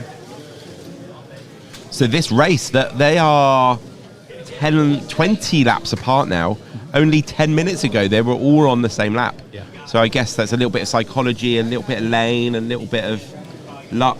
It could be also concentration and focus. Yes. Right. It's for some racers, it's more difficult to stay focused. For 40 minutes over the course of the 8 heats, and their concentration may be waning. What was that? Sorry. Their concentration might be waning. Yeah. Okay. Got ya. You got me. You got me. Fair enough. No, 40 minutes of concentration is a long time. Long time. It is. Especially at speeds like this. So if you imagine when you're on a motorway driving a car, there's a lot more concentration going on with the speed compared to when you're just tootling around 20, 30 miles an hour in the slower roads. It takes a little bit less concentration. Yep. So yeah, they're traveling at scale speeds of 400-500 miles an hour is. Right. Just serious concentration. Yeah, some of these racers, they do race on a regular basis, Mm-hmm. in let's say a club environment or something like that. Yep. But for some of these races that come out here, they don't race in a club, or this may be their first time racing in an event that's organized like this. Yep. And it's like anything else. You've got to train.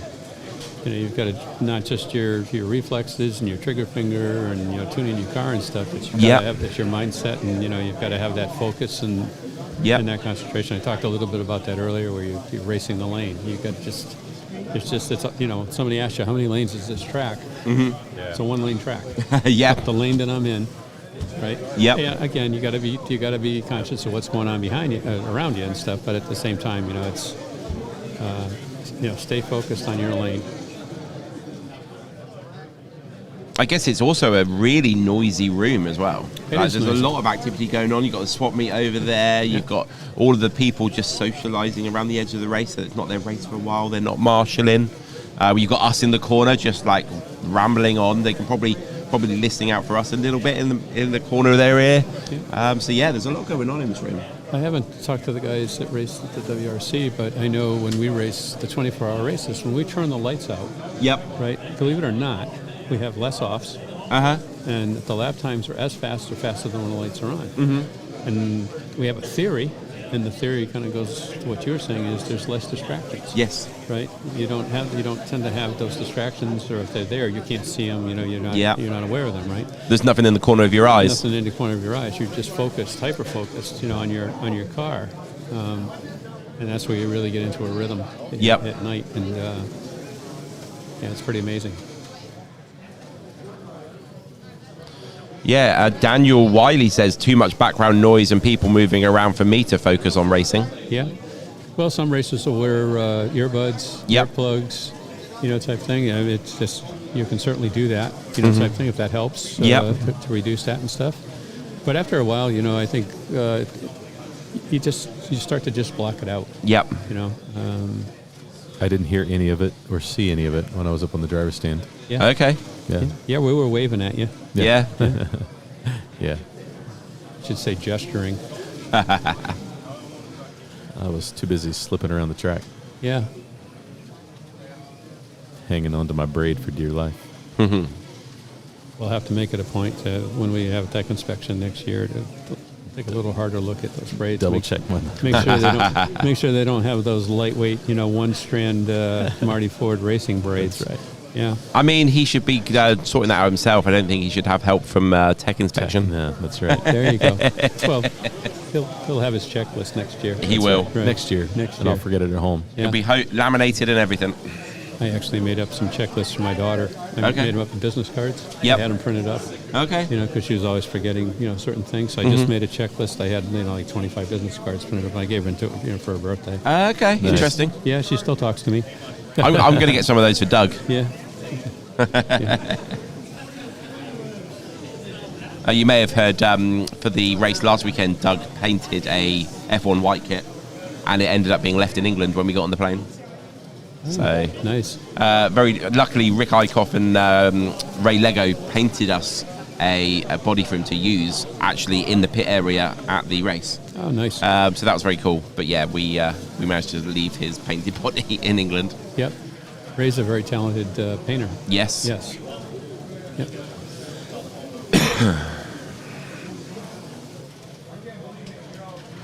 Having audio issues, are we? That's what somebody in the chat said. Okay. So I'm following up on that. I'm not hearing any issues, but it might just be if you do experience audio or visual delay. Sometimes just closing your browser and restarting again. Yeah. It could be a local issue rather than a issue at this end. Yeah. But if you have any issues, do let us know because you're the first to know. We don't know until you tell us. Yeah, just refresh that browser. Okay, so we've got 40 seconds of this GT class to go. The battle for the win is sorted, but second place, Tyler and Jeffrey, both on 292. They literally crossed the line side by side. Have we got them on the circuit there? Yeah, we do. It's the yellow and the white lane with 22 seconds to go. Are they still side by side on the circuit, can we tell? They crossed the line. Yeah, they're really close to each other. The last 12 seconds. Who's going to finish first, Jeffrey or Tyler? Jeffrey's got the advantage at the moment by about a quarter of a lap. And we've got 3, 2, 1. Jeffrey takes it. 297 laps. Tyler crosses the line. It finishes. So David wins on 306 laps. Well done, David.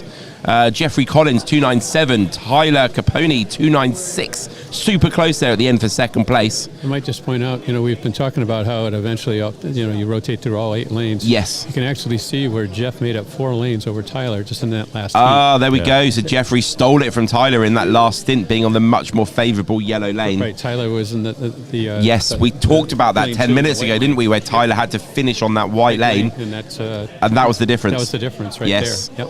So there we go. But still, 1 lap or less than a lap. Yep. After 300 laps. I mean, that's unbelievable. Good close racing. Yes. Good close racing. Larry in 4th, 287, Larry Kelly, and then Christopher Weathering, 279. So David is the new leader of the 2025 NSR Eastern Championships on 306 laps. Where's my pen gone?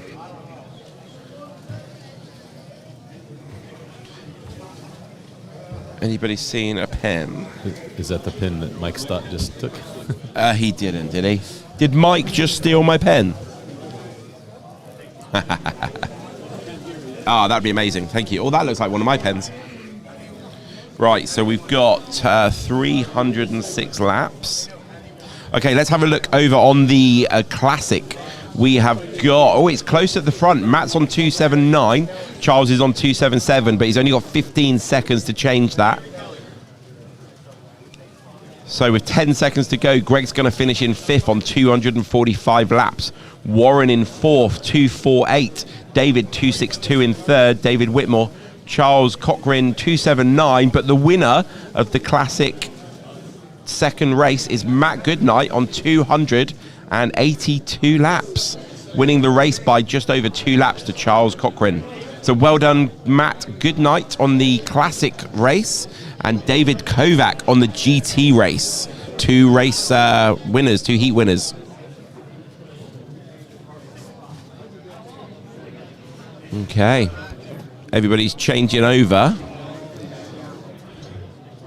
So the people that were just racing are now going to be marshalling the next race. The next race is going to have 8 people in it. So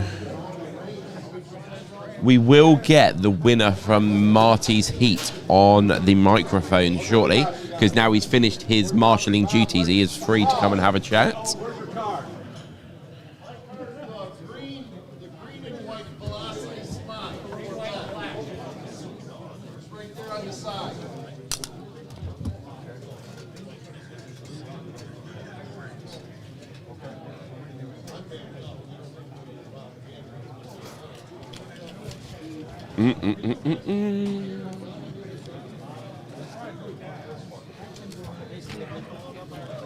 Let's see what's going on in the chat, Ian. Let's have a look. Yeah, it looks like Doug's in there. Shout out to Raul, Conquest Racing. That's because Raul is in the chat. How about that? What's up, Raul? Has Raul raced yet? Yep. In the vintage class? Yep. Or is he coming up in this coming heat? Can we get the winner from the first heat on? And now he's finished marshalling. Yes. We'll see if we can get him. Thank you. Have you guys thought what classes will be run next year? I think we've been pretty consistent with the vintage class and the GT class. Seems to be very popular. I mean, we got 66 racers, so those 2 classes are pretty popular now. With the new prototype coming out, yes, and that could be something that they shift to for a year or 2, just to see what kind of popularity. I think they try and stick to the same ones because it helps with people's like not having to buy new cars. Right, yeah. They can use last year's cars, so it makes it very much more accessible. Some people can't afford a new set of cars for a new class every year. Yeah. So that's also one of the reasons why they stick with it. Yeah.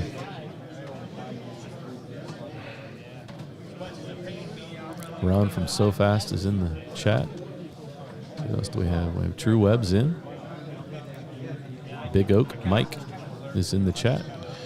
Conquest says, "Hey Doug, wish you were here." That's not very nice, Rahul.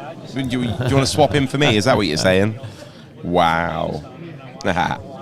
Jack Gabber says, "Good day, gents. Great racing." Old Track Fans TV says, "I've heard no issues." Awesome. Thanks, Pete. Thanks for checking in. Hope you're doing well, brother. Right, which car's yours?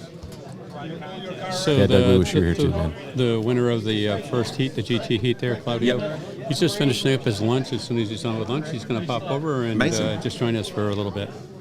We'll ask him what he's having for lunch. That's right. It looked like pulled pork. What time's catering open to? Is it open quite late, do you know? No, it doesn't. I want to say 3 o'clock, but I could be wrong. Might have to go order some food. So, Robert, What time does the catering leave? I'm fighting a little bit with that screen. Okay, Mike, I'm just going to pop off for a bit. Go right ahead. Do what you need to do. It seems like have you had your catering food? They're leaving. Like they said, if you want it, get it now. So you good? Do you want me to order yours or anything, or you good? I'm in the veg.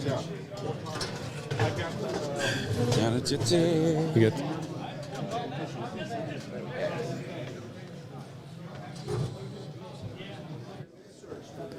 So we'll see what we can do with this. The race screen being in the upper left,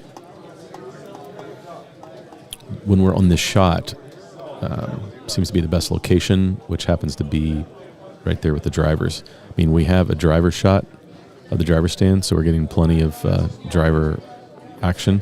What I'll do, Robert, is I'll switch to that camera a little more frequently, if that sounds good.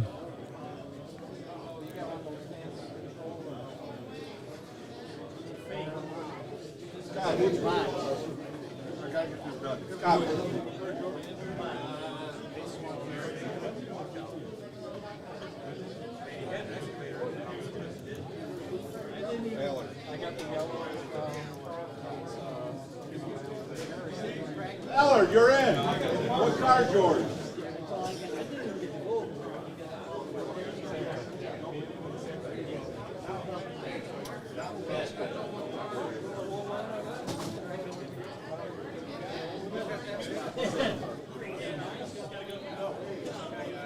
Matt Holt, who's that?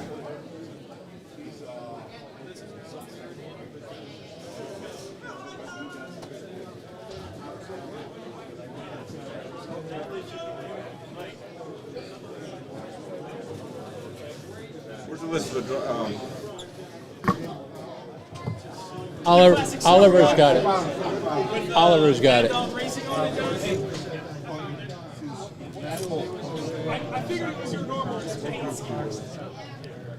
Marty, we've got a guest joining us here.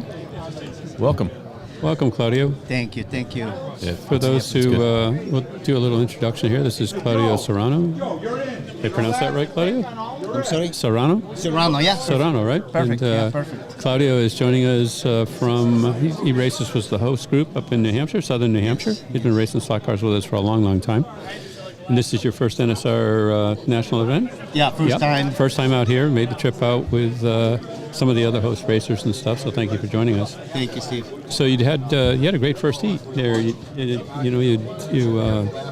were very steady and stuff. You know, what did you think? I mean, this is your first time racing. Obviously you race at the club level and stuff. But what did you think about this? Were you nervous? Oh, I was extremely nervous. My first event at this height. I was nervous. Definitely, I was nervous. But thanks God, I followed the instructions from my good friends from New Hampshire. Dickie, Josh, Dennis, Phil, everybody.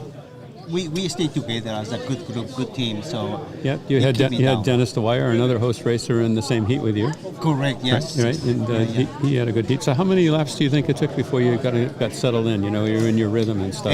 Once I start the race, probably by the 10th lap, I was able to more or less take the rhythm of the track. It's fast and also technical track. It's a section that you can go fast, and it's a section that you got it's a little tweaking and stuff like that. But it took time. But thanks God, I was able to get a good car. I worked with Dickie in the car, and I get ahead of the group and with a couple laps, and I calm down myself and able to just race my car and not the other car. So okay, yeah, that helps a lot. Yeah, right. I've been telling the viewers, race your lane. Race your lane, race your car. Don't correct. Right? Yeah. Type thing. So what was the red lane? Seems to be the toughest lane with those two really tight turns. There are two corners that are really, really cracking. It's they are hard to do it. They're hard to do it. So you slow down quite a bit, and the other ones catch up with you. It's a really hard lane to race it, but I was able to do it. Thanks God. Tell us what type of a controller do you use, Claudio? I have a Difalco. Okay. Yeah. Yep. And it's a good controller. I get it actually. I buy it from my friend Dickie. Yeah. I have another Difalco, but I wanted to get something more technical, more efficient, that deliver power right away. Yeah. So I'm learning. I am learning every time that I go to these events. I learn more, and I'm asked questions, like I'm asking to Andrea from Italy. You know, I'm asking questions. Why are they do this, or how you handle this situation? So listening, watching, and being patient in why you do things is helping me a lot. Okay, good. And if to anybody out there that's watching this, and they're kind of on the fence whether they might come to a future event like this, what would you tell them? I would say come to these events, enjoy. It's fun. It's a nice group of people. It's a family, a huge family of this. For me, it's in sport, because I tell you something. I lose a couple of pounds or more than that in every race because I'm so nervous and stuff like that. But prepare your car, race your car. Be patient. Don't try to rush in your learnings. Practice makes perfection. So. Yep, good. That's good advice. Now, when you set up your car, I'm just curious, did you have 2 braids on your guide, or did you just have 1 braid? 2 braids. Thanks, Steve. It's all right. That's good. It's all good. Yeah.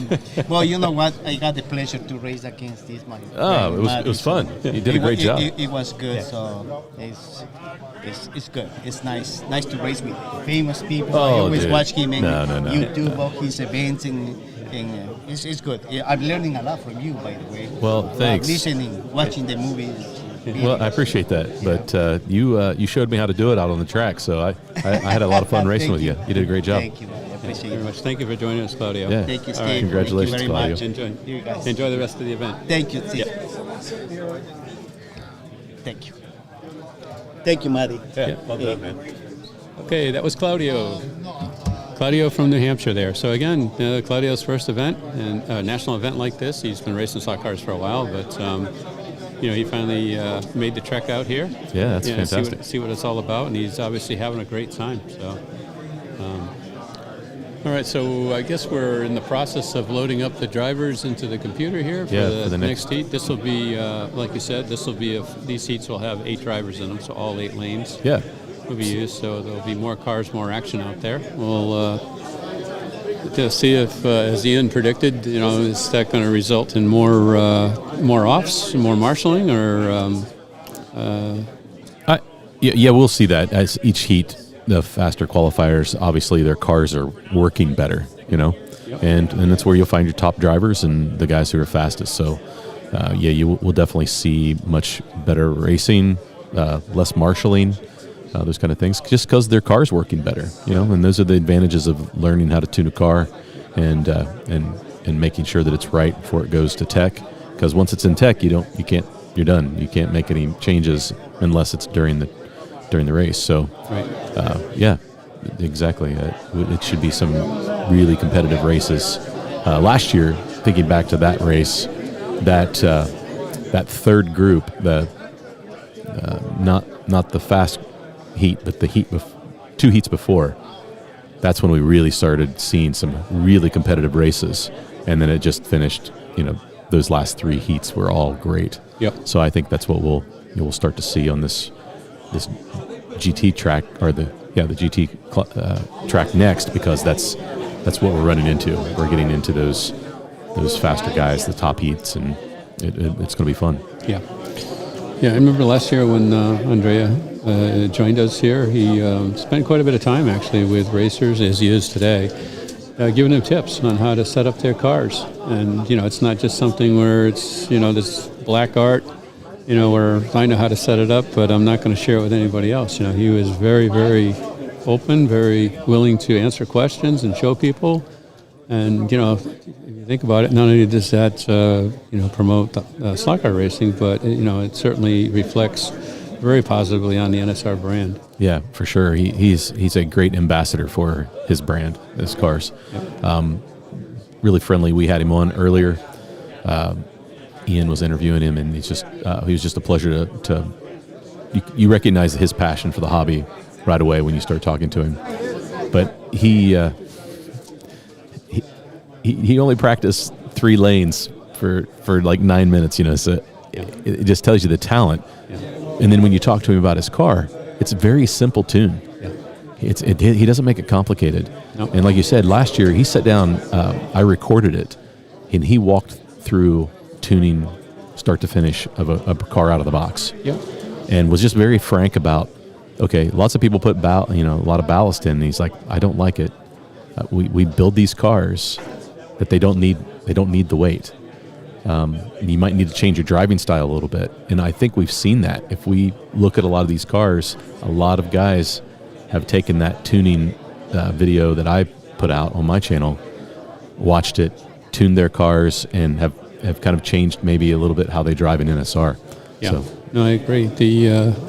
I too was surprised, to see just how basic his tune-up was. And like you said, he literally took a car out of the box and, did his tune, showed us the steps that he took and stuff like that, and put it out on the track, qualified it, and he ended up, winning both classes last year. So yeah, it's impressive. Yeah, it's very impressive. Very, very impressive.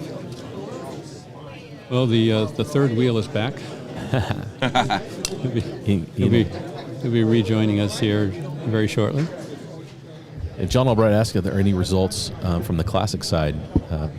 The GT track is a little easier for us to cover based on our situation here. So we've been talking a lot about them, and we're getting up into the faster qualifiers. But we've got the rundown from the last heat. Yes. So Greg. Well, I'm not. Somebody else can say that. Kevorkian. 246 laps. Warren Scott 249. David Whitmore 264. Charles Cochran 280. And Matt Goodnight won by just 2 laps on 282 laps. We have the lineup for the next GT class. So for all the fans of Bob Roberts, he's starting in the black lane. Kurt DeMars is in the purple lane. Corey Jett is in the yellow lane.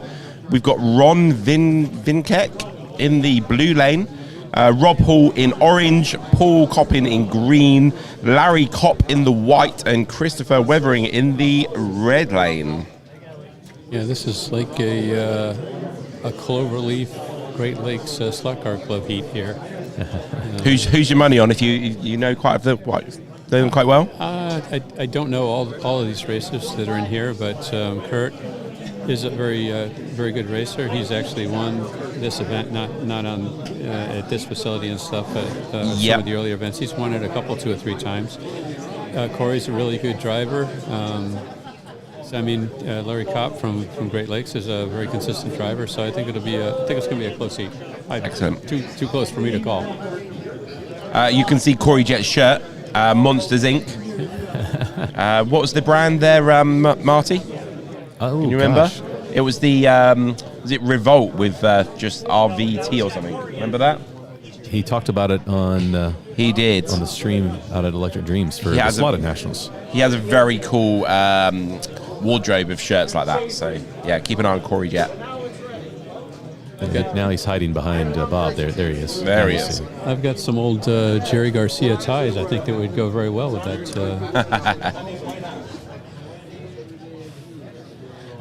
Kurt, who is in the black lane, the nearest one to us. Yep. I believe he won the event in 21, 22, and 23, possibly.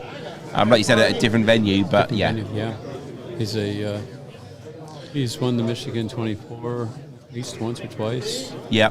Type thing. He's very innovative with his builds. He's always experimenting. He's always trying new things. Type thing. And I think once he gets in his rhythm, I think he'll be difficult to beat. Yeah, I think he'll be right there at the end. Chris Perowski says Steve is rocking a good-looking mustache. I haven't trimmed it in a week. I shaved this morning. That's about it. Racing should get started shortly. They're just entering the names into the supercomputer, and then the race will get underway. Elfgen says, did anybody ever try to have the race screen overlay as a separate YouTube feed? No, but I am putting in the chat right now the actual stream. That's a good idea. So I just put this first stream is the GT class leaderboard. not leaderboard. This would be the heat race. So they're looking for 306 laps to take the lead of the 2025 NSR Eastern Championships. You are here with Ian. And Steve. And Marty Ford. I didn't know we were going first and last name. Sorry. Yeah, no, that's fine. Want to try it again? Yeah, okay. So with Ian Weir from magneticracing.com, we've got Steve. Keep going, Steve. Steve, just Steve, and Marty Ford for 2 lines. Steve Swatelle. It's like our corner. I'm just giving you a hard time. I know. We'll be on the same page soon. Yep. We only have 12 hours to get it right. Yeah. Well, then there's next year. That's right. Right? That's great. This is a dry run for next year. There we go. Yeah. You guys do an intercom call for Joe Weir. I don't have a. Whatever his name is. Got the microphone. There's Joe. Where's the microphone? I have no idea. Is he there? Hey, Joe, you're up. You're up, Joe. Okay, Joe is now looking panicked. He's running to his case. He's getting his controller. He's on his way. Which one is Joe? He's just literally over the far corner with Rahul by that fire exit. Not the best preparation to start a race there for Joe. All you Joe fans. There he is. Number 40. You're in vintage.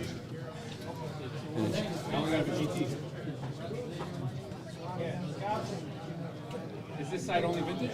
Yeah. Only running GT. Okay, then there is no Joe on that race. You can go and relax, Joe.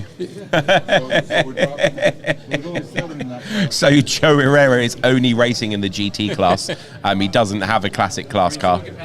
I could give you my card. It has 1 braid. It's great. You'll love it.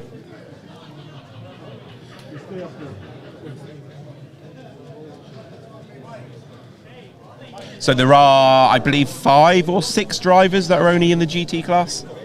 Yes, the last time I looked, there were 5. Okay. In the GT only. So Joe must be one of those. Evidently, they're gonna.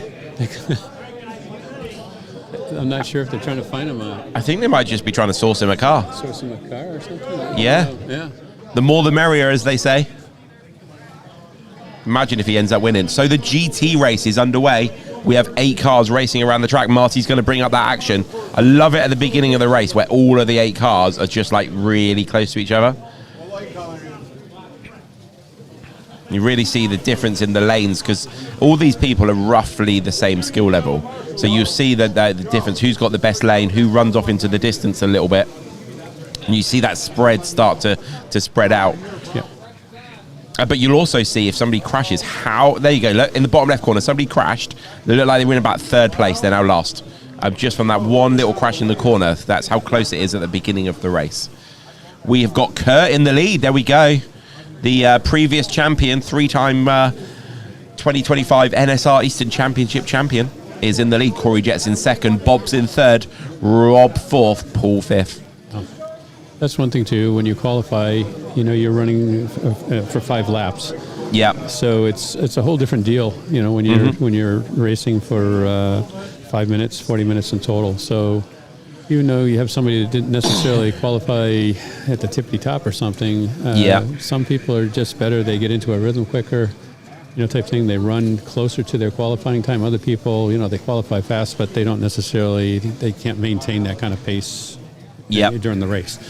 So Kurt, I believe, was the slowest qualifier of this group, but and it's obviously just a minute into the first heat, but already he's doing quite well. He did come off the stand from qualifying, not very happy with his car, said it was a bit too loose, even for his liking. So in the bottom right-hand corner of the screen that you can see right now, we've got Steve Olsman, part of the Spirit America crew, that went out to Italy for the WRE 24-hour race. In the top of the picture, the purple, you've got Paul Brotz. I don't know many people, but I'm just pointing out the ones I know, so you can get to know them a little bit, put a face to the name. Kurt is the racer on the far left top corner of the screen with the white shirt just above the timing screen. You can see him there. Yep. Okay, so we are 2 minutes and 20 seconds into this first heat, and we've already got 5 laps different between 8th place and 1st place. 8th place must have had an off. Or 2, or 3. Or 3, or some sort of a problem. Yeah. So we've got a new set of marshals. It might also just be the new set of marshals just getting into the rhythm and marshalling. It can, for some people, it's not natural. Some people are better at it than others. You will find some will be much quicker. Oh, we've got a car on the floor. We've got a track call on the GT. The car went on the floor down the straightaway in front of the drivers. So tyres have been cleaned. There is the Professor Motor walls around the edge of the corner there, but they do end about 3 track pieces up the straightaway. Yes. So if you have lost control... Yeah, if you're wagging your tail back and forth, Yeah. and it gets worse, and off you go. That's it. It's a long way down for a slot car in scale-wise. So it's 75 centimetres times 32. Quick math tells me that's about a 20-metre drop for a car. Imagine you dropped a car from 20 metres. Yeah. You're going to have a few issues with it, aren't you? Well, it's interesting because I heard the driver screaming the whole way down. Very good. Good thing he had his belts on, huh? Okay, so Corey Jett is in the lead of the GT class now. 1 minute and 40 seconds to go. Larry Kopp in second. Paul Kopp in third. Rob Hall just had a 22-second lap there. Must have been a big off. Yep.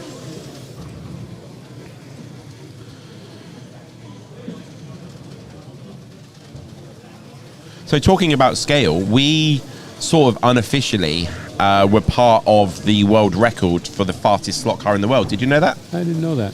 So there's a program in the UK called The Gadget Show, and they organised us to set up a track on a drag strip. You might have heard of it, Santa Pod in the UK. It's basically our only real drag strip. So they contacted us as Think Scale Electric Events to provide the track. So we did 160 foot of track, which is a scale quarter mile. And then they got a few other people in to make the car. They got one of the clubs in England to make the timing system, all that sort of stuff. And we ended up having a car going, it's like I think 41 miles an hour real speed, which was a scale speed of over 1,000 miles an hour. Oh, wow. The Guinness Book of Records were there, but there was some sort of issue that they decided it wasn't quite right. So it never like fully happened, but it was, I don't know, it's just a bit of paperwork, I think, more than anything else.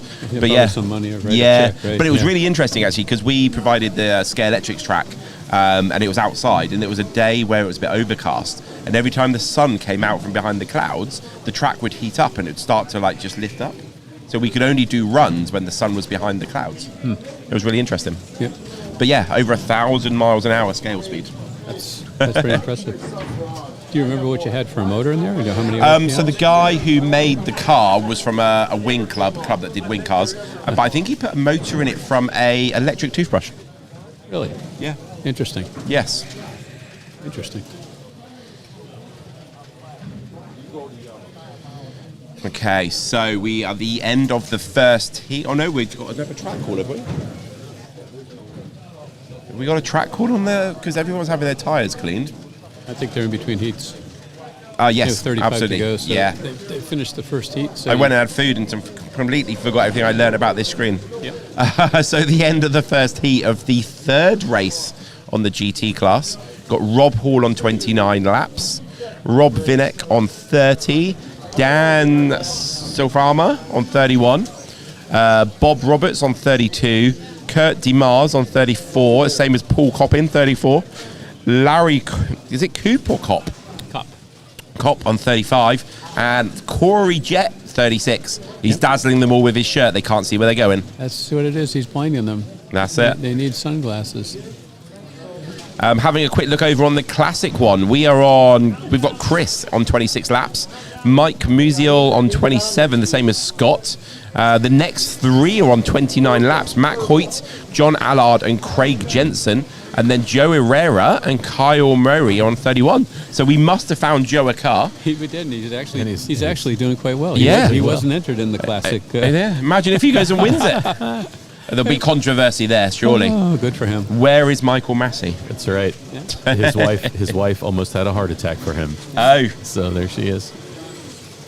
Is that his wife that I would see on his Monday Night Madness? Yep. Hello. How you doing? He's doing fine, Jen. He's doing fine. Someone says, is that platform rated for that much weight? Oh yeah, we're. It's fine. I'm not racing. It's fine. It went to the lowest bidder. I wouldn't worry. I think it's if anything is going to give, I think it's the stairs.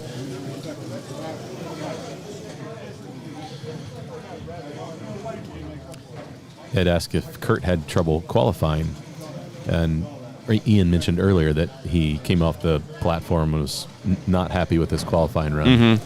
So I think the car was a little loose for him, and felt like his tires were a little dirty, but he seems to be recovering a little bit.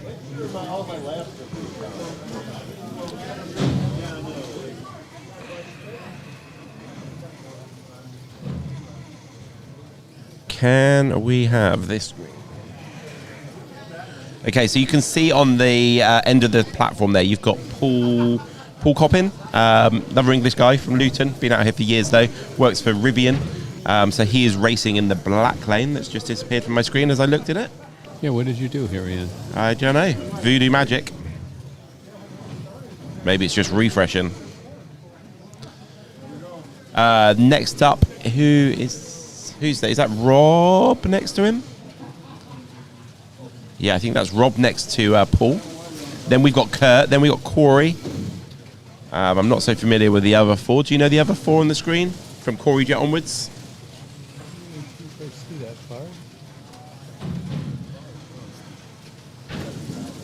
Just trying to put a face to the name.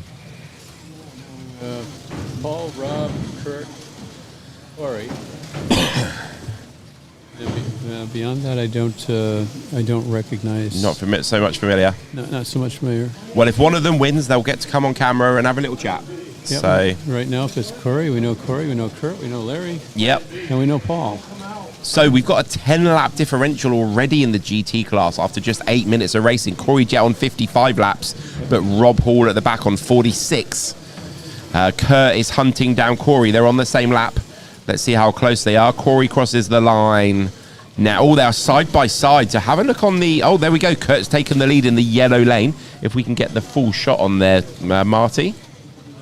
Keep an eye on the yellow and the blue, which are fairly central. Yellow has just taken the lead from Corey in blue. Right there. Yellow and blue. Yeah, there they are. They race together and they race against each other. With Cloverleaf. So okay. They know each other very well. Oh, really? Yeah, on Rob Hall's lane, it's showing like he's running 15, 22 seconds, 17 seconds, and he's passing everybody. Okay. So, he was in front of Corey when they started this.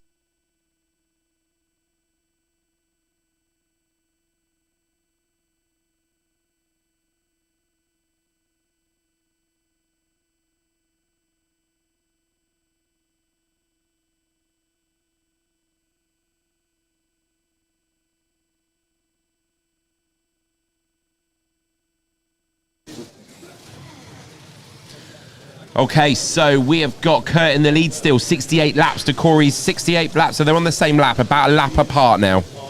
Paul Coppin's on 62, Rob's on 62, Larry's on 62, Dan's on 62. It's really close in the midfield there, 3rd to 6th, all within a lap of each other.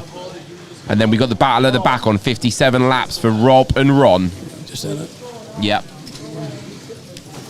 Hey guys, hey Tyler, stop it. It's messed up. Yeah. We need Oliver, somebody. We're not even counting laps. Yeah, look, I got 14 seconds. Okay, so just having a slight technical difficulty with the GT circuit, but it'll be sorted shortly. They're just going to get the timing system restarted. Oliver is on his way to give it a fix. So if we just concentrate on the classic track, shall we? Yes. We've got 8 racers over here. This looks like a pretty close race, actually. 9 laps between 8th and 1st. The battle for 4th, 5th, 6th, and 7th is all on the same lap. Joe Herrera still in 2nd place. I know that's... Kyle is going to be fuming if Joe takes the win from him. Good for Joe. Yep. Joe wasn't even entered in this event, and they called him up to the platform. They gave him a car. And he's doing quite well. Can we see what car he's got? Did he end up with Marty's car? No. What is that noise? They're testing. They're testing the.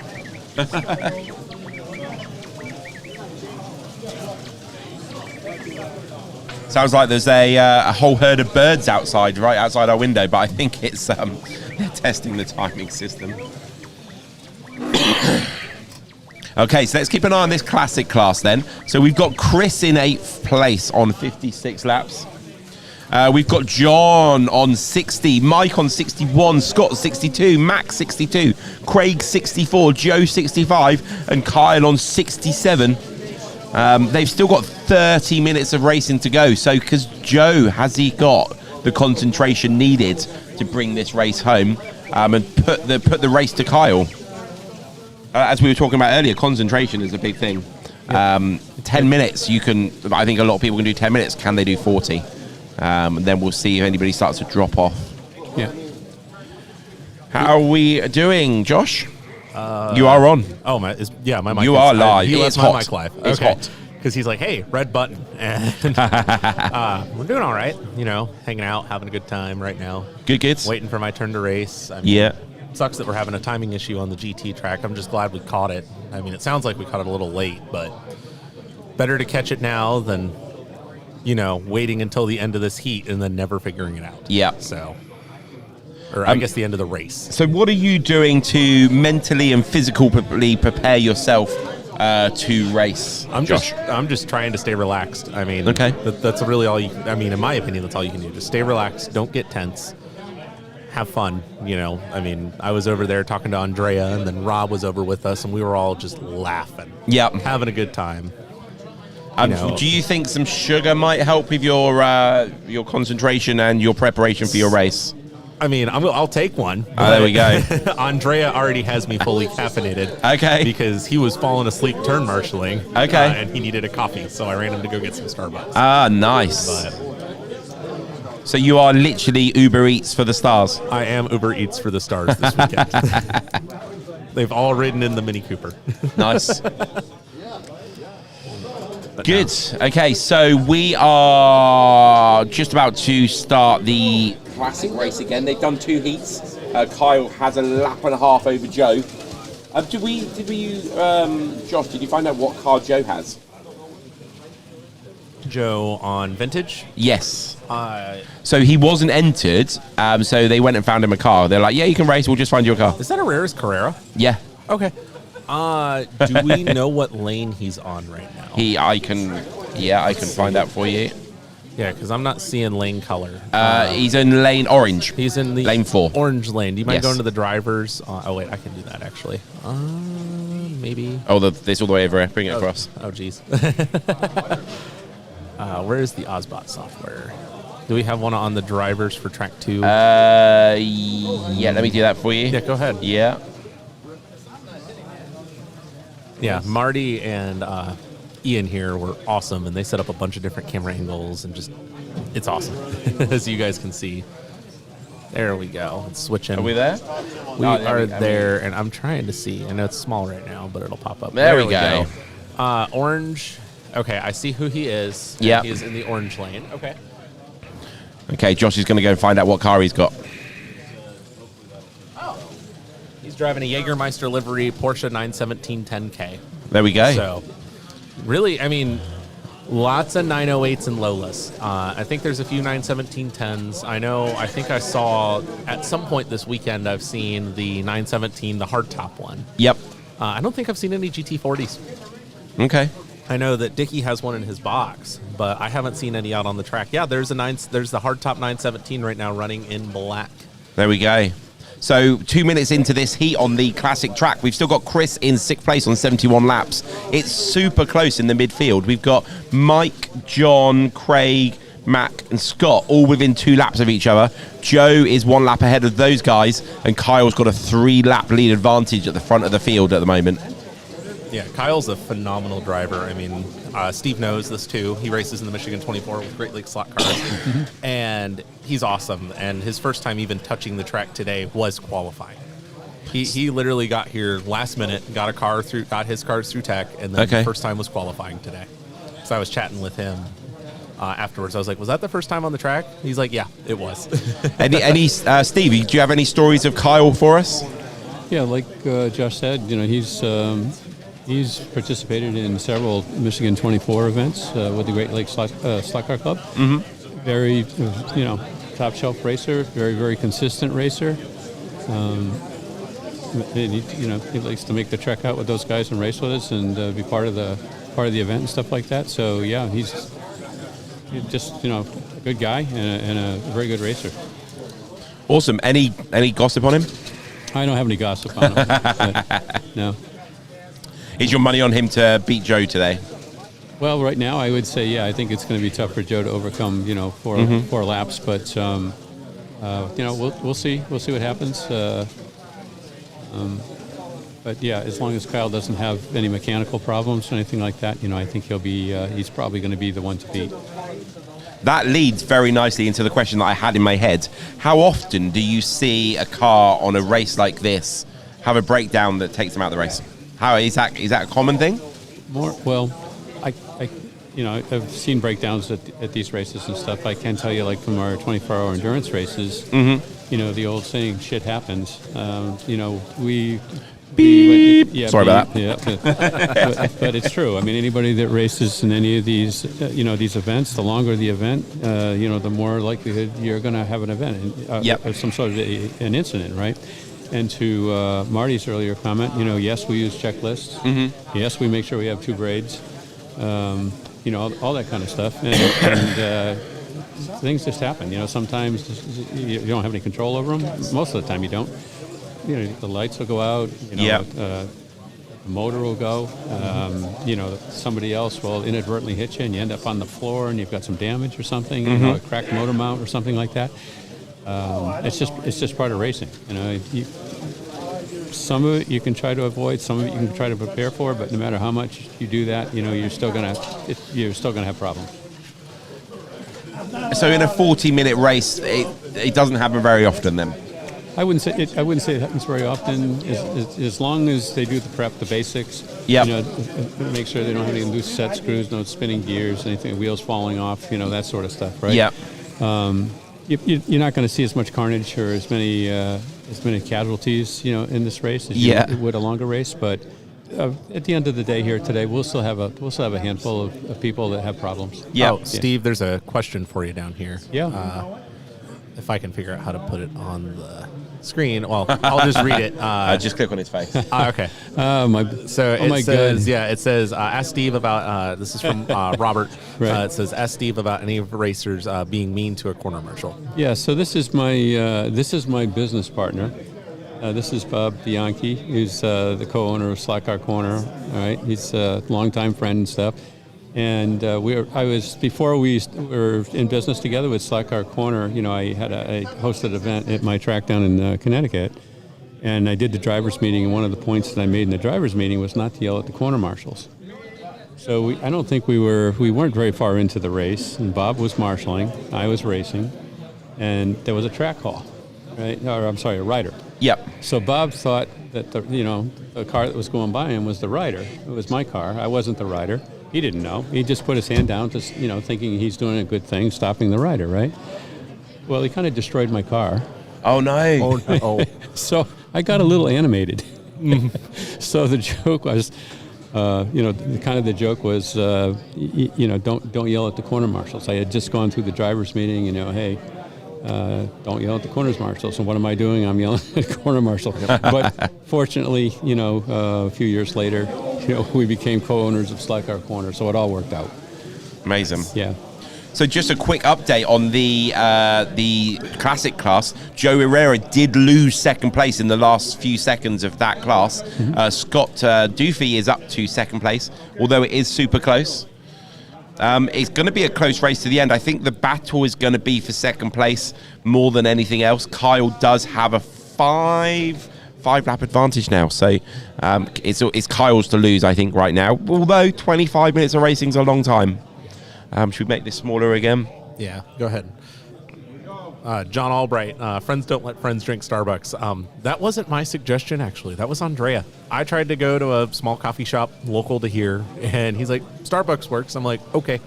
So, the passenger was the one who decided. I didn't care. I mean, got to hang out with him, learn a little bit more about him, and just have a good time, laugh, go for a ride in the Mini Cooper. So, did you show him sports mode? No. What? What's funny? He would have loved it. He would have loved sport mode. Well, he had one. He was telling me. So he actually used to have one, and it's funny. He was telling me, he's like, "Yeah, just be aware they'll eat through brakes." And I'm like, I actually am aware. I haven't gone through a set of brakes on mine myself yet, but a buddy of mine has. You haven't gone through brakes yet because you're going so fast. We're pausing we're completely resetting the GT3 race. Okay. So I think we're sorting out timing, and we had to reset the race in order to sort it out from the looks of it. So second chance for the people that didn't start very well. I guess so. I mean, how annoyed would you be, Josh, if you were bossing that race and this happened? I don't know. That's hard to say. I mean, I've got some insane competition. I always do with Andrea. I've got Steve Holzman, Mike Shanks, Paul Bratz. Who else is up there? George is up there. Sorry, George, I don't know your last name. But George from Cleveland. That's normally what I call him. One of the Cleveland guys. The other Josh in there. And then we have Steve also from Cleveland. And it's going to be a good race. I cannot deny that. Hey, Craig's up there. There we go. So we've got one of our youngest racers in there as well. Looks like he's on the orange lane, which that makes it Matt Coit. He's holding his own in fourth place, only 7 laps behind the leader, and 5 laps ahead of the guy behind him, Craig. So yeah, big up that young lad. We've got Joe there looks like he's in the white lane, I believe. Yeah, the second from the right. There we go. So I'm putting some names to some faces there for you. Yeah, Craig Jansen is all the way on the right there. Yeah. Andrea must have yes. Yes, he does. Does he? Yes. Okay. I could tell when he was marshalling, it was hard for him to stay awake. Dusty's actually in the heat before me. Okay. And he had a phenomenal qualifying. He was telling me, he's like, man, the car felt all over the place. The car felt like crap. I'm like, dude, time doesn't lie. And so, but no, he did a good job. He'll be, for the guys that know, local guys that Marty and I race with, he'll be with Andy Quattromani and Daniel Ortiz from our little group. So we've got 3 people that I came up with all in the same main, which is always cool to see. I mean, it's always awesome when you're up there and you're racing with people that you're familiar with. Yeah. For me, at least last year, when it was me, Greg, Steve, and Marty, it made me feel more at home. It felt like I was just doing a club race with 4 extra guys from out of town, Yeah. Except for when I was next to Andrea. So Fast Eddie says, Ian, as you know, I know about breakdowns. So I was commentating. I've seen Fast Eddie's car break in a 40-minute segment.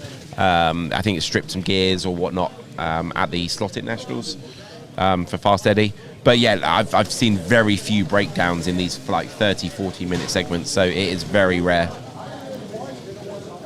A question here for you, Steve. It says, can you describe the equipment used for the car timing? I see some kind of light bridge. Yeah, so it is a light bridge. They've got some sensors in the track right below the light bridge. And I believe they're using PC lap counter. I'm not 100% sure about that. But basically what happens is when the car passes under the light bridge, it breaks the beam there. So it stops the current lap, ends the lap time, counts the lap, increments it by 1, and then starts timing the next lap and so on. So every time the car passes under the light bridge, it stops counting the time and it increments the lap count. So it's basically a beam brake, isn't it? It's basically a beam brake. Yeah, you've got a sense. You've got a light. The LED is creating a light. The sensor is sensing that light, and when the car breaks that beam, it goes, "Oh, the car must have gone past me." That's your lap time. Right. So when you use a light bridge, if you're planning, if you're designing a track or something like that, if you look at the location of the light beam on this, it's probably 2/3 of the way down the straightaway, halfway, 2/3, something like that, right? But you wouldn't want to put the light bridge, let's say, up on back toward the corner that leads onto the straight. Yep. And the reason for that is if you have a D slot, the car comes out of the slot and it slides under the light bridge in somebody else's lane. Yep. Right. Then that can affect gives you both a lane. Gives you both a lap. Both a lap. You usually have a breakout set or something, so it it may or may not, but it's best. Just put it someplace where you're not likely to have a D slot. Why shouldn't you also have it at the end of that straight? You could. I mean, you could put it at the end of the straight. That wouldn't be so bad. It would be braking as long as it wasn't. Again, as long as the car's not going to come out, it's not likely to come out. Yeah. Right. And pass under the light bridge, slide under it, whatever. In excuse me, another lane, you should be fine. But generally, people put them back. They set them back a little bit. Ideally, you don't want it to in the braking zone at the end, because people might want to gun it through, especially if it's qualifying, and then deliberately crash into that corner. Yes, it could be. So before the braking zone is ideal. So if you are thinking about designing a track, somewhere in the middle of that main straight is good. Okay, so let's have a look at the standings. We've just come to the end of the classic heat, so we're halfway through that race. Joe Herrera is still in third place. The young lad Matt Hoyt is in fourth on 133. Kyle's in the lead though, 144. There are 19 laps between first and last. Can we get it looks like they've started the GT heat. Let's see if we can get that back up and just make sure that the lap times. Okay, so the GT race is underway again. Yeah. Looking good, nope. Same. Hold the monitor. Still the same. Oh yeah, it's definitely still the same. Look at Larry Kopp and Rob Hall. Yeah, Larry Kopp and Rob Hall. They've got a problem. Not a problem. We'll keep an eye on the classic race whilst they get their technical guys onto that problem. We have a really exciting race going on in the classic race anyway, so we're going to keep you appraised with that. So Josh Marty is going to bring us the other track back up on the screen. There we go. We've got classic racing back up. So Joe Herrera is in that red lane. He might end up dropping down into fourth by the end of this segment. 4.5 minutes to go. Matt Hoyt, the young lad, he might take Joe's third place there. So let's keep an eye on the red and the white lanes. Yeah, he's doing quite well. So Steve, at what age did you start slot car racing? I was probably 6 or 7 years old. The first time I, raced slot cars. I remember they used to have a 124th commercial track. Okay. Probably half an hour from my house. I remember my dad taking me over there. Yep. That was my, my first memory of slot car racing. And probably by the time I was about 9 or 10 years old, several of my friends and I, we had small HO layouts. Yep. So we used to race HO cars. And then probably when we were 13, 14 years old, we started scouts, girls, cars, all kinds of other distractions. So I got away from slot car racing and for 40 years and then rediscovered it. After the kids started a family, had some kids and stuff, and we got back into the slot car racing. So slot cars back in the day when you were 5-6 years old, have they changed much? Well, at the time I only raced HO, and most of the time we only raced Thunderjets, which were a real basic HO car. And if you look at some of the HO cars that they have today, they're crazy. Yeah. With the magnets and neo magnets and all that stuff, and they just fly around the track, right? Yeah. So we certainly didn't have anything like that in the day, and if we did, we wouldn't have been able to afford it. So, and then as far as 1/32nd, I don't remember anything in 1/32nd scale as a kid. 1/24th, like I said, we had the commercial track. So for a while, it didn't last long. It was there for a couple of years, and then like most commercial slot car tracks, it just dried up, and it was gone. Type thing. So slot cars the basic concept of them is exactly the same as back then, though, isn't it? The whole glide, the braids, the motor, all that sort of stuff. Yeah. It's just, I guess, it's just the realism. Do you think, and the reliability? Is that the main change? Well, the HO cars themselves, I think, were pretty reliable. You know, like I say, the T-Jets and stuff. But I think when we were young, the controllers and the power, controllers the track power and stuff, they're so much better. Not just HO, but just in general, right? Okay. You used to have the plunge style, controllers, and you'd get your thumb would get a workout, and your hand would be bruised, using the darn thing. And you contrast that today with the controllers that we use and we take for granted, and there's just a world of difference. Yeah, absolutely. I mean, you tell the difference, like even now when you get yourself your cheap controller from your set, and then these high-end ones. Yep. So imagine the difference between a high-end one now and any controller 50 years ago. Yep. Big difference, I guess. Big difference, but if you're listening to this, and if you look at these controllers and you're thinking about buying like a nice controller, right? One of the things we ask people is, well, why do you want a controller? Why do you want a Difalco or something like that, right? Yeah. And what they'll tell us is because everybody else in my club has got knobs on their controllers and I don't, and it's like, okay. And they say, yeah, well, I got to have knobs. I want to go fast like these guys. And the reason that they're beaten is not that their car setup is better or not that their driving skills are better. It's just because they have more knobs on their controller, right? Yep. So we kind of tactfully remind them that, okay, your knobs, adjustments are a two-edged sword. So if you take the time and practice and learn how to dial in brake and sensitivity, traction control, whatever you have for adjustments, then yes, a good controller can absolutely improve your driving. You can have a lot more fun, racing slot cars, right? Yep. But what I remind them is there are probably almost an infinite number of combinations of adjustment, positions on those knobs where you're actually going to get worse. Yep. Right. So it's not like the Keebler elves come in at 5 o'clock in the afternoon, go into your pit box, and automatically magically adjust the controller for the optimum settings. Yep. For your style of driving, for your track, for the lane, for the the motor. You have to practice, right? And if you can't do it, if you're like in an event like this, if you watch some of these drivers, they're making adjustments to the controller as they move, from lane to lane and so on. Most of them can do that without looking. It's second nature, right? But not everybody can. If you have to look down, or if you just have the knobs and you put them in one position and you never move them, then it's probably not a good investment for you. Yes. Right. It takes a commitment. Absolutely. Just to answer a question here, somebody says the grey background is much better. The reason we've got a grey one and a red one is so people know in here and screens we've got which race screen is for which track. So I don't think we can change that red, unfortunately, to the grey of the GT circuit. I have made it a bit bigger for you for momentarily.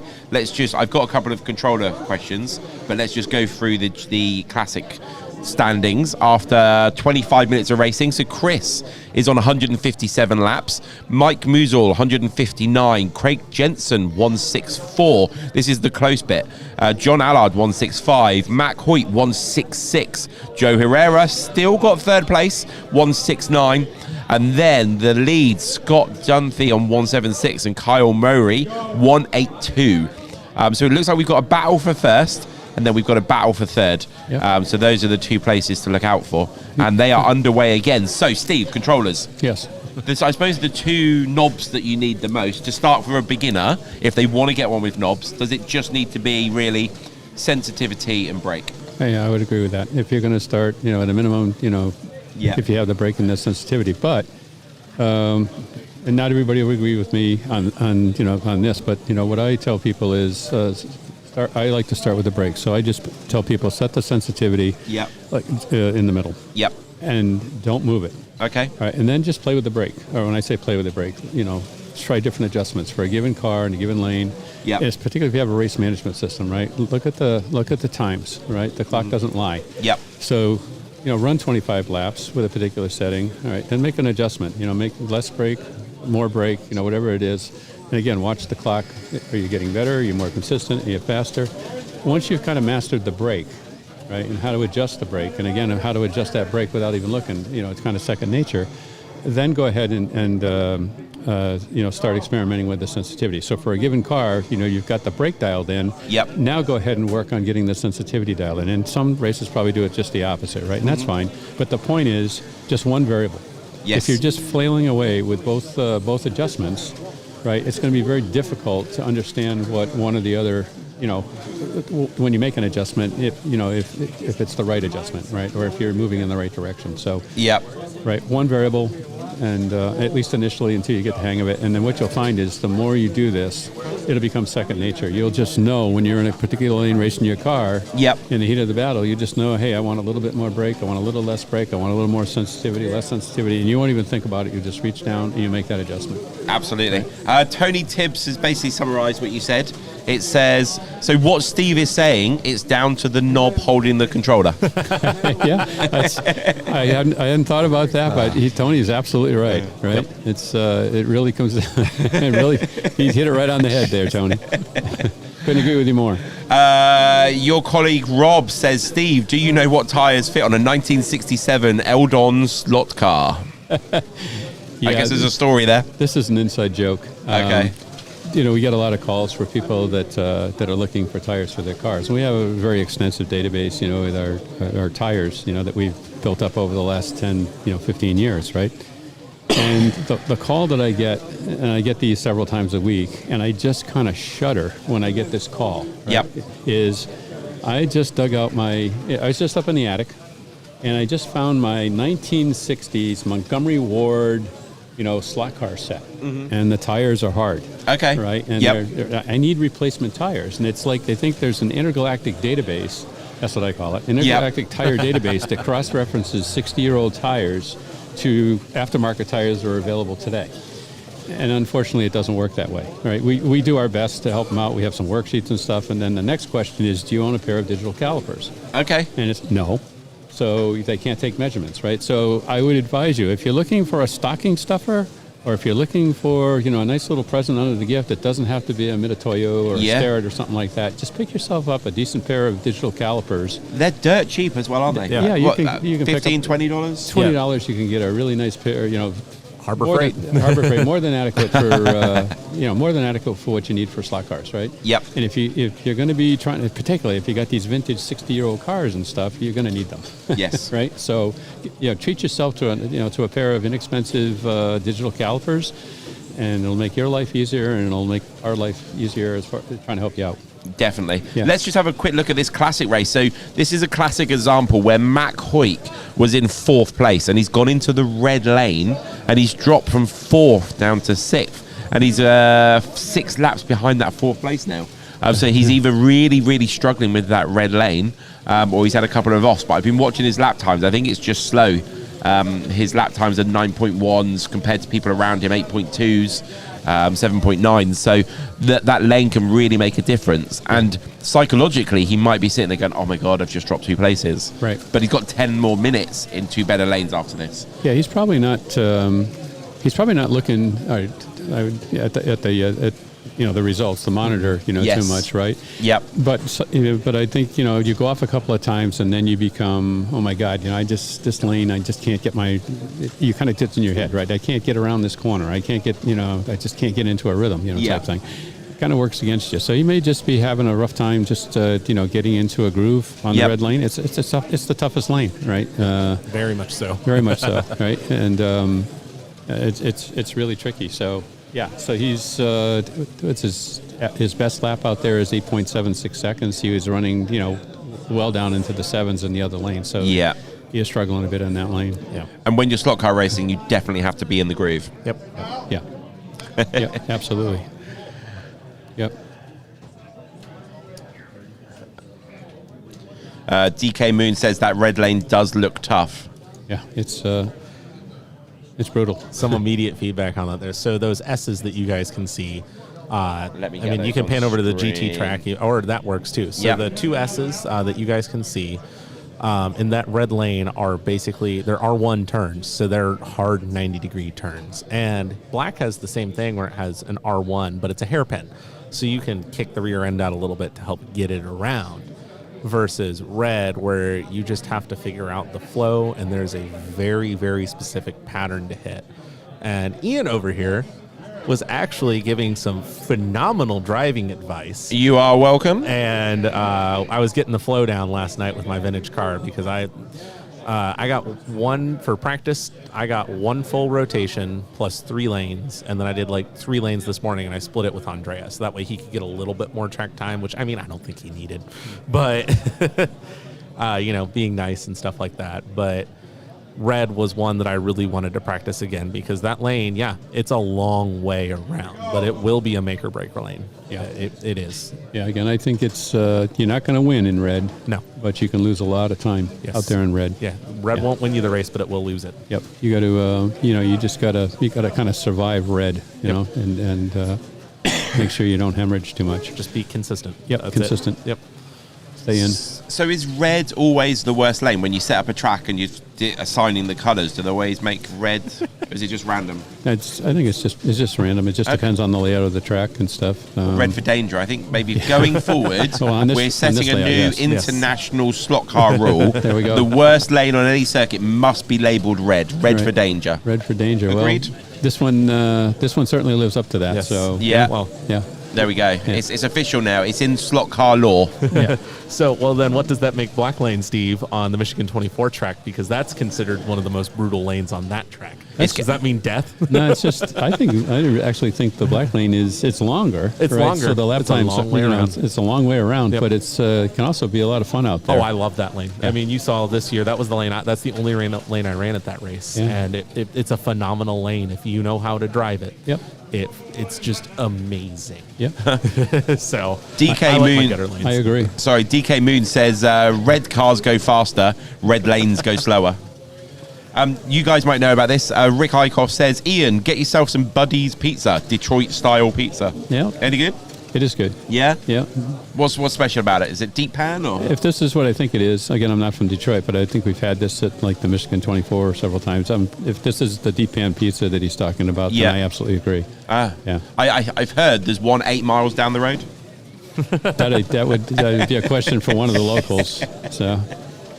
Yeah. I'm showing Ian a picture of Detroit style pizza. Ooh, there you go. That looks good. Yeah. And it's square as well. Yes. Yeah. Nice. There's also a pretty popular, I don't know if you guys have Jets out by you, Steve, but Jets Pizza. We don't have Jets. Okay. It's a semi-regional chain then because we have them down in Ohio, but they're originally from up here. They're also pretty good, and that's where I get my fix of Detroit deep dish. When I'm back at home, so maybe we could work on some product placement. You know, we could reach out to some of these folks. You know, the pizza places, and you know, they could deliver a couple samples for the samples, and we could just make sure we put it on the stream. And I would be more than up for giving a review of a Detroit pizza. Yeah, Definitely. Be the official pizza of the NSR Eastern Championship. There we go. Although it would need the Italian seal of approval to be an actual pizza or not. I don't think it would be. I don't think it would be. I think it would be garlic bread with some sauce and cheese on it. Okay, so we've got, sorry to cut in there, Josh, we've got 7 minutes of this classic race to go. Chris and Mike are both on 208 laps, so they're fighting out for last place. Matt Hoyt's on 216. He's 6 laps behind Craig and John, all on 222. Joe Herrera has got a 4-5 lap cushion in third with 228. Scott is still trying to hunt down Kyle, but Kyle does have a 4 lap advantage. But Scott is in a much more favourable orange lane compared to Kyle right now, and we've only got 6 minutes and 40 seconds to go. So we do have effectively 4 battles going on there. The lead, the battle for fourth, and the battle for last. Yeah, Kyle is going to be rotating from white into that red lane, so you know it's his life's not going to get any easier here for the last heat. So he's got the 2 hardest lanes in the 2 last heats, just the way the rotation works. Again, this is the first rotation where we've had all 8 drivers. You know, type thing, and it seems like it's been moving along pretty well. The marshals are, I see a couple of cars deslotting and stuff, but for the most part, there doesn't seem to be holding up the race. Pretty clean race. I think I've told you the story. I don't know if I said it on air. So last weekend we had some dominoes whilst we were doing some racing, and Andrea and his fiance were leaving, and we offered them a slice of dominoes. and their faces were like, just like, that's not pizza. They walked out. I've got a story about that then. Go. So last year when I was here, Andrea was also here, and I asked him, I was like, well, what's the difference in pizza? And he's like, the American pizza is very, very different than the Italian pizza. Some of them are good, some of them aren't, you know? And he's like, it's getting a burger. It's like getting a burger. He's like, we have burgers in Italy, and they're tasty. But if I want a burger, I get one in the United States, if I want a good burger. So I was like, oh, okay. So I can see why. Domino's isn't bad, but it's not really my top choice for nationwide chain pizza. Yeah, it wouldn't be my top choice either. Not at all. No. So ASWCMW says, what are the standings so far? So we technically, in the 2025 NSR Eastern Championships, we've got Dave Kovac leading the GT Championship on 306 laps. And we've got Matt Goodnight leading the Classic on 282. So if we look at the Classic race so far that's currently on, they've got 5 minutes of racing to go. Yeah. Kyle needs 30 laps to take the lead. Remember, it's the person with the most laps in their 40 minutes of racing throughout the whole day.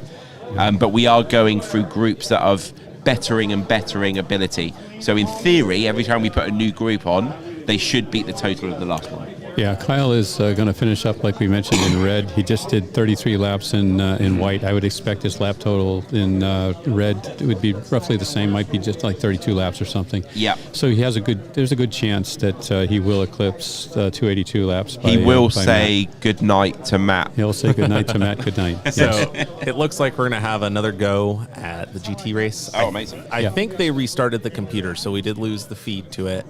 And tell you the truth, I don't really want to touch it if it's working. Well, I'm going to send you into the danger zone. Let's. I'm going to go watch the screen. I'll be back. I'll find out for you guys. Okay. Josh is going to see if the laps are being registered there in the GT track. Hopefully. So the way that we transmit the timing screen onto your screen requires a special link, but because the computer restarted, we now need to put a new special link in.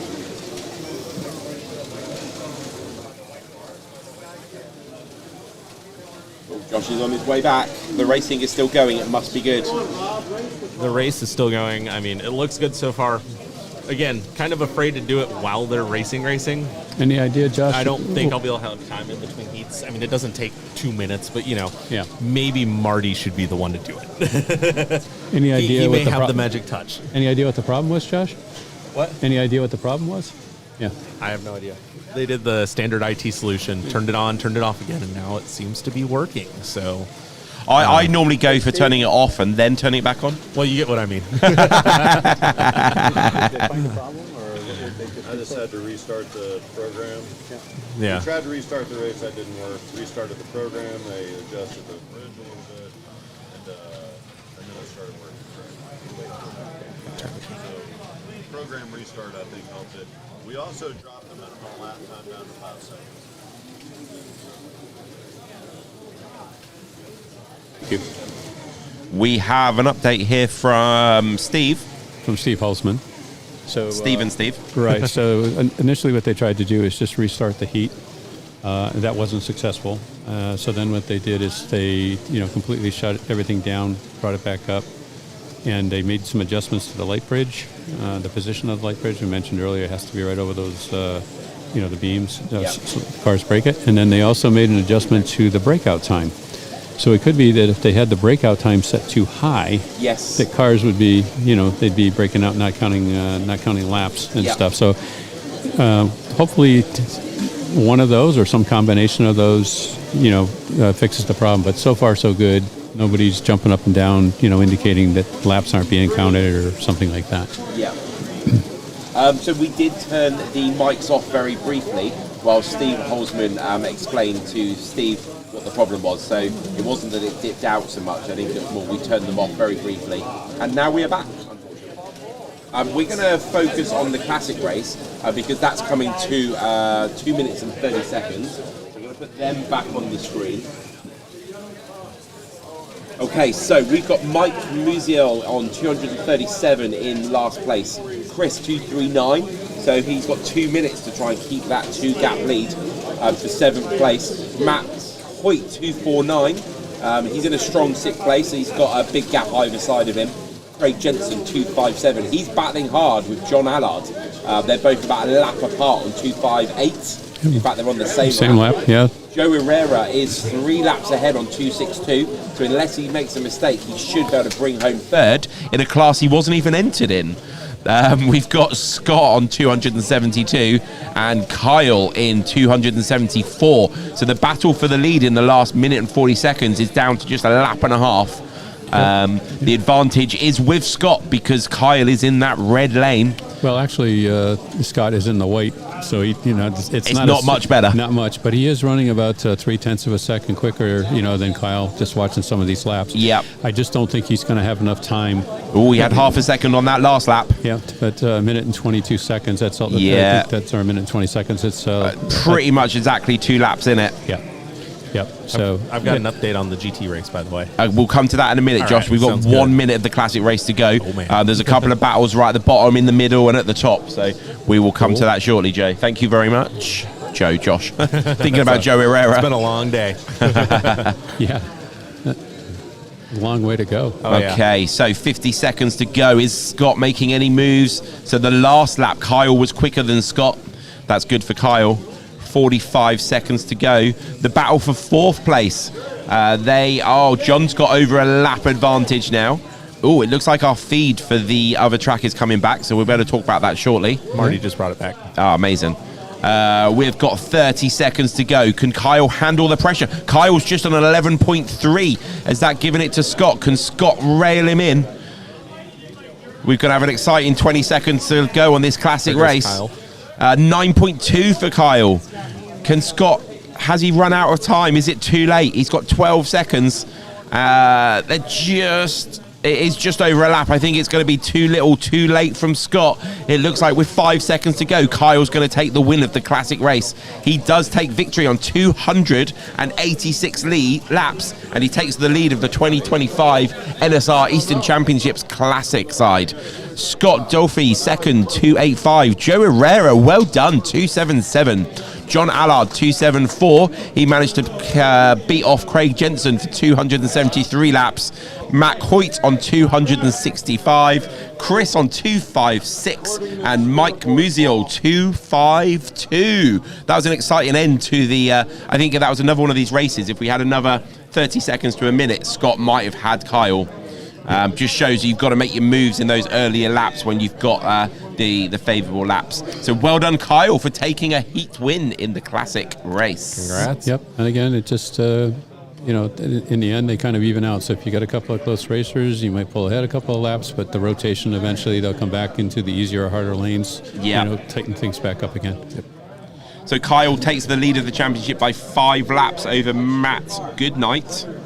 Ethan Scott had slightly more laps than Matt as well. So let's go over to Josh. Let's find out what is going on the GT circuit. Do we finally have an answer? So GT timing was working, but all the drivers were in the wrong lane.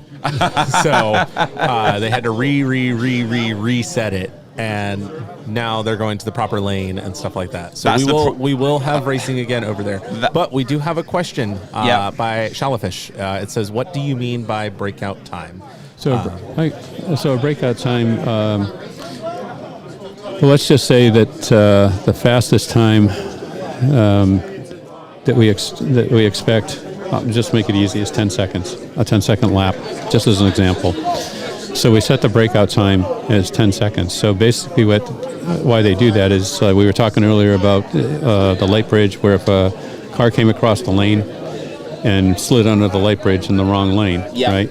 So let's say that the car was supposed to be in that lane, goes under the light bridge, starts counting on its 10-second lap. 3 seconds later, somebody comes out in another lane, slides under, and goes under that same lane. So that would count 2 laps in that lane, in my example. If we set a breakout time,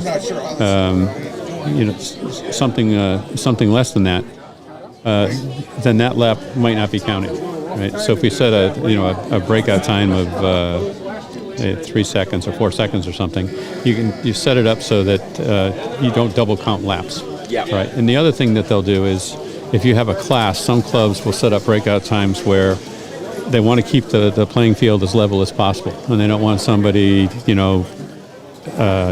tuning the car and doing things maybe that they're not supposed to do. Okay. Right? Yep. So what they'll do is they'll set a breakout time for a class and say the breakout time is 10 seconds.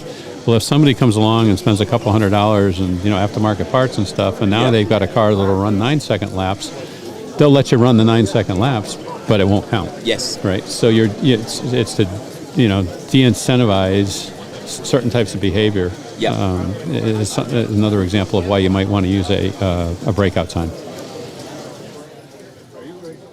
Hopefully that all made sense. So yeah, basically it's setting a minimum lap time, right. And if anybody breaks that minimum lap time, goes, nah, must be fake, must be a problem, or going to ignore it. Or you've got a car that is too good for this particular class of racing. Or your name is Josh and you're just that fast. Yeah, it could be.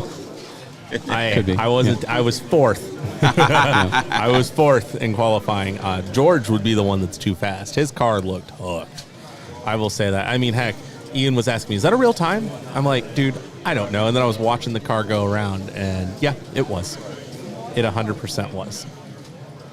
So, huge shout out to George. Solid run in qualifying. Thank you very much, Jack.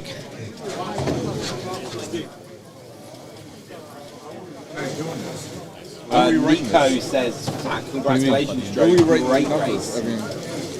Well, for the classic, so those guys are we marshalling. Total laps and then the partial laps. We will try and get the winner of the classic so race on those pink as soon as we can. That's not okay. So that's what they were using, though. That's what they were shouting out. No, but I don't understand 429.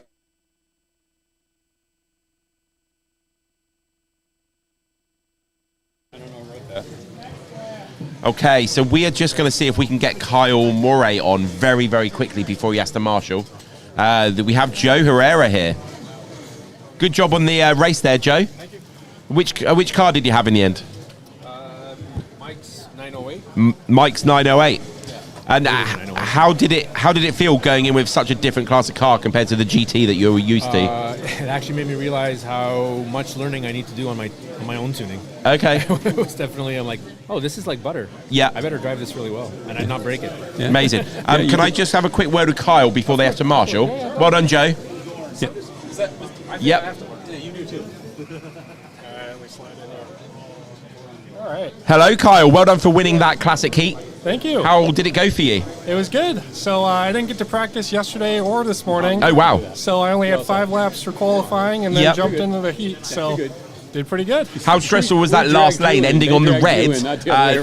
Were you aware that Scott was only a lap behind you most of the time? Yeah, I knew it was close, so I was trying just to stay in the lane that last one and not come out too much. So did that, maintained the 2-lap lead, and came home. So happy for it. Amazing. Are you racing? You'll be racing in the GT later. Yes. Are you expecting to perform just as well? Hopefully better. I figured this will be my warm-up race, kind of learning the track in the vintage GT, and hopefully when I hop over to the modern GT, I'll have all the lanes under my belt and be more consistent. Amazing. Is there much difference between the two classes for people that maybe are new to slot car racing? Is there a lot of difference?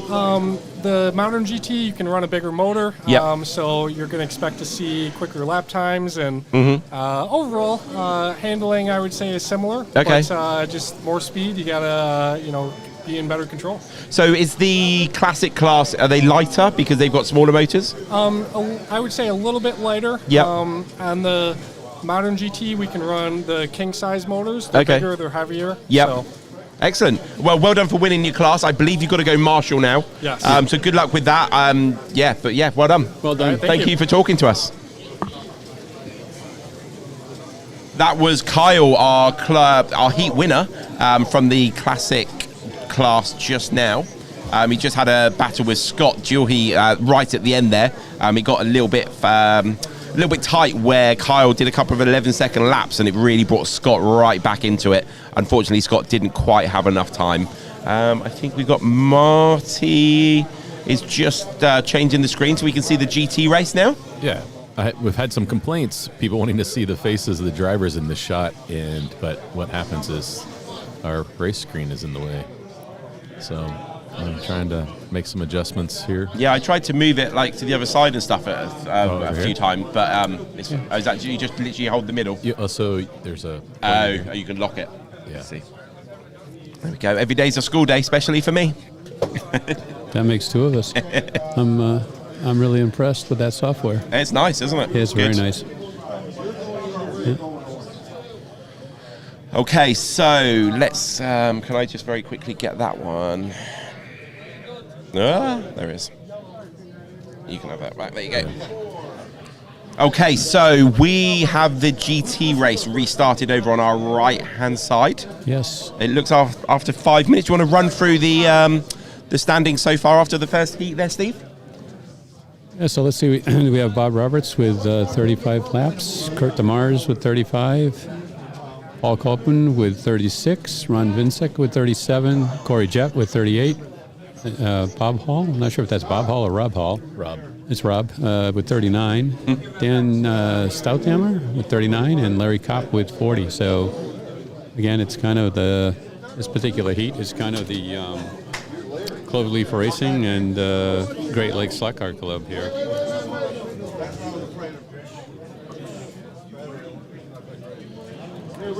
Okay, we've got a lot of activity right in front of us. They're just trying to get all the classic cars for the next race out of the boxes, out of Parc Fermé, as they call it. The second heat of the GT class is about to be underway. Yeah, you're starting to see the best lap times drop. Yep. I see some 7.2s.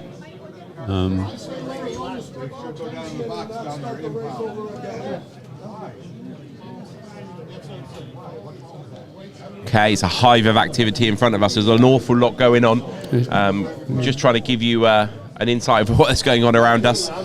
It looks like there was some sort of track call as they restarted on the GT race. It looks like maybe somebody forgot to put a lane sticker or a change of lane sticker, and that causes problems. When a marshal. Yes. If you don't put a lane sticker, and for those of you not familiar with the lane stickers, maybe we could just show them. Can we get a little hang on. zoom of this? Yeah. Right. So these are the lane stickers. There are 8 of them on a sheet. Each racer gets one of these. I'm sorry. They correspond to the 8 lane colors. So what happens is, when a car is in a given lane, the racer will peel off the corresponding lane sticker, and they'll typically put it on the windshield of the car. Yep.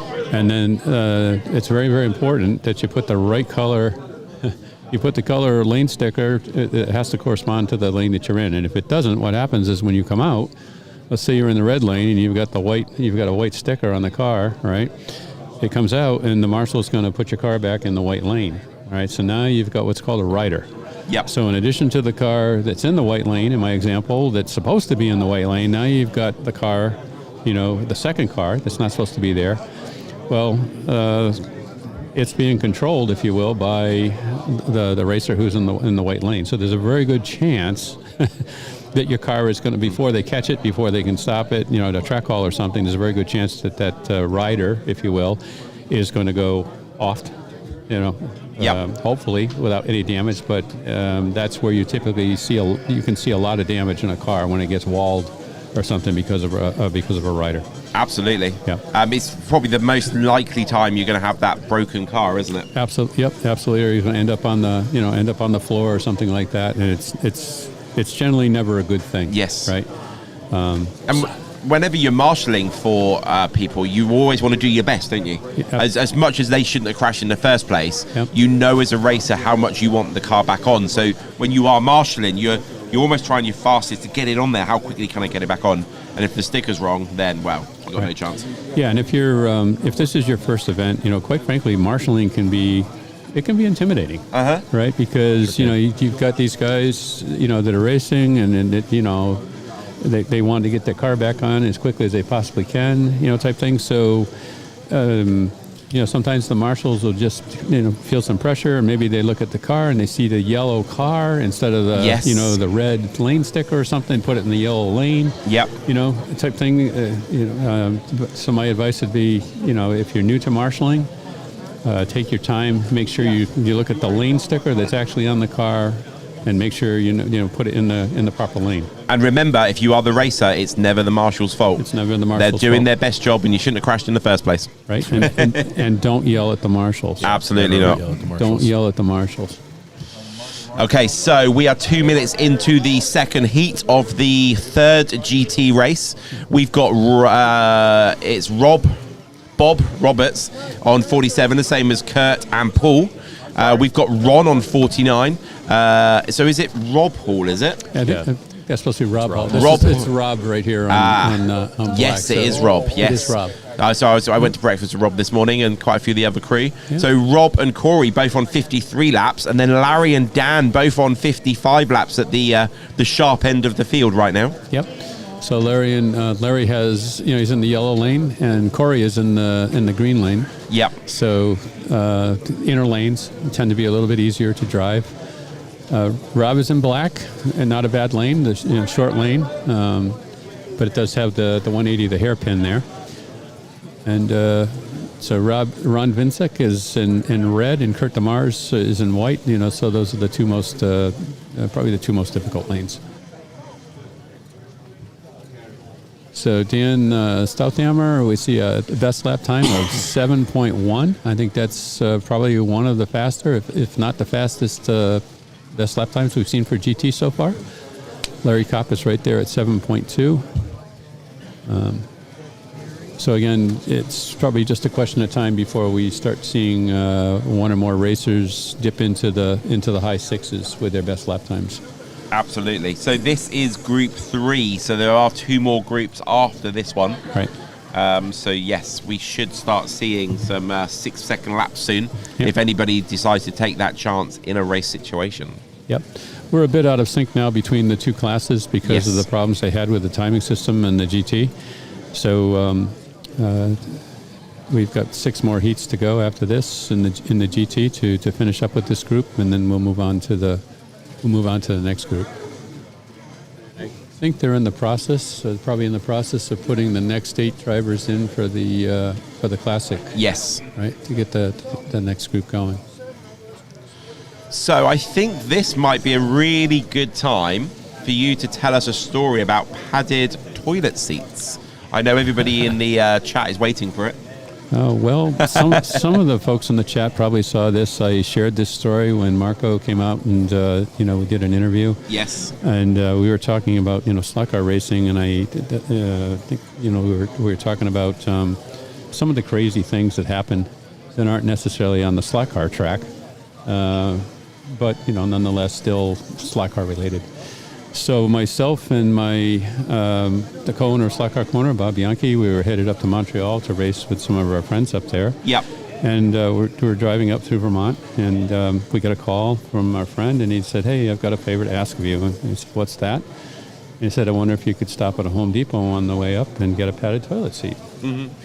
So at first we thought it was a practical joke, and okay, haha, good one. And he said, "No, I'm serious." He said, for whatever reason, couldn't find a padded toilet seat, I guess, in Montreal. So he said, "Would you guys mind stopping and picking up a padded toilet seat?" So we did. We found a Home Depot in Vermont, off of Route 91 somewhere. We went in, got our seat and stuff, and we headed up to the border. And where we crossed the border, there's a big border crossing up on 91.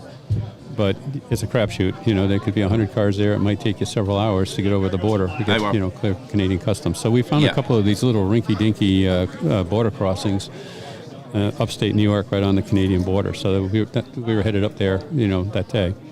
So we pull up to the Canadian customs station there, and a customs officer comes out.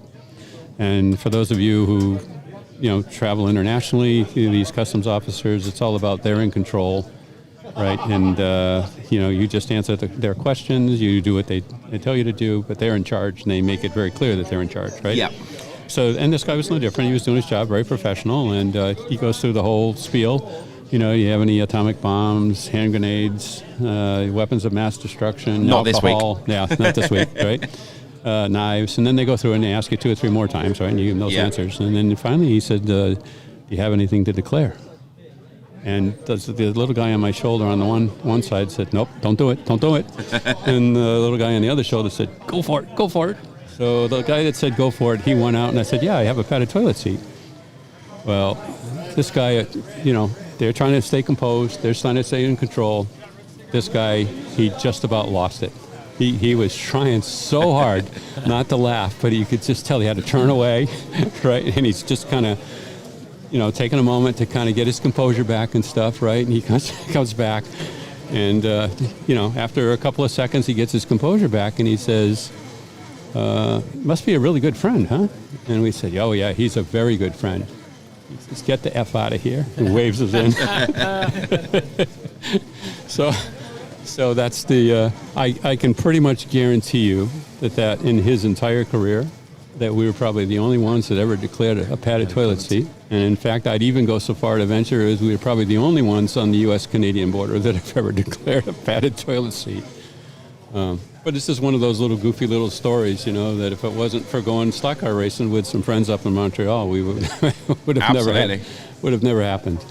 So maybe you can't get a padded toilet seat in Canada because they don't have toilets, and that's where the phrase "don't eat yellow snow" comes from. I'm not even going to stretch. I'm not even going to touch that one with a 10-foot pole. Yeah, I wouldn't either. No. Jack Gabbert asks, don't eat yellow snow. Suggestion for halftime show? Yep. The track callers race. Okay. And then Doug comes in and says, good idea. And then in another comment, Jack puts Jack £5 on it. I don't. No? Steve's going to win all day long. There you go. Yeah, there you go. Doug agrees with me. Not wise move. He's seen me race. That's great. So if you, there's a whole series of track calls that Marco from Electric Dreams has done with people like yourself. He's covered loads of people in the stock car community. Yep. Just a really good way of finding more information about people like yourself. So get yourself over there, check those out. He's even done our very own Marty, hasn't he? Yeah. And he and Carlos showed up at my house. Oh, there you go. Middle of Ohio. I get this phone call about 2 weeks out, and he's like, hey, we're going to be through Chillicothe. Yeah. I'm like, why are you coming through Chillicothe? He's like, well, we're flying out of Columbus, which is, you know, about less than an hour away from my house, the airport. And he said, we're flying out of Columbus. We're going to swing by on our way to the airport. And so they swung by. We set up in my basement in front of the track, and we had a nice chat. And they headed over to the brewery that's a block from my house. Okay. And had burgers and a beer, and then headed out to catch a flight. So, yeah, good stuff. Yep. Good. Okay, so the GT race has got underway again. That doesn't look... Oh, it's pretty close, actually. Top three. We've got Dan, Larry, and Corey Jett all within a lap and a half of each other. The battle for fourth, though. We've got 4 racers all on the same lap, 93. Kurt, Bob, Rob, and Paul. And then Ron is holding up the rear of 91 laps as we get towards the end of the third heat of the race. Yeah, it's interesting. The best laps there between Dan and Larry, they're identical. Oh, yes, 7.088. 7.0. So, again, we're creeping closer and closer to those 6.9s. Yep. The 6-second laps. Which is, it's actually very impressive. You know, under racing, it's one thing to qualify, dip down into the 6s or something, but to be running laps in the actual race, down in the 7.0s. And they're consistent running, that was their best lap. Yep. And there's a 7.02. I mean, so Dan is definitely, he's found his rhythm.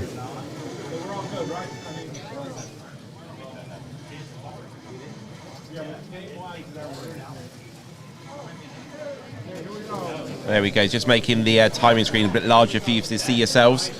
So we'll just explain the columns. So we've got obviously the names in the first column. The next one is how many total laps they've done. So Dan's at the top because he's on 113, as you can see. And that goes down to Ron on 101. The next column is their last lap. So Dan's last lap was 7.419, where the column next to it is his best lap in this segment of 7.024. But probably the most important aisle there is the next one, the average lap time from this heat. So we can see Dan is just 0.02 of a second quicker than Larry right now with a 7.5. The next aisle is a coloured block with a number in. So that's the lane colour and the lane number. So that's quite important, knowing which lane they're in. So if you're trying to see which they are on when we're showing the whole circuit or a certain corner, you can look for that lane color. So yeah, and then on the far right-hand side, that tells you how many laps they've just done in that heat. So Dan managed 41, Corey Jett was 41, when Larry lost out a lap on those two in that heat. So yeah, I think Marty can make that box a little bit smaller again, but just giving you a little bit more insight into that information, because it can be hard to read when it's a bit smaller. So it should make it a bit easier for you to read. So we had a question, what's the most popular car on the track? The most popular one is the one that's winning. That's right, exactly. On the GT, I believe we're going to go for the C8. The C8, yes, most definitely. I think it's a bit more mixed up on the classic, though. Which? Yeah, I would say the 908 and the new Lola yep. Are probably the top two. Then there's some 917s and some GT40s and 917Ks. Yep. So we've got quite a nice variety. NSR has a great choice when it comes to vintage class. Definitely. Choices. But that 908 is probably still the top dog. Yeah.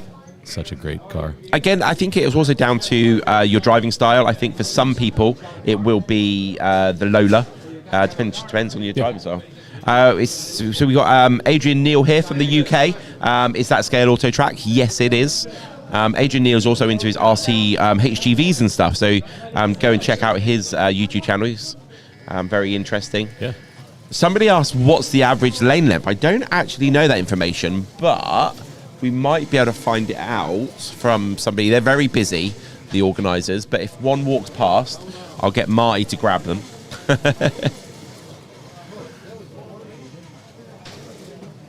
Oh, I can see an MP in front of me. Oh, he's grabbing himself an adapter. How's the pressure, MP?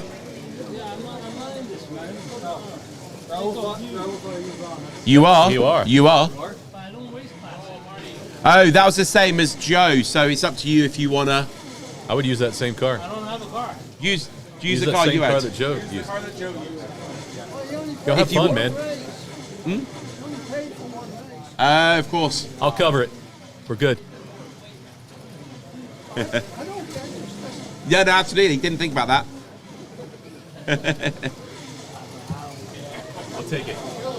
Go have fun, race. We'll figure that out. I'm hijacking. I think they put them in. Yes. I think they forgot that some people only did one. Yeah. So all 5 of the guys probably that were GT only are probably in that race. Uh-huh. You've probably got experience of this with your daughters when they were younger. Their most popular car was their dad's. Yeah. that is true. Taxi dad. My dad, when he turned 16, had a 57 Chevy. Oh, so cool. So I love that. I love that car as a kid. So yep, that is true. Good morning, Slot Car Hub. How you doing over there in Australia? Thank you for tuning in. Probably about as far away from here as possible, I think, Australia, isn't it? Yeah. But good to see him. He'll be happy to know that his sticker he sent me is riding high on my pit box. There we go. That pit box that you from Harbour Freight is everywhere. I do hope you bought shares in that company before you told everybody about that pit box. It is popular, for sure. East Coast, West Coast, doesn't matter. Harbor Freight. Looks like we're close to starting on the vintage side. Oh, I can smell strawberry chewits. I just had some. I just had one. There we go. I was like, oh, some sugar sounds good. I can smell it from somewhere. So for those that haven't had it, it's like a Starburst, but so much better. That's the best way to compare. Glad you added that bit on the end there. Okay, so the GT race is halfway through the heat. We have got 3 racers on the lead lap, 136. That's Larry, Corey, and Dan. We've got the battle for 4th place is between Kurt and Bob, or Rob. The battle for 6th place is between Paul and Bob on 127. So the Bob in 7th currently is Rob. So Bob Hall is Rob. So it's Yes. Rob Hall. I'll try and remember that. Let me write that down. Bob Hall. If the word gets out, is Rob. He's going to give you some crap.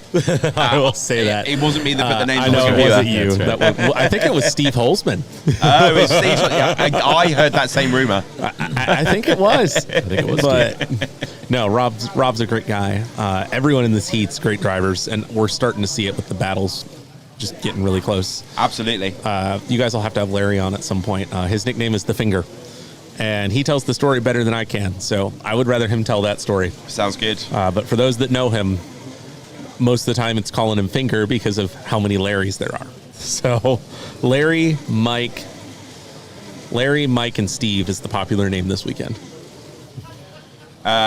Adrian Neal says the Scale Auto track looks really good. Is it as good as it looks? Depends what you're looking for.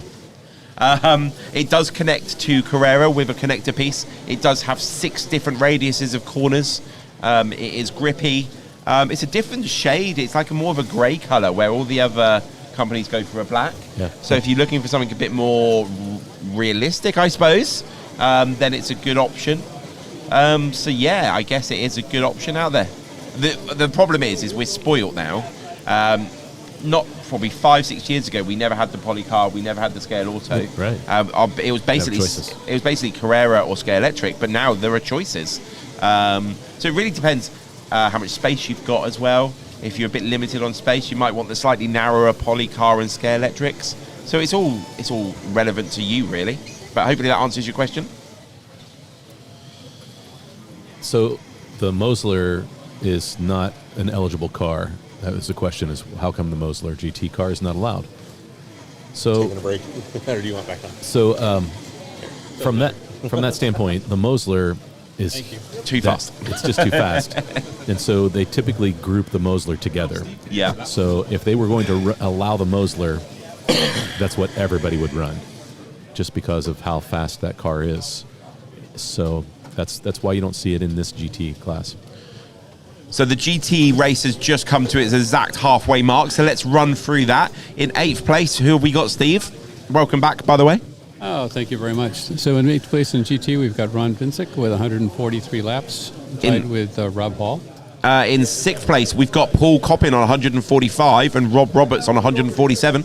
Kurt DeMar is in 4th place with 149, and Dan Stouthammer, 155. And in 2nd place, 2 laps behind our leader, is Larry Kopp. The leader, Corey Jett, 158 laps. Really took advantage of that yellow lane to get a bit of an advantage over Larry. Right, and if I'm not mistaken, Corey now has the best lap time of the GT event. First person in the 6-second club during the race. Yep, 6.992. So congratulations to Corey. Well done. So for all of you Corey Jett fans out there, get yourself cheering. He's still got 20 minutes to go, but he's in a strong position. He is, and just there's a recall here. In qualifying, the fastest lap was around 6.6, 6.59, something like that. Yes. So Corey's only about 0.4 of a second off the fastest qualifying time in race conditions. So he's doing quite well. So Steve, do you know you just sat down? I just sat down. I'm going to get you to stand up if that's okay. I will stand up. Somebody wants to know how smooth the track is, the Scale Auto, so could you go get a piece for us to show on the camera? I'd be glad to do that for you, Ian. Anybody else, I'd probably say no. But for you, Ian, and you asked me so nicely, I'm going to do that. Thank you very much, Steve. Steve's going to go get that answer for you, ASWCMW. What is your name, by the way?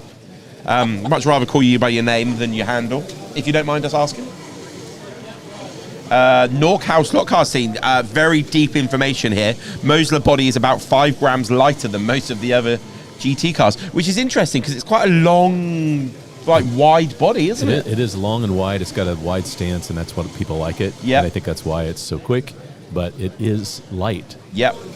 Just they put a lot of work in that body and chassis to keep it light. Is it where it's like much more smooth, I guess? There's less like angles, so you don't have those strong bits at the angles to have to then create the weight, maybe? Yeah, correct. And it's a very low profile car, Okay. from a height standpoint. So it's got low center of gravity. Yeah. Okay, let's get us on the screen here, Marty. Gotcha. We have some Scale Auto track here for you. Let's see if we can show you the texture. Let's try and get that. Let me close my eyes. So there we go. So if the camera can't see my eyes, it focuses on the track better. So there we go. That's really nice. So it's I think Marty described it earlier as like 120 grit sandpaper. That's what I would. It has that feel. Would you say 120, Steve? Have a little feel for me. Yeah, it has a very, very fine. It's like sandpaper grit. Yeah. That's a good description for it. It's very, very consistent, though. Yeah, very consistent. It's also got some really good connectors on the back. So you get these little orange, mostly connectors. So you can connect the track side by side if you're doing more than 2 lanes, as well as lengthways. And the same connectors do the borders as well. Correct. So it makes building up big segments separately and then putting them together much easier. So yeah, great track. And like we said, it connects to Carrera. Yeah, so actually that's a good point. When we were building the tracks yesterday, we actually built it in sections. Right. And we build it, 8 lanes wide and, an entire corner, a straightaway section, something like that. And with those little tabs that hold everything together, we're able to do that. And then lift the entire section, all 8 lanes, 6 feet long, into place, position it, and then do the same with the next one. So, yeah. Just reading Steve Sweeney's comment down the bottom there. A lot of us in slot car racing use aliases and nicknames as we're involved in witness protection programs. Yeah, we actually have a couple of special services that are, I think, somewhat unique to the slot car world. We offer a stealth shipping service. Okay. And a stealth shipping service is basically if you don't want your other half to know about your slot car expenditures, just let us know. We can ship it to the next door neighbor. We can ship it to a relative. We can ship it to your workplace. There are other industries that do the same thing, Steve. Well, yeah, other industries perhaps, but slot cars, I think we may be unique to that, but probably not. You may be the only people in the slot car world that do the same as companies like Love Honey. Yeah, absolutely. And we also I don't know, 20 years ago, 20 years ago, whenever we got started in business, we started giving out dum-dums. Okay. And the dum-dums have kind of taken on a life of their own. So is your dum-dum like our Chew It? I'm not... yes. So we give out Chew It. Is that what it is? Chew It? Yeah. Okay, yep. So same idea, right? Okay. And, we try not to mess up customers' orders, but, occasionally it happens. We mess up a customer's order, and they're usually pretty good about it. We'll make it right. We'll get you the right part or whatever we have to do. Yep. But if we forget the dum-dums... Yeah, I mean, that's like... I've had that, yes. Let's have that. Is Slot Car Corner going out of business? Yeah. Why would you say that? We didn't get dum-dums. I've had emails like, thank you very much for my order, but where are my Chew-Its? Yeah, where are my Chew-Its, right? I just want to cut in there. So we've got a minute of this heat going, and Corey Jett has pulled out a 6-lap lead at the top of the GT race at the moment. The battle for second from Dan and Larry is 1.5 laps. The battle for last is between all 3 of them, Ron, Rob and Paul. So we've got quite a few battles going on in this GT race as we go into the last 15 minutes. But Corey Jett right now is bossing it at the front of the field. He is. He's down in the 6/8, so he's going even faster. In the yellow lane, again, it's one of those middle lanes, so it's it's a lane that's easier to drive fast and drive consistently than some of those the red and the white lanes. He's found another gear, as some people say. He has. Yeah. He has. Should we do a quick recap on the Classic there? Yes, absolutely. So we have got James Smith in 7th place. Right. We've got Gary Knabe, I think it's Knabe, and in 6th place with 51 laps, and Mark Mundy Jr. in 5th place with 52 laps. Rahul Pereira is on 53 laps. Okay. Michael Cost on 54.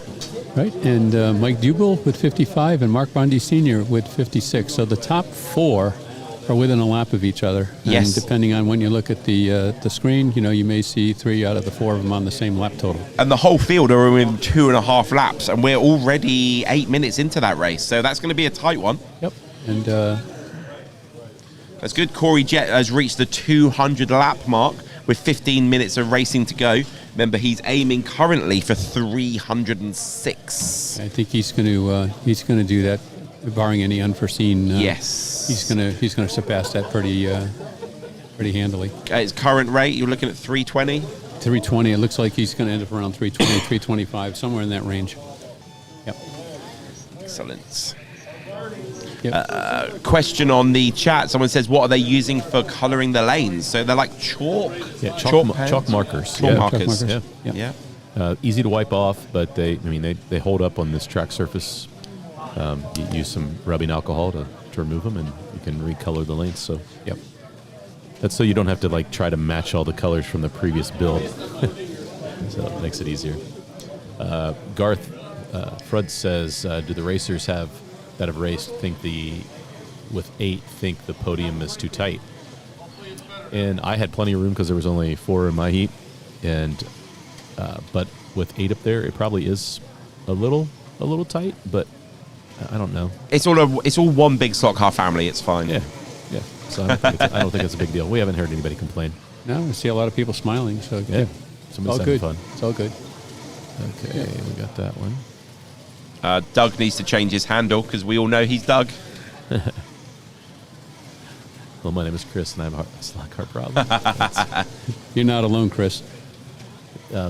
Tony wants to know if we can get the neighbors to pay for that. If you ship it to the neighbors, the stealth if we can do that. Well, there's another dum-dum story if you have just a second here. And I got a customer that called up one day, and he goes, "You have a very special favor to ask me." And I go, "What's that?" And he goes, "Well, when my packages, my slot car corner packages get delivered, my wife sees, she's looking for them. She opens them up and she takes the dum-dums out." Because I guess he's got a dum-dum fetish or something, right? Nice. So he says, "I wonder if you could put a couple of dum-dums on the top that she'll get, but could you hide some down on the bottom from me?" Yeah. Right? So, I mean, if you're thinking about getting into slot car retailing, this is the type of excitement, right, that you won't find in any other, type of business. I mean, where else do customers call you up and ask you to hide dum-dums from their wife? So I've got 3 customers that quite regularly will buy a whole box of Chewits from us, like 40 packets in a box. They'll just say, "Can you just charge me for the whole box and send it to me?" I'm like, Yeah. But Steve says, Steve Sweeney says, "I thought that the one dum-dum was for me and one was for Christine. And then I found out that everybody gets 2, so he thought he was special." Yeah. Yeah,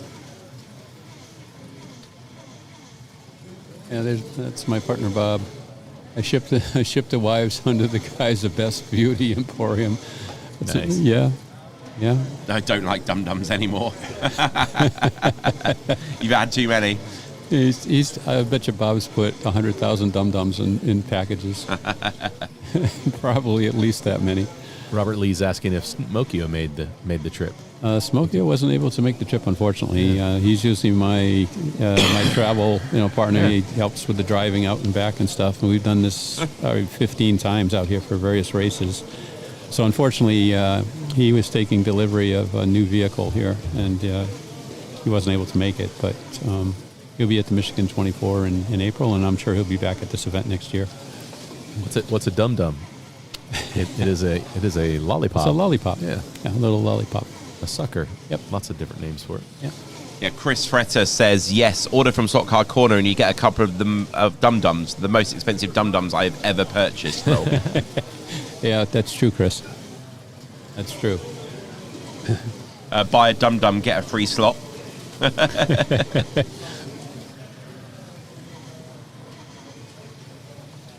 There's a pro tip right there. Dum-dum sticks work great for polishing wheels.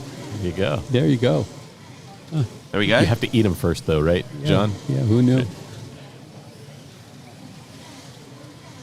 So NorCal Slot Car Scene says Corey is killing it on purple. He is 9 laps ahead now with a minute and 22 of this heat to go. Yeah, he's definitely found some speed. He has. The battle for second place, they're exactly the same lap. Dan and Kurt, literally side by side on the circuit. Green and yellow. Can we see that?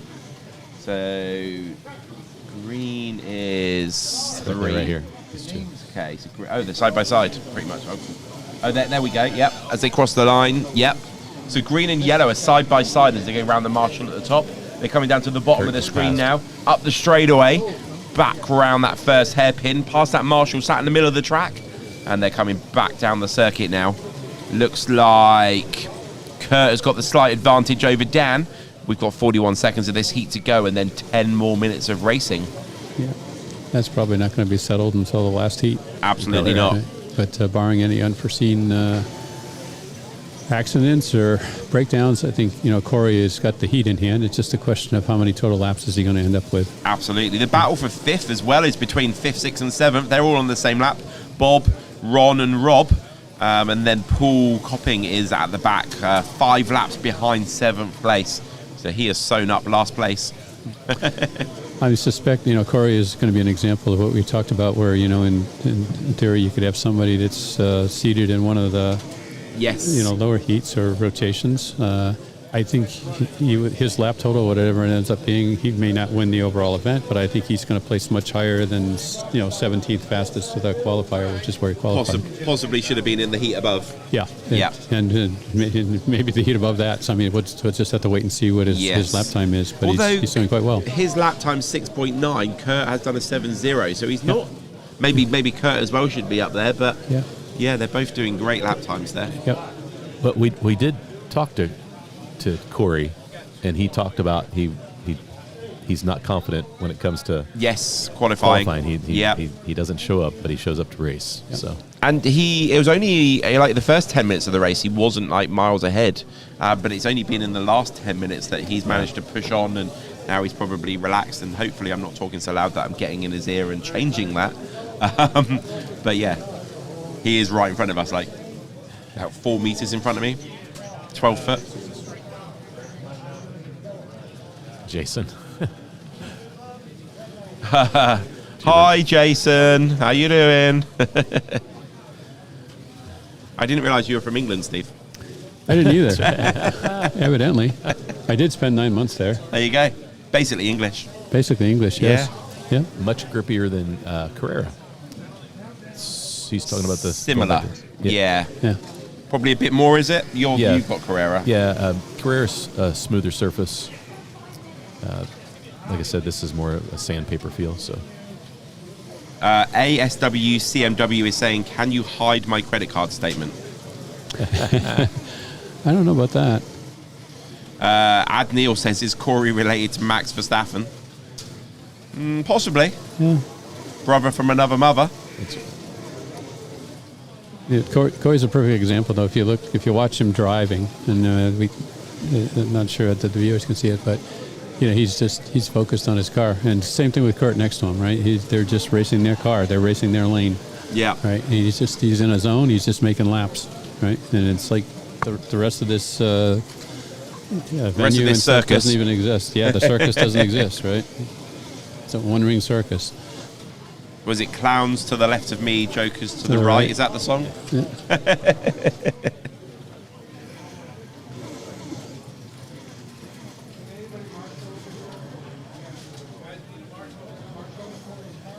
Oh, so Norkhouse Lockcar scene at the bottom there. Everybody thought it was going to be Ian Douglas on the mic. I am very sorry to disappoint. I guess when you've mentioned Ian on your two lines, they've just assumed Douglas. We were very clear who was going to be on the microphone.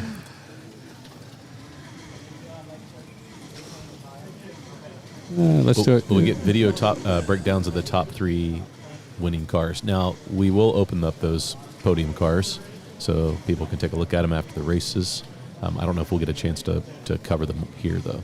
We can probably take some pictures and post them. You can put them up on your stream there. Yeah. Next Tuesday for people to see. But I don't, for the most part, I don't think you're going to see anything like, oh my God, that's so much different than everybody else. You open it up and it's kind of like, whoa, it just looks like any other car. It looks like my car. Was that Marty Perret says, great coverage, Marty and co. Finally, the sun is out and things are drying for the big race here in Vegas. The big race is actually in Michigan. That's the second race of the day. Exactly. This is the important one, thank you. I'm joking, I will be watching. Yeah, what time does that start? 11 o'clock our time. 11 o'clock Eastern. I know what we're doing after this race. Let me just check. I'm pretty sure it's 11. I think you're right. Yes. And my money is on Norris. Somebody's asking, how's Raul doing? He's over on the Vintage. Yeah, let's have a look at the Vintage. So they have just started their third heat. Yeah. So we've got Mark Bondi Jr. on 102, Michael Cost on 107. Gary Knapp with 108. James Smith with 110 in fourth place. And Rahul Pereira also on 110 in third. Mike Dubell, 112. And Mark Bondi Sr. leading the pack with 113 laps. There we go. So it's a Mark Bondi sandwich. We've got Senior at the top, we've got Junior at the bottom, and we've got Rahul in the middle. So that's a pretty close race. It's 10 laps between the leader and the last, and 5 laps in the top 6. So it could be anybody's race with 25 minutes to go. Corey Jett in the other race in the GT class has a 10-lap lead now. He's just stretching it out. He is definitely stretching his legs. Again, he should definitely break 300 laps. It's just a question of how far north of 300 he's gonna finish up. He's doing quite well. So we got Kurt in second place, Dan in third, Larry in fourth, Ron in fifth, Rob in sixth, Bob in seventh, and Paul in eighth. So the battle for second place is the biggest one by looks things on that screen there for the GT race. In the classic race, we've got the leaders on the first two are on the first. I can't get my words out. Mark and Mike are on the same lap, basically. James and Rahul are on the same lap in second and third and fourth. It's actually interesting in the GT race. We went through the cumulative lap totals and stuff, but if you look at the heat lap totals, they're all the first six drivers are all within one lap. Yeah. Right, they're having a good race out there.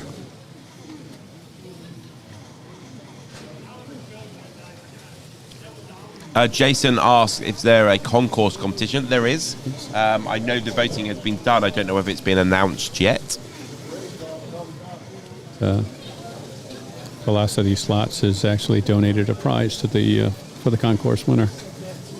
Just remind me, I've got it out in my car. Oh, nice.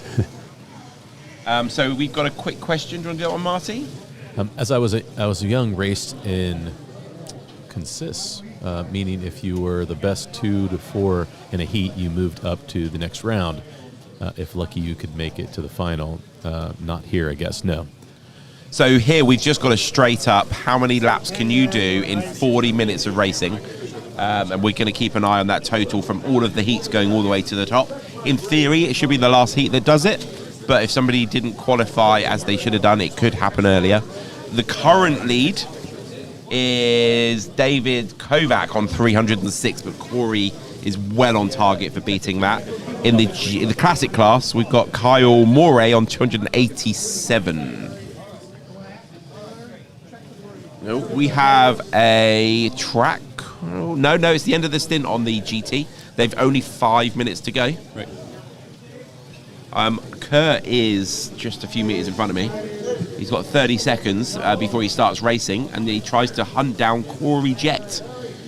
Is that 8 laps? 8 laps. There we go. It was 10 at one point. It was. Did Corey just do the red lane, though? He did. Okay. But it didn't affect his lap totals. He was at 40. Kurt was at 41, so, Okay. So red moves to green. Steve Sweeney is asking for a shout out. He's starting a YouTube channel around the new year. Now, Steve, you follow my channel all the time, and a lot of other guys. You're in their chat. We'll talk about that as you get closer. You let us know when you launch it, and definitely help you. Always looking for great ambassadors in the hobby. Steve, what is going to be the idea of your channel at the moment? Do you have a content idea? Are you going for a chattier one? Are you going for a more factual one? A cinematic one like Shane Hughes in Australia? What is your vibe? What is your idea at the moment? Let us know. Norkhouse Lockhart Scene says, are riders not a track call? Corey lost a lap. Steve? Yes. Yes and no. So typically at the driver's meeting, a rider would be a track call. So the race director, somebody yells rider, they should go ahead and stop the race. The reality is, though, usually the rider takes care of itself before anybody yells rider, and by the time they do that and press the track call button and stuff, the it's car already into the wall. It's into the wall. It's on the floor, unfortunately. But yes, it is a track call. Chris Frater asks, is the Porsche 908 still the car of choice this year? And I didn't look through the box completely. And I really can't see the classic track too well, so I don't know. I have a lot of 908s on the track. Yeah. But there's a lot of Lolas this year. Yeah. Way more than, not way more than last year. It was released just before or just after our race last year. Yeah, we saw the prototype last year. Yeah. Andrea So before we talk about that too much, let's just have a look at the GT race. So Corey Jett only has a lead now of 6 laps. So we heard he had a rider, but he is ending in that red lane. Kurt in second is on the black lane. So black's got the massive advantage. It's way shorter and it doesn't have those difficult corners. So we only have 2 minutes and 50 seconds to go.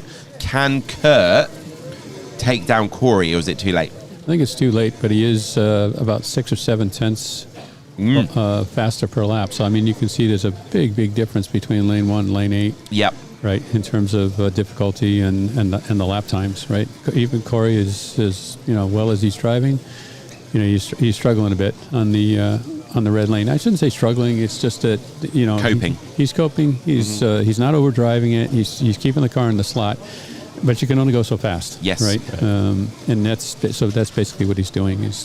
I guess his number one aim is no D slots, and he should be fine. No D slots. Stay out of trouble. Yep. Stay off the floor. Right, and 5 lap gap now. It's down to 5 laps. Yeah. 5.5 ish. Oh, there we go. Kurt just did a 6.9. He is hunting him down. Corey's last one was 7.8. We've got 2 minutes of this race to go. Is it too little, too late? It is definitely down to under 6 laps.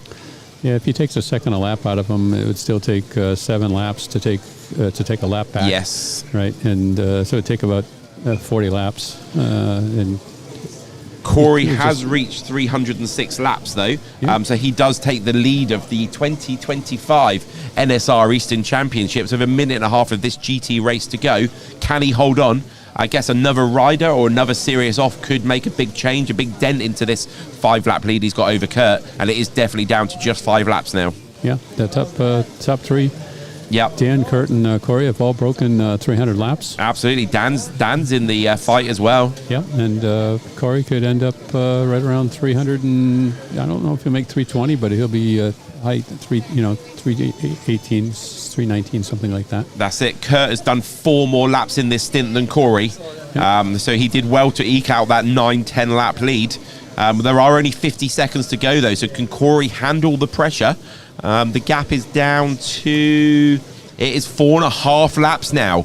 I think it's too little, too late. But like we said, if Corey has an issue, I think Kurt just had an off. We'll have a look at his lap time as he crosses the line. He's looking away from the circuit. And where's Kurt's last lap time? 15.215. Yeah. That is a big help for Corey Jett. I think Corey Jett has got this signed up now. I don't think it's physically possible now for Kurt to get the laps he needs, even if Corey stops in the middle of the circuit right now. But the battle for second, Kurt and Dan, that is super close. About half a lap in it with 10 seconds to go. Can Kurt handle the pressure? Can he keep Dan behind him for the last 5 seconds of the race? And Corey Jett crosses the line, 3:20, and this literally right as the timer finishes there. Well done, Corey Jett, for taking the heat win. Yeah, I'll go on record as saying, predicting that lap total is going to be higher than some of the racers that qualified, better than he did. I agree. 3, 2, 1. Oh, Corey went the other way. Rubbish. We could have grabbed him. So, Kurt DeMars, second place. Good job, 316 laps. Dan Staufhammer, 315. Larry Coop, 307. Ron Vinek, 303. Rob Hall on 301. Well done for beating that 300 barrier. Bob Roberts, 293. Paul Coppin, 285 laps. We had a few technical issues at the beginning of the stage, but we got there in the end. So that's all good. Yep, it sorted itself out very well. It did. Yep. And it seems like they've got the gremlins squared away here on the GT track with the timing system and stuff. Everything, knock on wood, seems to be running very smoothly. So try and get Corey's attention. Can you? Corey, have you got a minute in a second? Cool. So we're going to get Corey back on the microphone. He's just won his heat. So we're just going to get his live reaction whilst the adrenaline is still high. See what he's got to say for himself. Uh-oh. You're supposed to smile? Wee, good catch. Where are you going? Down this end. Oh. Hi. Corey, well done. Thank you. How did that feel to win the heat? Really good. Yeah. Really good. Yeah. We were talking earlier about your issues with qualifying, and did you feel like you relaxed into the race? Absolutely. Yeah. Absolutely. Yeah. That's usually what happens. I actually got relaxed faster with this race. I think all the restarts. Yeah. I kind of just said, well, whatever. Yeah. and so yeah, when we finally got going, I felt really good. Nice. Yeah, very, very, very consistent out there. You were the first racer down into the 6.9s, and in fact, you went into the 6.8s. Really? Nice. Yeah. Nice. That's awesome. Yeah. That's awesome. Yeah. I had a good car, and I thought I had a good car coming in, but I didn't know because I had never had a chance to put times on the board with that car. I was on this track last night without the timing system, so I just had no idea. Yeah. So, Corey, tell us about your strategy in red. Biggest strategy in red for me is to stay off the guardrails, keep the rear end behind the front end so that you're not in the marbles. A smooth red is way, way faster than a chaotic, like just whip it around the corners. Keeping the tail end smooth was the key. Were you aware at the beginning of that last heat that you had about a 9-lap lead? I was not. I knew I had a lead. I wasn't sure how big it was. I didn't know how safe it was because I know that red is. Yeah. Right. I was actually excited when we first started because I was going to get white and red out of the way as the first 2 lanes. Yep. And then I was like, sweet, I can roll. But yeah, when we went to the straight rotation, I realized I was in and on red. I was like, I have to do a lot of work because I'm going to have some trouble in the last heat. Yeah, last 2 heats. I mean, White's not that much better. White's not. Honestly, I drove White my first heat. Yeah. And I was fine. Okay. Like I just being 1 lane in, I felt really good in red or in White. Sorry, but I think it kind of set the tone for me too, coming back in red to be like, hey, I know I can drive these inside lanes. I just need to be mindful of it. I think I had 3 outs in red lane, and maybe 5 outs total. So like, red could have really hurt me. And when I realized I was trying to drive too hard, and I just needed to drive the lane, it made a difference. Well, go on. I was going to say, Corey, tell us a little bit about your controller, how you set up, for example, when you're racing in the red lane, are you making any adjustments that are different than, say, when you're racing in the black lane? No, great question. I only make changes to my brake. That's what I do. So I set my controller up overall to be soft, to where I had a lot of trigger pull through the technical section. So like if I got wonky for some reason and like jerked my trigger, I wouldn't come out. So that let me run smooth through the technical section in all lanes. But the brake is where I make the adjustment. Most outside and most inside lanes, I go up a little bit on brake just so on the really tight turns that I'm stopping a little faster, but still have a little roll. Inside lanes, dial it out and just let it roll and be smooth. Yep. Okay. Good. Before you go, just tell me about your shirt again. What's the company called? Roosevelt's No Vowels. That's the one. There we go. Yes, Roosevelt's No Vowels. Yeah. Yes. Yep. Yeah, you're definitely the best dressed racer today, Corey. Well, I appreciate that, Steve. Yeah. If I can't win anything, I'm glad to win that. Yeah. If they had a concourse for racers, you'd win it. All right. Smooth. And a quick score out of 10 for your hot dog. It's actually fantastic. Okay. I don't know if it's because I'm so hungry, but 1 out of 10, I'm giving it about a 9.25. Nice. Yeah. Good. Yeah. Well done, Corey. We're going to see you again on the circuit for the classics. Yes. So Yeah, go and enjoy your food. All right. Let that Thanks, guys. adrenaline come down, and thank you very much. Yeah, thank you. I just need some of these.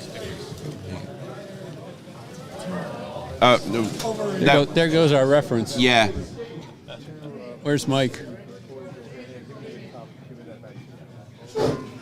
So that was Corey Jett. Hopefully some of that information was insightful. He talked about only ever changing the brake. Was it brake, he said? Yeah, he only moves the brake. He doesn't touch sensitivity. And or he has the traction apex, doesn't he? He has the apex. The 7 dials on the pad as well as the 3 on the controller. I think there's 17 adjustments, is there, on that controller? Yeah, it's a lot. Yeah, so... Oh, we've got Dusty Ford up next, I do believe. That's right. We look up at the... the drivers. There we go. Norkhouse Lot Car Scene says Corey went a long way with no track calls.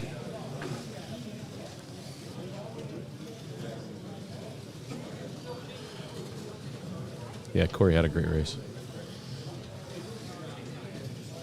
Steve answered your question. It will be highly technical unless I have guests like Marty does. That's funny.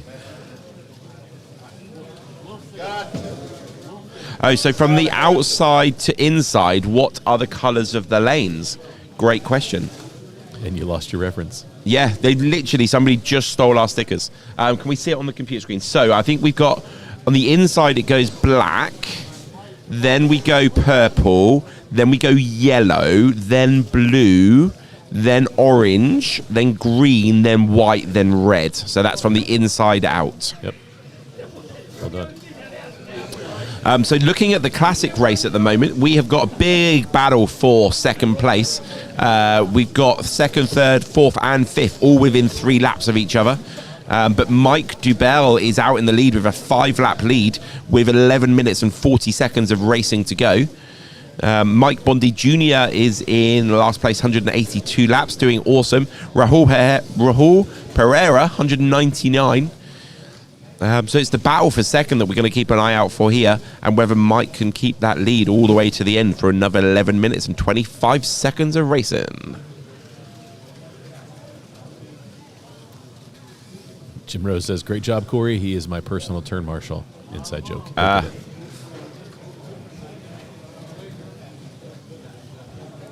Yeah, loads of love there for Corey. Mike says, good job, Corey. Eddie Shore says, get him on camera. Who was that? That was Corey. Oh, cool. Yes. Oh, yeah. Yes. He kind of snuck in the backside of the booth. So he had his dinner in his hand, but yeah, if you want one of his shirts, Revolt without any vowels. Jack says, great racing. Some guy called Doug said, great job, Corey. Don't know who this Doug guy is. Corey, make sure they add your missed lap for that rider. He didn't need it. He won anyway. Oh, no, they did. They did. So he crossed the line and it went 320, and then they added it a few seconds later to make it 321. He's at 321 right now. Yes. They did add a lap. They did. Jack says, red lanes, slow is smooth, smooth is fast. Silent Tim, that's your favourite phrase. Oops. Ask Corey about it, okay. Slightly Mad Slot Card says, keep it in the slot. Slot Car Monster says, that's a crazy tight hairpin. Absolutely. It's a tired, like European style track with these rad ones. Shotgun Dave says, Harry is in vacation with his family. Oh, that's because Steve asked if Harry's been in the chat. Oh, there you go. Apex controller, I can barely handle 4 knobs.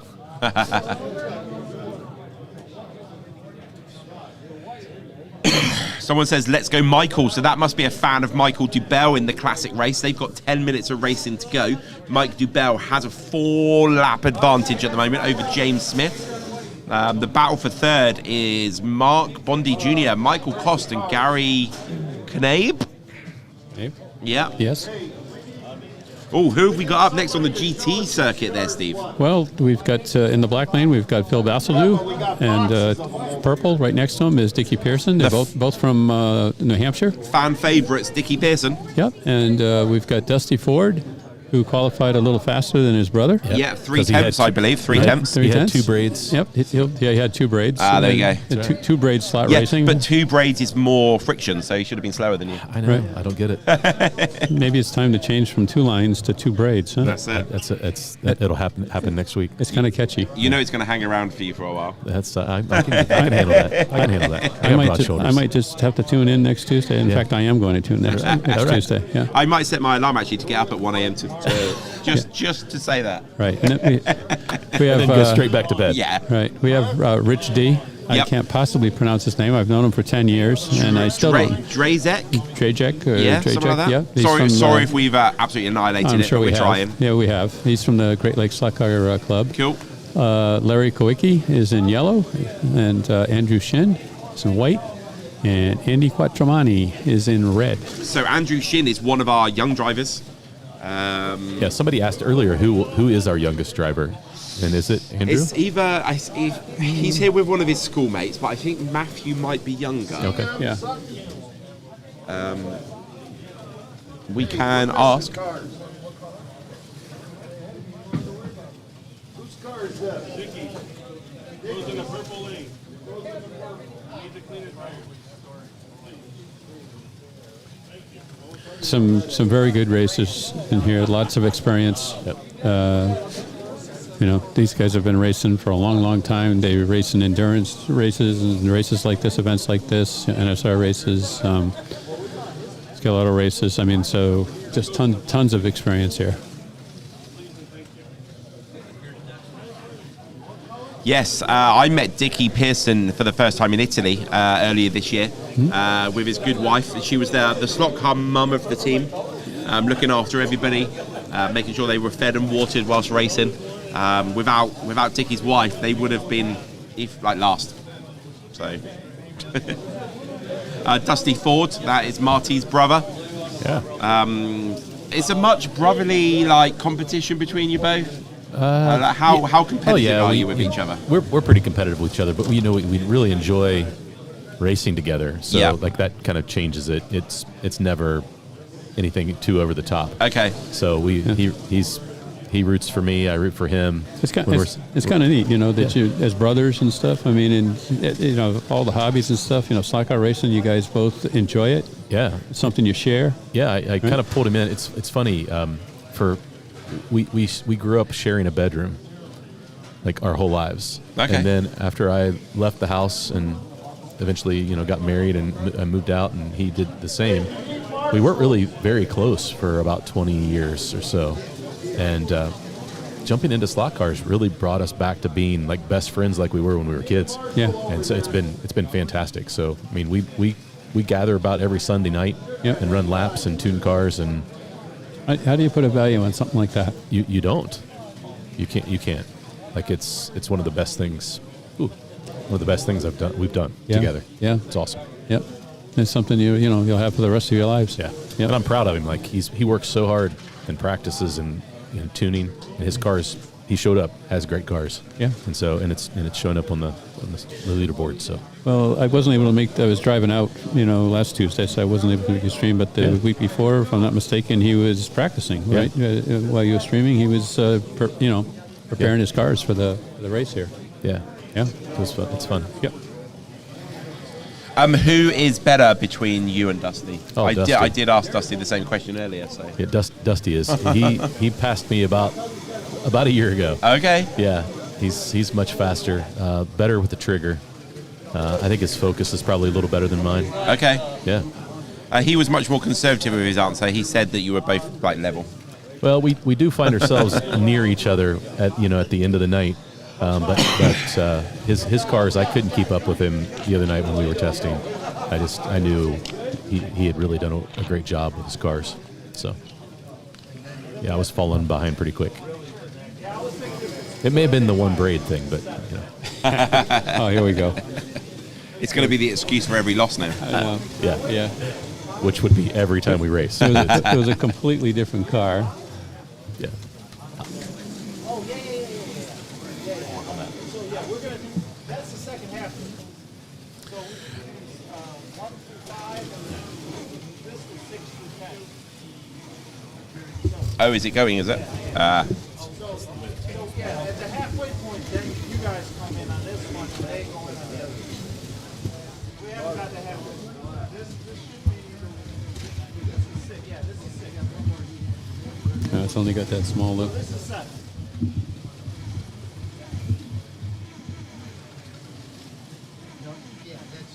Yeah, then we'd have one more. Yeah, we have one more heat after. Yeah, we'll have one more heat after this, and then that's the halfway.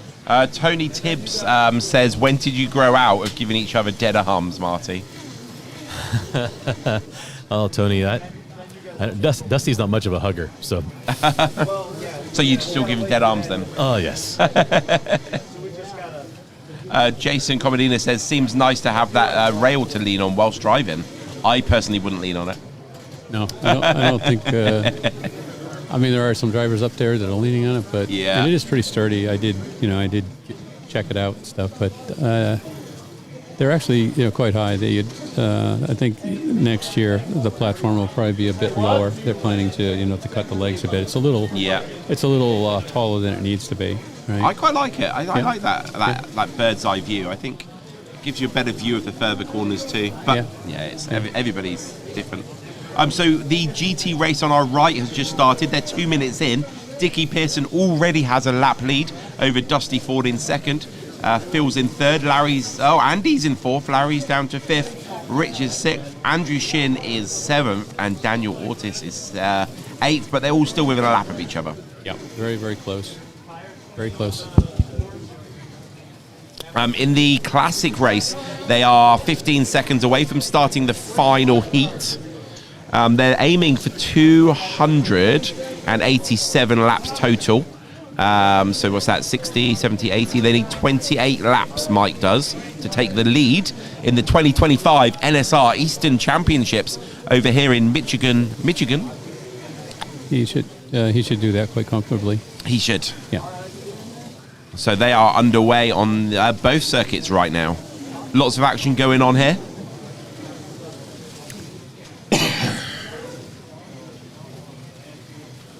Yeah. GT, you've got 3-4 racers. I mean, everybody's within a lap, basically, of each other. And you've got 4 racers, 3 racers, 25. First 3 racers, they're on the same lap.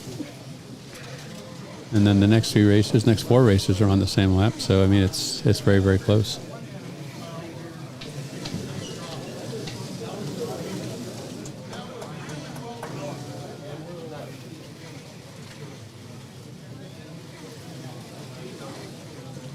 Okay, so the GT class, they're going to have to beat 321 laps to beat Corey. Yes. I'm just going to do some basic maths.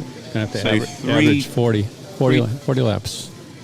40.125 per session. Yeah. Let's write this down so we don't forget. So they're looking for 40.125 on the other circuit. So to beat 287 divided by 8, they need 35.875 to take the lead. There we go. So Dickie's got 40 seconds to get those 5.5 laps he needs to start off as he means to go on. The lead of the race is, they're all on the same lap. Dickie, Dustin, and Phil on the GT race. Yeah, if he's going to do it, he's actually going to need to go probably 42 or 43 laps in some of these lanes, because when he gets down to red, you're not going to get that. You're not going to get that lap total, so you're going to have to get it. You're going to have to build your average up elsewhere. So Dusty had a big off, and that was a 14.6 second lap, dropped him from second to third in the last 10 seconds of that heat in the GT race. If we look at the classic race, they're into the last 2 minutes and 45 seconds. Mike Dubell is on 276 laps. James Smith 271, so he's got about a 6-lap lead. Michael Koss 268. Mark Bondi Sr. 5 laps further back 264. Rahul and Gary and Mark are all battling out for 4th. Actually, they're all really close. And then Mark Bondi Jr. on 242. Must be quite cool to be racing in the same heat as your dad. Yeah, just to be in the hobby again. That's another. Talking about Marty and his brother, and father and son. I mean, that's great. That's great. So it looked like GT class has finished their phase. Have they? No, they have. They have. They're getting ready to start the second heat here. So Corey Jets 321 was a good one, because Dickie's only managed 39 laps and he needed 40.125 average. Right. And he was in a very favourable lane as well. Yeah. So you'll have to see how it pans out here. But again, I think Corey put up a number that's He may not win the event, but he's going to finish higher than where he was seated. Yep. Yeah, for sure. So we've got 1 minute and 25 seconds of the classic race to go. Unless something bad happens, Mike is going to win it. But the battle for second place is pretty close between James and Michael. There's about a lap and a half in it. And then the other battle for fourth, Mark Bondi Sr. and Rahul Pereira, 1 lap. Can anybody steal a position from the person in front of them in this last minute of 40 minutes of racing?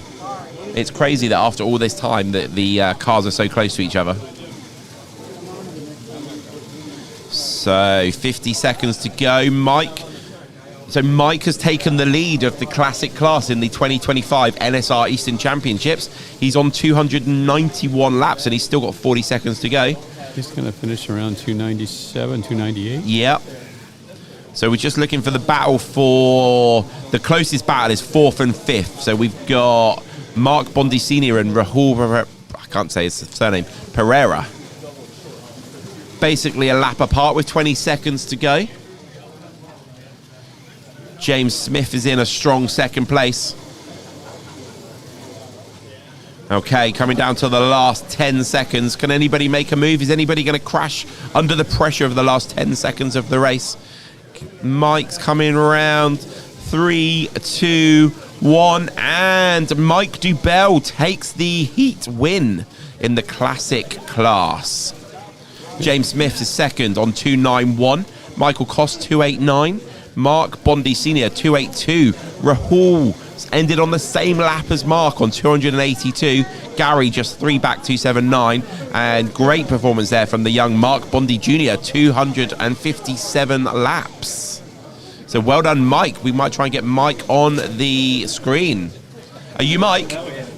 Oh. Fancy having a quick chat? You got 2 seconds? Here we go. I've always wanted to meet you, Marty. I'm the one that always talks to you. I'm Mike Dibble, by the way. Thank you. I wanted 300. That was my goal against Josh. I was like, come on, let's get 300. So how did that race? You just said on that you wanted 300 laps. Was 300 possible? Did you have many offs? I had a couple offs. The biggest problem was the black lane got me twice. Okay. And I tuned the car specifically for purple lane. Okay. So I knew instantly as soon as I started in the lane I did that midway through the race I was going to be in purple. Yep. So I was like, my car's tuned for purple. Let's make up some laps. Okay. And I lost a little bit in black, but then I made it back up once I hit in green. What were your thoughts on the red lane? Red lane, it wasn't terrible.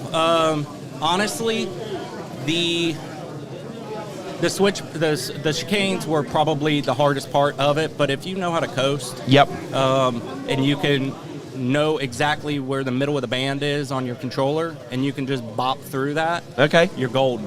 Okay. I thought about running a higher chip on. I bought a 464. Last minute, I changed it today back to a 290 and just set my traction control to about midway. Okay. And I practiced in purple and I set it up that way. Mm-hmm. And thank God for traction control. I'm just now learning. This is the first major race I've ever been at. Oh, congratulations on winning a first heat in your first big competition. Yeah, it good was, job, man. Pretty awesome. I was rooting for Josh. Yep. He's always smoking me at the hobby shop in Dayton. Yep. I mean, he's always smoking me with that exact same car. So it was bittersweet seeing him come off a few times, but you know, we kept on racing each other. Yep. I kept on pacing behind him, and then he'd come off, but then I'd come off. He's like, "You're not racing your race." I love the camaraderie. So awesome. Do you have a question, Steve? Yeah, just on your controller. So you have a Difalco controller, it sounds yeah. like. Which one do you have, a 302 or a 304? I actually have a 201. A 201, okay. So I only have the 5-ohm brake pot. Okay. So I dropped my brake pretty much to, I think I had it on, my brake was 3 at the start of the race, but I actually took it up to 4 mid-race. Okay. And then my traction control set it about 4 to begin, and I wound up going to about 4.5. Okay. This controller's a lot twitchier than my son's 302. I'll tell you that. Mm-hmm. That's why I was trying to change the chip. But honestly, the 201 I got from Larry down at the hobby shop. He hooked me up hardcore. I was going to be running a Professor motor with just sensitivity. So I wound up at last minute getting this and learning how to use it. Yeah. And well, you did very well with it. it is a hell of a controller. Yeah, did quite well with it. So Yep. yeah, it was exhilarating to say the least. Yeah. So especially for my first, this is my son and I. This is our first big ever, like 8-lane or anything. Yep. We only run on a 4-lane. Oh, cool. And it's a pretty old, scaly track. Yep. And Quite bumpy, is it? Well, very bumpy. So this track was totally different. I'm used to running a lot of slop. Yep. This track does not like a lot of slop. Mm-hmm. Them front screws need to be almost tight. Okay. On the pods. Yep. I know that for I found that out in practice. It was running a very loose pod was a bad idea. Yep. So we'll see. Where did you learn all of this, like tuning and preparation and the controller? From Marty. Excellent. There you go. Yeah, I just started recently getting on the chat and blowing him up, but Tuesday night is awesome. I have a blast. I can't wait to hopefully come up to his poly track. Yep. I chimed in. I was like, that's my kind of track right there. The one night that you just changed it, I was like, that's what my track is. So my home track is only on a 4x8. Yep. And we have not just a switchback like this, but because it's a scaly, it doesn't have the really tight R1. Mm. So I came out and then back on it. Oh, cool. Yep. So the Lola that my son has and the 908, that's where it was tuned on. Yep. That hard switchback. A bit like the carousel on the North Slider. Exactly. Yep. Yeah, and that's exactly what I was kind of going for. Nice. So I wanted that hard hit, Yep. so you have to come completely off the trigger. Yep. Because I was training my son trigger control. Yeah. So you have to come completely off the trigger. What I really like with Scaly Track is to do a Rad 2, then 2 Rad 1s, then a Rad 2 again. Yeah. So it's like it starts the flick and then you and then you flick the tail. Yeah. That's exactly what I was going for. And then I go Rad 3 in still, half straight, and then Rad 3 the other way, and then the 2 lines are next to each other. So you do a little jut chicane on it. Yeah. See, I wanted to do that, but with a 4x8, I just was limited. Yeah. So I have two. Well, I have a sweeper. Okay. So an R3 sweeper, Mhm. and then it goes straight into a modified R2 sweep, and then a long sweep on the back half. Yep. But that was a primary thing I had to have. Nice. Was the back on itself beyond 180. Yes. Because I had to get that slide. Yes. Because, well, A good way to learn. that's how you learn trigger control. Yep. I'm trying to teach my 6-year-old this, and Yep. he's getting there. Nice. So, and training on that little track has really come in handy. And just a quick shout out for your shirt. What is that? R&M Racing? Is that? Rylan and Mike Racing. There we go. That's my son, Rylan. He's got the other shirt, and the car that's on the back Yep. is his GT car. Ah, nice. Very cool. I painted that. Yep. So I wanted it in the Concord, but it's kind of impounded at the Yeah, moment. yeah. So, Fair enough. But yeah, I did a modified I Yep. did a modified of what actually NSR has already done. Yep. But his favorite color is pink. Nice. So we got these on Wednesday night at the hobby shop. I Awesome. did a power board for Dominguez. Yep. And Dominguez made these for us. And, Amazing.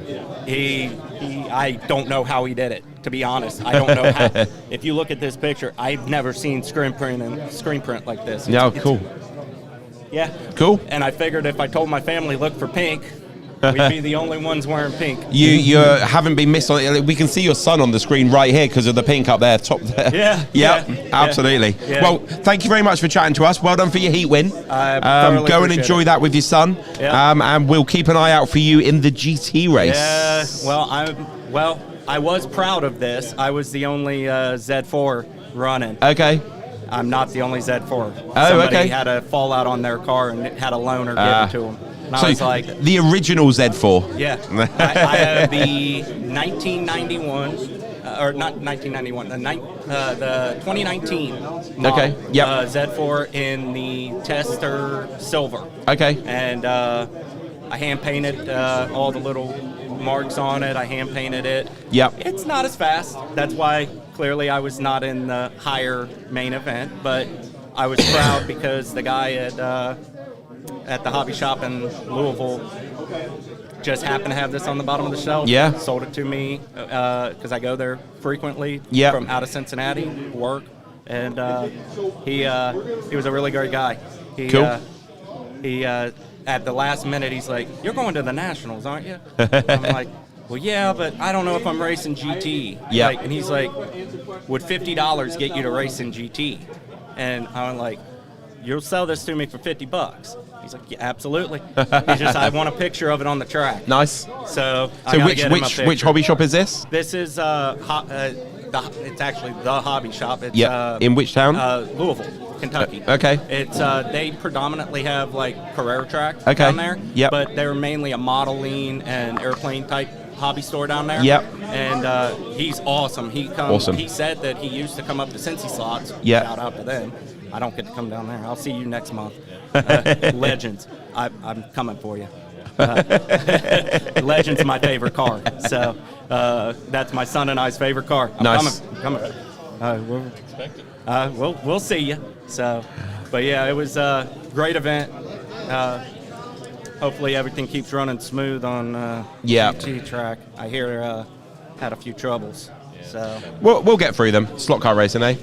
Yeah. You know, it is power. That's it. Power situations. I get it. So Cool. Totally appreciate it. Thank you very much, sir. Thank you.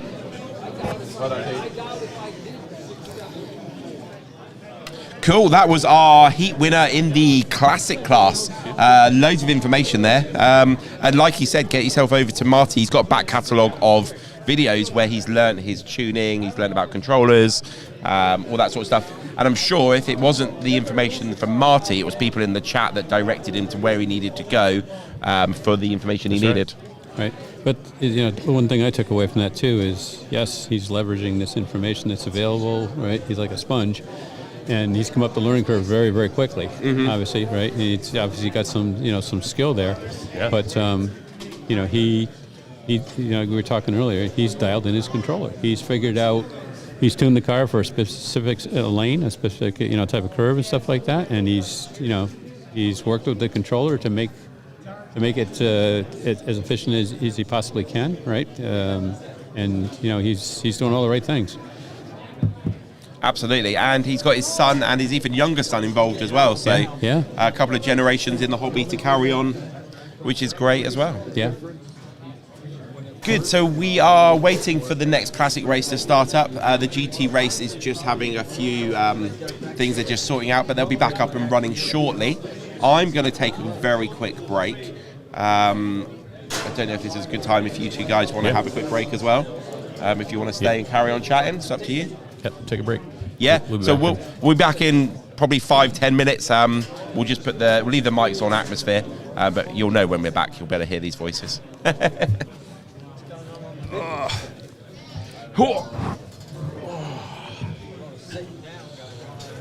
Stretch.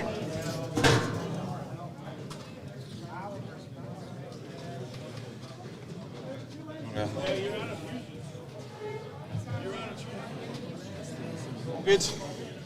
Huh? All good? Yeah. I think so. We're going to have to reset that. Yes.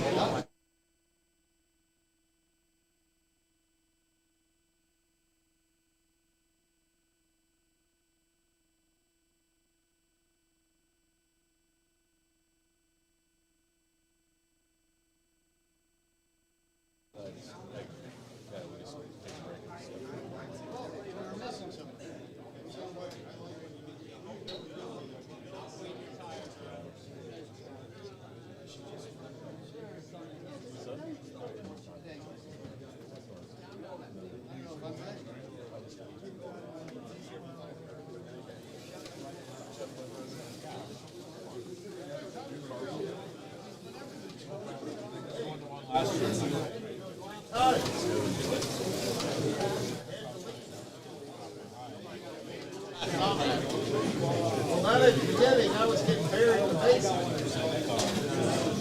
Then I got up there.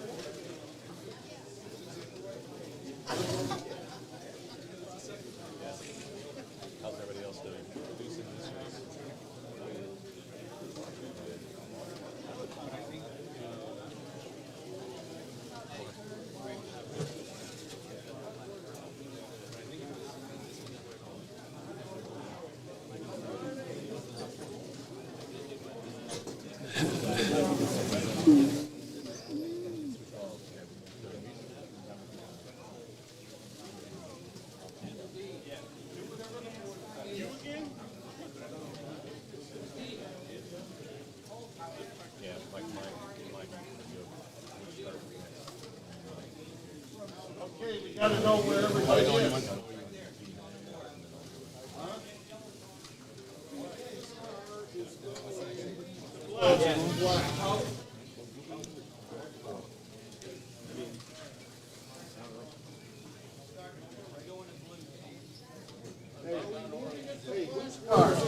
Your car is orange. What? Race restart.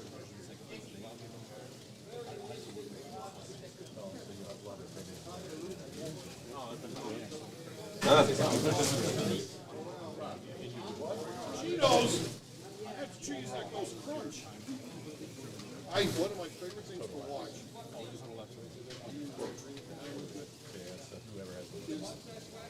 Two guys in the UK trying American. Those two guys have the best reels. Because they'll try stuff that you can't eat in the UK. I think I know the one. Oh, I think American. They did loops yesterday. I fucking died. Yeah,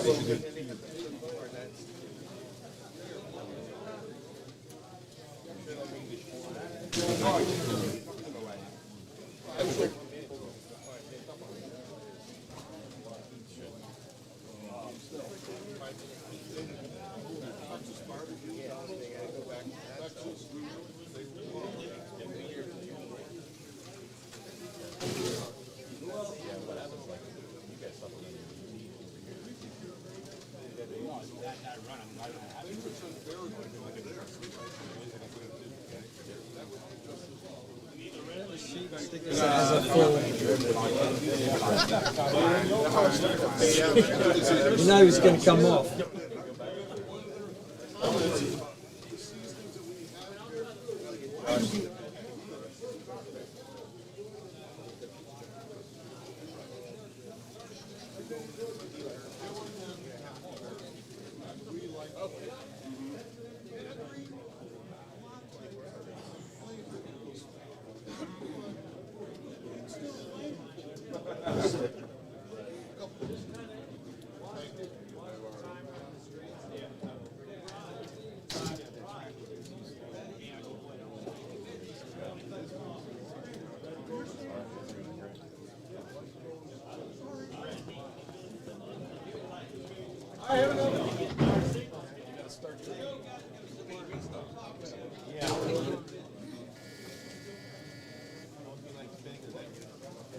We don't have the.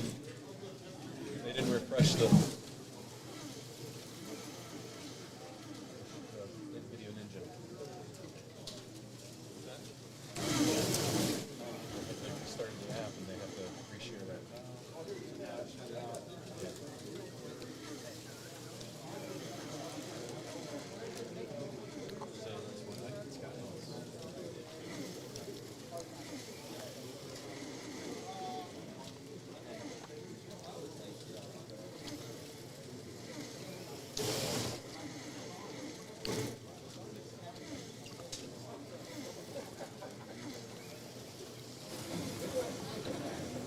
Just looking through some of the questions. I'm sitting here, so I might as well answer them. Thanks, Ian Douglas. Good to see you again. We are having some timing issues.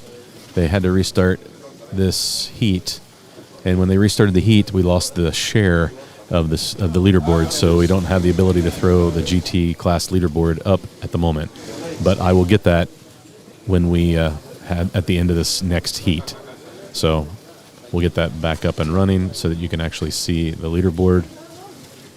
Because right now, I can't see the screen. But we had 2 lanes that were missing lap counts in that last heat, and so they've restarted that entire stint. It's one of those things, dealing with technology and computers, lap counting.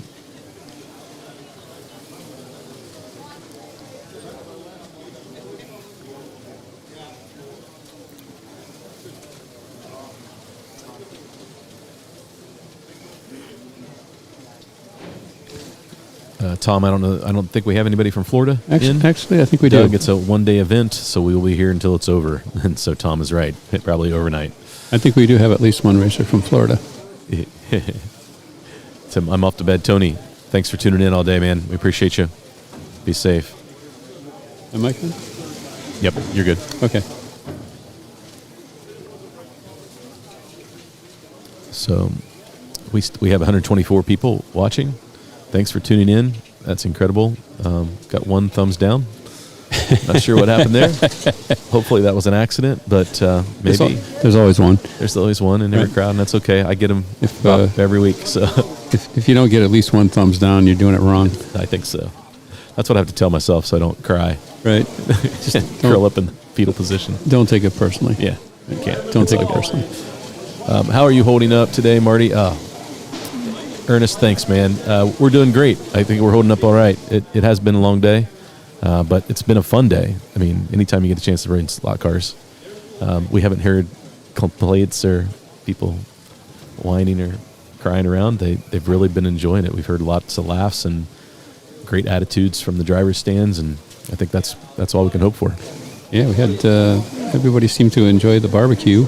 Yeah, we had a food truck all day. It was a really nice setup. Yeah, it was really nice that you didn't have to leave to grab some food, and it was really good food. So I hope it was worth their while coming here. They seem to be pretty happy with the turnout and stuff. That's great. Yeah, that's good to hear. Because I had a pulled pork sandwich and it was delicious. I had the same thing, and I agree. It was very good.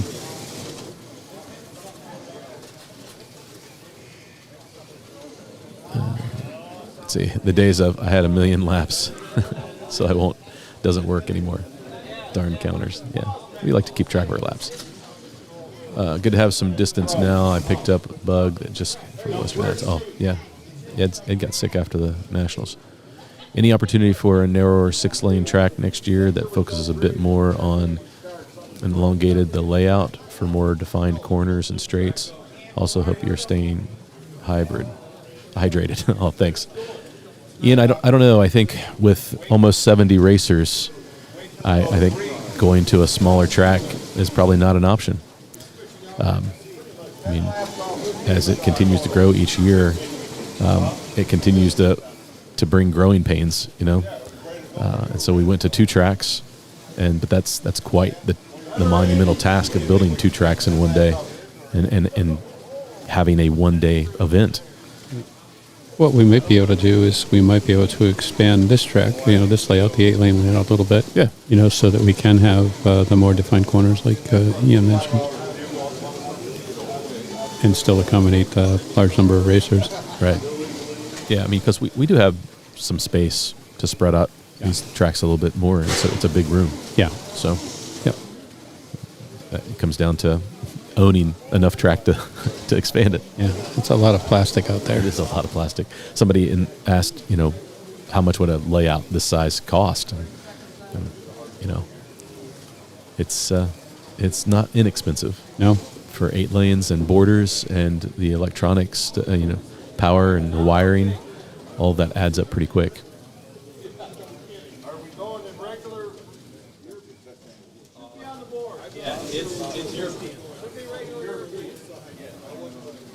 Oh, now I know what people were talking about.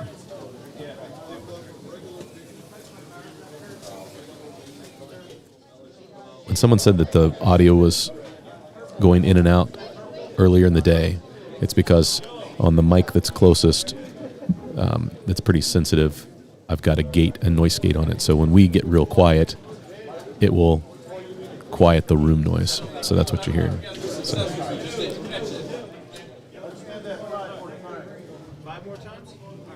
So let's see if I can see the board and get an update. I'm going to go reset that so we can see the board.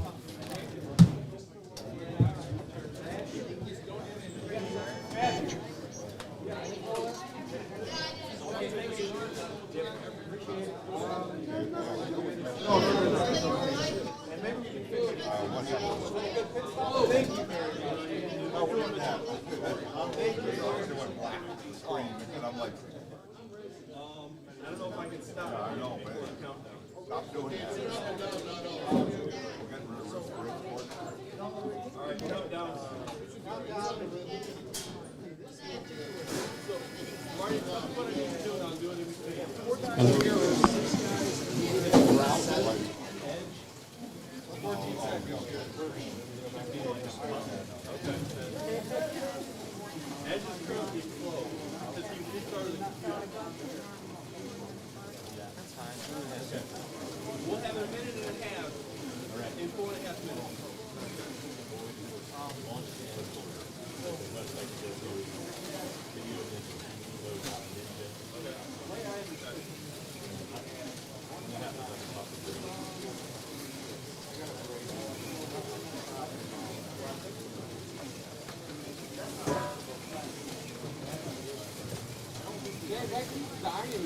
Okay, so Marty just is in the process of starting up the software, so hopefully we'll be able to see the live GT scoring screen here.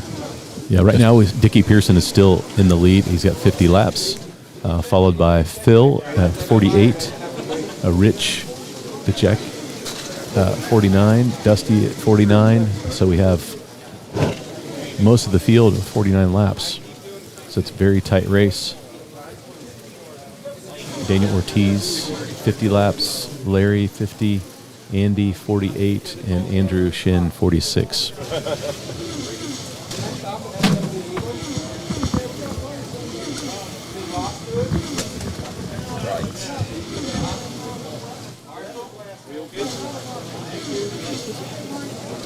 still don't have the share.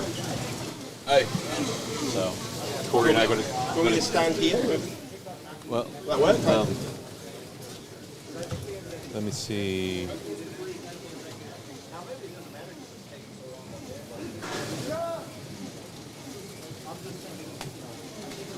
Nice. That worked, Cool. You should be good to go. Am I live? Yes, you are. Hello, welcome back. I've just come back from my break. I'm going to be standing in a different location so I can see the race screen for the GT, but it also gives me a chance to move around a little bit, I think. Yep. So we are in the second heat of the GT race. Dickie Pearson's in the lead on 62 laps. Rich is on 59, same with Dusty and Larry. Or in fact, actually, second, third, fourth, fifth, and sixth are all on the same lap. We've got Andy on 57 and Andrew Shin on 55. So it looks like we've got a race potting up here, certainly for second place. Dickie Pearson's in a class of his own right now, though. He is in that black lane, the shortest. It's difficult, but it's short. So if he can take advantage of it, he's going to build up a little bit of a lead like Corey Jett did in the last race. That's right. Yeah, you could clip that, yeah. That'd be loud. Okay, so we have got 1 minute and 55 seconds to go. I do apologise if I talk over Steve or Marty at any point because I'm not actually next to them like normal. Yeah, you can't hear. So I'll just keep an eye out. If they start waving their arms at me, then I'll stop talking. You're fine. Okay, I'm going to get a little bit closer to the track. I'm not going to get too close to the racers so I don't put them off. I'm going to stand in a bit of a mastering position. Give you a bit of a trackside view of what I'm seeing here. Dickie is in the black lane. So I'm going to watch Dickie coming around. Where is he? There he is. There he is. The white car down the main straightaway there. Up around there, past the back of Corey Jett. He is Michael Massey for this race. A very serious job there in the middle of the circuit there. Definitely dressed for it. Okay, so there we go. Dickie has got 1 minute of this heat to go. He's got a 4-lap advantage over Larry, Rich, Phil, Dusty and Daniel, all on the same lap. Oh, it's very noisy around here. So we've got the red lane, it's the gutter lane, and we've got this Professor Motor wall around the edge. And if the tail end comes out, you just hear the car going do, do, do, do, do, do, do, all the way along all the joints. It's really interesting. There we go. See, I don't know if you can see it on the camera. I might actually be blocking it. But yeah, the car is literally like, over that wall all the way around. 25 seconds to go. Dickie's in the lead by 5 laps now. He's doing a Corey Jett and running off into the distance. Okay, who's this orange car in the red one? Andrew Shin. Oh, that was a little bit more controlled that time, a lot less against the wall there. Hope you like my sound effects, I'm doing my best. You're back on. We've got, there we go, that's the end of the stint. So lane change and tyre clean is coming up. So Dickie Pearson's on 84 laps. Larry, Phil and Rich are on 79. Oh, we've lost the screen. So I think they're just doing, I think they're trying to do the link for you. Okay, so Marty's got about a minute to try and get the link back on the screen for you. If he can't do it now, then he'll do it during the next lane change. Corey Jett is in the middle there trying to do it for him. Marty Ford's there as tech support.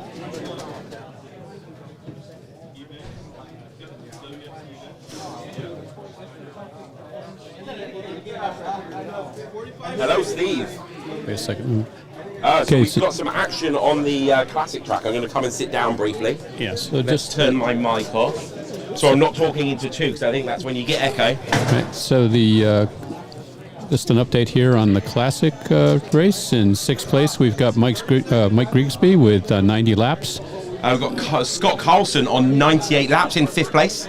Craig Guernsey with 102. On the same lap as Ryan Dubell on 102 as well. And Jerry Urker with 106. But Joe Stradley is out there in the lead on 110. Too excited. Help yourself, Oliver. So they've got 25 minutes of racing to go. They're about to restart their racing in 22 seconds time. Yep, they've just finished their third heat. So, and Marty's trying to hook up the remote software there for the GT live results. Okay, we had a rider on the GT track as they restarted. Here we go. Nobody changed the sticker. That just shows how important that sticker is. Gee, where did we hear that before? So this guy called Steve, I think he was the guy who mentioned it to me before. Boy, oh boy, that guy! I tell you.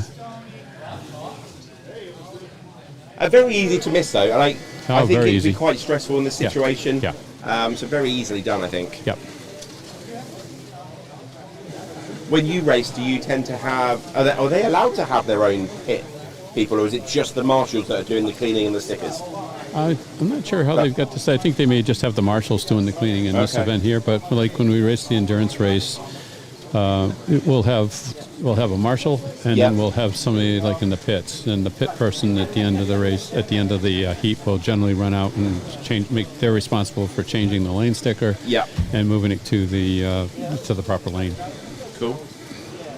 So I'm going to stand up again, I think, because we don't have the feed quite yet. It wasn't connected to the internet. Okay. So when it came back up, he had to get that done first. That's fine. So we know what we're doing for the next one. So I'm going to stand up so I can see the screen. I can go behind Steve. There's plenty of room. You're all good. Okay, let's give you a rundown. So Andrew Shin on 81 laps. Andy's on 85. Dusty on 86. Rich on 87.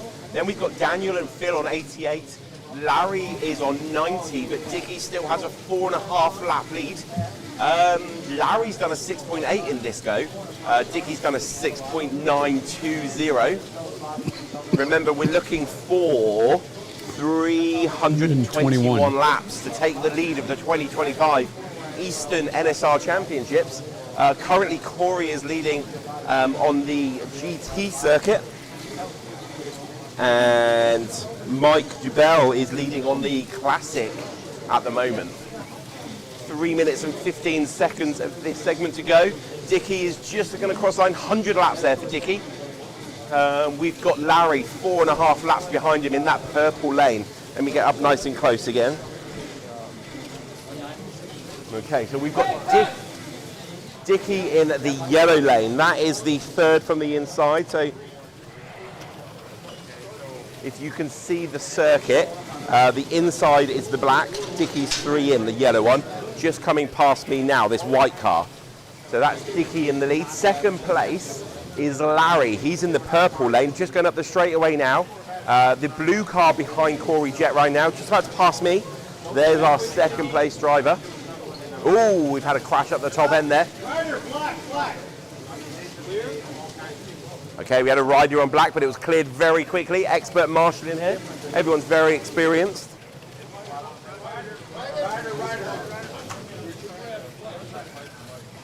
Yeah, qualifying minute.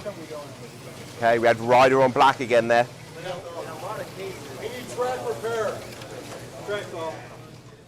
Okay, we've had a track call where the marshal had to get the rider. He leaned on the track. Not his fault, but he had to grab the car and he just knocked one of the fences over. But it's all fixed now.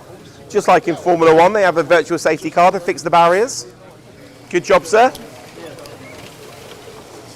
Okay, Dickie Pearson is still in the lead there on 110 laps. Larry's in second place on 106 laps now. Thanks, Greg, for Phil, answering that. 104. Daniel, 103. Same as Rich, 103. Andy, 102. Dusty, 101. Andrew Shin, 98.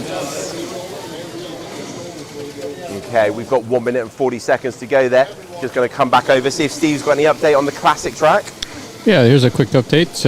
In sixth place, we've got Mike Grigsby with 118 laps. Scott Carlson with 125. Ryan Dubell, 129. Craig Gerstney with 131. I'm probably murdering his name. I apologize. Jerry Urker with 137. And Joe Stradley with 139. Looks like they've got about 45 seconds left. And this is the fourth heat, so they have 4 more heats to go. Cool, so back to the GT circuit. Dickie is still in the lead by 5 laps. Remember, he's in the yellow lane. It's the white car going up the straightaway now. The blue car is in second place in the purple lane going up the straightaway now. I'm going to move out the way here a little bit. There's a little bit of pointing in front of me.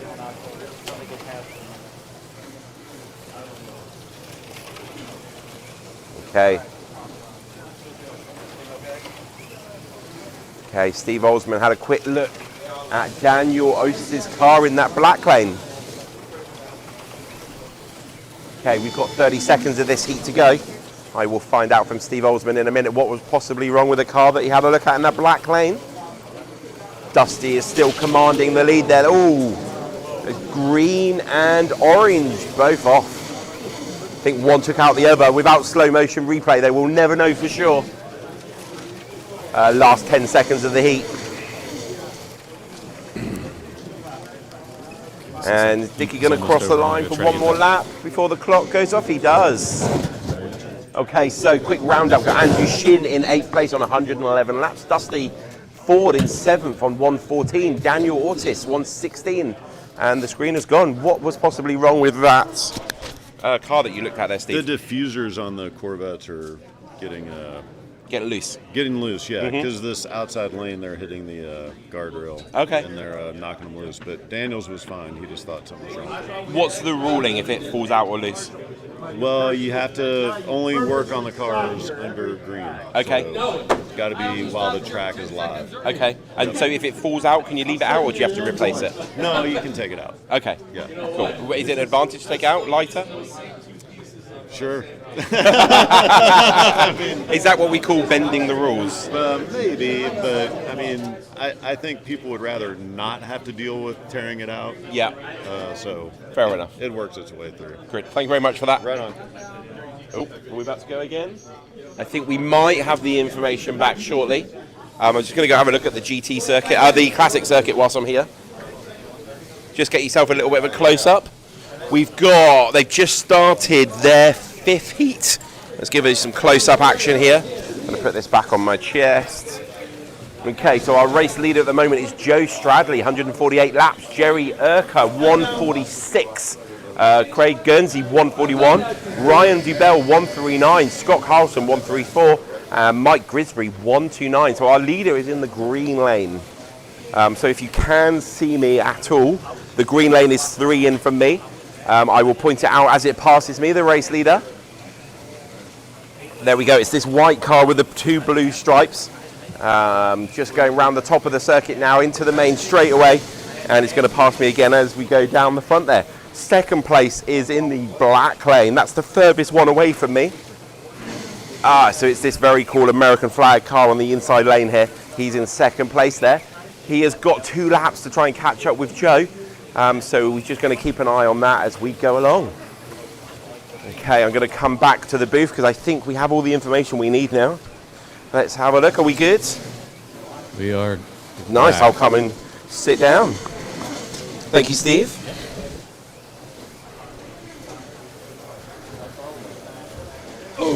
Nice little driver's trackside view there for me. Give us a little bit of a different perspective. Hopefully I wasn't rambling too much. I know I was talking a lot. No, No, you're fine. it actually works quite well, that remote. Oh, good. Good.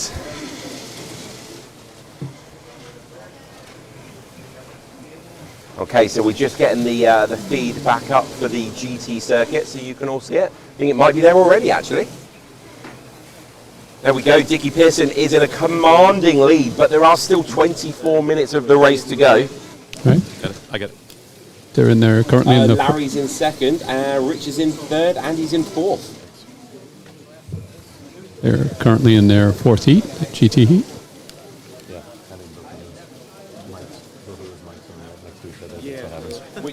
Which mic am I on at the You're moment, good. Marty? You're back on this one. Shall I give you that back for now? Right. I quite like the trackside view there. It was really interesting to see actually on the red lane of the GT circuit how much those cars are skimming the wall around this outside edge here. You can really hear the ones that have got control of the car, and maybe the ones where that rear end is just a little bit too loose. Either it's an over throttle or a setup issue. But they are literally going all the way along all the wall pieces, which was quite interesting. Blue Water Slot Racing says 2 microphones are on for Ian, or was that a really old message? Yeah, we already took care of it. Cool. You just can't have too much Ian, so 2 microphones, there you go. You are welcome. Extra bonus coverage. Get that one for free. Well, if we have Ian on 2 microphones, that means we can potentially mute him twice, too. Oh, there you go. That's it. Double mute. One mute just isn't enough for Ian. That's right. So, I'm going to find myself gagged in a cupboard soon. Okay, so we have got 21 minutes, 57 seconds of the GT race to go. Dickie Pearson has still got that 4-lap lead. They're not letting him get away, though, so he is in a decent lane, although Larry in second place is possibly in one of the black lane, the shortest lane. If it suits your driving, you're going to make up a bit of time. We can see Dickie is on 26 laps versus Larry's 27.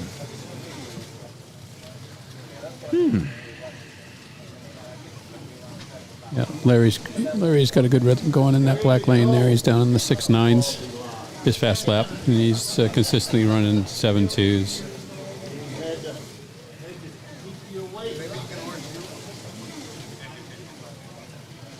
Okay, so we've got 1 minute and 10 seconds of the GT race to go, but 45 seconds over on the classic circuit before they go to the last 15 minutes of racing. Joe Stradley is still in the lead on the classic circuit over Jerry Urker. He's got a 2-lap lead there, so it's not big. It's not a comfortable cushion. I'm sure he'd like more as he goes into those last 15 minutes. Dickie Pearson, he's lost 2 laps to Larry in this session so far. Is that the lane, do you think, Steve, or is that something else? The yellow lane should be a fast lane. I mean, black is the short way around, so yeah. That could play into it. Larry just ran his fast lap in 6.85. So I think it has to do, in this case here, it might have more to do with the difference in the lengths of the lanes. Yeah. Type thing. It's possible Dickie's having a problem with his car, or is it the robot they call Dickie? They call him the robot. Just constant lap, just consistent. I mean, if we take his lap total right now, halfway through 4 heats, right? Yep. It would be 330 laps. Yep. But we know he's going to give some back when he goes into the red and the white lanes. Right? Yes. So it's just going to be a question of, how much is he going to give back, assuming he, continues on at this pace, right? Yep. So if he already had the red and the white lanes behind him and he was 165 laps, then I'd say, yeah, he's probably going to surpass, Corey. But the fact that, he's halfway through and he still hasn't run the 2 hardest lanes, I think, he'll slip back. Are they still on Euro rotation on the GT circuit? Yes. Okay, good. Okay.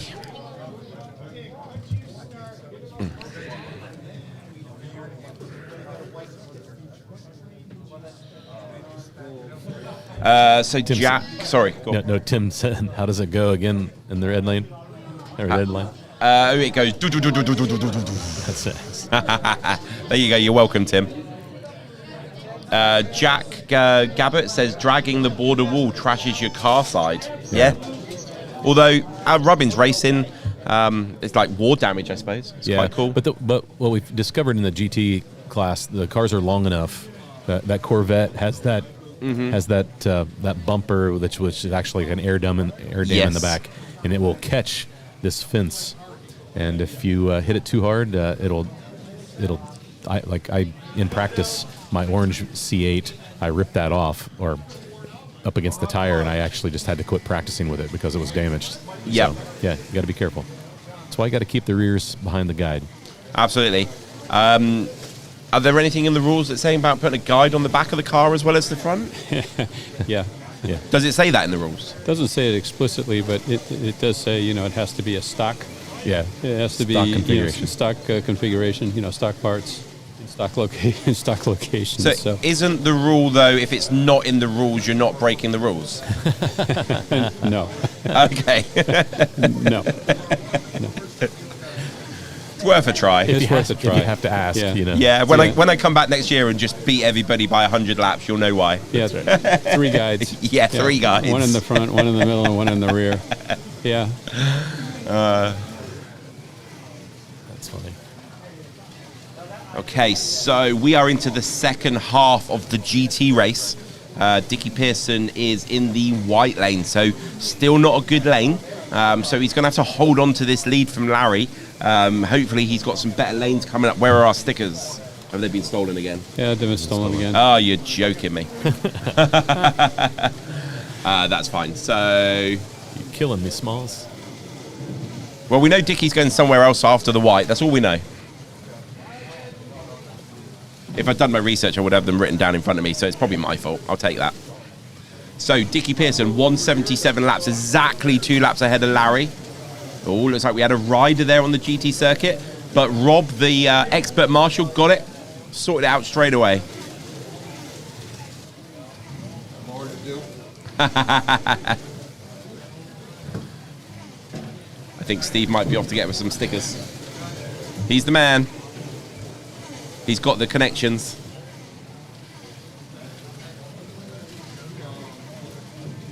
What's that? Auto Enthusiast Network 1473 says, man, I've got to go for friends for dinner, but I don't want to leave. You're all killing it on the commentating. I should be watching all day tomorrow.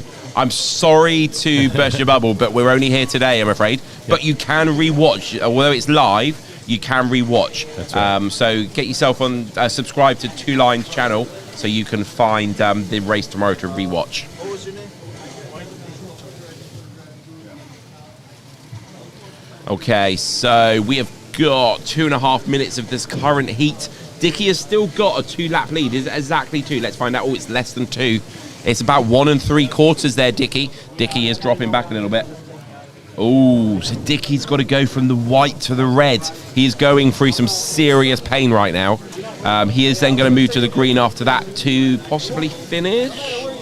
Or blue. He might be finishing on blue. So he's on white. He's going to go to red. He's going to go to green. He end on blue. Yeah. Okay. So it is going to get better for him, but he's going through some serious pain right now. We might see Larry steal the lead. Larry's going to go yellow, orange, white, red. Actually, Larry has got the hardest finish. This is the time that Larry's got to shine. He's got to take the lead off Dickie now because he is going to end on the 2 hardest lanes.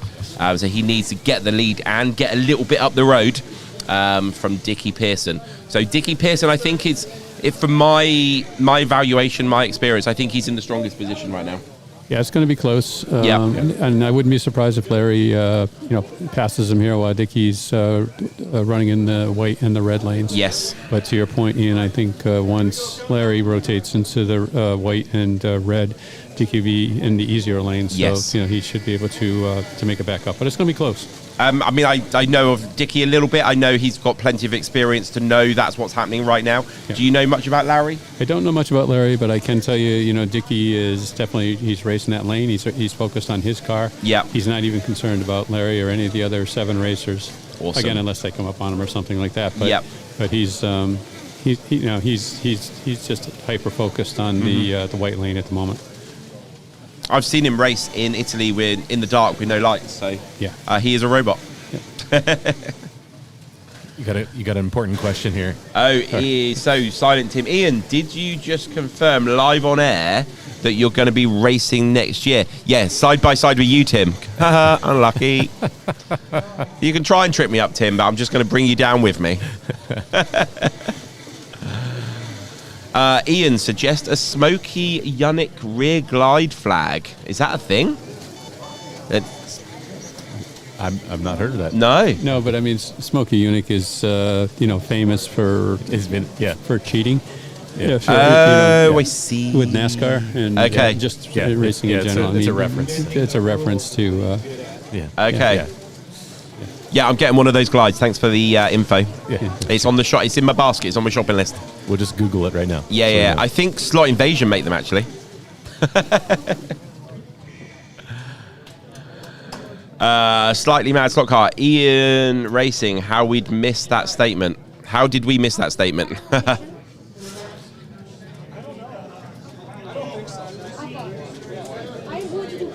Thanks, Sean. We appreciate the compliment, man. Been watching most of the day whilst cleaning the shop, so haven't been active on here until I come back to the house. Seriously, you're all killing it. It's insight into races and cars. That's good. I'm glad you're enjoying it. Hopefully we're bringing the hobby to some new people as well. Truth be told, we're actually in Rio de Janeiro, sitting on the beach, sipping little drinks with umbrellas, and this is all AI-generated video. Yeah, so I'm AI Ian. This is AI Steve, AI Marty, and AI George on the end there. We're all fake. We're all just computer generated. That's right. Yep. Yeah. Google's been monitoring our every movement for the last year, and it's now created us. Virtual us. The scary thing is they can do that.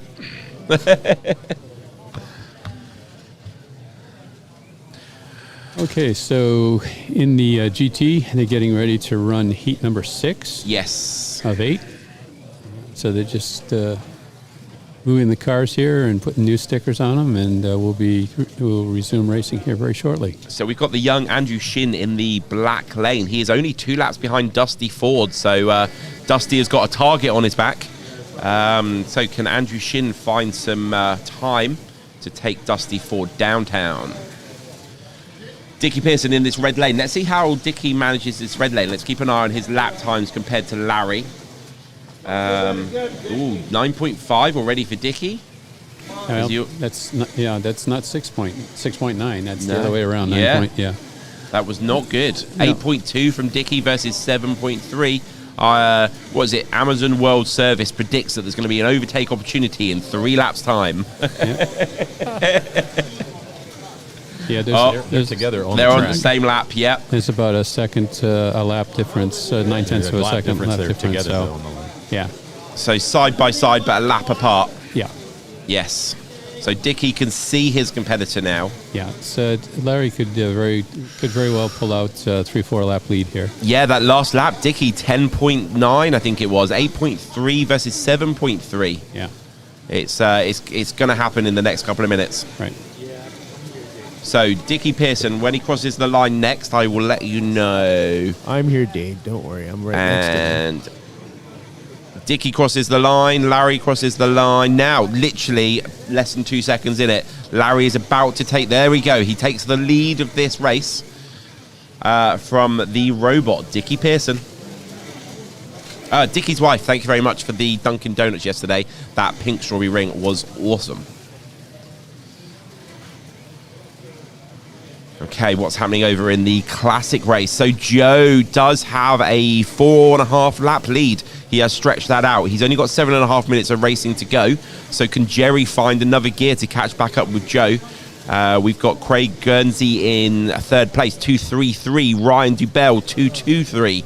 Mike Grinsby, 2.11. And Scott Carlson, 2.04. So they're very spread out in the classic race at the moment. There's a good 5 to 10 laps between every competitor. So unless one of them has an off or something massively happens, that position isn't going to be changing much. The excitement right now is on the GT circuit with 12 minutes and 45 seconds to go.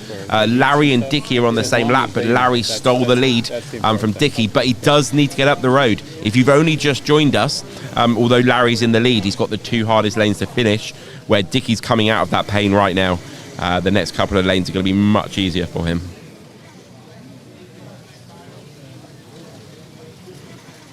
You are watching the 2025 NSR Eastern Championships. My name is Ian from magneticracing.com. To my right, we have Steve Swatelle from Slot Car Corner. And on my left, we have Marty Ford from Two Line Slot Cars. And to your left, we have George, Area 51.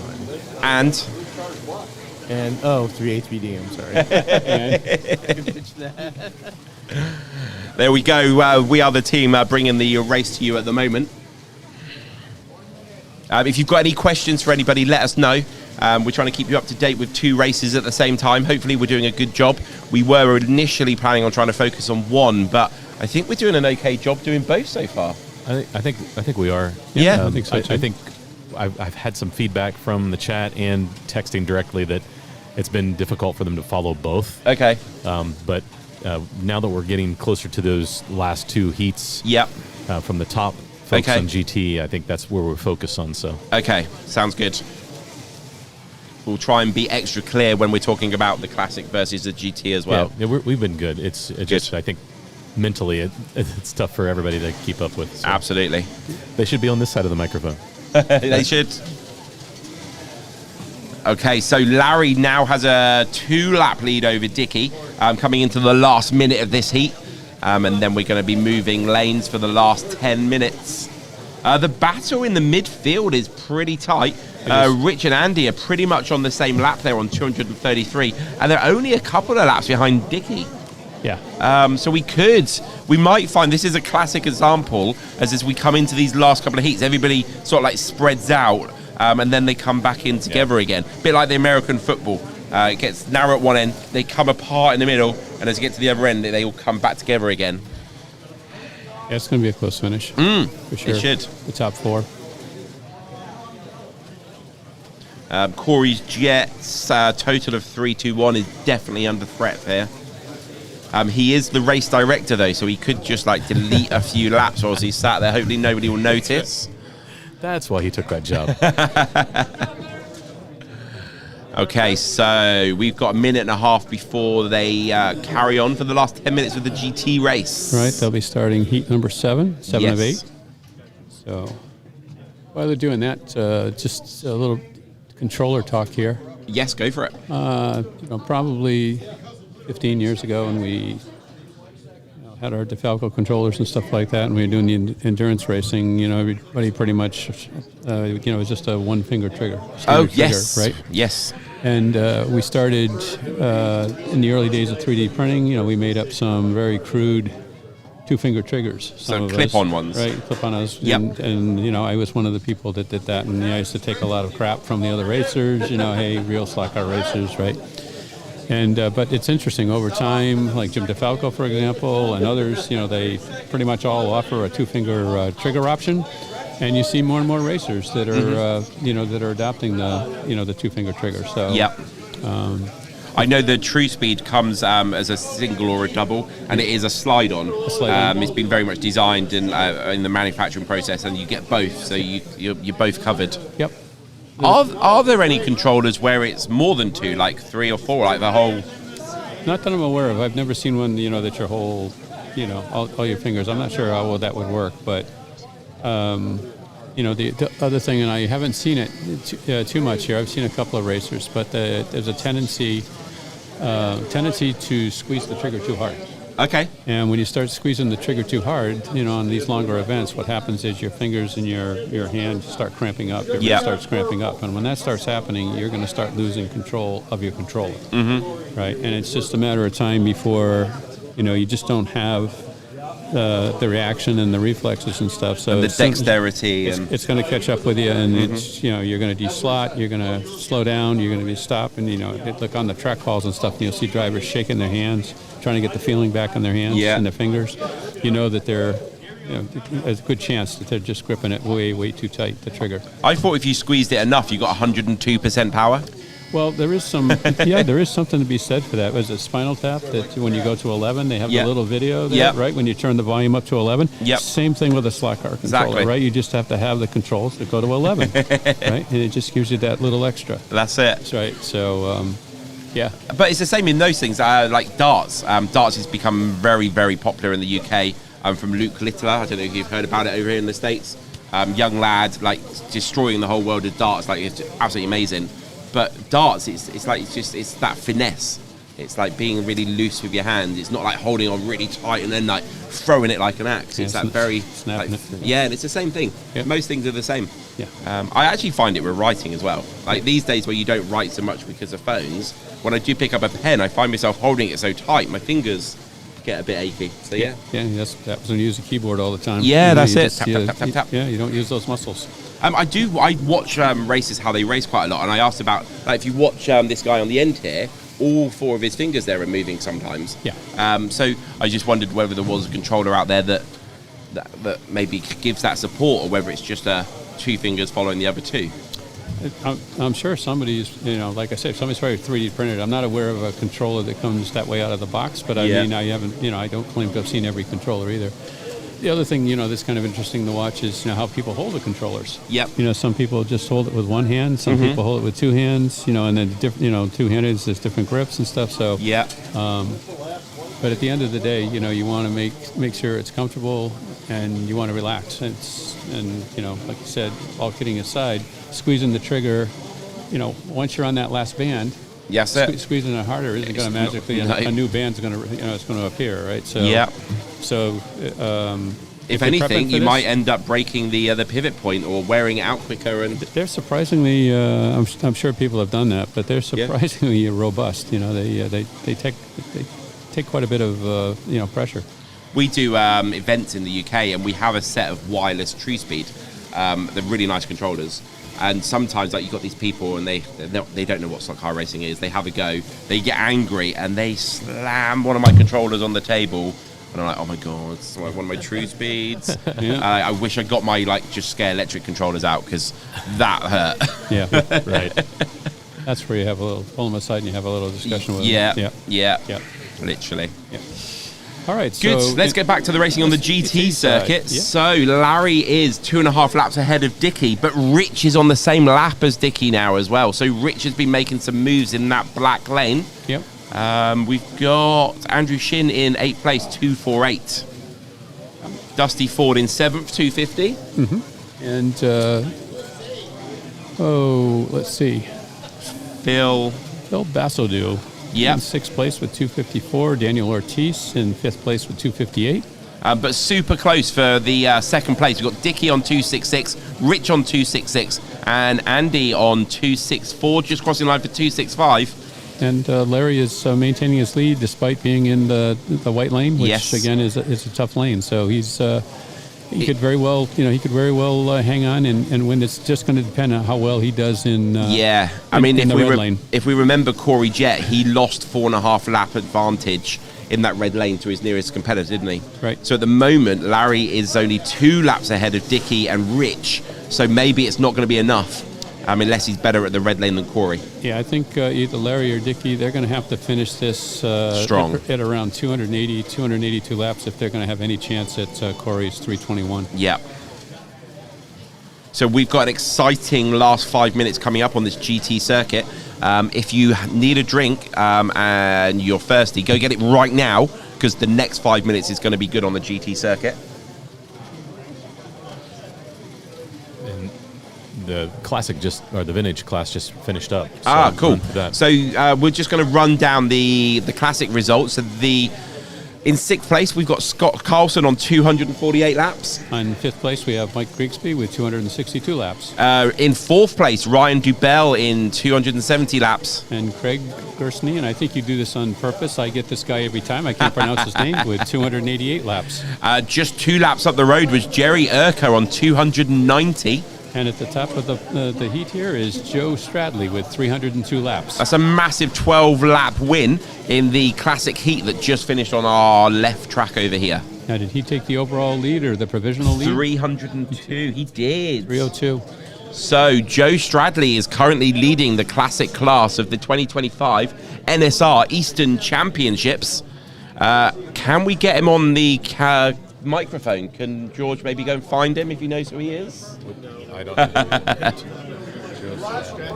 Joe Stradley, which one? Could always do a microphone.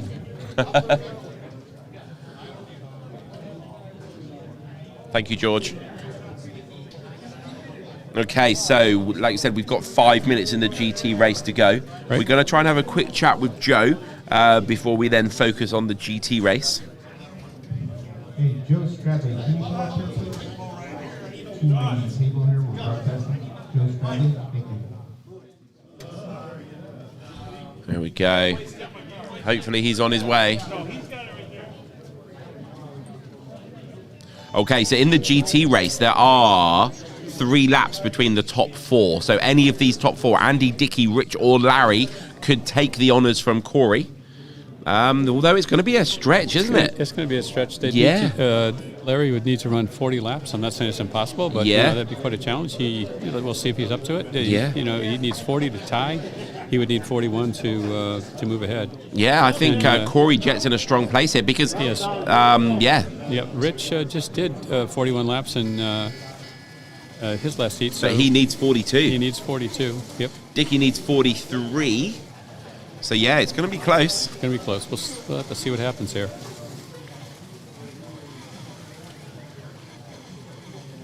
Okay, the battle for 6th, 7th, and 8th is pretty close. There's only 5 laps in it between 6th, 7th, and 8th. Phil, Dusty, and Andrew. Yeah. So can the young Andrew Shin get himself up above Dusty or Phil? Oh, amazing. Thank you. So Joe Stradley will be on the mic shortly. It might be best if we get him on just as the GT race is finished, because we know this is going to come to a head as we move forward. Already Rich and Dickie have done more laps than Larry. It could just be where they restarted. If they started closer to the late break. Yeah, you're right. They're pretty much side by side as they cross the line there. Yeah. So Larry's last time was 7.6, but Rich and Dickie were both 7.1. So they're both hunting. Oh, that was black lane. Dusty just came out in the black lane. If he has too many of those, Andrew Shin's going to steal 7th place from him. The question is, can Larry hold on? I wonder if Larry glanced at the screen and he knows this information. Oh, we've had a rider. Yeah, then it took care of itself. Fortunately, it didn't damage the car.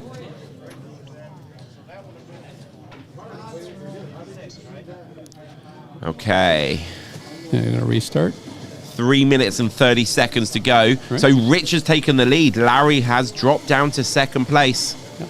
That dangerous red lane. I think we should change it to a different color, then it won't be so bad. Yeah, that'll make it faster. Yeah. Yeah, we'll just change the color. We'll just make it British racing green. There you go. That's what we need. And put a stripe on it. Yeah, there we go. Yeah. Oh, who was that? That was lane 2. Andy just came out right in front of Rob here. Super fast Martian. So Rich is currently in the lead. Larry's in 2nd. Dickie's in 3rd. So remember, Dickie had the lead for a lot of this race. Out of the 3 lanes, he has... Well, Rich and Nick... Remember, you could argue Dickie's got a slightly better lane than Rich. I guess it just depends on your driving style. They're pretty close. They're within a 1/10 of a second of each other. Yeah. They're turning pretty much the same lap times. I think the question is Dickie gonna... Oh, Dickie has taken Larry. Larry is down to 3rd. That red lane has struck again. Yep. He didn't get as much advantage in the better lanes when he had the chance. Yep. So Rich and Dickie. Can Rich handle the pressure for 2.5 more minutes? He's a very experienced racer. Dickie and Rich know each other very well. Okay. Rich is with the Great Lakes Slot Car Club. Dickie is up with Host in New Hampshire, but they race at the Michigan 24. Okay. And these events, so they know each other very, very well. A lot of respect between the two of them, and neither one of them is going to be intimidated by the other. That's good. Yeah. Just before both of their fastest times were 7.120, but Rich did a 7.119. Yeah. We have 2 minutes to go. Can Dickie put the pressure on Rich? They are side by side. They are standing next to each other on the stand. Yeah. I wonder if they know how close to each other they are. Can Nicky give Rich a little dig of his elbow? I'm sure they looked at the at the scoring at the end of the last heat there and stuff. Yeah. So they probably know where they are. They're both pumping in 7.2, 7.3s just consistently. Right. It's just a case where if one of them has an out, or if one of them gets taken out. That's the other thing. Like sometimes there is luck in motorsport. Absolutely. Yeah, I think we're going to run out of time. I think as long as Rich doesn't come out, doesn't deslot, I think he should hang on and he should. It'll be close. Yeah, let's find out the gap. Actually, I think it's closer than you think. So when Rich crosses the line for 3:12, I'll let you know. So Rich crosses now, so it's 1 and 2 and 3 and 4 and 5. 5 seconds. There's the gap. Yeah. Dickie has only got 1 minute to sort this situation out. He's gonna need some help from Rich. He's definitely yeah. Rich would have to have an off, and Dickie stay in. Looking further down the field, unfortunately, Dusty Ford has dropped to last place. Andrew Shin has taken. Oh, we've got a rider. Okay. Was it Rich? Did he lose some time? We'll keep an eye on. Yeah, let's see who that was. Did you notice, Marty? Are you watching them on the circuit? Yeah, I didn't see who it was. So yellow and blue are the leading pair. Yeah. They're a lap apart, or about 5 seconds apart. Okay, we're down to the last 25 seconds. Can Rich handle the pressure? Can Dickie find another gear or two? Oh, we've got another track call. It's all going on. Corey Jett's looking around. Oh, that was the red lane. Yeah, so Larry had a rider. 21 seconds to go. Rich is... I think Rich is going to hang on. Oh, it's a long way to go. Commentator's curse. He just ran a 6:99. That was... Okay. Last few seconds, and then we're going to get Joe on the microphone to have a little chat with him. And 5, 4, 3, 2, 1, and race over. It looks like Rich Drekek, I'm sorry if I pronounced that wrong, has taken the heat win with 321 laps over the robot Ricky Pearson on 320. Right. So the question is, where did he finish compared to Corey? 321 as well. So that's going to be counting the tracks pieces, isn't it? Exactly. Good. Well done, Rich. We have got Joe on the microphone. How you doing, Joe? I'm doing very well, thank you. How do you feel about winning your heat? Yeah, it was a good race. Yeah. I didn't know if I was going to actually be able to stand. Okay. Once they get done really? with Joe, so I have a short time to come on be and able to just say stand, a few but words? I was able to do it. Amazing. You won by 12 laps. Was that a surprise? A bit, yes. This is really my first race. Oh, cool. I've been doing it almost a year now, so yeah. It's Awesome. Where do you race from? Cloverleaf. Oh, you're Cloverleaf? Yeah. Ah, cool. So you know a lot of these guys around here? Yes, sir. Giving you lots of good advice, or are they trying to trick you? No. They all hands down give you the best advice. Yeah. Amazing. Very consistent. And what car were you driving? Very consistent. The Porsche 917. Cool. And are you learning to tune it yourself? Are you getting a lot of help still, or? Actually, I'm building my cars now. Yes. Oh, amazing. I'm doing it on my own and getting into it. A little more serious than I anticipated. Yeah. Enjoying it? A lot, yes. Good. Have you managed to drag any of your other friends into the hobby, or? I got some friends that are interested in it. Yeah. They're a lot busy working, but I have a little bit of free time to be able to do Yeah, this. So. fair enough. Do you have a home track, or do you just go to the club? Just to the club. Okay. Yes, sir.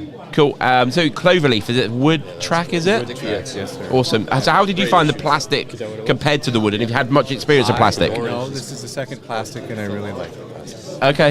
It seems like my cars handle a little more smoother on the plastic. Okay. But learning to adjust between the two, Yep. I'm new, so for me, It's all learning. Yes, sir. Yeah, awesome. What control did you have? I got the Difalco Okay. one from Mike's shop over Yep. there. So. Awesome. Yeah. Good. Learning how to tune it in with the cars, the motors, the gears, it's all. Yeah. So do you have any other hobbies, or did you have a hobby before slot car racing, or? Dirt bike guy. Oh, cool. Side guy. Yeah. That kind of thing. 321. Nice. A lot of that's been taken away. And but, he did. Okay. I still can side by side eventually. Yeah. Awesome. Good. Are you going to come to one of these events again? Everyone I can. Everyone you can. Yes, sir. Travel all around the country. Yes, sir. Amazing. I'm down for it. So. Good. Have you got any questions for him, Marty? I don't have any questions. Congratulations. Yeah. Thank you very much. Thank you. Well done, guys. sir. Thank you. Nice to Good. meet you guys. And yourself. Thank you. Take it easy. And we'll see you in the GT class. Oh, yeah. Hello. Hi there. Have we got the winner from the GT, have we? Wow, we are spoiled. We've got the winner from the GT class on as well. We've just had Joe from the Classic, but Rich, how do you feel? Oh, Draytech. Draycheck. I'm sorry I pronounced it wrong so many times. No, that's fine. We just call you Rich D. Yeah, Rich D. Sounds good. How did that race go for you? Were you aware of how close it was at the end? I was. It was very, very tight between Dickie and I the whole way. I knew I was on the tougher lanes in the beginning, so I knew that I had room to make up. So the time just kind of worked in my favor, and I stayed pretty clean. Amazing. I stayed pretty clean. A few outs here and there, but everyone was respectful. Everyone raced a great race. And, great heat. Great heat. Good. And where do you normally race? Is it the Great Lakes Slot Car Club? Great Lakes Slot Car Club. I'm actually the president of that club. Sorry, I didn't mean to plug that. But anyway, no, you plug away. Plug away. When do you race? We race every other week. Okay. And we have 10 different tracks in our group right now. Okay. Every couple of weeks, we're currently in our scale auto. Cool. Actually, not scale auto, but any hypercar. Yeah. We're running a hypercar series currently right now, and it's going really, really well. Yeah.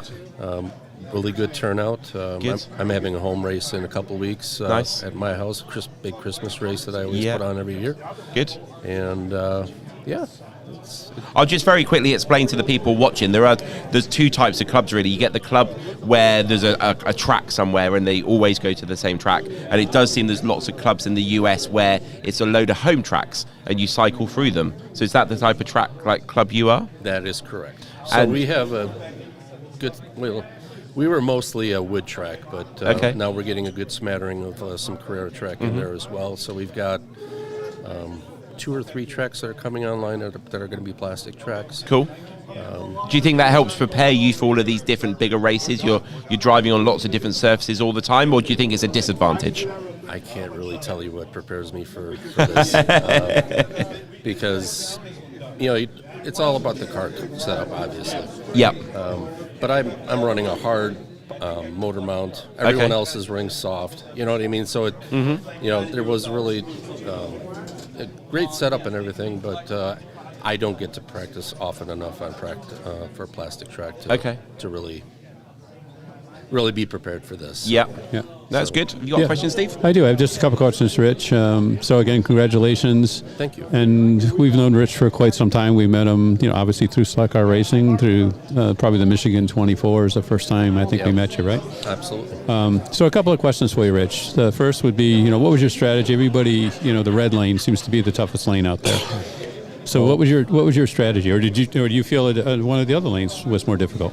No, I firmly believe that the red lane was the most difficult. It's all about survival. But I kind of thrive on some of the tougher lanes in our club as well.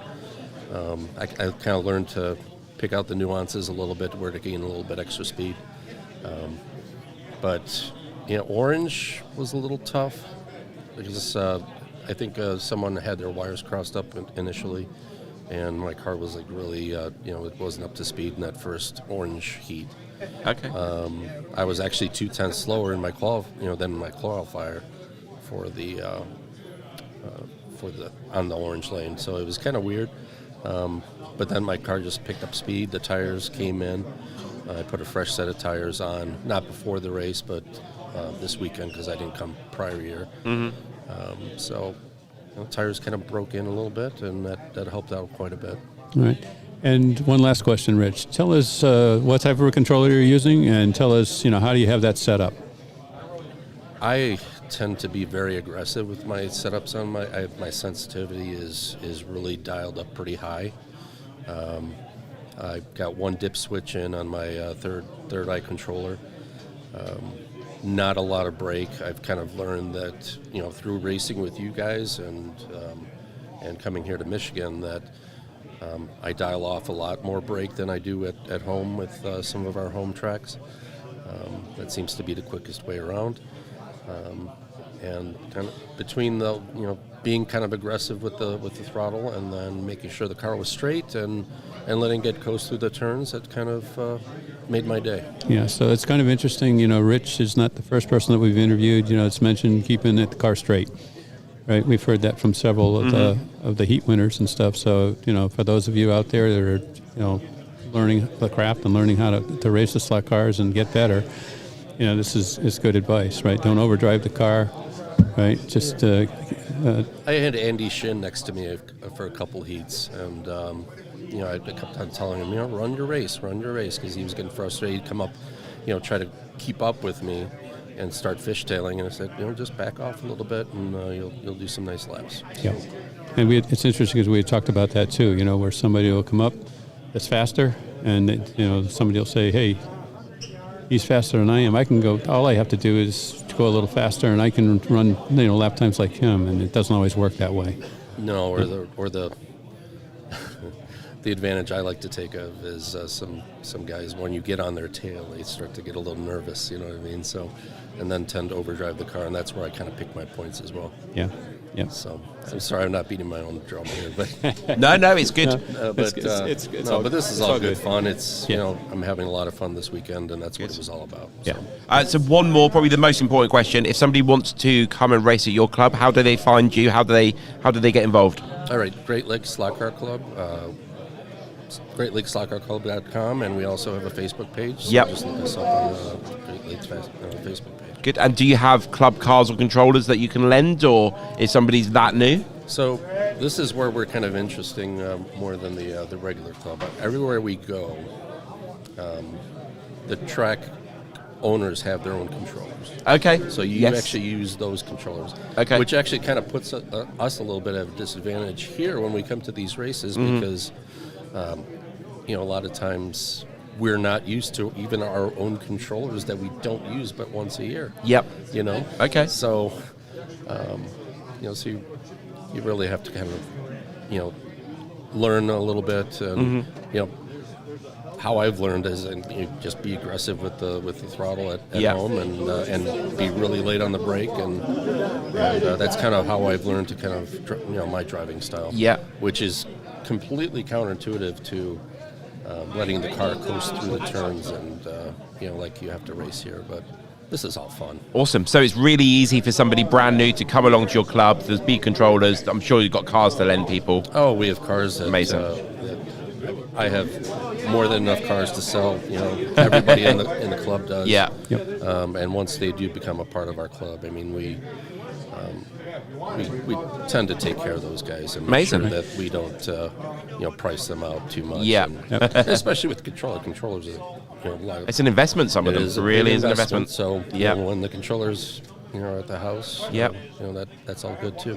Amazing. So we'll just Great Lakes Soccer Club. Great Lakes covers a lot of ground, a lot of area. So could just tell them, the general area where you are, your club. Sure.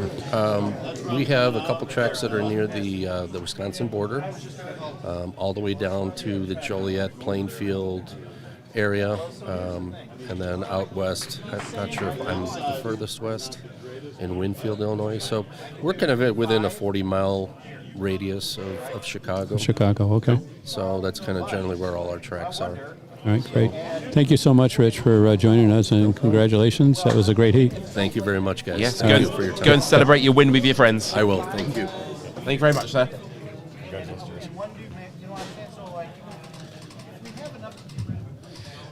There we go. So that just shows that some racers are very aware of their surroundings and others just crack on and do what they need to do in their lane and see where it gets them, I guess. Yeah, it's interesting because while we were waiting, I was talking to him, if he'd come on, and we were just chit-chatting and stuff, and we were talking about, when he was racing with Dickie and how close it was and stuff. He mentioned to me that, he was Dickie and they were talking to each other, which is not unusual, believe it or not. They can still maintain their focus and have a conversation. And Rich noticed that Dickie's performance had started to drop off, and evidently Dickie was having a problem with the braid making contact, but it was kind of intermittent. Okay. And it was, affected his car. So maybe he was a 2 lines 1 braid man. It could be. I mean, he might have taken some tips from Marty. It could be.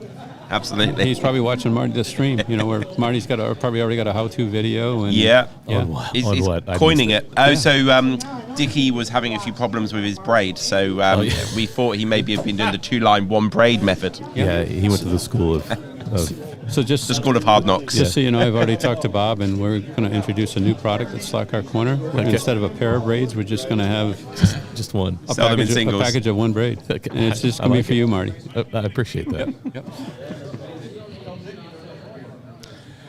Excellent. So that was a really insightful interview with the winner of the GT race. There's clubs all over the country, and like we said, some of them run in different ways to others. You don't need any money to go along. They've got controllers and cars. For that first one, they'll get you going, and you might be hooked. So if you are new to it, GreatLakesSlotCarClub.com. Yeah, and in addition to having all those great tracks and stuff like that, Rich is an ambassador for his club, and for slot car racing. They'll work with you. So if you're a new racer, right, there's going to be a learning curve. What do I buy? How do I set up my controller? All that kind of stuff, right? These guys like Rich, they are super helpful, and they understand that to get people into the hobby and to keep people in the hobby, right, you've got to share some of that knowledge. You've got to take them under your wing, and you've got to and bring them up to speed.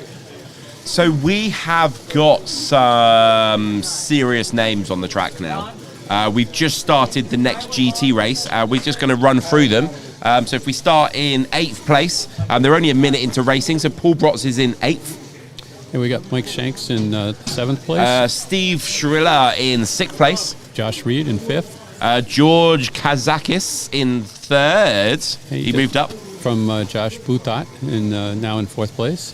We've got the Steve Holzman in 2nd place. And Andrea in 1st place. Who's this Andrea guy? I don't know. It's like a foreign name there. Noviello. Can we have the bottom one? So I'm in trouble here. I've got 2 hats to wear, but they're both racing. So which one do I wear? Do I like front and back? What am I doing here? That's a good question. It's a good question. But so we've got some Total Domination Racing. That is Steve Holzman. Or we've got the man, the lift myth, the legend, Andrea Novello. So I've got to choose which am I supporting. I can't sit on the fence. So yeah, the top Andrea and George. Yep. And Steve Holzman. They all have best lap times 6.6, 6.7. I mean, these guys are flying, but it was George that qualified fastest, wasn't it? It's like 6.59-ish. Yes, something like that. Like 200s quicker than Andrea. Andrea was right there with a 6.60 qualifying time, and Steve Holzman wasn't that far behind. But let's see. Once they have a few more laps, George just ran a 6.9. Andrea's 7.01, so I mean they're essentially equal. There's not much difference there. Steve Holzman in the 6s. So I have a question for you. A lot of these racers have not been on the circuit since they qualified this morning at like 10 o'clock. Right. So we talk about concentration. Do you think that has affected them? They've been sat around for 7-8 hours, doing a little bit of marshalling, a little bit of tinkering. But what do you reckon their concentration level is like? I think their concentration level is still quite high. Yeah. These guys, it's not their first rodeo. They've been to other events, where you have to sit around and it be some time before you actually get to race and stuff, right? Yeah. So for the most part, I think they're relaxed while they're waiting. I don't think most of these guys, their nerves really bother them, and when they step up onto the stand here, to actually race, they're ready to race. Yeah. Yeah.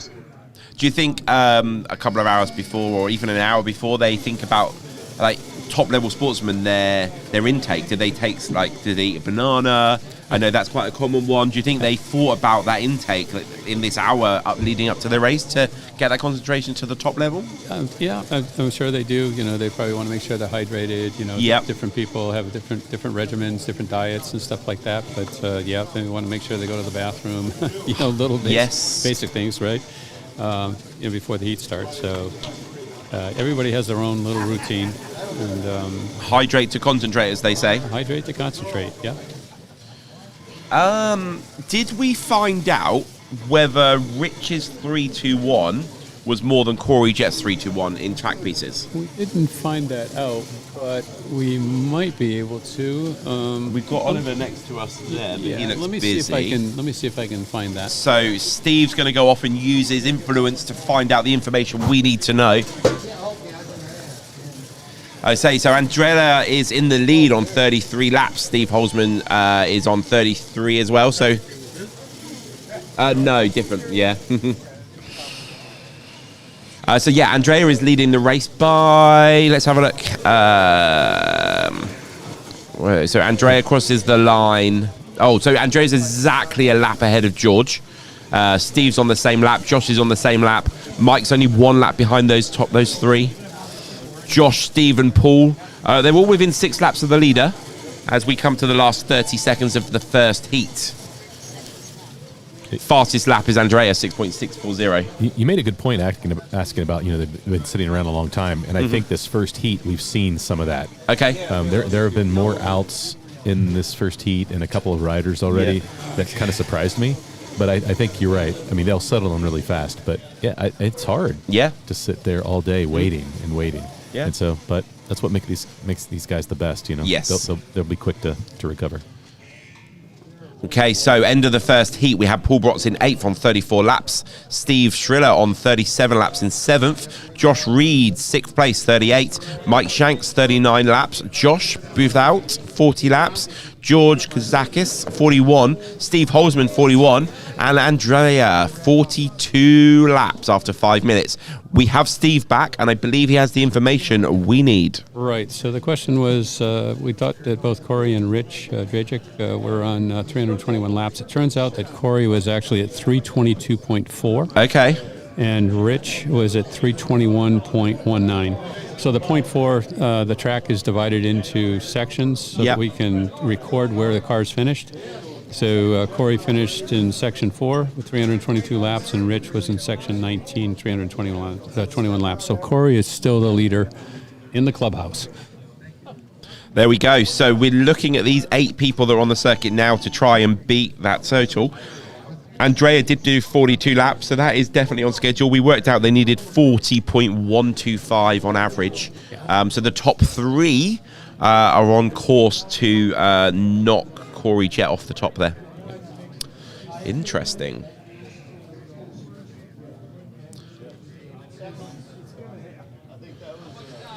Do we have anybody? Is there anybody helping Andrea pit? Yes, so this guy in the corner, Kurt. Kurt is, yes. Yeah, sweet. Because I saw him walk down and I was like, please tell me somebody can't help him pit. I think actually Kurt was doing it, and I think Andrea wanted to do it himself, possibly. Gotcha. Okay. Need a little sugar. Yeah, absolutely. Anybody else need some sugar to keep them going? Yeah, George wants some. Does Rob need some? That's the 4th packet I've sent to Rob. I'm good. You're good. Rob, there was somebody in the comment was like, who's the guy eating all the Chewits? I said, his name's Rob. Hey, Rob Chewit, coming into the pits.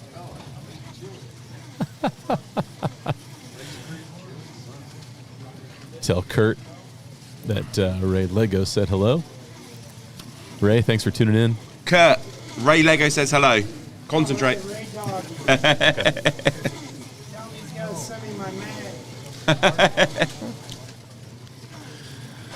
Okay, so he's Jack Gaber says close spread on the first heat. Absolutely. Yeah. Paul Brotz is down on 44 laps. Has anybody noticed? Has he had an off, or are the others just that much better? I haven't seen anything major, but I think he was the rider in that first heat. Okay.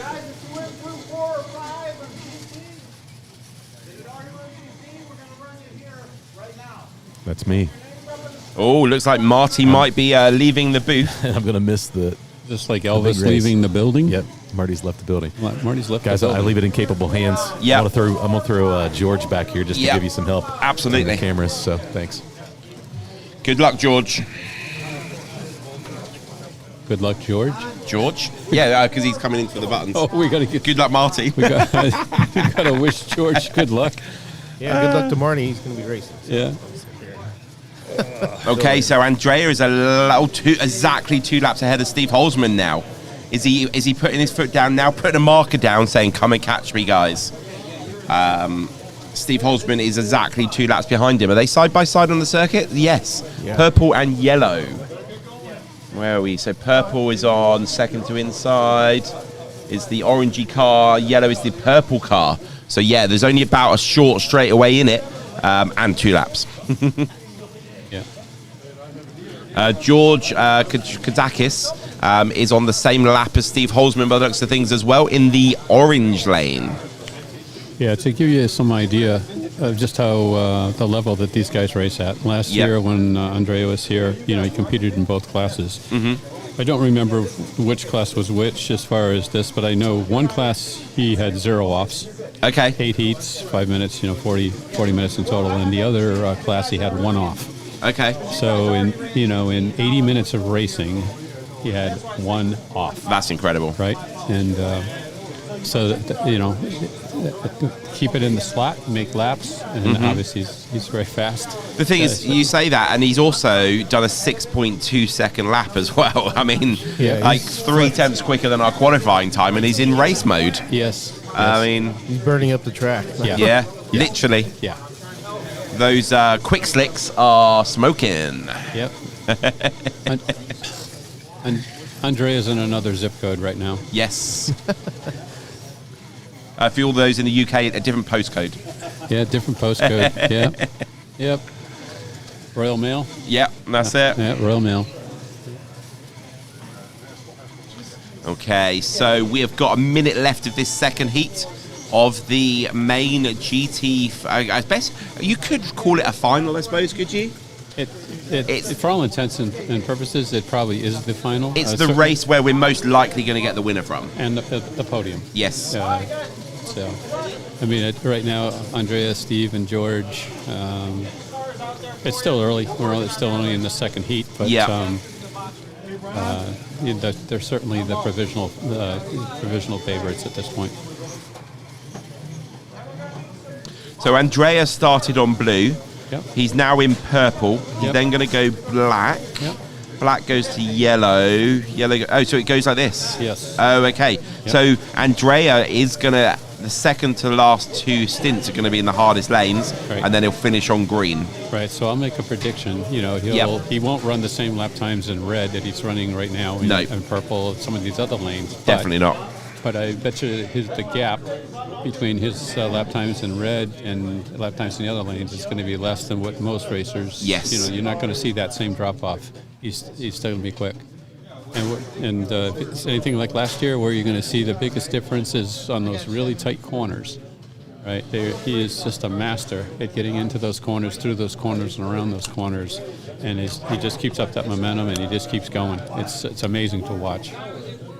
So when we get to that lane, we'll be sure to point that out. Absolutely, we'll try and get the camera focused in on that red lane when Andrea is in it, so you can see the way that he just. We're guessing now is just going to float through those rad ones. It's probably a good way to describe it. I wouldn't be surprised if he was in the high 6s, very low 7s in red. I don't think he's going to be down like in the 6.5s and 6.6s. No. But he's still going to be very, very quick.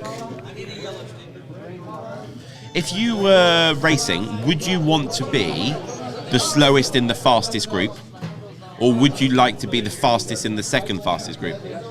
If you know what I mean. Yeah, that's a good question. I'm not sure. I think there's something to be said for just being in the fastest group. Absolutely. Some bragging rights, kind of thing. So. If you want to get better, you have to race better. So, yes. I mean, if you want to up your game, that's a great way to do it. So I think, personally, I'd rather be the slowest in the first group. Yep. And, have the opportunity to compete against the very best racers. So we talk, we're spending a lot of time talking about Andrea, but Steve and George are doing quite well. Mike Shanks just ran a 6.9 second, so these, all these guys are really top-notch racers. Yep. But the top 3 right now are been doing quite well. So I think NorCal slot car scene has been typing numbers into his supercomputer, and he thinks Corey will still get on the podium. So that's an interesting forecast. Anything's possible. I'd love to see Corey on the podium, but so far, the data that I'm looking at says that that's probably not going to happen. Yep. That's right. Right. Now, the other thing that you'll see with the really good drivers is when there's a track call. Yep. When the race stops, how long does it take the racer to get back in their rhythm? How long does it take them to get back down to their lap times? That they consistently turn. Andrea, it's like an on-off switch. Yep. Right. He's right back in the sixes. Yes. Right, within a lap. Right? He never loses a beat. What about the other humans, though? Right. The other humans. It might take them 2 laps, 3 laps before they're back in that rhythm. 100%. They'll just gradually work their way back down where. You can see right now he's back in the 6.5s, and everybody else is kind of struggling. It's almost an advantage for him. Right. I think some of them, they might not get back into the same groove they were. They may never get to... I watch quite a lot of YouTube, like golf and stuff like that, and they do interviews with people, and they talk about being like in a flow state where they're just so just in it. They don't even realise what's going on around them because they're just so focused, and everything just seems easy. It's like slow motion. Yep. And I think, if you get in that flow state, some of the sports stars talk about, it comes half-time in a football match, and then they just can't get back into that same state for the second half. Yeah. And they're like a completely different player. Yeah. I think it's like the same thing with the stock 100%. car racers, Yeah. Absolutely. And, some people can, like Steve and Andrea, they can just kind of turn it on. Mm-hmm. I know when I used to race, sometimes it would take me 2-3 laps before I was back in my groove. I had my rhythm. Yeah. So we've just put the picture of the drivers on the stand for you, so we can point out who is who. The ones I know anyway. So we've got obviously Andrea on the far left there, the beardy guy. Do we know who the next one along is? That would be Mike Shanks. There we go. And the next one. Paul. 6. Yep, Paul. Steve Shirilla. Steve Shirilla. Yeah. Yes. Then we got Paul Brotz in the purple T-shirt. Yep. Then Steve Holzman. Yes. Then we've got Josh Burnout. He's been looking after me amazingly. I've been picking me up from the airport. He's been running me to the shop, back and forth to our Airbnb. So shout out to Josh. Thank you very much. Yeah. The next one is the last two there. George Kasakis. Yep. Top qualifier. Yes, so he was top qualifier. Yep. And then the guy at the end. Josh Boutat. There we go. So just putting a face to the name, just so you can see them in future broadcasts, because I'm sure they'll be around again. Let's go back to the racing. Take over. No, do I like how you're carrying it. Okay. Yep. Okay, so we have got 2 minutes of this segment to go. Let's go through from 8th to 1st, shall we? I'll go first. Paul Brotz, 100 laps. Steve Shirilla with 102. Josh Burrout is on 102 as well. Josh Reed with 103. George Kazakis, 109. Mike Shanks with 109. Steve Holzman on 111. And Andrea Noviello at 116 laps. Good. So NorCal Stock Car Scene said he thought Andrea's 6.2 was a rider, but then he just backed it up. Absolutely. It's not a rider. It's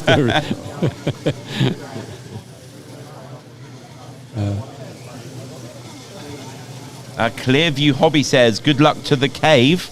Mike, George, and Steve. What's the cave? Does anybody know what the cave is? It is a slot car, basically a slot car room. It's a pretty big building. He's got 2 nice tracks. Oh, cool. So yeah, they call it the beautiful cave. tracks. Beautiful Nice. tracks. Yeah. So if you haven't been to the cave, get yourself down to the cave. Clearview Hobbies. Yep. UC Slot Cars says Andrea is flying, literally. He's put wings on his car. He's taken off into the distance. We've got a view of all 3 of us in here. We haven't had that view I haven't seen that one before. Wave a little wave there, Steve and George. Which camera is it? Oh, it's the little, that one there. Yeah. Good, we'll get rid of that, people. You don't have to look at us too long. Okay, so we've got another GT race now running on the other track. I think the classic class is almost ahead. I think we just need the top 8 on there. So they're just getting some of the other GT classes done on that track. Okay, so we have got the last couple of seconds. Andrea is on 130 laps after 131 laps after 15 minutes of driving. Yikes. Wow, that's just excellent. Yeah. Can we multiply that up? Let's have a look. Yeah. Let's count. Crunch the numbers. Divide it by 3 and multiply it by 5. Or 8? Yeah, by 8. So Andrea right now is on course for 349.333 laps. That is crazy. Absolutely crazy. Okay, if we get anything else in the chat there. So Fast Eddie, I take that back. Someone could have been in his lane, but they weren't. No. Bud Slots 909 says he's as fast as a rider. Crazy. Okay, so they're going to be racing again in 30 seconds. All the tyres are cleaned. Hopefully nobody's forgotten their sticker. We've seen that a few times today. And the interesting thing is, we were talking to Andrea last year, and we were talking about these teams in Italy and in Europe and stuff like that. And he'll be the first to admit, that he's not like the fastest racer there. Yes, that they're actually faster racers than he is. Yep. which is scary. He's always striving to get better. Yeah, absolutely. He's always striving, but there's actually there's racers on some of these teams and stuff that are actually that are actually better than he is. And so it's hard to comprehend. So there was a guy in Italy called Lorenzo on one of the Zoo Slot team that won the 24-hour race, and he was pretty much the only driver in the entire room that was beating the 10-second barrier. Mm-hmm. Like everybody else was getting like low 10s, but he'd get on the track, he'd be like 9.8, 9.8, 9.7, 9.7, and it's just like, where's this guy come from? Yep. And he was the mechanic of the team as well. So not only was he the fastest driver, he was the guy who prepared the cars, and he was a machine. Yeah. So Andrea is currently 13th in the world in the ISRA rankings. So I don't know if any people were aware of that. So he does have pedigree, but like you said, there's plenty of other people in the world that are way quicker. Yeah, no, he's. Put that in perspective. Top 20, top 25, top 50 racers. I mean, it's they're all pretty amazing. Yeah. There's not that much difference between number 12 and number 13 and number 14. Yes. They're all right together. So. Your colleague Robert has a gift for you, Steve. Oh, I can hardly wait. What's up, Bob? It's George. He says that you're going to need a masseuse after this. Sounds like you're paying, Robert. Yeah.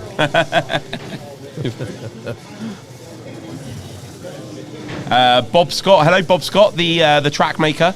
Andrea has to whip that horse on those short lanes. Let's see where he is after running red. Absolutely. But it is the sort of track he races on all the time. Yeah. These plastic tracks in Europe. So I think he's going to do just fine. I think he's going to give us a masterclass on that red lane. Yep. Kurt there just having an off, but super fast marshalling. It's like he's done it before, Kurt. He's so elegant when he puts it back in there, and he has. Yeah, that's another thing actually. You talked about earlier about being gentle with the controller. When you're marshalling, it's be gentle with the car. Yeah. Like, we do a lot of events with people that aren't slot car racers, and we get them involved in the marshalling stuff, and they are smashing the cars and they're trying to get it in. And I just say, like, just super gentle, and the glide will just fall in. It's much quicker. Like, be gentle. Yeah, there's some other things. If you've got long sleeves, stoopy clothes, and stuff like that, and you reach out over the track, and all of a sudden you take take out another couple cars. Sometimes I have to hold my spare tire when I'm leaning across. So it's again, marshalling's it's a skill. It's a skill. It definitely is, and it's like anything else. The more you do it, the better you get at it. Yep. Antonio Lopocalio. I'm rubbish with this. I'm sorry. Hi all from down under. Good luck to all. Leave it in. Got Dwan. So Dwan, I've met Dwan a few times at the Slotted Nationals. He says, Steve, Ian and George, you guys are doing an awesome job on the commentary. Thanks, Dwan. Yeah, thank you very much, Dwan. It's Marty as well. He's racing at the moment, but otherwise he'd be here as well. But yeah, thank you very much. Here we go. Bud Slot. He knows about Lorenzo. Budslot says he is phenomenal. Zooslot team and teams are all fast. So Zooslot, there's like 3 teams. There's like a whole group of friends. There's 3 teams based on that friendship group. So yeah. Yeah, he loves Bob Scott with the spare tire. Yes, too many spare tires. I need to do a Marty and get rid of some of them. Let's get rid of that. Let's have a look at the drivers. Let's do a recap here on the GT race. Absolutely. So in 8th place, we've still got Paul Brotz on 146, but he's on the same lap as Josh Boutot with 146. Steve Striller on 147. In 5th place is Josh Reed with 148. And then we've got a bit of a gap. We've got a 5 laps up to George Kazakis on 153. Right, and then Mike Shanks one more lap with 155. Steve Holzman 158. And Andrea with 167. So only 9 laps up the road. 9 laps. Yeah, up just the road. right. Just coming up towards that halfway distance, and he's pushing a 9-10 lap lead. Right. So have a look at these drivers on the stand. Have a look, watch everybody's got a different style. Some of them, the way they hold the controllers, their facial expressions. It's just really interesting to just watch how different people do different things. The body movement's the one thing I noticed about Electric Dreams, that theirs is more spacing, so they'll do little football positions that I've seen them. Yeah, and they have a stance. I think can't do I that. think that part of that Electric Dreams is they're like, this is my space. Yeah, exactly. I'm just letting you know that this is my space. Those are tighter quarters right there. You're right, elbow to elbow with the next guy there. So. But yeah, really interesting there. Okay, so the halfway through this GT race, and Andrea has a 10-lap advantage over Steve Holzman. Yeah, so to put that in perspective, a 10-lap advantage is roughly 60 seconds, 1 minute. Yep. So Andrea could stop his car right now on the track for a minute.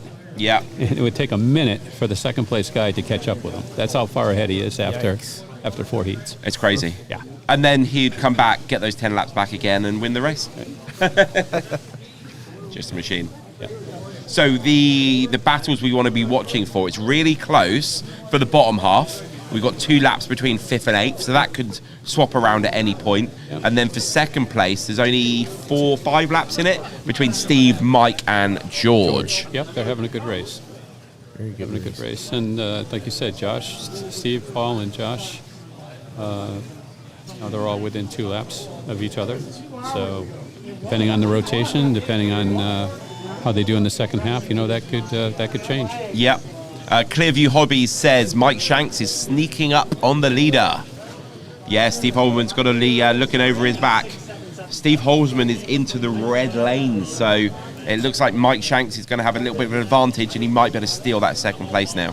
Yeah, so let's see how Steve does in the red lane. Steve's, the infamous red lane. I seem to hear that a lot of yeah. Red lane. Yeah, red lane. Yeah, the red lane. There's danger one. lane. Yep. Samantha Dubell says, what's happening with the vintage race? So, because everybody pretty much is doing both races, the next race in the vintage race involves some people that are now in the GT race. So what they've done now is they've done one of the GT races on the classic track whilst we wait for those other people to be available. So they will be back probably after this race. So yeah, we will keep you planted on that. We've got a few minutes. Let's maybe just focus on the other GT race briefly, because there are people in there in the chat that may be watching that. So we've got Christopher in 8th place on 68 laps. And Larry Kelly in 7th place with 69 laps. Jeffrey Collins on 71 laps. And Marty Ford in 5th place also on 71 laps. John Wilkerson on 72 in 4th place. Dennis Weir with 73 laps in 3rd place. Claudio Serrano, 74 laps in 2nd place. And in 1st place is David Kovac at 78 laps. So David Kovac was leading in the GT in the classic race. Are they classic over there? I'm not. That's sure. GT. I think No, it's that's GT, isn't it? GT. Yeah. Yeah, he was leading in the. Yeah. Yep. Let me just. I accidentally made this screen too big, so let's double tap on that and hopefully it goes smaller again. It's a funny mouse. This one. There we go. And we'll go back to the main GT race, what some might call the final. Steve Holzman just had an off, so that hurts. So Mike Shanks is pretty much pulled even with Steve Holzman. Steve Holzman is running in the red lane. Mike Shanks is currently in the yellow lane. So Mike will probably overtake Steve. But then Steve will gradually work toward some of the easier lanes. What we should keep an eye on here is Steve Holzman is in the red lane. Yes. His best lap at the moment is 7.061. So we'll compare that to Andrea, who's going to be in the red lane next. Mike Shanks has just taken second place from Steve Holzman in the main GT race on our right-hand side over here. Yeah, that off hurt him right there at 899, so he fell back. So get right before you get lift. Says need some 3A, 3D Trans Am cars going around that track. You never know. One day they might do a race where the classes are 3A, 3D cars. Who knows? Are you doing proxy races with your cars at the moment? Right now we want to do the truck. A lot of people are asking about the trucks, which I want to work on. So exclusive from George, is it going to happen? Yeah, because there's Dave and then there's Marty who expressed it and Harry from Home Racing World. So, but I think people really are excited more about the pickup trucks because there are no pickup trucks. Right. Nobody's made American pickup trucks, and that got people's attention. There we go. So you heard it here first. George said there will be some truck proxy racing. We don't know when, but yes, you've heard it here first. World exclusive. We've got a few people there. We got absolutely some 3A, 3D. Eddie Shore says Steve is driving the red lane very well. So yeah, still 7.061. 1 minute and 15 seconds. Or is that crashed? Is that? No, it's the time at the bottom. Oh, there you go. The time at the bottom had a little break. Take a minute to catch up. Yeah. Yep. So Andrea is 12 laps in the lead on 210 laps. Doing 6.6s currently in the orange lane. Yep. Just about where he qualified in that lane. Mm-hmm. Bradley Ahan says truck racing sounds great, unique and hella cool. Okay, what I'm going to do is I want to give you all a bit more vision on this timing screen. Going to lose a little bit of that straight away, but I think it's worth it so you can see that screen a bit better for yourselves. As we come into the last 15 minutes of this GT class. And we're getting a bit of a masterclass from Andrea. Not that it wasn't expected, but I wasn't expecting him to have this much lead this quickly. Yeah, I thought it would be a little closer than this. I thought he was certainly the favorite, to win. But walking away with it, though, I mean, 219, that's a pretty big lead. Yeah. And again, Mike, Steve, George, they're all, very good racers. So. Look at the battle for fifth, though. We've got Josh, and Paul all on 198 laps. Got a little wave there from the Josh on the waiver stand there. There we go. Oh, we've blocked Josh's face out. There you go. You can wave at the camera now. There we go. Okay, so Andrea is going to be. He has rotated into the white lane. Yep. And he'll be in the red lane next. So it'll be interesting to see these next two lanes. How he fares.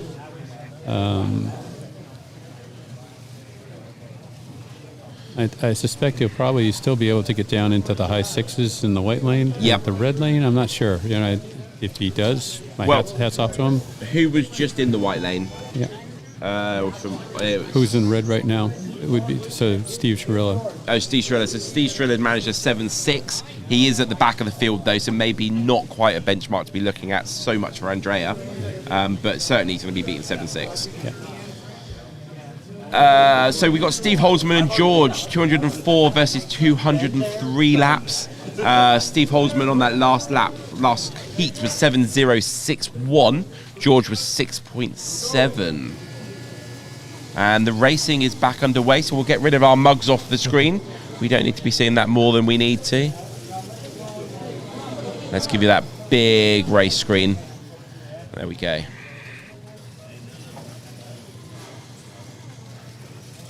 Okay. So Andrea, straight out already, has done a 7.3 in that white lane. Yep. Let's see if that improves.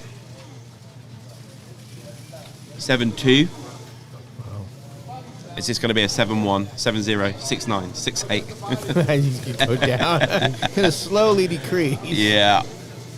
7.239. Has he had an off? It's been a while since it's counted. 7.313. Okay, so the battle between Steve and George, they're both on 2.12. When George crosses line, they're on the same lap? Just about on the same lap there. So Steve Holzman's going to be looking over his shoulder now for George. Oh, we've got a 6.666 from George. Ooh. There we go. Yeah. Hell of a time there. Boom, boom, boom. Shh. Here all evening. The 666. I got you on that one. It took me a while, but I got it. Sorry. It's getting that time of day where the jokes good. were bad, but they're getting worse. No, they're dad jokes, so they're acceptable. Dad jokes. 6.655, you know. George, whatever you do, don't laugh. You'll just encourage him. Oh, okay. Yeah, all right. But I'll give you sugar. Yeah, exactly. Yeah, you think you can bribe me with sugar? You're right. Thank you, sir. No worries.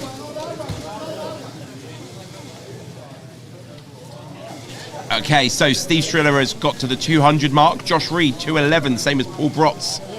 Josh Burhout, 213. I'm sorry, I've mashed that right up. George on 219, the same as Steve Holzman. Mike Shanks, 222. And Andrea with 235. And yes, he did break 7 seconds in the white lane. 6.977. Wow. Oh, keep an eye on the circuit. So Kurt, who is marshalling on the corner of the... Breaking news. Yeah. Andrea's car, he lost control by about 2 millimeters. Oh, quarter of an inch. There we go. Get it in the correct numbers. All kidding aside, it's worth the price of admission just to watch this race. Yeah. It's crazy. It's a lot of fun. So Marty's race is 10 minutes behind the main race. I was just wondering whether we could get that roaming mic up, but we'll leave it for now.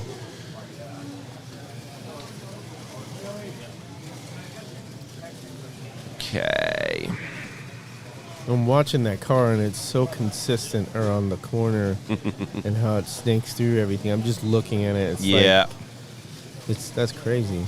So the white lane is the second to the inside, is it? Or the outside? Second to the outside. Second to the outside. So if you want to watch Andrea, we'll let you know when he's passing the bottom of the screen. So it's the bottom at the bottom now. Right that now. yellowy orange car. Yep.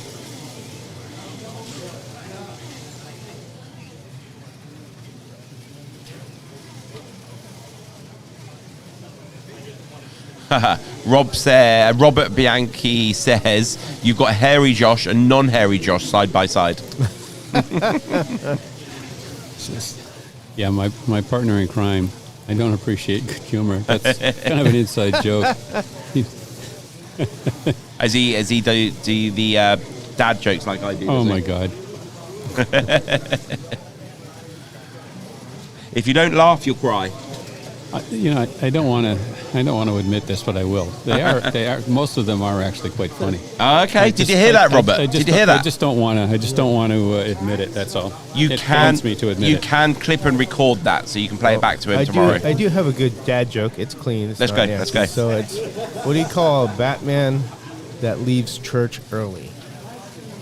Batman that leaves church early. I don't know. A Christian Bale. Hey! Ba-dum-bum. Oh.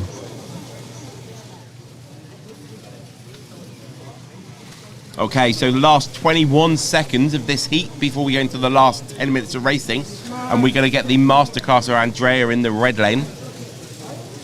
Andrea currently has a 13-lap lead, so it hasn't changed, even though he's in that hard white lane. Steve Striller, 223. Josh Reed, 237. Sorry about that. That's okay. Paul Bratz with 239 and Josh Boutat. Yeah, I won't murder that name for you. Thank you very much. Steve Holzman, 246. George Kasakis with 247. Mike Shanks, 248. And Andrea Noviello with 261. And they've just finished the sixth heat. We have 2 more heats to go. 10 minutes of racing. Let's have a quick look at how Marty's getting on over in the other GT race. Just going to get that on our screen. Let's take you over there. Yeah. In fact, actually, we can probably get Marty on the screen. There you go. There he is. Center screen. There we go. So Marty is in 6th place on 137 laps. It's pretty close, actually, this race. Let's go from the bottom, shall we, All right. Steve? Larry Kelly with 129 laps. Christopher on 137. Marty Ford with 138. John Wilkerson, 141. Jeffrey Collins with 143. Dennis Dwyer, also 143. Claudio, the Ecuadorian Flash, Serrano with 147. And then David Kovac, 151. So they're all to play for in that race. They've still got 20 minutes of their race to go. Still lots to happen. Yes. So yeah, we'll keep an eye on Marty Ford.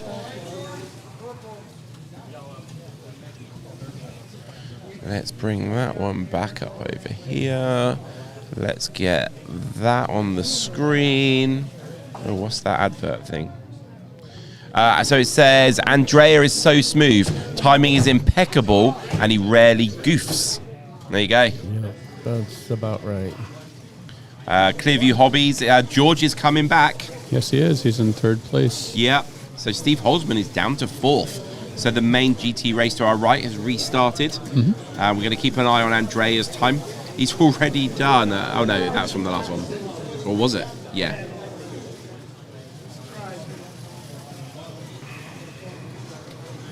That goes to red, yeah, white. Robert says, I educate Steve in the finer arts regularly. Yes, he does. Yes, he does. Okay, so we've got DJ Patrick GC says, go Marty. Patrick Contreras. Someone you know? Yes, he frequents the lives we do. So. Okay, cool. But I know his name because he ordered something, so I knew who it was. Ah, nice. Okay, so we've got Andrea's best time, 7:4:48 in the red lane so far. Yeah, let's get that on the screen. Good. And we'll make that a bit bigger as well. Ooh, what did I do there? That's okay, just click the box out. Ah, cool. Oh, yeah, you can drag them up, can't you? Yeah, from the switcher. Yes, amazing. So Andrea is in the red lane, which is the furthest outside. So right at the bottom of the screen as you look at it, as he's just passing at the bottom of the screen now. So watch him. It's particularly the right-hand side, the 2 corners. You can see Dickie standing there on the very right. There he goes right there. That's the longest lane on the whole setup, so outside lane. Yeah, the longest lane with those 2 90-degree corners. Yeah, exactly. Right. Oh, no, that's not what we wanted there. Go back to that one, and we don't need the driver, so we're looking at this one. Want to zoom in? Just seeing if I can get in, yeah, a little bit closer. Ah, there we go. That might be a good one. Where's my mouse gone? There's 3 screens. There it is. So, there we go. A little bit closer up on the red lane. So the red lane is the far right one as he comes down. You can see those 2 super tight corners. One by that lint roller and one by Dickie, the marshal there. So he's coming back around again. There he goes. Through. And he's quicker than that white car that we're seeing in the orange lane. Yeah, he's quicker than Paul Brotz. Yeah. Paul Brotz is keeping with him, basically. And 3 lanes easier. There we go. That's how you do it. 7.143 in that red lane now from Andrea. George just went into 2nd place. Yes, he is. It's very close for 2nd place. We've got 3 drivers, 271, 272, 270, 270. Mike and Steve are both pretty much side by side on the circuit. That's white and blue, and we have a rider down the straightaway. We're a track off a rider. We got Mike in the middle there. He is our race director for the race. So what they've done, and rather than add a lap in the race management system, they just brought the car back before the overhead bridge. So Yeah. when they restart, it'll count the lap. So a question from Jack Gabbett 3233 says, what controller does Andrea use? I do know this. He uses a Cobra. Yes, he does. So comment there. Of course he does. Is that an Italian brand?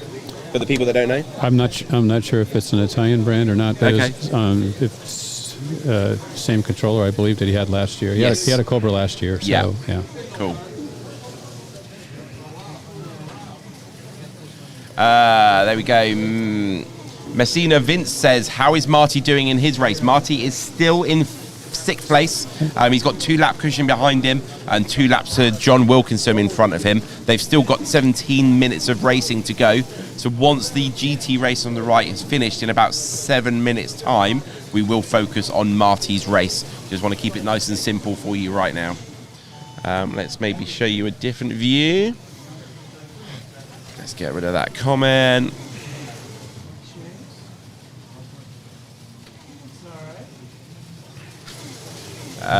Marty and 3 Amigos, 132 figures would be cool. Well, yeah, actually, somebody has made those, but he had them custom made from. Who is the lady who does the figures in England? Tara. So 132 strictly figures. Yeah, I have them. He gave it. So Slot Car Dojo, who you guys probably have seen, really knows how to paint figures like super close. So he actually made a set for Harry, Dave, and myself, and they did get made. So I'm pretty sure you could get them from her. There you go. And then you just paint them yourself. Okay, coming up towards the end of the 7th heat of this epic final over here, where Andrea, he has been caught up by a lap. That red has slowed him down in his runaway a little bit. It's only a 12-lap lead now. It was 13 earlier. Only a 12-lap lead. Everyone's saying who is a Cobra. Jack Gabbett says, who makes Cobra? I'm not sure. I don't want to be the one to say it. I can look at it. I think if you just do a Google on Cobra slot car controller, Yeah, George is on it. You'll probably Help yourself, sir. get an answer. There you go. No worries. Billboards. No, so different ones to those.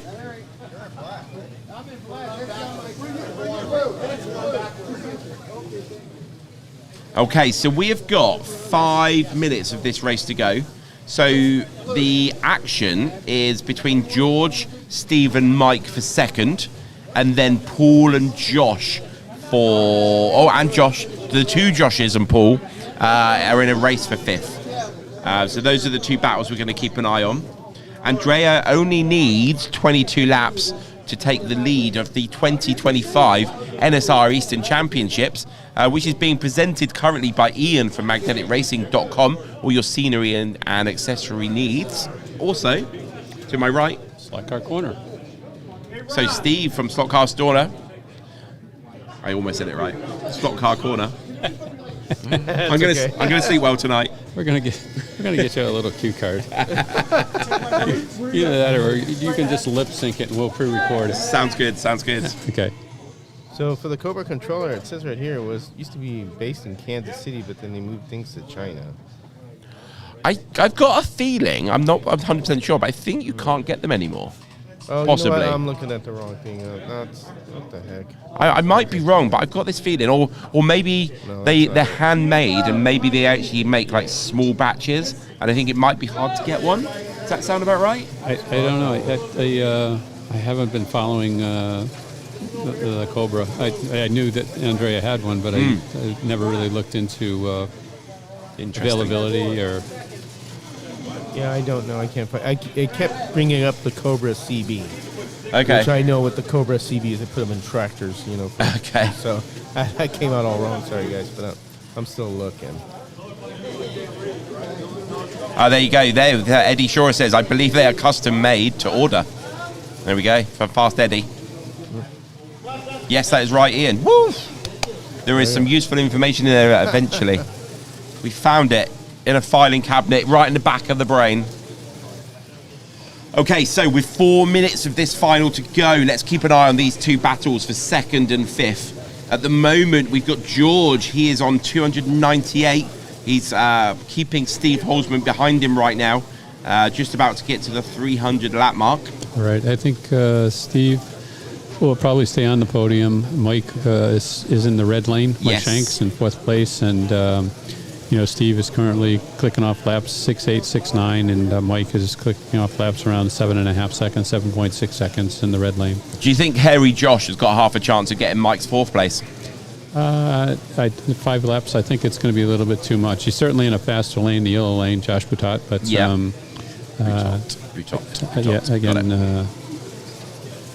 we'll see. He's given up about a half a second a lap, Mike, to Josh in the yellow lane. So it'll definitely be closer, but I think he'll still finish a couple laps ahead of Josh Boutot. Looks like Steve Holzman's making up his time because he's starting to. He went ahead of Mike. Yeah, that purple lane is a quick one. It's a quick one. You should be able to pick up something. Yeah. So we might put George under pressure, although George is in a good lane too. Yeah. Slightly guttery on a couple of the corners. And Steve just came out, so. There we go. Is Steve buckling under the pressure? Is George and Mike putting the pressure on him? Yeah, he might be trying to overdrive it just a little bit there to try to catch George. So you are watching the 2025 NSR Eastern Championships just as Andrea Novello takes the lead of the GT class with 323 laps. And he's still got 2.5 minutes to add to his total. So he's 2.5 minutes quicker than Corey Jett. Yeah. There we go. Simple as that. Andrea is just on cruise control. Yeah. Right. He's just going to keep it in the slot. He's not going to do anything that's going to risk the car. He's going to stay out of trouble. I mean, look at these incredible times, though, from George and Steve. 6.6, 6.68. Constantly doing these high sixes. Trying to put the pressure on each other, I guess. They've only got 1 minute and 51 seconds to do something about it. Hairy Josh is only 4.5 laps behind Mike. I'm not sure he'll be happy with me calling him Hairy Josh, but we will find out after the race when it's too late. So one of the guys that commented, the Cobra is made in Italy. It's $699. There it is right there, Rick Eckhoff. Thank you, man. I wasn't sure. There we go. I was trying to look for the country of origin. I couldn't find it. All I got was the Cobra CD radio. So. Okay, so we've got 1 minute and 15 seconds to go. So is George going to handle the pressure? Can Steve Holzman find a miracle? Oh, we've got a rider. +1 on black. +1 on black. Oh, so George, has it been added? Okay, so George is still ahead. 3:22. Steve's on the same lap, though. I think they may have to add a... Yes. If that was the rider, they're going to have to add a lap, so...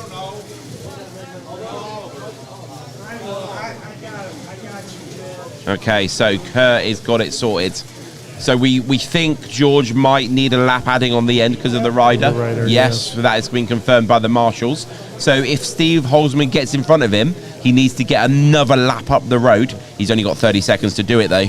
Yeah. So the battle down the bottom here, Josh Boutot, 319 laps. Did I get it right? Josh Reed, 316. You've tried to say his name 73 times today, and you've miffed it 73 times. You'd be in the Hall of Fame if you were in sports. Excellent. Okay, so that battle for second place with 10 seconds to go. It looks like Steve Holzman did get in front, but we're going to have to add that lap on at the end. Is he going to be a lap up the road? Is it going to be far enough? I think they're on the same lap. Yeah, I think and so too. We have a new 2025 NSR Eastern Championship leader, 344 for Andrea. Yep, Everything's got to be confirmed. Right. We think Steve Holzman is third. We think George is about to have a lap added because of a track call. Mike Shanks in fourth.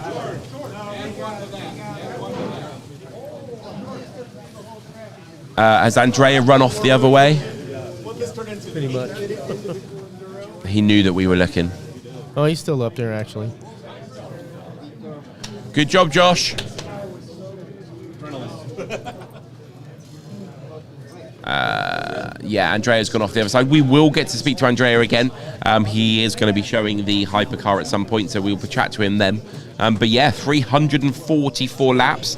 We talked about Corey Jett possibly still being on this podium. He's actually looking like he's going to be sixth at the moment. Right. Does he need a pen? 344, Andrea. It's going to depend on the segment there for Josh Boutot. He's also at 322, the same as Corey. Yeah. So they're that's pretty amazing. After 40 minutes, it's going to come down to who went a little further. So let's run through it from 8th up to 1st, so everybody knows exactly what it is. Steve Schriller, 302 laps. Well done. Okay, we have Paul Bratz with 317. In 7th place. We got Josh Reed in 6th place on 320. In 5th place, we have Josh Boutot. Yes. With 322 laps. We've got Mike Shanks in 4th place, 325. We've got Steve Holzman in 3rd place with 330. George Kazakis, 331 in 2nd place. It has been confirmed that he did finish in front of Steve Holzman. Okay, and Andrea Noviello in 1st place with 344 laps, 13 laps ahead of our 2nd place finisher. Legend. He is right in front of us. Shall we grab him briefly? Put him on a mic. Andrea. We've got 30 seconds.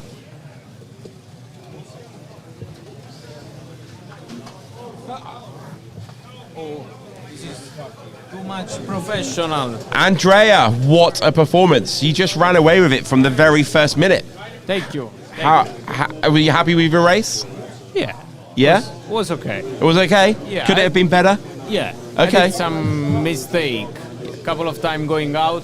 Okay. So, yeah, but it was okay. Good. Were you aware that you were that far ahead from George?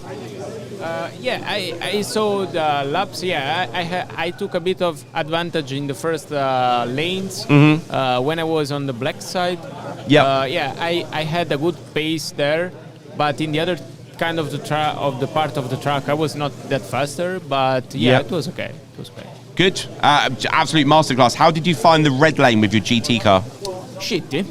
Red lane, yeah, was a little bit ugly, but I think the white was worse. Oh, really? Okay. Yeah. Why was the white worse?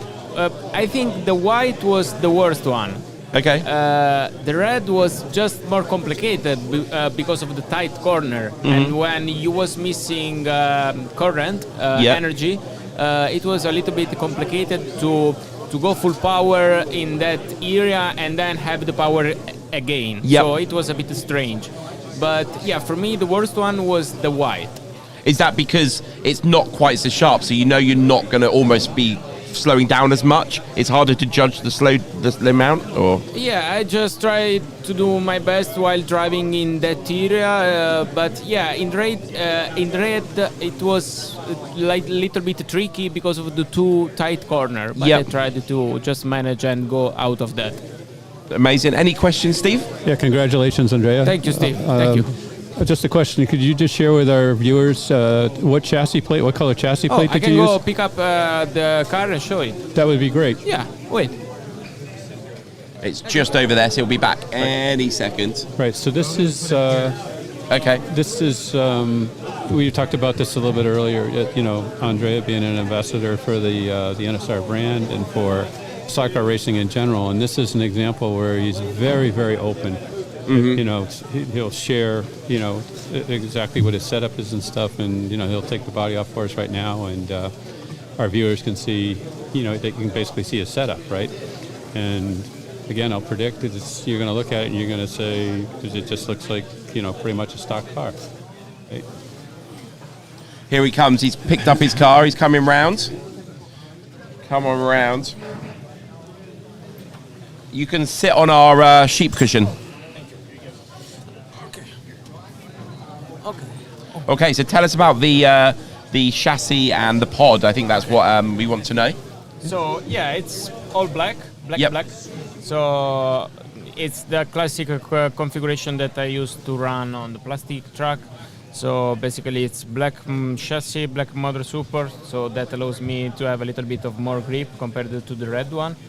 I have suspensions, yeah, I have the springs.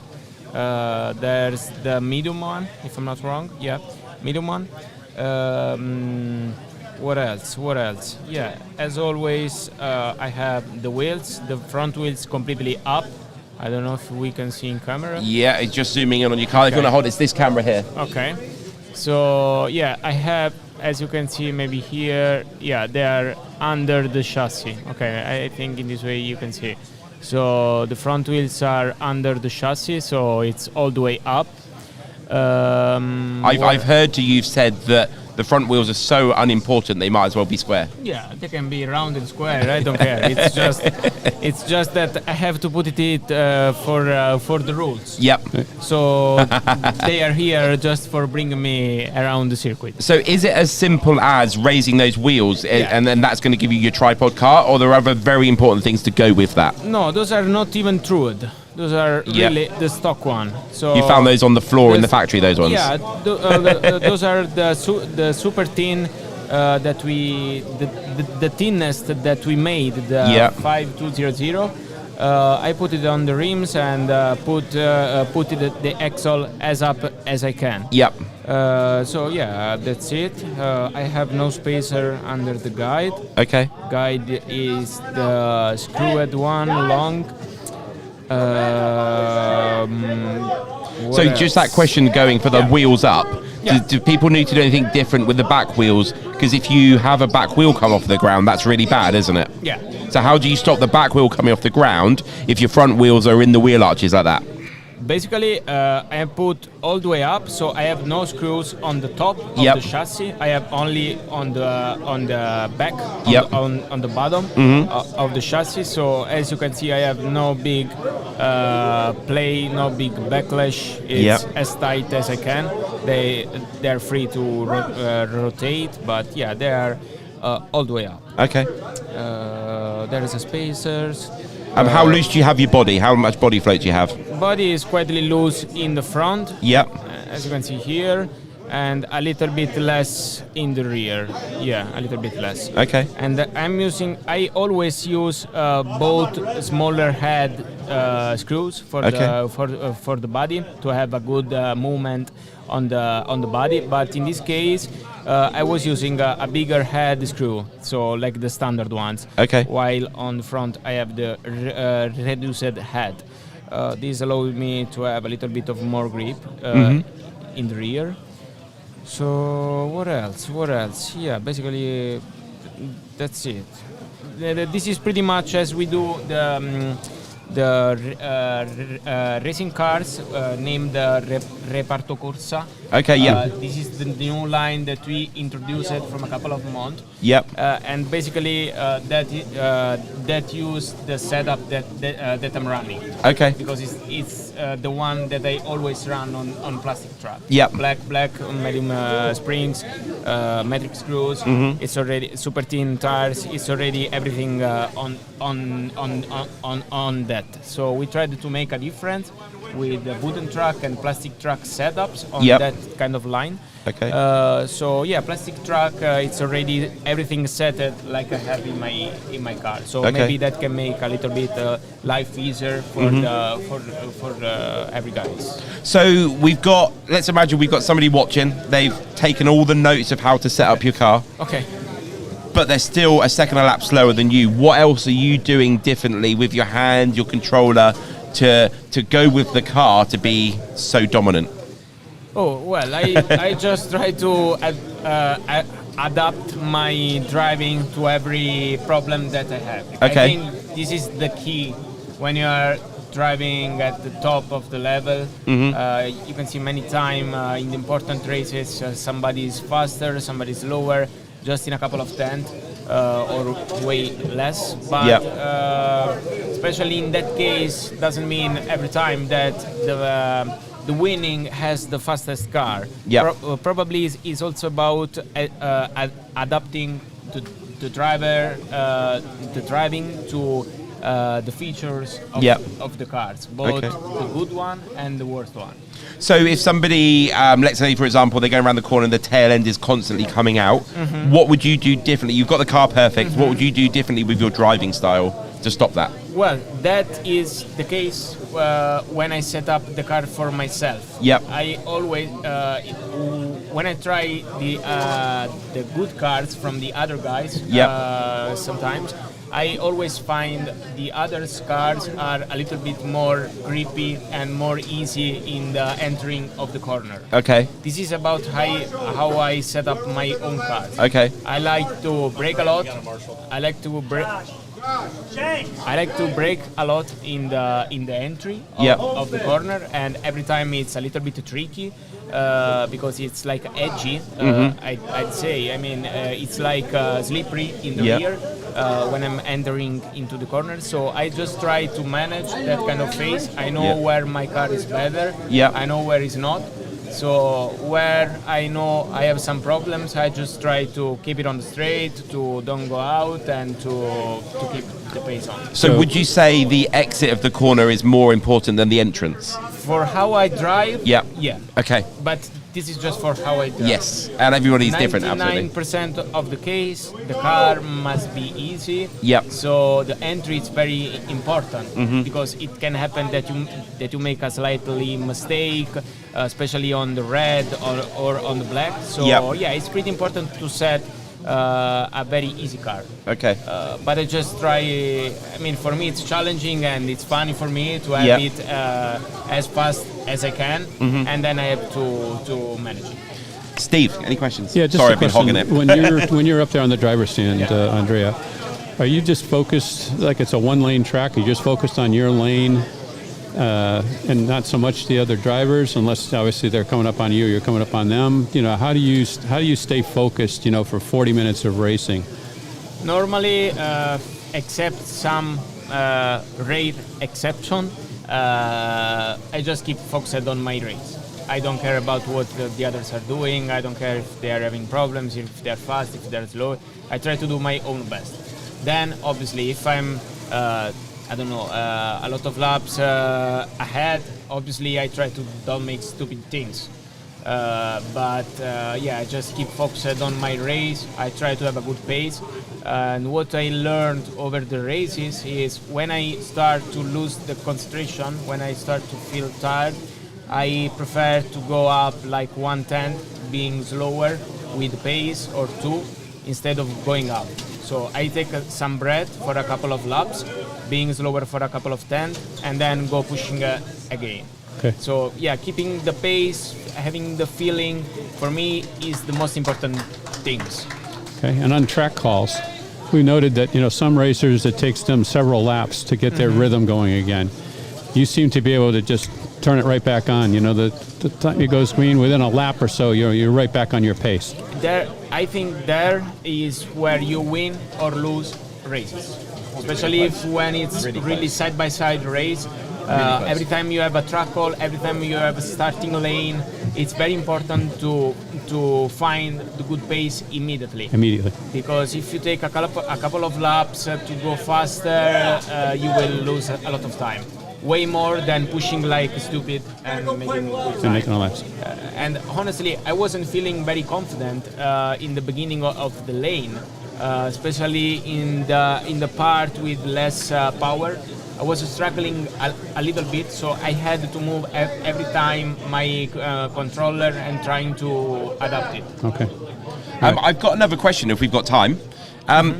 Did you manage the race in the last few minutes differently today than when you were racing Braden last weekend and it was a lot closer? Was your management of the race different? No. No. No.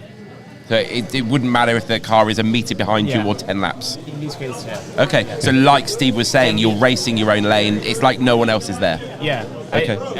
I don't know, but I think in the last lane, I mean, I don't remember the times, but I was pushing like an idiot from the first lap to the last one. Yeah.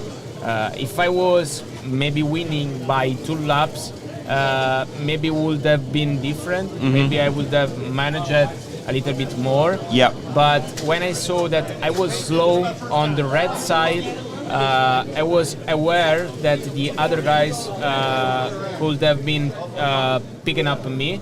So I was trying to push every time. Okay. Just doing my best to don't go out. Yeah. But yeah, I was pushing every time. A quick question on the screen here. So, does he use all 3 suspension or only the rear? Yeah, I have, I think, both of 3.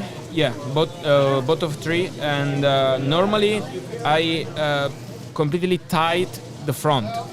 But yeah, on this car, on this track, in this condition, I have it a little bit loose, just something like half of a screw.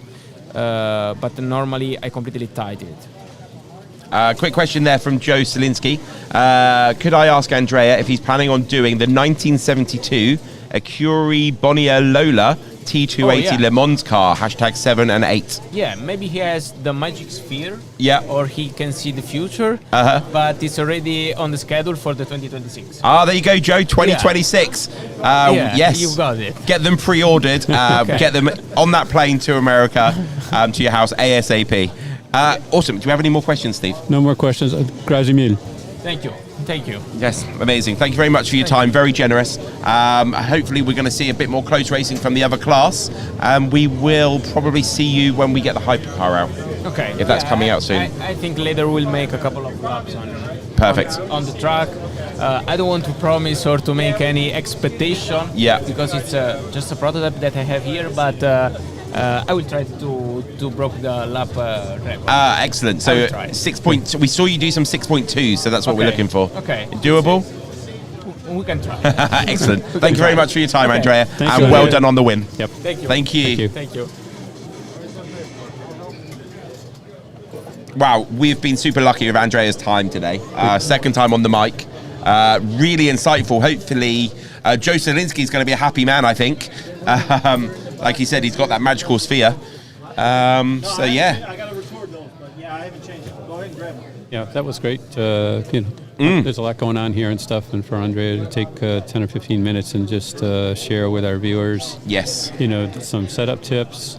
And again, it's like you said, it's a pretty basic setup. There's no black magic or anything going on there. Nope.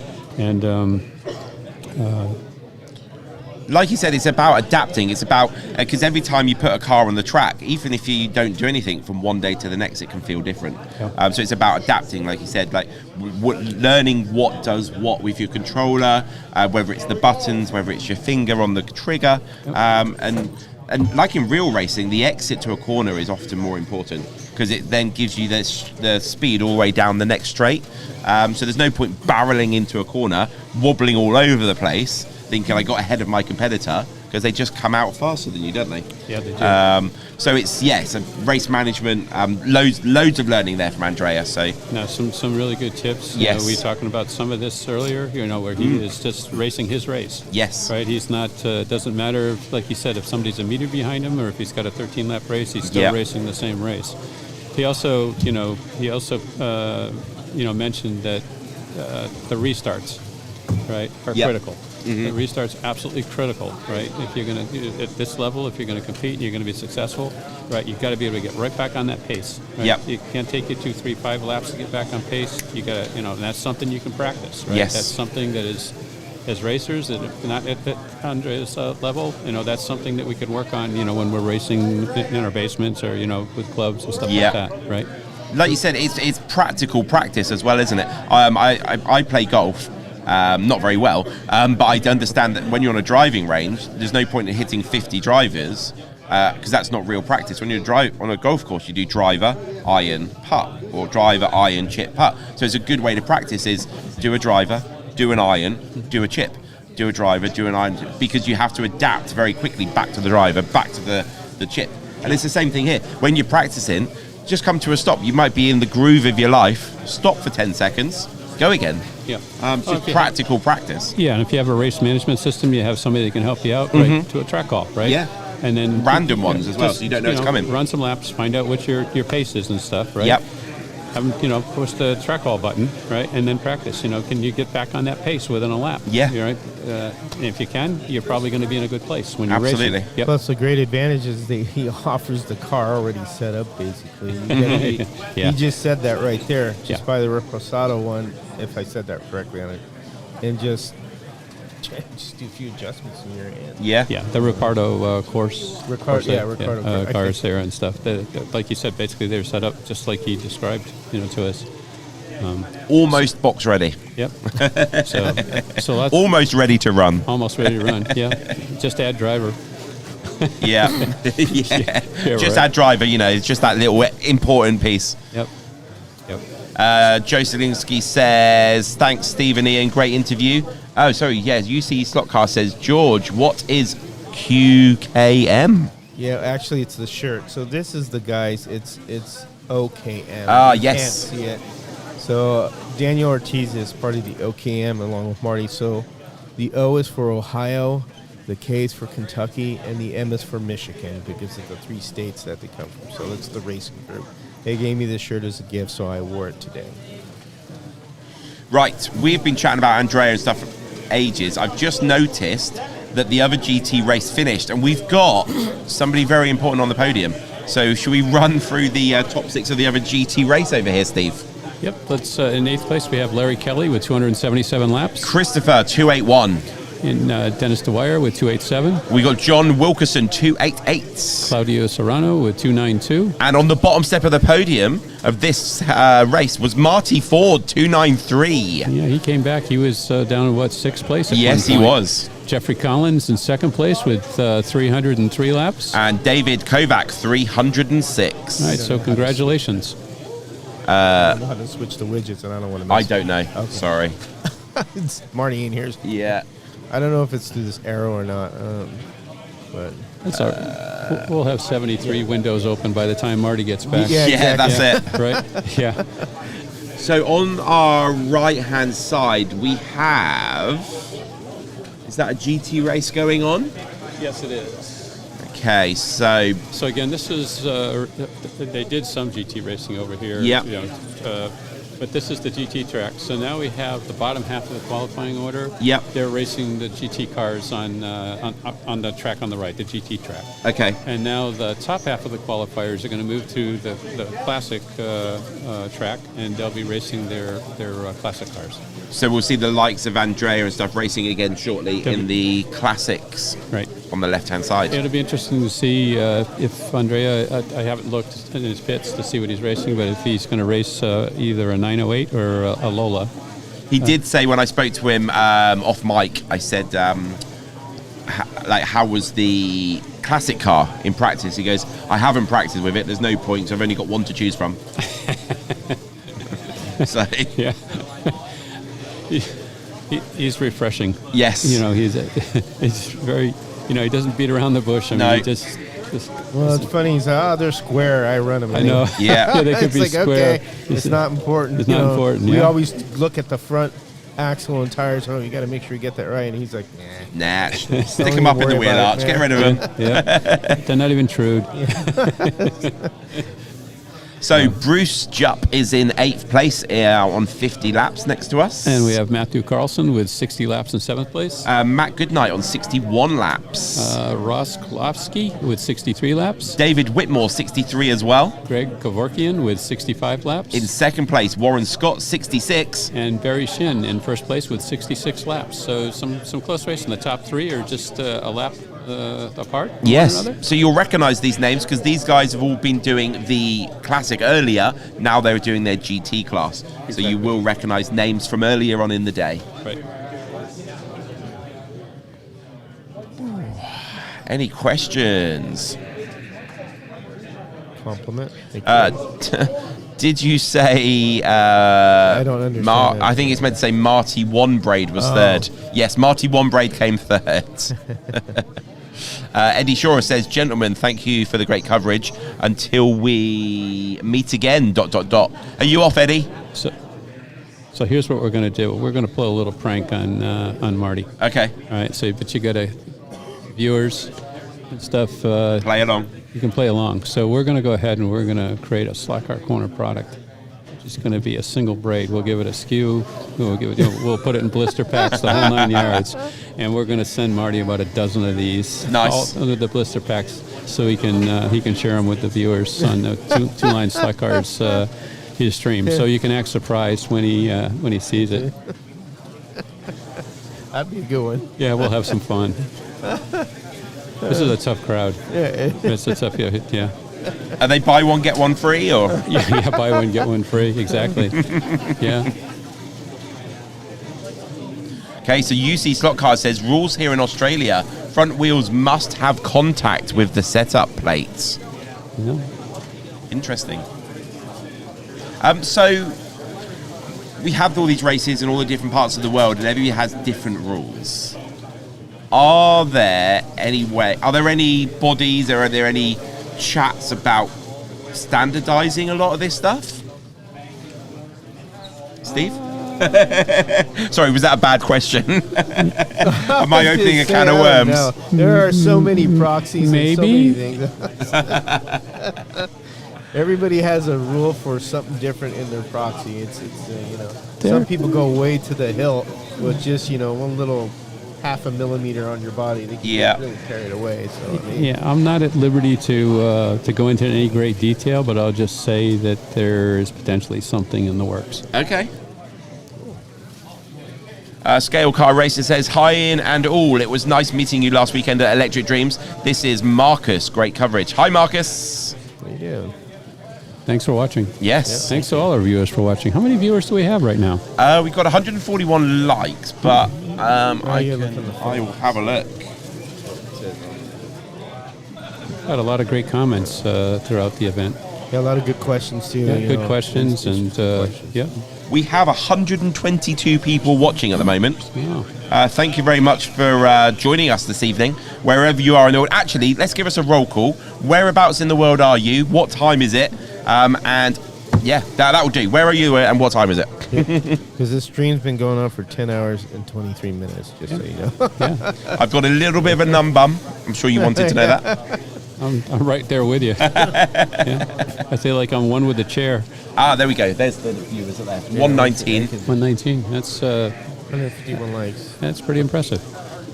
Perth Slot Car Racing says, we use the NSR technical rule templates for our shop.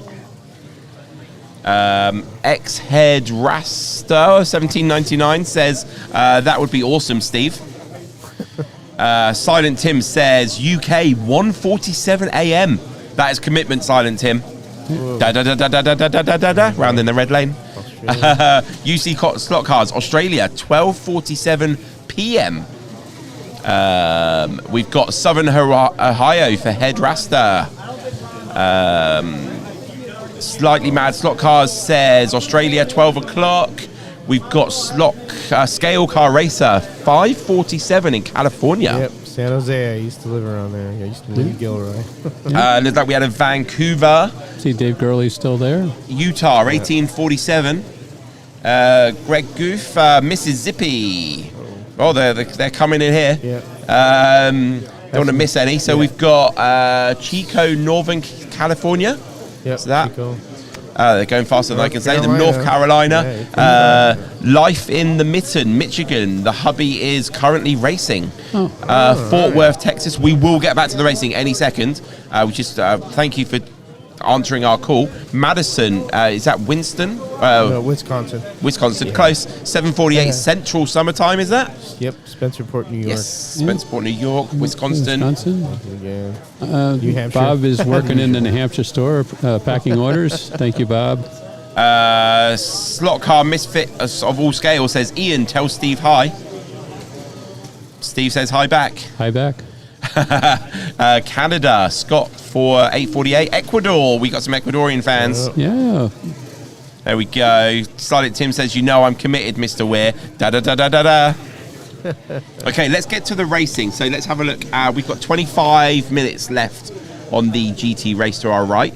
We'll go through from 8 to 1. Bruce Jupp, 78 laps. And Matt Goodnight with 91 laps. Ross Kowalski, 93. And Matthew Carlson with 93. Greg, you can have that one. fourth place. Kevorkian. That's what I was going to say. 96, and David Whitmore with 97. Barry Shin, 100 laps. And Warren Scott is currently at the top of the leaderboard with 102 laps. They've got exactly 25 minutes of racing left to go.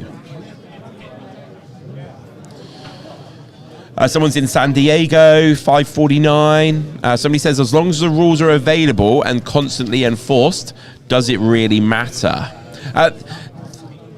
When people like to travel around, if the rules are constant, it just makes it easier for somebody to go from the East Coast to the West Coast, even traveling abroad over to Italy or Australia.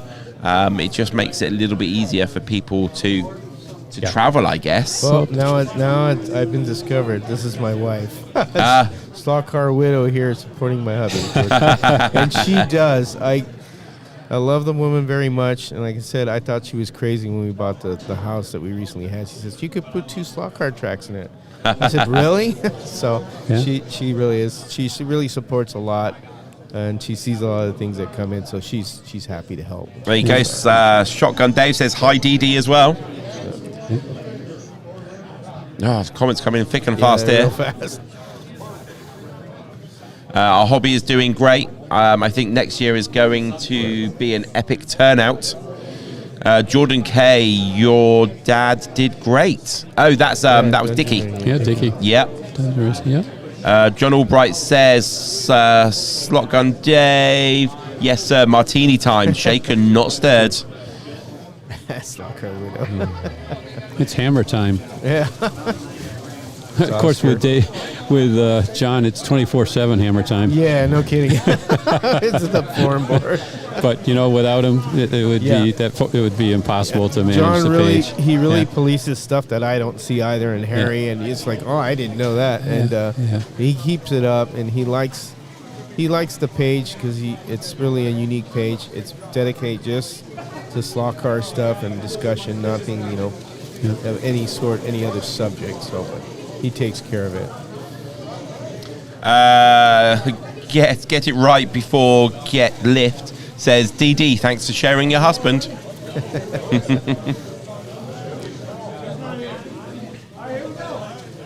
Okay, so the race in this GT, so the battle main is at the front. Warren Scott is a lap and a half ahead of Barry Shin.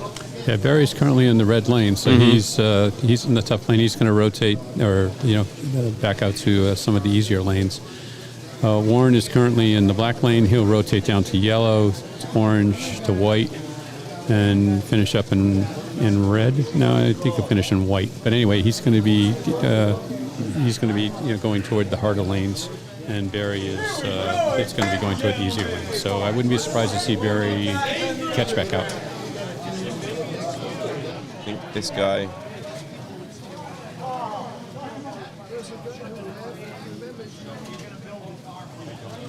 Yeah, came off there.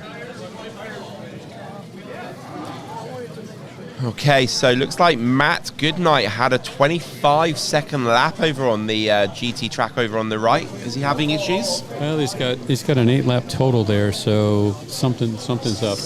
Could you see anybody with spanners in their hands? No, it could be just something with a braid. If he went off, and he messed up the braid, it may be that the marshal needed to adjust the braid. Okay. Sometimes, the marshal puts it back on. They're trying to do it as quickly as possible, and they don't get the braid quite right, and it's still messed up. So, you can lose a lot of time on just on a simple braid adjustment. One thing is important too is to make sure that the guide flag returns to the center. That's why you do that loop, so the marshal doesn't have to mess with the flag to set it in the slot. Yes, makes it a lot easier.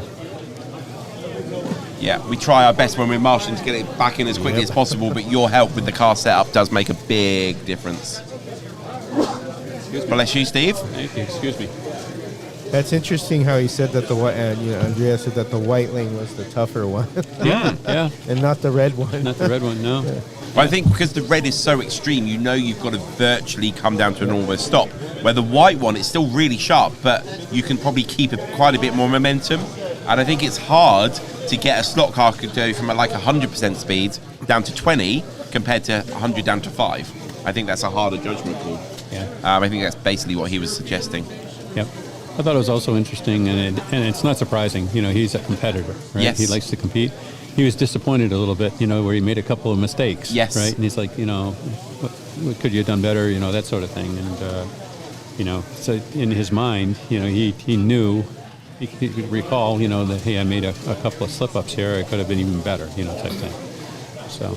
And the man, the myth, the legend, Andrea there, the boss of NSR, the owner, is there marshalling as well. Yeah. Doing his duties as he should after racing, which is good to see. Yeah. Yep. Yeah, it's great, that he makes the trip over to the States. He, was at Electric Dreams last weekend. He's here in Michigan this weekend. Yeah. Type thing. And,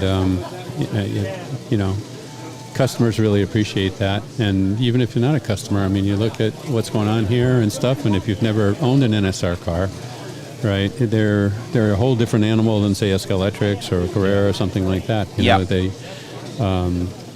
you have your choice of 5 different chassis plates on most of these cars, probably 5 different motor pods, different stiffnesses.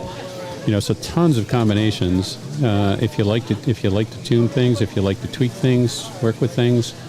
And the nice thing about these too is if something breaks, you can get spare parts. Yep. And that's something that people don't always think about when they buy a $30 or $40 car, and the chassis plate breaks or something. That's it. Yeah, that's it. It's a shelf queen, right?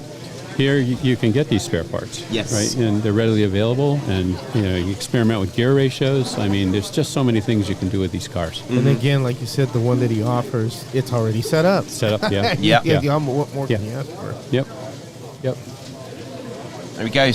Scale Car Racer says, is the track Polycar? So we have been broadcasting for hours and hours, and we have talked about the track before, but we're more than happy to chat about it again because we know you can't watch the whole lot. So this is Scale Auto Pro Track. Correct. So Polycar and Scale Auto have both brought out track in the last, 5 years-ish? Yeah, within the last 5 years. Yeah. So before that, we just had Carrera, we had Scale Electrics, we had Ninko, although they don't make Ninko anymore. There was a lot of it out there that was doing the rounds. Mm-hmm. So now we've got more choice. Scale Auto Pro. What are the advantages of this track? Well, one big for a club. Yeah. Okay. If they want, they can actually go up to 12 lanes with the Scale Auto track. Oh, I didn't know that. 12 lanes. 12 really? lanes. Wow, right. that's a lot of lanes. But when you start getting up to 12 lanes, you'd probably for one of these layouts, you'd probably only get one of them in here. Just by adding the 12 lanes. You'd have to expand the footprint considerably, right? But still, the flexibility is there. Maybe you don't want to do all 12 lanes, but if you have the space, let's say you want to design a layout and you don't want an R1 turn or something, you could just use the bigger radius corners, to get your 4 lanes or 6 lanes or 8 lanes or something like that. So again, probably more a club. I don't think you're going to see too many people with a 12 lane or a 10 lane or even an 8 lane, plastic track in their basement. Have you ever raced on anything bigger than an 8 lane? Bigger than an 8 lane? Not that I can recall. No. I don't think I've ever seen one in action. Well, sorry to interrupt. No, yeah, carry Actually, on. the original Area 51 is to your right. Oh. You had a track. Your track. What was the wood? It was an 8 lane, wasn't it? It was a 5 lane. 5 lane. Okay. A 5 lane Ogilvy custom track. Okay. That was Area 51. Okay. And George didn't even know. No, George, I didn't. I remember seeing Yeah. the track online, and Yeah. what happened was we were talking. He had emailed me, and it said Area 51 Racer. Yeah. And it kind of confused me because I'm like, well, I'm Area 51 I'm Racer. So then he told me that, and I go, wow, I didn't know that. So Yeah. Steve is the original Area 51. Yeah. There you go. Yeah. So yeah, I think like you said, the advantage is you've got 6 different radius of corners, so it gives the 8 lane tracks much more variety in track.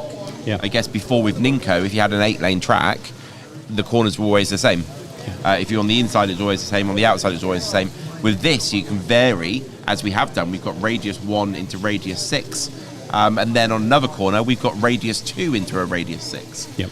So it does give that variety and that challenge to the racer. Does NSR supply the tracks?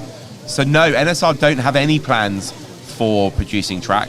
There's plenty of track options out there at the moment, and also it's very, very expensive. I do believe it's something in the region of about $50,000 to make a mold for a track piece. Yeah, the injection molding is, the initial setup and purchase of those molds is quite expensive. So, Yeah. I mean, obviously you'll offset that cost, if you sell enough track, right? But to your point, it's a significant investment. Yes. You have to wait till it pays off on the mold too, so you have to sell so much, and then Yeah. that part pays the mold, and then you start, making something off of it. So To the point where Polycar have developed a lane change, or like a pit entry lane change sort of track, but they're not planning on making the mold. They're planning on just selling or giving away the code for people to 3D print it themselves. Yeah. Oh, wow, I didn't know that. Yeah.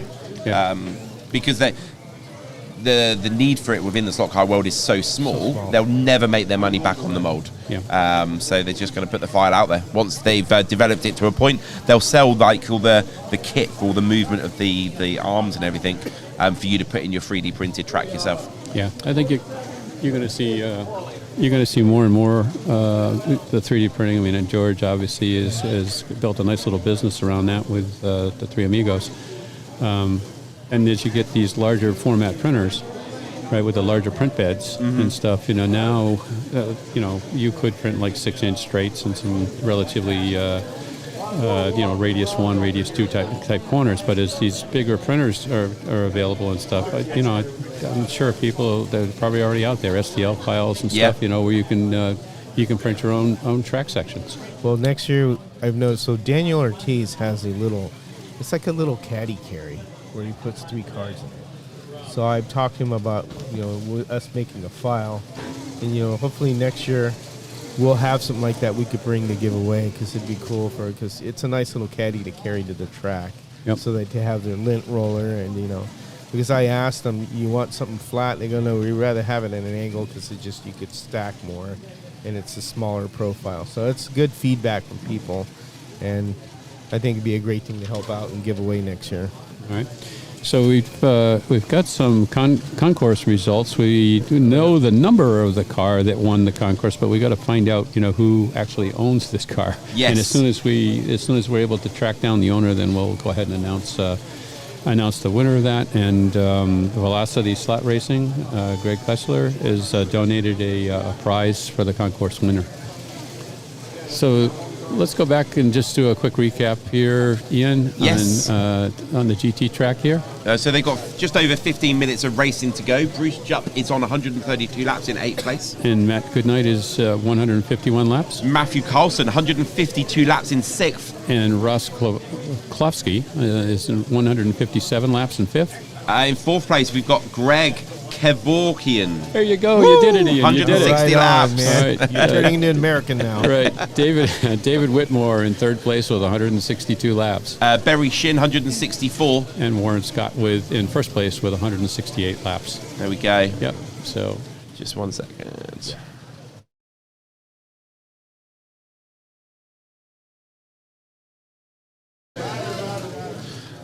Cool. So we have got 15 minutes of that race to go. There is the race over on the left. We've got Corey Jet Racing. Yes. It looks like it has literally just started. So we've got the classic, the higher half of the classics going now. Yeah, I don't see the lap counts refreshing here, so I'm not sure. Okay. You might have to just bring Wake up that this window. one up. Yeah, wake it up. Wakey, wakey.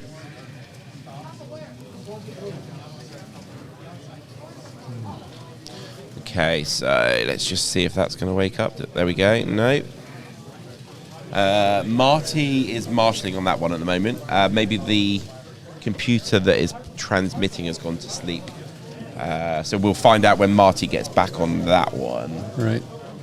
I'm sure it is counting laps. Yeah. Because if it wasn't, people would be jumping up and down over there. So Corey Jet up here is on, that's red, isn't it? Yes. But the computer shows him as white. So yeah, it's definitely, definitely behind. Yep. So we'll try to get that squared away. Oh. There we go. There you go, wheels. So Ian Douglas says something here. We have discussed an organisation which all clubs can adhere to that's not manufacturer specific, but it's a lot of work. And who owns it?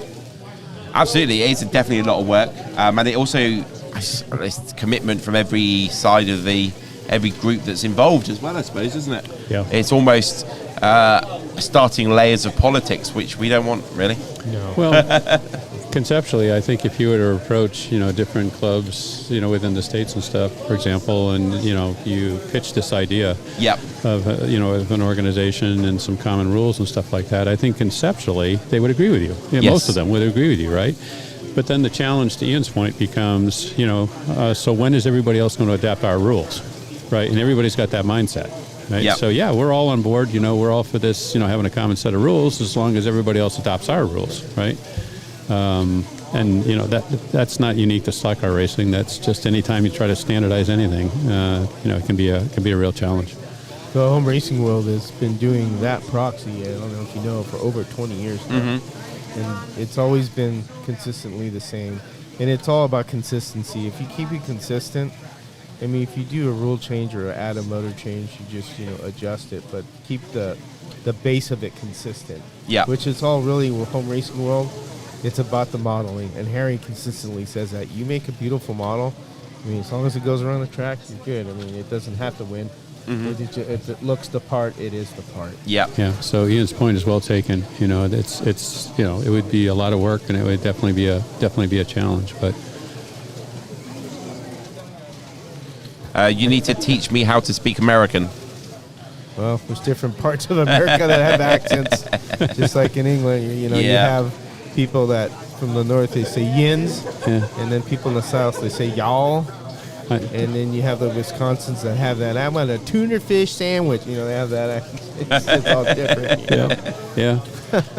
When I was in the UK there on my my 2-week assignment. That ended up lasting 9 months. We had a coworker that came down from Scotland for a couple of weeks, and I just could not. My ear could just not adapt to her accent. It took me. It's hard enough for us, and we live with them. Yeah, it was crazy. But eventually, you do get it. You pick it up. But wow, it was a challenge. Some of them are so thick. Like the accents all around the world. It's like in any language, isn't it? Really. Yeah. But yeah, I suppose it's one of the famous comedians says, "I speak the King's English." Well, it was actually Queen's English, as a joke. But yeah, I speak the King's English. So yeah, we'll see. Yeah. Yeah, because there's what, Coxswain, and then the Queen's English. Yeah. So you got it's very. I don't know what the word is. I can't even speak my own language. But yeah, there's very much two different variations. Yeah. Well, there's that program, the Clarkson's Farm, and he has that Yes. one guy on there. And man, that guy is hard to understand. Yeah. Even they have a hard time. And it's funny because they'll talk and they'll sit there and they're like, yeah, I guess I understood what he said. But he's super extreme. But I guess he's a bit like the Scottish people where you start to pick out little words and you start to you don't know what he's saying, but from one little bit of the word he said, you know the word he said. So that's but a good thing. Yes. What do we got going on here now with the lap? So you got So on the GT track on our right, we've got Bruce Jupp still in 8th place on 159 laps. Steve's going to go and find some information about the track on our left, I believe. Matthew Carlson, 179 laps. Matt Goodnight, 180. Ross Klavosky, 186. Greg Kevorian, 190. So the battle really is for second place. Barry Shin and David Whitmore, 193. Warren Scott is out there in the lead on 198. So 4-lap advantage coming into the last 10 and a bit minutes of the race. Yeah, if you just steadily race this, he'll keep that lead. Now he's at 205 laps up. Oh. Hate to do it, but I've got to go and eat supper with the family. I'll catch up the tail when I get back. Fantastic day. You guys are kicking ass. Thank you, Dave.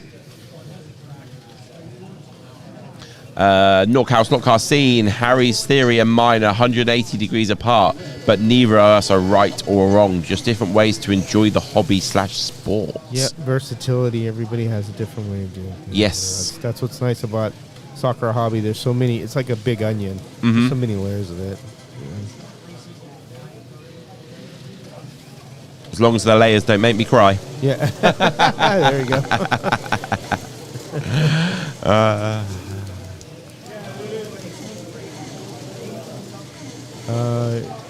Is that Warren from Light Tech Slots?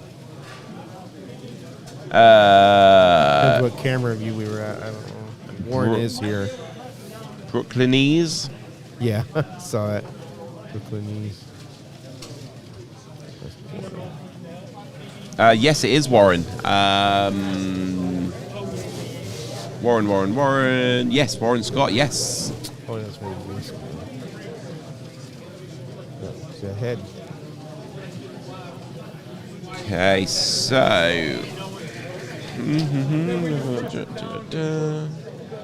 Do we know how many more races are left after these ones?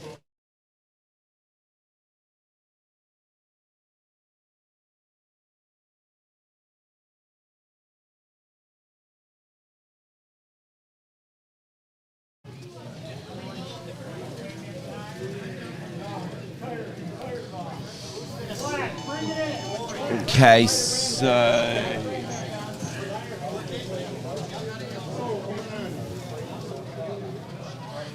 we are at 9:10 Eastern time.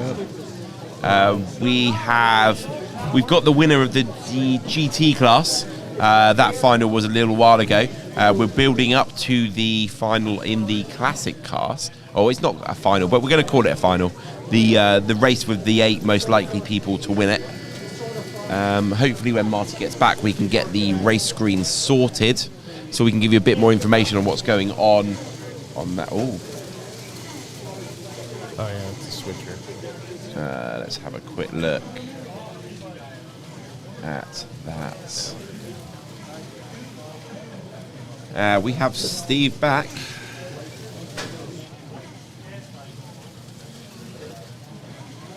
Okay, so I just spoke with Oliver at Professor Motor. So on the classic track, after this rotation, this group, they have 2 more groups after this. So, Okay. Right? And on the GT track, they have 3 more rotations. Okay. Right, so it's going to be a while yet before the GT finishes up. Okay. And unfortunately, we did have some gremlins there with the timing system and stuff, particularly on the GT track. So, but things are moving along nicely now.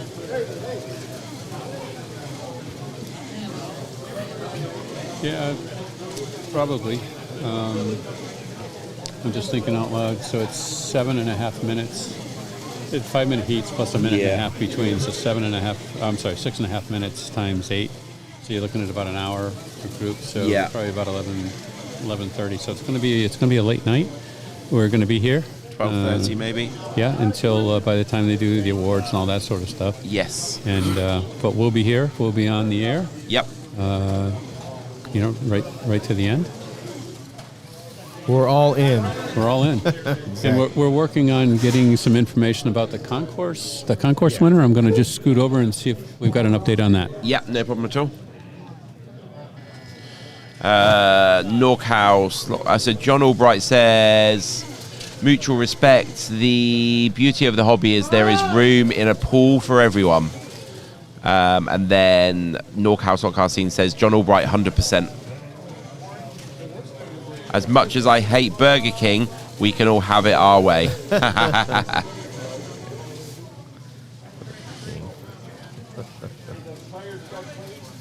get the information about the winner.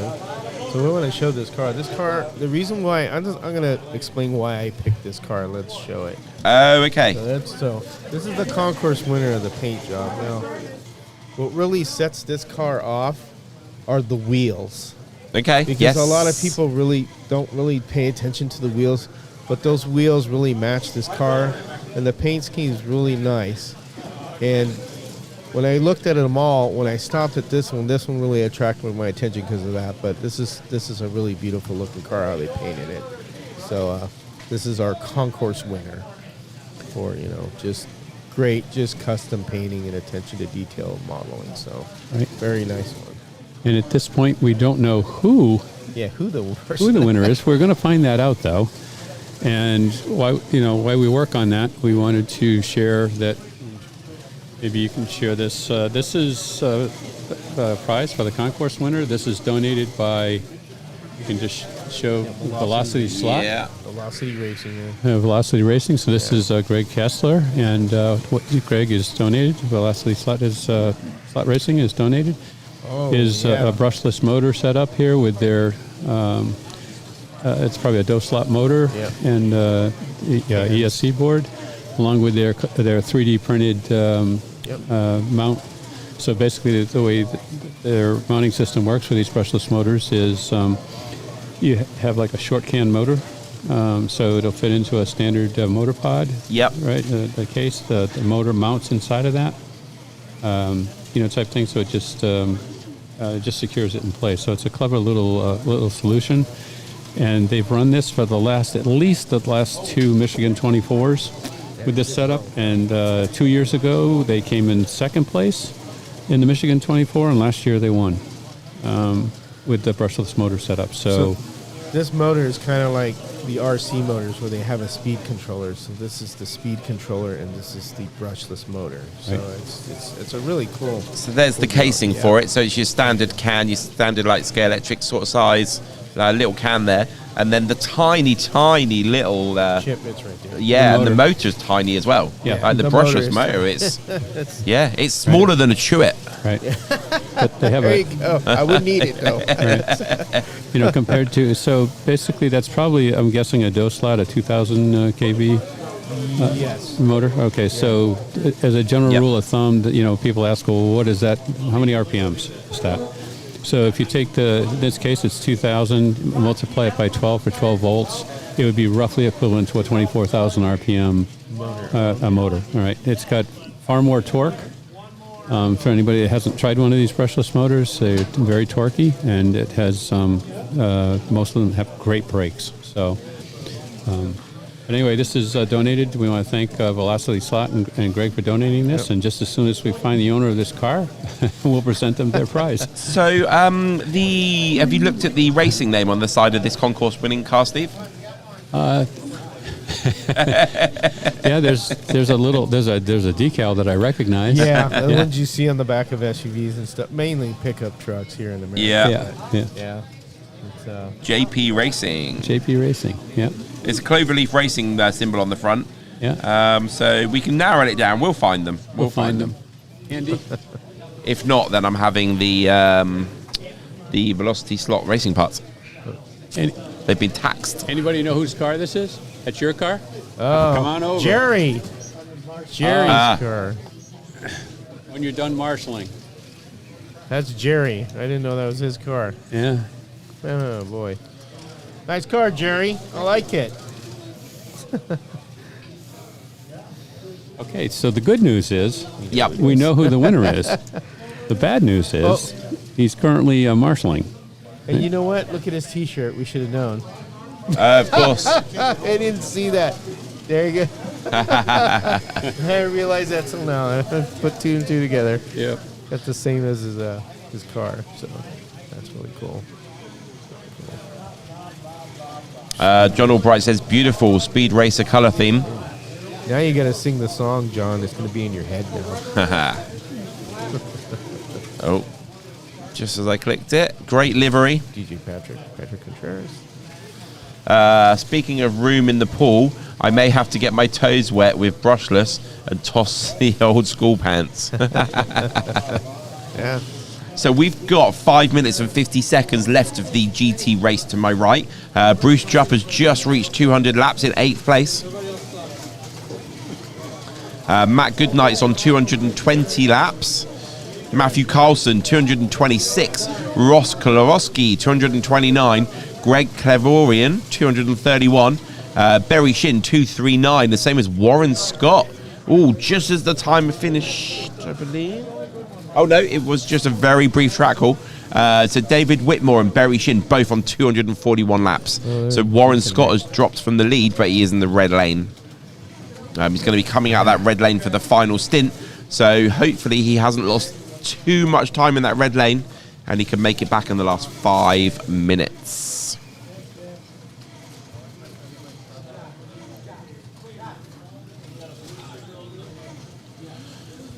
Okay, I am going to go for a very quick break. I will be back shortly. I'll just put myself on mute. Okay. Okay, George, we can talk about Ian again. Yeah. On now. Huh? Do we know any good Ian jokes? Not really. Okay. No, not sure. Okay, so we'll. I'll just do a quick recap here on the GT. In 8th place, we have Bruce Jupp with 206 laps. 7th place is Matt Goodnight with 227. 6th place is Matthew Carlson with 235. Ross Klofsky in 5th place with 238. Greg Kevorkian in 4th place with 240. Warren Scott, 3rd place with 247. David Whitmore in 2nd place with 249. And Barry Shin in 1st place with 250 laps. So at the rate they're going here, Warren is in the red lane. David is in the white lane. Warren is actually in the red lane, is actually turning slightly faster laps on average than David. And there's only about a lap that separates them. So still have about 3.5 minutes left in this heat. So it's quite possible that Warren might be able to catch David. So we'll keep an eye on that. Yeah, because he's going to cycle to wet lane after that red is what? Light? Run into white. And yeah. Red is going to go to... red goes to green. To green, all right. Yeah, red goes to green. Looking at the sticker there.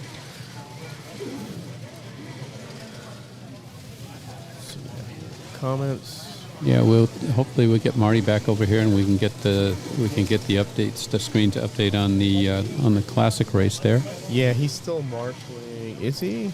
I can't tell. Yeah, we still have quite a few racers left. We did have a few people that had some commitments that had to leave early. We apologize that the event is running a bit late.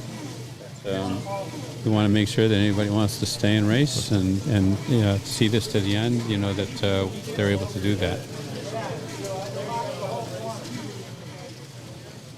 I think next year they'll iron out more of the little difficulties they had with the timing system and just laying it out. Yeah, I think there are some lessons learned. Yeah. I mean, this is obviously we hit last year and stuff, but with the second track and second timing system and all the power and stuff. So we've already had some preliminary discussions on how we can make this better, and we'll solicit feedback from the participants on what they would like to see, and we'll just continue to work to make the 3rd annual Eastern Championship event even better than the second one. So this is a lot, having a plastic track and having to put it together. It's not like a wood track that's already it's there. Yeah. So you just have your event, but right.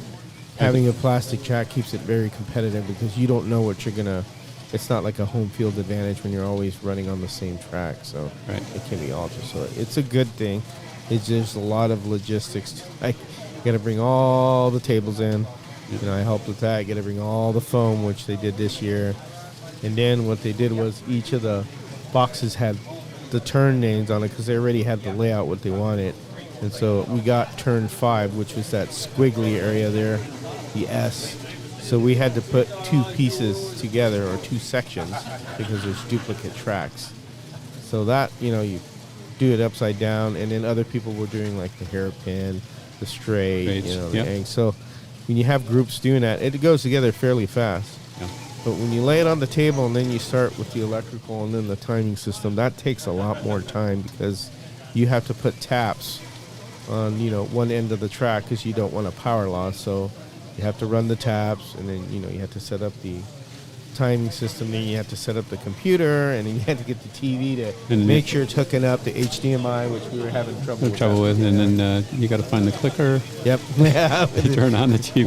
Where's the remote? Where's the remote? Typical guys, we don't use the remote. So. Yeah. So, it's there's a lot of work, and I think one of the things we'll probably be exploring next year is getting here like a day earlier to do the setup and stuff, and then that way we can hopefully have it all set up on, let's say, Thursday. Friday can be for practice, and we can hit the ground running on Saturday morning. Yeah, because everything has to be taken apart too. So it's like a whole other a lot of work.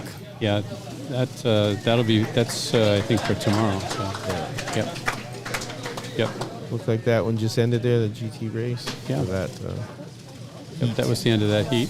Yeah. So we should be able to, is it Jerry that's the, he's probably done marshalling unless he's Yeah. going in. We'll have to see what the rotation is.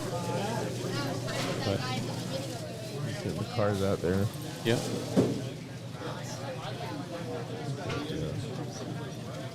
Marty's still marshalling that side right there.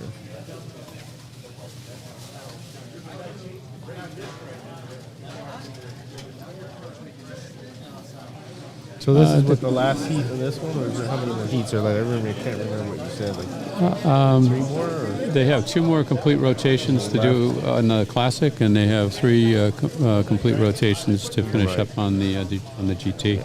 So one of the questions here is what timing system is that? That's a great question. I thought it was PC lap counter. Yeah, but it is. It's PC lap counter. So I think it's a guy in Europe that developed the PC lap counter.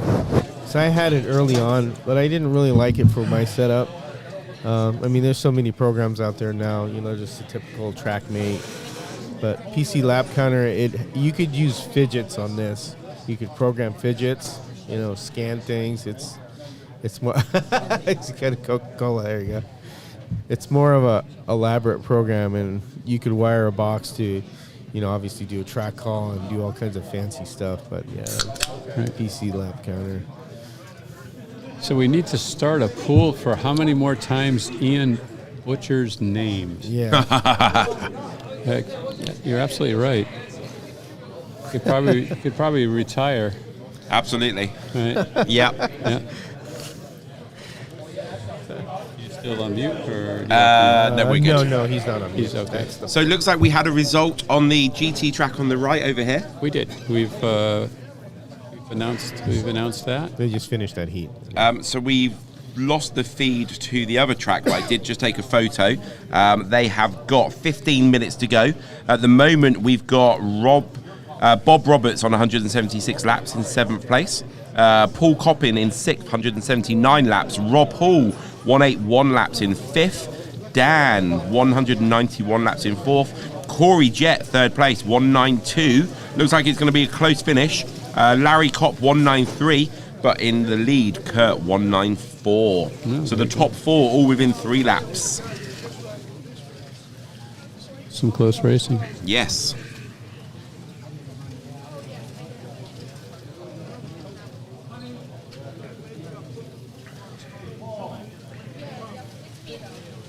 Hey, again, we want to thank everybody who's joined the stream here. It's getting late, so some people have to drop off, but we appreciate you joining us and spending some time with us today.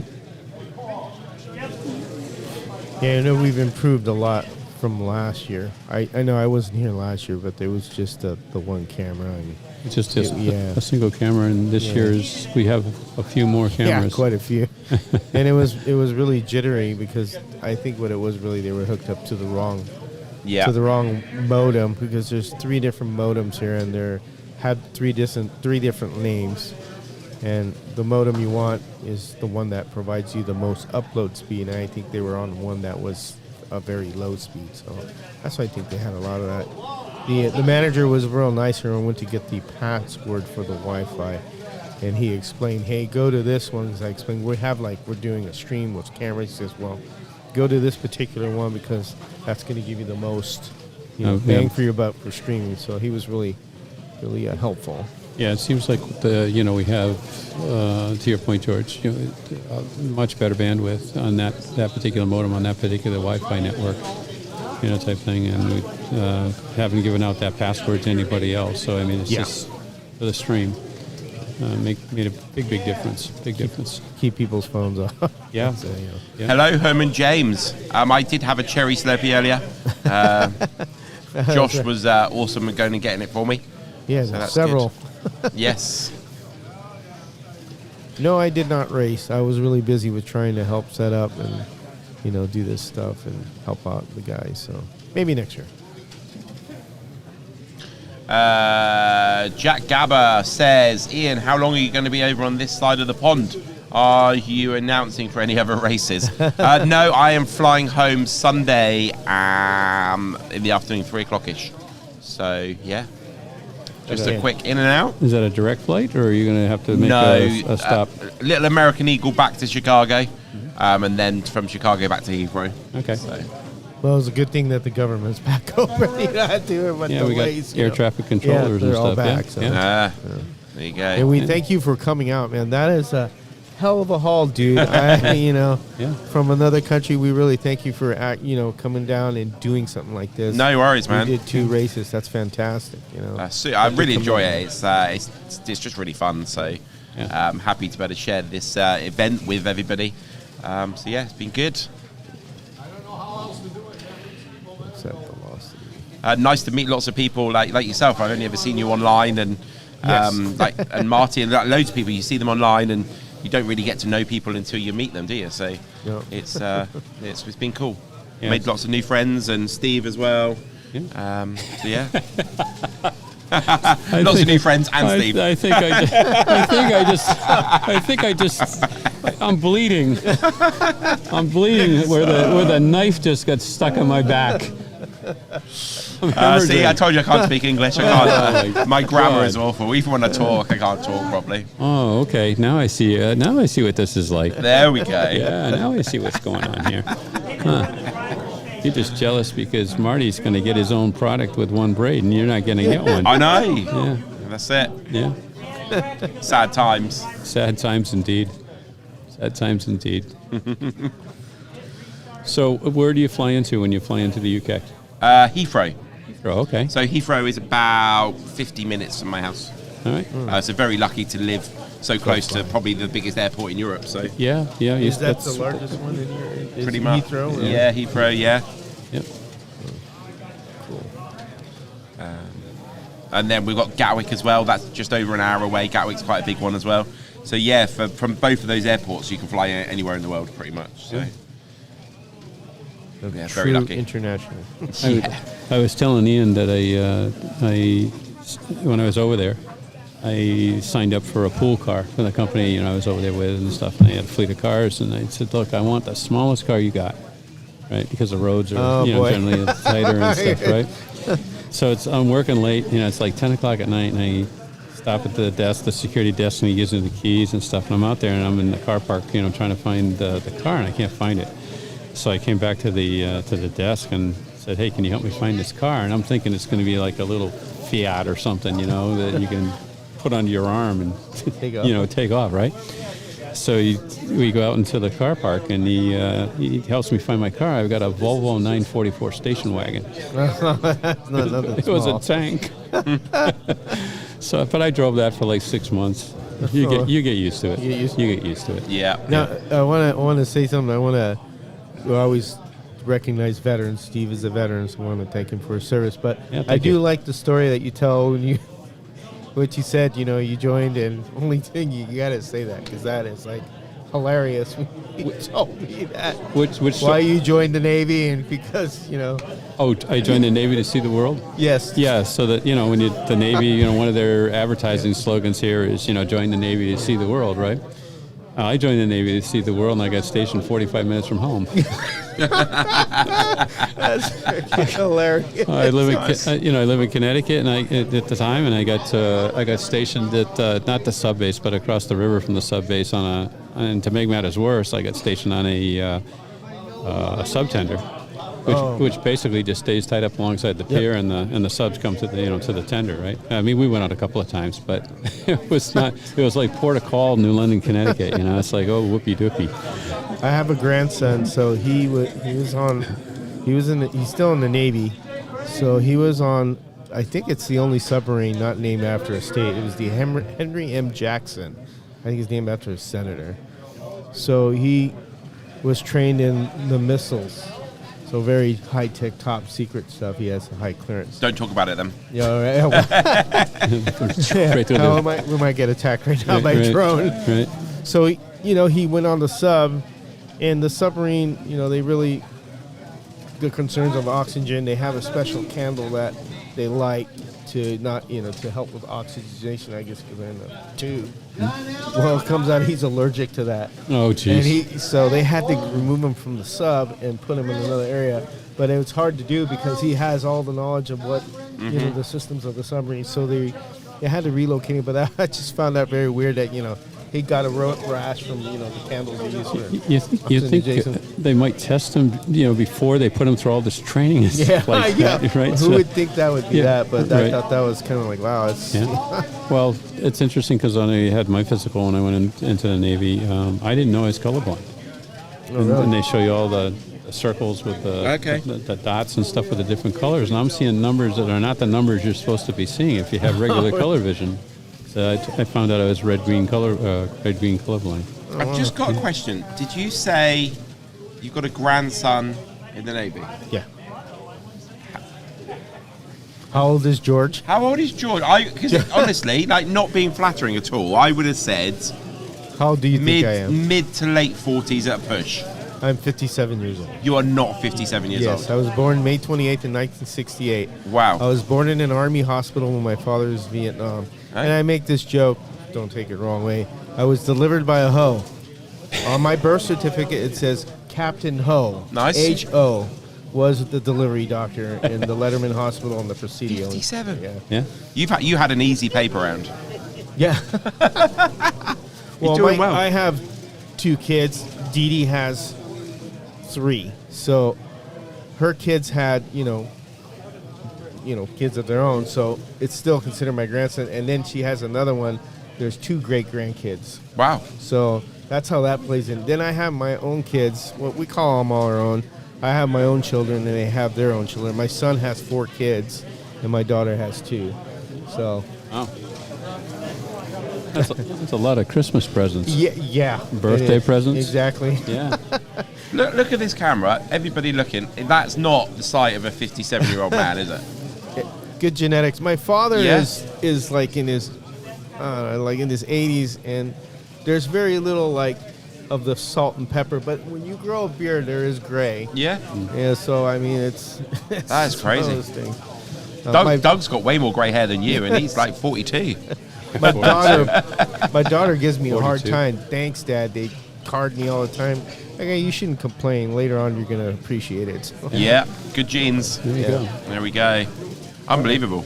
All right, I think we're just about ready to get started with the next group of GT racers here. Okay, let's introduce those racers, shall we? All right.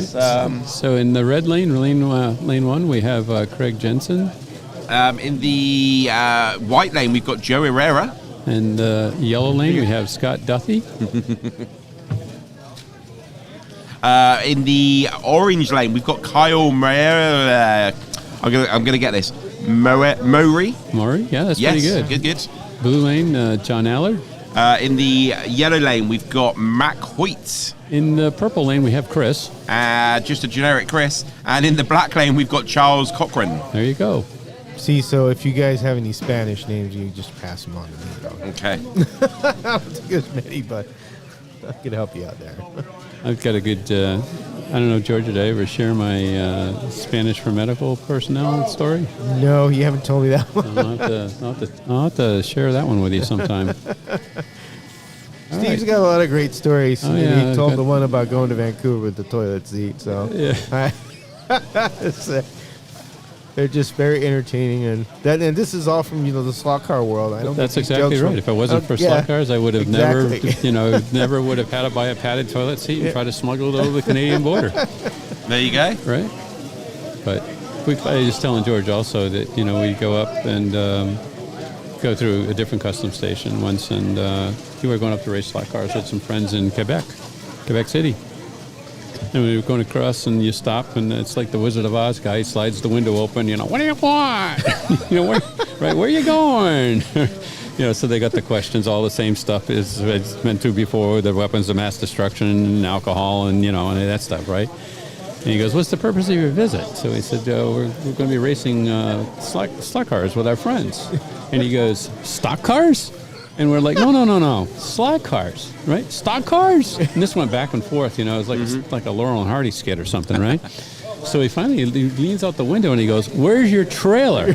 So he takes a full 1-to-1 stock car, right? We're like, no, stock car. right? He says, you better come in.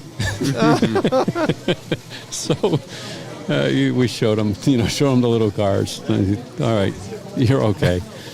And the ones you held up at the border like for 30 minutes. Yeah. Oh, yeah. Yeah, that was coming back. That's like the busiest borders crossing up there in Vermont. And there's like, had to be 100 cars across these lanes. They're like 10 deep, right? You're not going to get out of there for a couple hours. So they opened up a lane. I don't know why, but they waved us up. And this is coming back into the States. So the customs agent asked us, he said, what were you doing in Canada? He said, we were racing slot cars. Slot cars? He says, I used to race slot cars when I was a kid.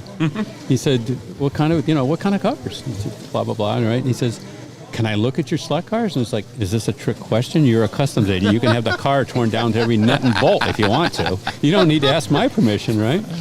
So he goes back, and he goes literally through, Dickie was with us, right? He goes through all of our pit boxes, pulls out the cars one at a time, and he's asking us questions. How many RPMs is this motor? What kind of control you got? Oh, this is pretty nice. What's this knob do? What's that knob do, right? This goes on for half an hour. Oh, wow. And every one of these 100 people that are waiting in line are burning a hole in our head, right? It's like, what a bunch of, right? So finally, after half an hour, he let us go. He didn't care, that there were 100 people stacked up. He wanted to look at our slot cars. So it was interesting. All right, so where are we here? Michigan. Michigan, yeah, Michigan. Yeah, exactly. How do you say it? Saline or Saline? Saline. Yeah, Saline. We're at the 2025 NSR Eastern Championships. Yes, indeed. Sponsored by Cloverleaf Racing, Professor Motor, Quick Slits, Slot Car Corners, MagnetiRacing.com, and Difalco controllers. Yes, and we have Velocity Slot that donated the prize for the concourse winner. There we go. So we need to get that concourse winner on the microphones at some point. Yep. When he's not busy. He's marshalling again, so that's fine. Yep. So as soon as he's done marshalling, we'll get him over here, and he can tell us a little bit about the car, or how he painted it and detailed it. Absolutely. Right. And Marty Ford is still marshalling because he raced, so then he has to marshal the next race. So Marty Ford is currently marshalling on the classic track to our left, but he will rejoin the station at some point. There isn't much longer left in that race, and then we'll bring you the details of the winner. Marty is the tech man, so he's the one that gets the race screens on your screen. That's why we can't see the results of that one currently. Yep. So maybe a quick recap here of the GT race. Yes, so we've got 45 seconds to go with Joe Herrera in 26 laps on 7th place. And Mac Hoyt in 27 laps, 28 laps now in 6th place. Craig Jensen-Button on 29 laps. And Scott Duthie with 30 laps. Kyle Murray on 30 laps. Chris with 30 laps in 2nd place. And John Allard in the lead on 33 laps in the blue lane. Yeah, there we go. So it says there should be a Charles Cochran in the black lane, but I believe that car is not on the track. No, I don't think he may have left. I think he had to leave early. Okay. Yeah, unfortunately. So we did have a couple of people that had to leave early. Obviously, it's not their fault that the event is running a little late. So what we decided to do is, to refund their, their admission. Okay. Right. Just.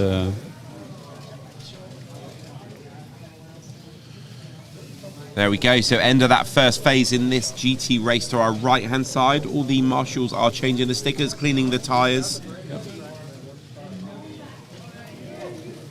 The leader is a lap and a half in the lead. They're John Allard. Yeah, we've got, that was the first of 8 heats, so we've got 7 more heats in this group.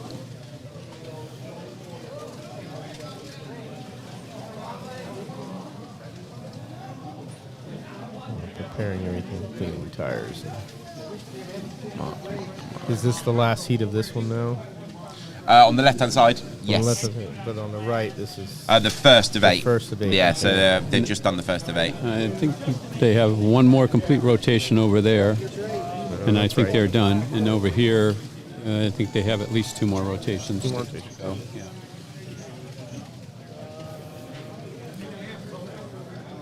So we will be finding out who the champion of the classic class in the next hour or two on the left-hand side. Yes. Yeah, this once they're done here, they're completely done. So yes, Yeah. we'll know the finishing order for them.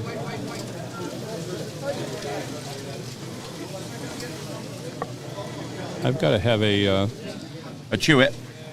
There you go. Got to have a Chewit, which is our official candy, or one of the official candies of the NSR Eastern Championship. There we go. The old Chewits. Chewits. Highly recommended. Very strawberry-like. Yeah, like a Starburst. But like a Starburst, but better. But better. Were Starbursts ever called opal fruits over here? No. No. Oh, so they were opal fruits in England and Europe for years and years and years, and then about 20 years ago they just changed them to Starburst. What is the most common candy that's very well recognized in your country, in England? In the UK, Mars bars, if that counts. Mars bars? Yeah, Mars. So over here you call them Milky Ways, don't you? No, we do have a Mars bar. You do have a Mars yes, bar? It says Mars. We do have a Milky Way. Okay, because the Milky Way is very similar to a Mars bar. Really? But it's not quite a Mars bar. So maybe I need to search out the actual Mars bar over here, because I wasn't impressed with the Milky Way. Hence, it's only half eaten. They have like what's called the Three Musketeers. That's like a whipped chocolate in the middle. Okay. They have Snickers, which Yeah. is the peanuts, caramel. The nutty one. Yeah, and they have Twix, which is the cookie, Mhm. caramel, and chocolate. And what else? The Mars bar was like almond. Yeah. Okay. So yeah, probably Mars and Snicker, because a Snicker in the UK is a Mars bar with peanuts in. Yeah. So, And yeah. then you have, in California where I'm from, you have the Latin version of candy. Okay. Because there's a lot of, little Mexican stores. There are. Okay. A lot that's very different, Mhm. from what, they like little hot stuff on sweet candy, little red pepper on it, and it's a candy, That's what we need right now. Keep us keep us awake. Keep us awake. Yeah. Yeah, sorry I had to keep fighting with that as he's blocking his... Yeah, no, absolutely. Think about the widget. What do we got here? Anybody? Any comments here? There we go. Lock that back up. So, There you go, Cadbury Dairy Milk. yeah, Cadbury's Dairy Milk. Oh yes, by far the best chocolate in the world. I can't stand a Hershey's bar. I know it's controversial in this country, but can't stand a Hershey's. Well, my wife doesn't like them either. No. I've been to the Hershey factory. It's in Hershey, Pennsylvania. Okay. And when we went there, they show the factory, and the whole city the town says Hershey's, and everything's Hershey. Yeah, it's a pretty cool place. Yeah, it is. It is. You been there? Yeah. Oh yeah, several times when our kids twins were smaller. Pretty cool. Beautiful place. Did you know Cadbury's is owned by an American company? No, I didn't. It's owned by Kraft. Oh, yeah. The Kraft. The cheese company. Yeah. Kraft. Slightly Mad Slot Card says, hope there are some Chewits in the care package that arrived. Ian, it's heavy. I'm pretty sure there's going to be some Chewits in there. Yeah, thank you for giving me some, by the way, because I haven't tried them yet. I'm going to try them on the they're way good. home. When I go home, drive to North Carolina. Yeah, keep you awake. A Chewit, yeah. Yeah. Just Yeah. try 'em out. Ian sounds like a sugar junkie. No, I can't remember the last time I had sugar. Yeah. Well, here, you're having it here. That Slurpee and all that stuff you guys been loaded with. I think Josh is the he's the Josh culprit. is the sugar Yeah. junkie. Yeah. What is a Reese's cup? Peanut butter and chocolate. Okay. That's what they call them here. They're little cups. And Little they have cups. peanut in the middle. Milka. So Milka is like dairy milk in Europe. So it's a little bit more alpine milky. It's quite a bit milkier. I do like a Milka. I did live in Germany for a couple of years. My dad was in the army as well, so we lived out there. So yeah, I do love a Milka. Ian, ever tried Eat More? Have I ever tried to eat more? Well, always. What is Eat More? Anybody? No, I No? Don't Not know. familiar. Is that something over, I guess? Is that here or is that across the pond? Don't know. GST Racing. Ian, ever tried Eat More? No, don't know. John Albright says Hershey is all American, Nothing like the chocolates over there. Married to a Donegal woman. The only way I can eat a Hershey's bar is to have a jar of peanut butter at hand. Yeah, that's you make a Reese's out of it. Oh, okay. Or well, you could do some here with s'mores, which is the graham cracker and marshmallow on the top. That's a s'mores. Fast break.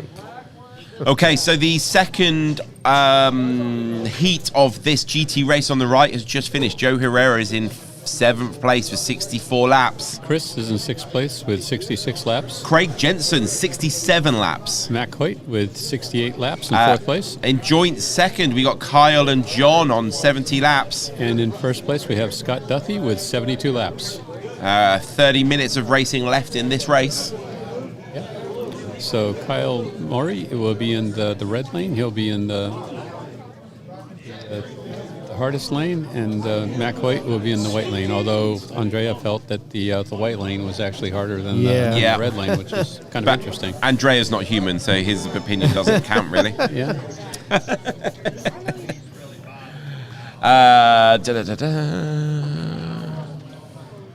We have the Marty back. How are you doing, Marty? Do you need some sugar? I just got some. Oh, good. Give me a minute. It'll kick in. So I'm going to release the mic back to Marty. So we need to get the concourse when he's done marshalling. And also, the result screen from that track isn't showing. It crashed. But I don't know how to switch it from here if you hit it the widget, but it doesn't show it. We've got it over here. It just crashed, and then I pressed refresh, and then nothing's happening. So we've got Marty on the case now. The tech wizard is back. Yeah, hopefully we'll have some live timing for the classic race here pretty soon. Yes, because I think it's the top 8 in the classic race. I can see a controller in Dickie's hand. Was Dickie in the top 8, or was there 2 more to go? Dickie was in the next to last. Okay, so we've got 2 more classics. More to go, yeah.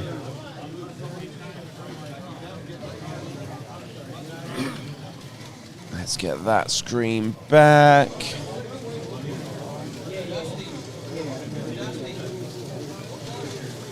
It's right there. Not you again. Eat More is Canada. Okay. Oh, Eat More here in Canada. Kind of molasses and peanut, chewy and delicious. Okay. Molasses from the tree, maple tree. Oh, I tell you what is nice. I don't know if you get it over here. Did you get Yorkie bars? I kind of heard that. I know we have York patties, the ones that are mint. You know, the York patties. So Yorkie in the UK, it's like it's basically like Cadbury milk, but it's a different version. But it's a little bit. It's not dark chocolate, but it's a little bit step up from milk chocolate. But it's really chunky bits as well. And the advertising used to be just for men, because it was like a man's chocolate, but they're not allowed to do that anymore. So correct. I think we need a Chocoholics sub forum here. We've had more comments on the chocolate and chocolate bars and stuff, right? Everybody's got a sweet tooth, I guess. KR Bridges says, I may have missed it earlier, but what happens to the track after the racing is finished? Well, it's going on eBay. Highest bidder wins. No, they'll actually... I'm getting as much in my suitcase as possible. Right, they'll actually tear the track down tomorrow, and put it back in boxes and stuff, and they'll store it until next year's event. So is this track owned by Professor Motor, or is it lent to Bi-Scale Auto? No, it's owned by Professor Motor. Okay, so he's brought it in, and yeah, cool. Yeah, I mean, he worked with Ivan to, Ivan knew obviously that they were going to have these championships and stuff, events, and the Scale Auto race in addition to this. So so Ian was and Oliver worked out a deal, and they brought a boatload of this track over. And last year we had the single track, and this year they got enough for 2. Got enough for 2. Amazing. It's a nice textured track. It's pretty cool. Okay, so we're getting towards the end of the third heat of the GT race to our right. Joe Herrera is still in 7th place on 86 laps. Chris is in 6th place with 89 laps. Matt Hoyt on 90 laps in 5th place. Craig Jensen with 92 laps in 4th. John Allard and Kyle Maury both on 92 laps as well, 2nd and 3rd. And Scott Duthie in 1st place with 97 laps. With a 4-lap lead. 4-lap lead, yeah.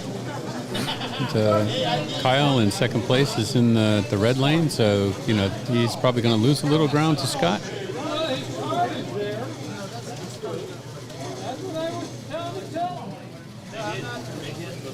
Are the getting for USA sale? Are you talking about the Scale Auto Track?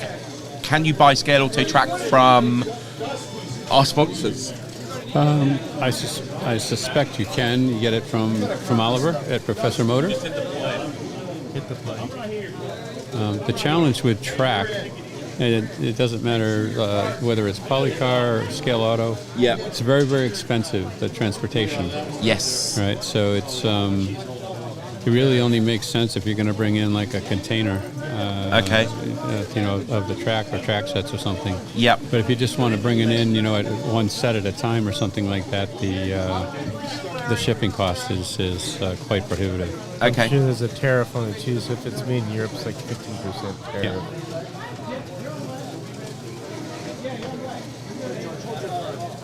Yeah, I actually wanted to say thank you to Pendle Slot because I had ordered some stuff and they really kind of broke down how you do the tariffs, and it was really nice. Made it a lot easier, so it's I got everything really quick. I was pretty surprised. Yeah. Good service. Yes, so Royal Mail in the UK have now made it super easy with the tariff. It's just the 10% on there and then a 50p charge, where UPS and FedEx are charging like $10 for like an admin fee at the moment. Yeah. I think they've just taken the mick out of the customers. Where Royal Mail, it's 50p, 70 cents for the admin fee, which is annoying, but at least it's not the $10.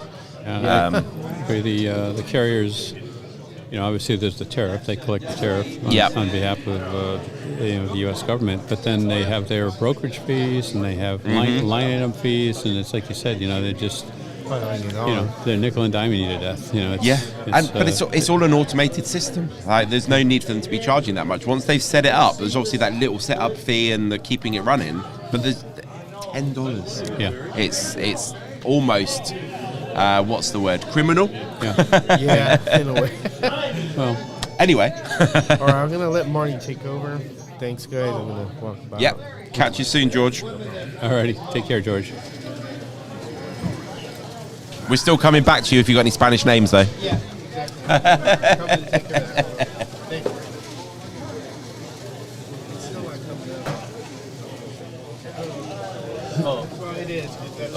Okay, so see this widget right here? There are two overlays. Oh yeah, I see them. So the top one is this. Yes. And what happens is you have to click that each time. We got it. So Marty's back in the booth. He's fixed out the race just literally in time for that classic race on the left-hand side to start. And here we go. Looks like we're getting some data. Track call already. Yeah. How was your race, and how was your mastering session afterwards? Okay, that was a great race over here on the vintage track. We saw you on the podium. I tell you what, I looked up and I was in 7th. Yep. After like the first 2 stints, and there were 2 of the tougher lanes. Yep. And I thought, okay, just climb back up, and my car kept getting better, and it was fun. I had some fun racing, and my car wasn't great. Wasn't perfect, obviously. I was missing some straightaway speed, but it was pretty easy to drive.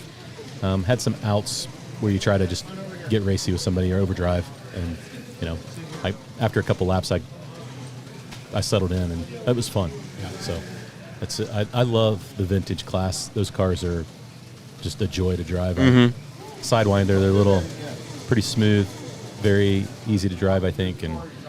But the race I marshaled, that had some excitement. Yeah. Kurt chased Larry down, and then Corey chased Kurt down, and then Dan came back there at the end and got Corey, and it was nice. It was excellent. Those are So- fun races to marshal. I think we have the concourse winner sat next to Marty. So we're going to have a little chat quick. Oh, great. So if you want to bring up this one, yeah, this is perfect. Maybe the other camera just briefly. Oh, yeah. Oh, yeah, gotcha. And if you want to get the microphone around and some headphones. Hello. Well done for being... Oh, I'll get your headphones on. So who are we? And this is your concourse winning car. Oh, thank you. What's the name, sir? Jerry Urker. Jerry Urker. And so this is your concourse winning car. Let me get some focus on it. There we go. What was the inspiration? Oh, that's my team. Team Okay. colors and team name. Cool. So George was saying one of the things he liked about it the most was the attention to detail to the wheels. Oh, yeah. Is that a steady hand? Is there some sort of skill to doing the wheel like that? Steady hand with a brush and a magnifying glass. Oh, okay. So do you have one of those like magnifying glasses that goes on your head With the light on. with the light on? Yeah. Awesome. And the detail on the engine there as well. Do you, when you make a car this nice, do you worry about racing it? Oh, no, they're all race cars. Yeah, no All shelf race queens.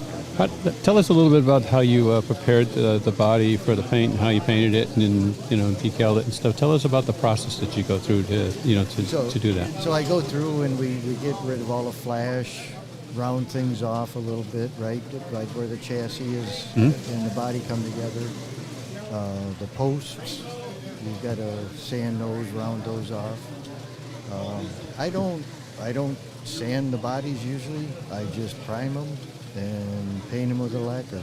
Okay. Tamiya lacquer. So just rattle cans? No. It's Airbrush. And what kind of airbrush do you use? Oh, I've got two different kinds. Okay. I'll probably hack up the name. The Iwa Iwata or something like Iwata that. or Okay. something like And how long have you been using the airbrush and stuff? a little over maybe 2 years. Okay, so fairly new. Fairly new at it, and you're getting some great results. I like building models. Yep. So I put more time into the paint than I do in the mechanical side of it, so I Yeah. got to start working on that. Roughly, how long would it take? Did it take you to do that? Probably about 20 to 30 hours. Okay. Yeah. And it shows. I mean, it's beautiful. I make my own decals. Yep. And Very nice. Can I get my racing name in there? Yeah. Racing name? Johnny. Johnny Piss Racing. Say that again, Marty? It's Johnny Piss Pants Racing. That's for a late friend of mine. He used that when we were racing online together, and he passed away, and I asked his wife if I could take on his racing. There you go. That's a great story. That's a great story. Well, thank you very much. And so Velocity Slot has got a prize that they want to for the concourse winner. So basically, what this is, Get Marty to present it to you. Yeah, Marty can present it. Is a Doslot brushless motor with a Doslot ESC board, control board, and then it also has the 3D printed the motor can that you mount it in, so that you can use a standard motor mount. You know where that's going? In the Michigan 24-hour. Oh yeah. Yeah. Awesome. Thank So you. yeah, congratulations and well done. We all enjoyed the car very much. Amazing. Yep, and so did a lot of other people. You got by far the most votes. So, yep, good job. Great. All right, thank you very much. Thank you very much. You guys are doing great. Thank you. Thank you.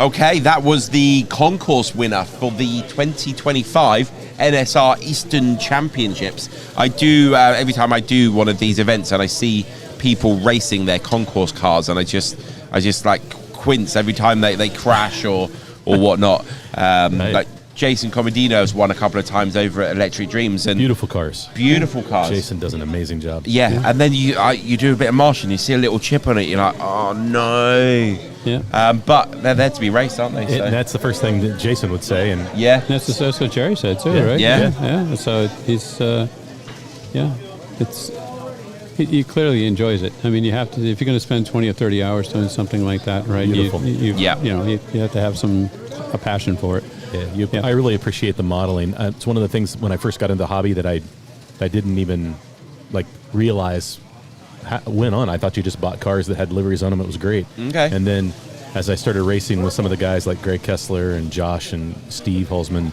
those guys, they all would buy white kits, and then they would come with amazing paint jobs, and Greg and Steve do an amazing job, and I was like, yeah. So this is another rabbit hole to go down in the hobby. Well, if you look at the Spirit of America cars. Oh, beautiful. Right? I have one. I'm blessed they have to have about one. 10 of those, 12 of those? 14 of those, yeah. Right? And every one of them all immaculate. Was, immaculate. Yeah. Dead gorgeous, right? Yep. Yeah. So just crazy. Yes. Yeah. Crazy skills. Lots of love in the chat there for the Conquest winner there. Yeah. Yeah. The detail was crazy. Honestly, I do quite a bit of figure painting and stuff. We do a lot of scenery and figures and stuff, and getting that sort of level of detail on the wheels is ridiculously hard. Mm-hmm. You're constantly going back and forth, trying to. If you get a bit of red on the white, you've got to put some white on, then you get the white on the red, and it can take a long time. Did we get KR's question? Yes. Okay. Yeah. We said we put it on eBay. Okay. So I noticed that there was a comment that somebody thought we were still entertaining. But after we have been live for 11 hours and 41 minutes. There you go. Was that the plant that we paid to come on and make cost me $20? $20. Yeah, well spent. I thought so too. Yeah. I'm being paid by hourly, so the longer we sat here, the better, really. Yeah. Ian's playing the long game. He's playing the long game, huh? What else we got going on here? They say racing your custom car certainly makes you race more cautiously. Yep. See, I can't say that. If you look at the custom paint that I've done on some of mine, I did on my 908 last year. I painted to look like Roxy, the AO race team, the Rexy and Roxy cars the T-Rexes, and Roxy is pink, but I made my 908 like that, and it's got scratches all over the place, and people are like, I can't believe you still race that thing. I mean, I practiced with it this year. It's like, I made it to race. It's got scratches on it, but it's character. Yeah. You still enjoy it, right? Oh, I love it. Yeah. It's one of my favorite cars. Yep, that's what it's all about. Shotgun Dave says, details make the model. Absolutely. It's the same even with a diorama. You could make an impressive diorama, 4 foot by 4 foot, but it's all those little details that bring it alive. You could have the best building in the world and the nicest car on the outside, but if you don't have all the rest of the detail of that diorama, it doesn't really have any life. So absolutely, it's the detail within the detail that brings stuff alive. 100%. I would agree with that, because I got blessed with 2 light towers from some guys across the pond, Magnetic Racing, about 2 years ago, and I was in such a hurry to put them together, to put them on my track, that I didn't paint them. Yep. And then you sent me another kit, and then sent me one that you had done, and what the difference that made on my layout. I was like, okay, when I get some time, I'm painting the towers. Yep. Because it just changes everything. Yes. I mean, it looks great the way it is, but when you add that detail, it's a game changer. Absolutely. Okay, let's have a look at what's going on in these 2 races we've got on either side. Okay. So we, on the GT race on our right-hand side, we have got Chris on 159 laps in 7th. And Mac Hoyt in 6th place with 165. Joe Herrera has moved up to 5th. He was 7th for a while on 167. And John Allard in 4th with 176. Craig Jensen on the same lap, 177. Kyle Murray in 2nd place with 180. And Scott has got a delicate little lead there at the front of about a lap and a half. There's still 15 minutes of racing there, so Scott's going to be looking over his shoulder for another 15 minutes. Yeah, Scott and Kyle have been a couple laps apart, 1 or 2 laps apart here for the last couple of heats. So I think that's going to go right down to the wire. They're having a good race. On the classic cars on the left-hand side, let's run through that. So they are coming up towards the end of the first 10 minutes. We've got Daniel Ortiz in 8th place on 66 laps. Rich Trajek? Rich D. in seventh place with 68 laps. And we've got Phil B on 68 laps in sixth place as well. That'll do. And then an easy one, Dusty Ford, in fifth place with 70 laps. I'll get fourth place. Andy is on 71 laps. That's not right. Third place we have Andrew Shin with 73 laps. Larry Koichi on 76 laps in second. And Dickie Pearson in first place with 79 laps. One of the Spirit of America guys, Dickie Pearson, the robot. Yeah. Just puts in lap after lap, consistency, Mr. Consistency. Roberta says this is a great Americana. I would agree. Slot car racing, the hobby. Mm-hmm. Yeah. Question from Mike Big Oak. When is my single braid kit going to be available, Steve? Oh, boy. Very soon. All right. This just in on Tuesday on the live stream. We will introduce the single braid product.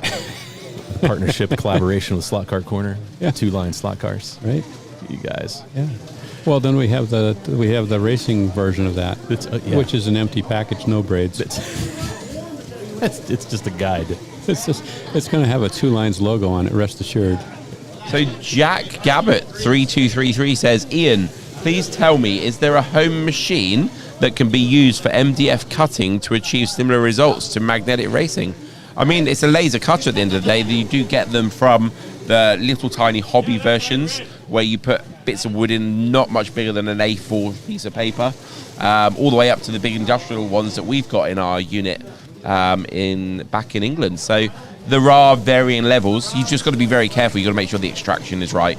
That MDF smoke can be quite toxic. So don't be tempted to try and just get one and stick it in your kitchen and smoke yourself out. Yeah. Yeah, that's very important.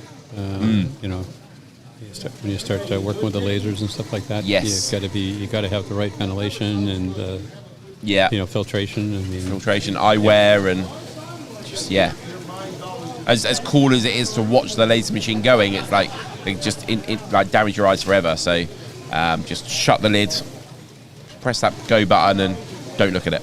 And do you have you must have the laser glasses, yes, the green glasses, or the red glasses? Yeah, glasses, and then there's the protective screen on the machine as well. And KR Bridges says, for me, part of the fun is painting a car. Part of the fun of painting a car is seeing it turn into a hammer, as Harry would call it. Scratches and gouges after 10 weeks of club racing. KR built some great cars. He sent me a few cars to run on my track that were proxy cars for the home racing world, proxies. And he does a great job. And another person that takes a lot of time putting attention to detail. And he's got some favorite racers of the past that he recreates their cars. So I always have an appreciation for that. It's just great job. Yep. So you say most of what you've seen are engravers, not cutters. They'll cut if the power is enough and the material is thin enough. So what engraving is doing is basically just cutting, but not all the way through. That's what an engrave is. So as long as the material isn't too thick and the power is enough, those engravers will cut most things too.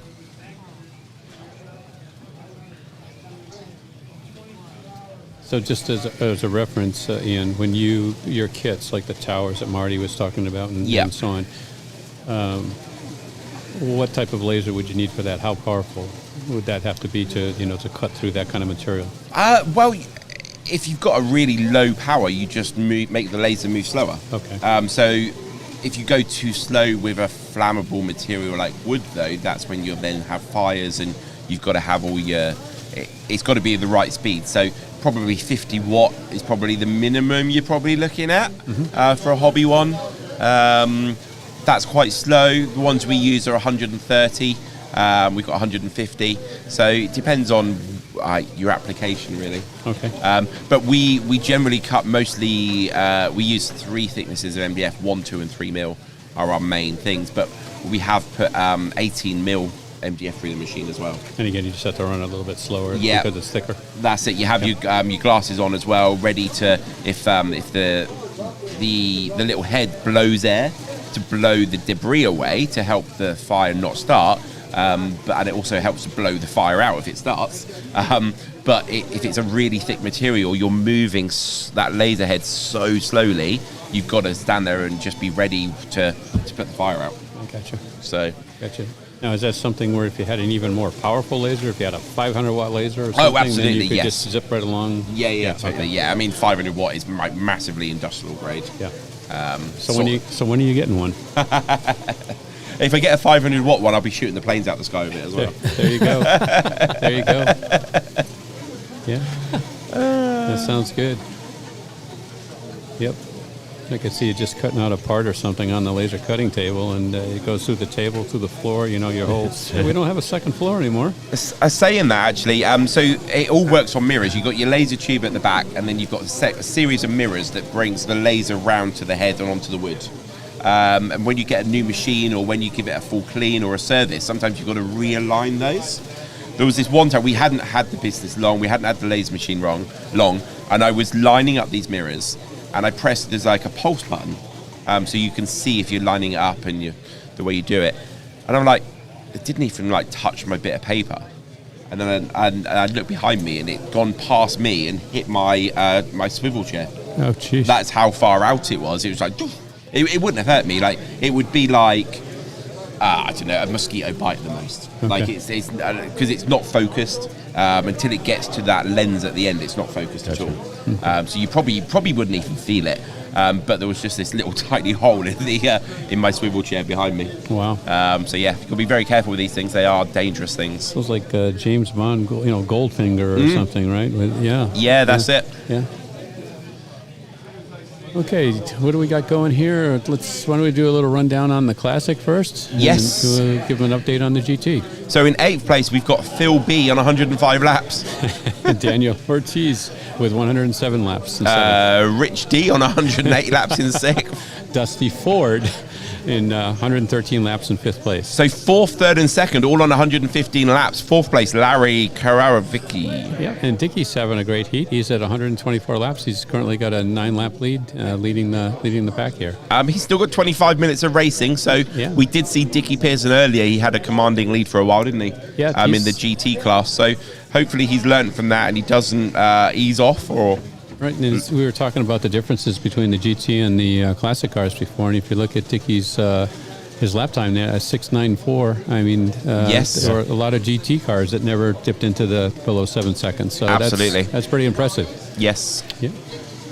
All right, let's summarize the GT race here. So they've got 9 minutes and 35 seconds to run. Chris is on 195 laps in 7th. And Joe Herrera is in 6th with 206 laps. Also on 206 laps is Mac Hoyt in 5th place. John Allard in 4th place with 211 laps. 3rd place, Craig Jensen, 218. And Scott Duthie in 2nd place with 222 laps. And Kyle Murray and 224 in the lead of the race with 9 minutes 17 seconds to go.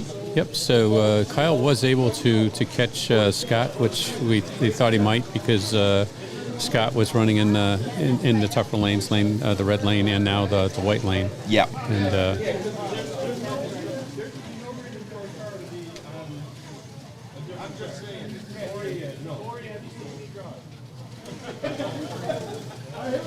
And Jack Gabbert has asked me, how did I get into the kit creation biz? So we have told this story a few times with various people, I think Marty and stuff. So basically, very briefly, so me and Doug started up a driving school in 2010. We wanted a really fun way to advertise our driving school. So we brought a slot car track and made little driving school cars. And the idea was we'll take the Scalextrics track, Scalextrics in the UK, to things like a shopping mall with one of our learner cars, and it'd be like a pool to get people in. They'd have a go on the Scalextric track. We'd sell them driving lessons. I thought to myself, I've spent a lot of money on this slot car track. I need to get some of this money back, like business mind, all that sort of stuff. So I made a website thinking there might be other companies that might want to use it for exactly the same reason for their business. And it just took off on its own. And within a few years, it became our main job. We were doing corporate events, we were doing birthday parties, weddings, all of these sorts of things with this slot car track, to the point where the driving school became a secondary thing. Oh, wow. once we'd been doing that for a while, we had customers started asking us if we could build them a track for them to keep. So we started making custom tracks, scenery tracks, normally customized to the company.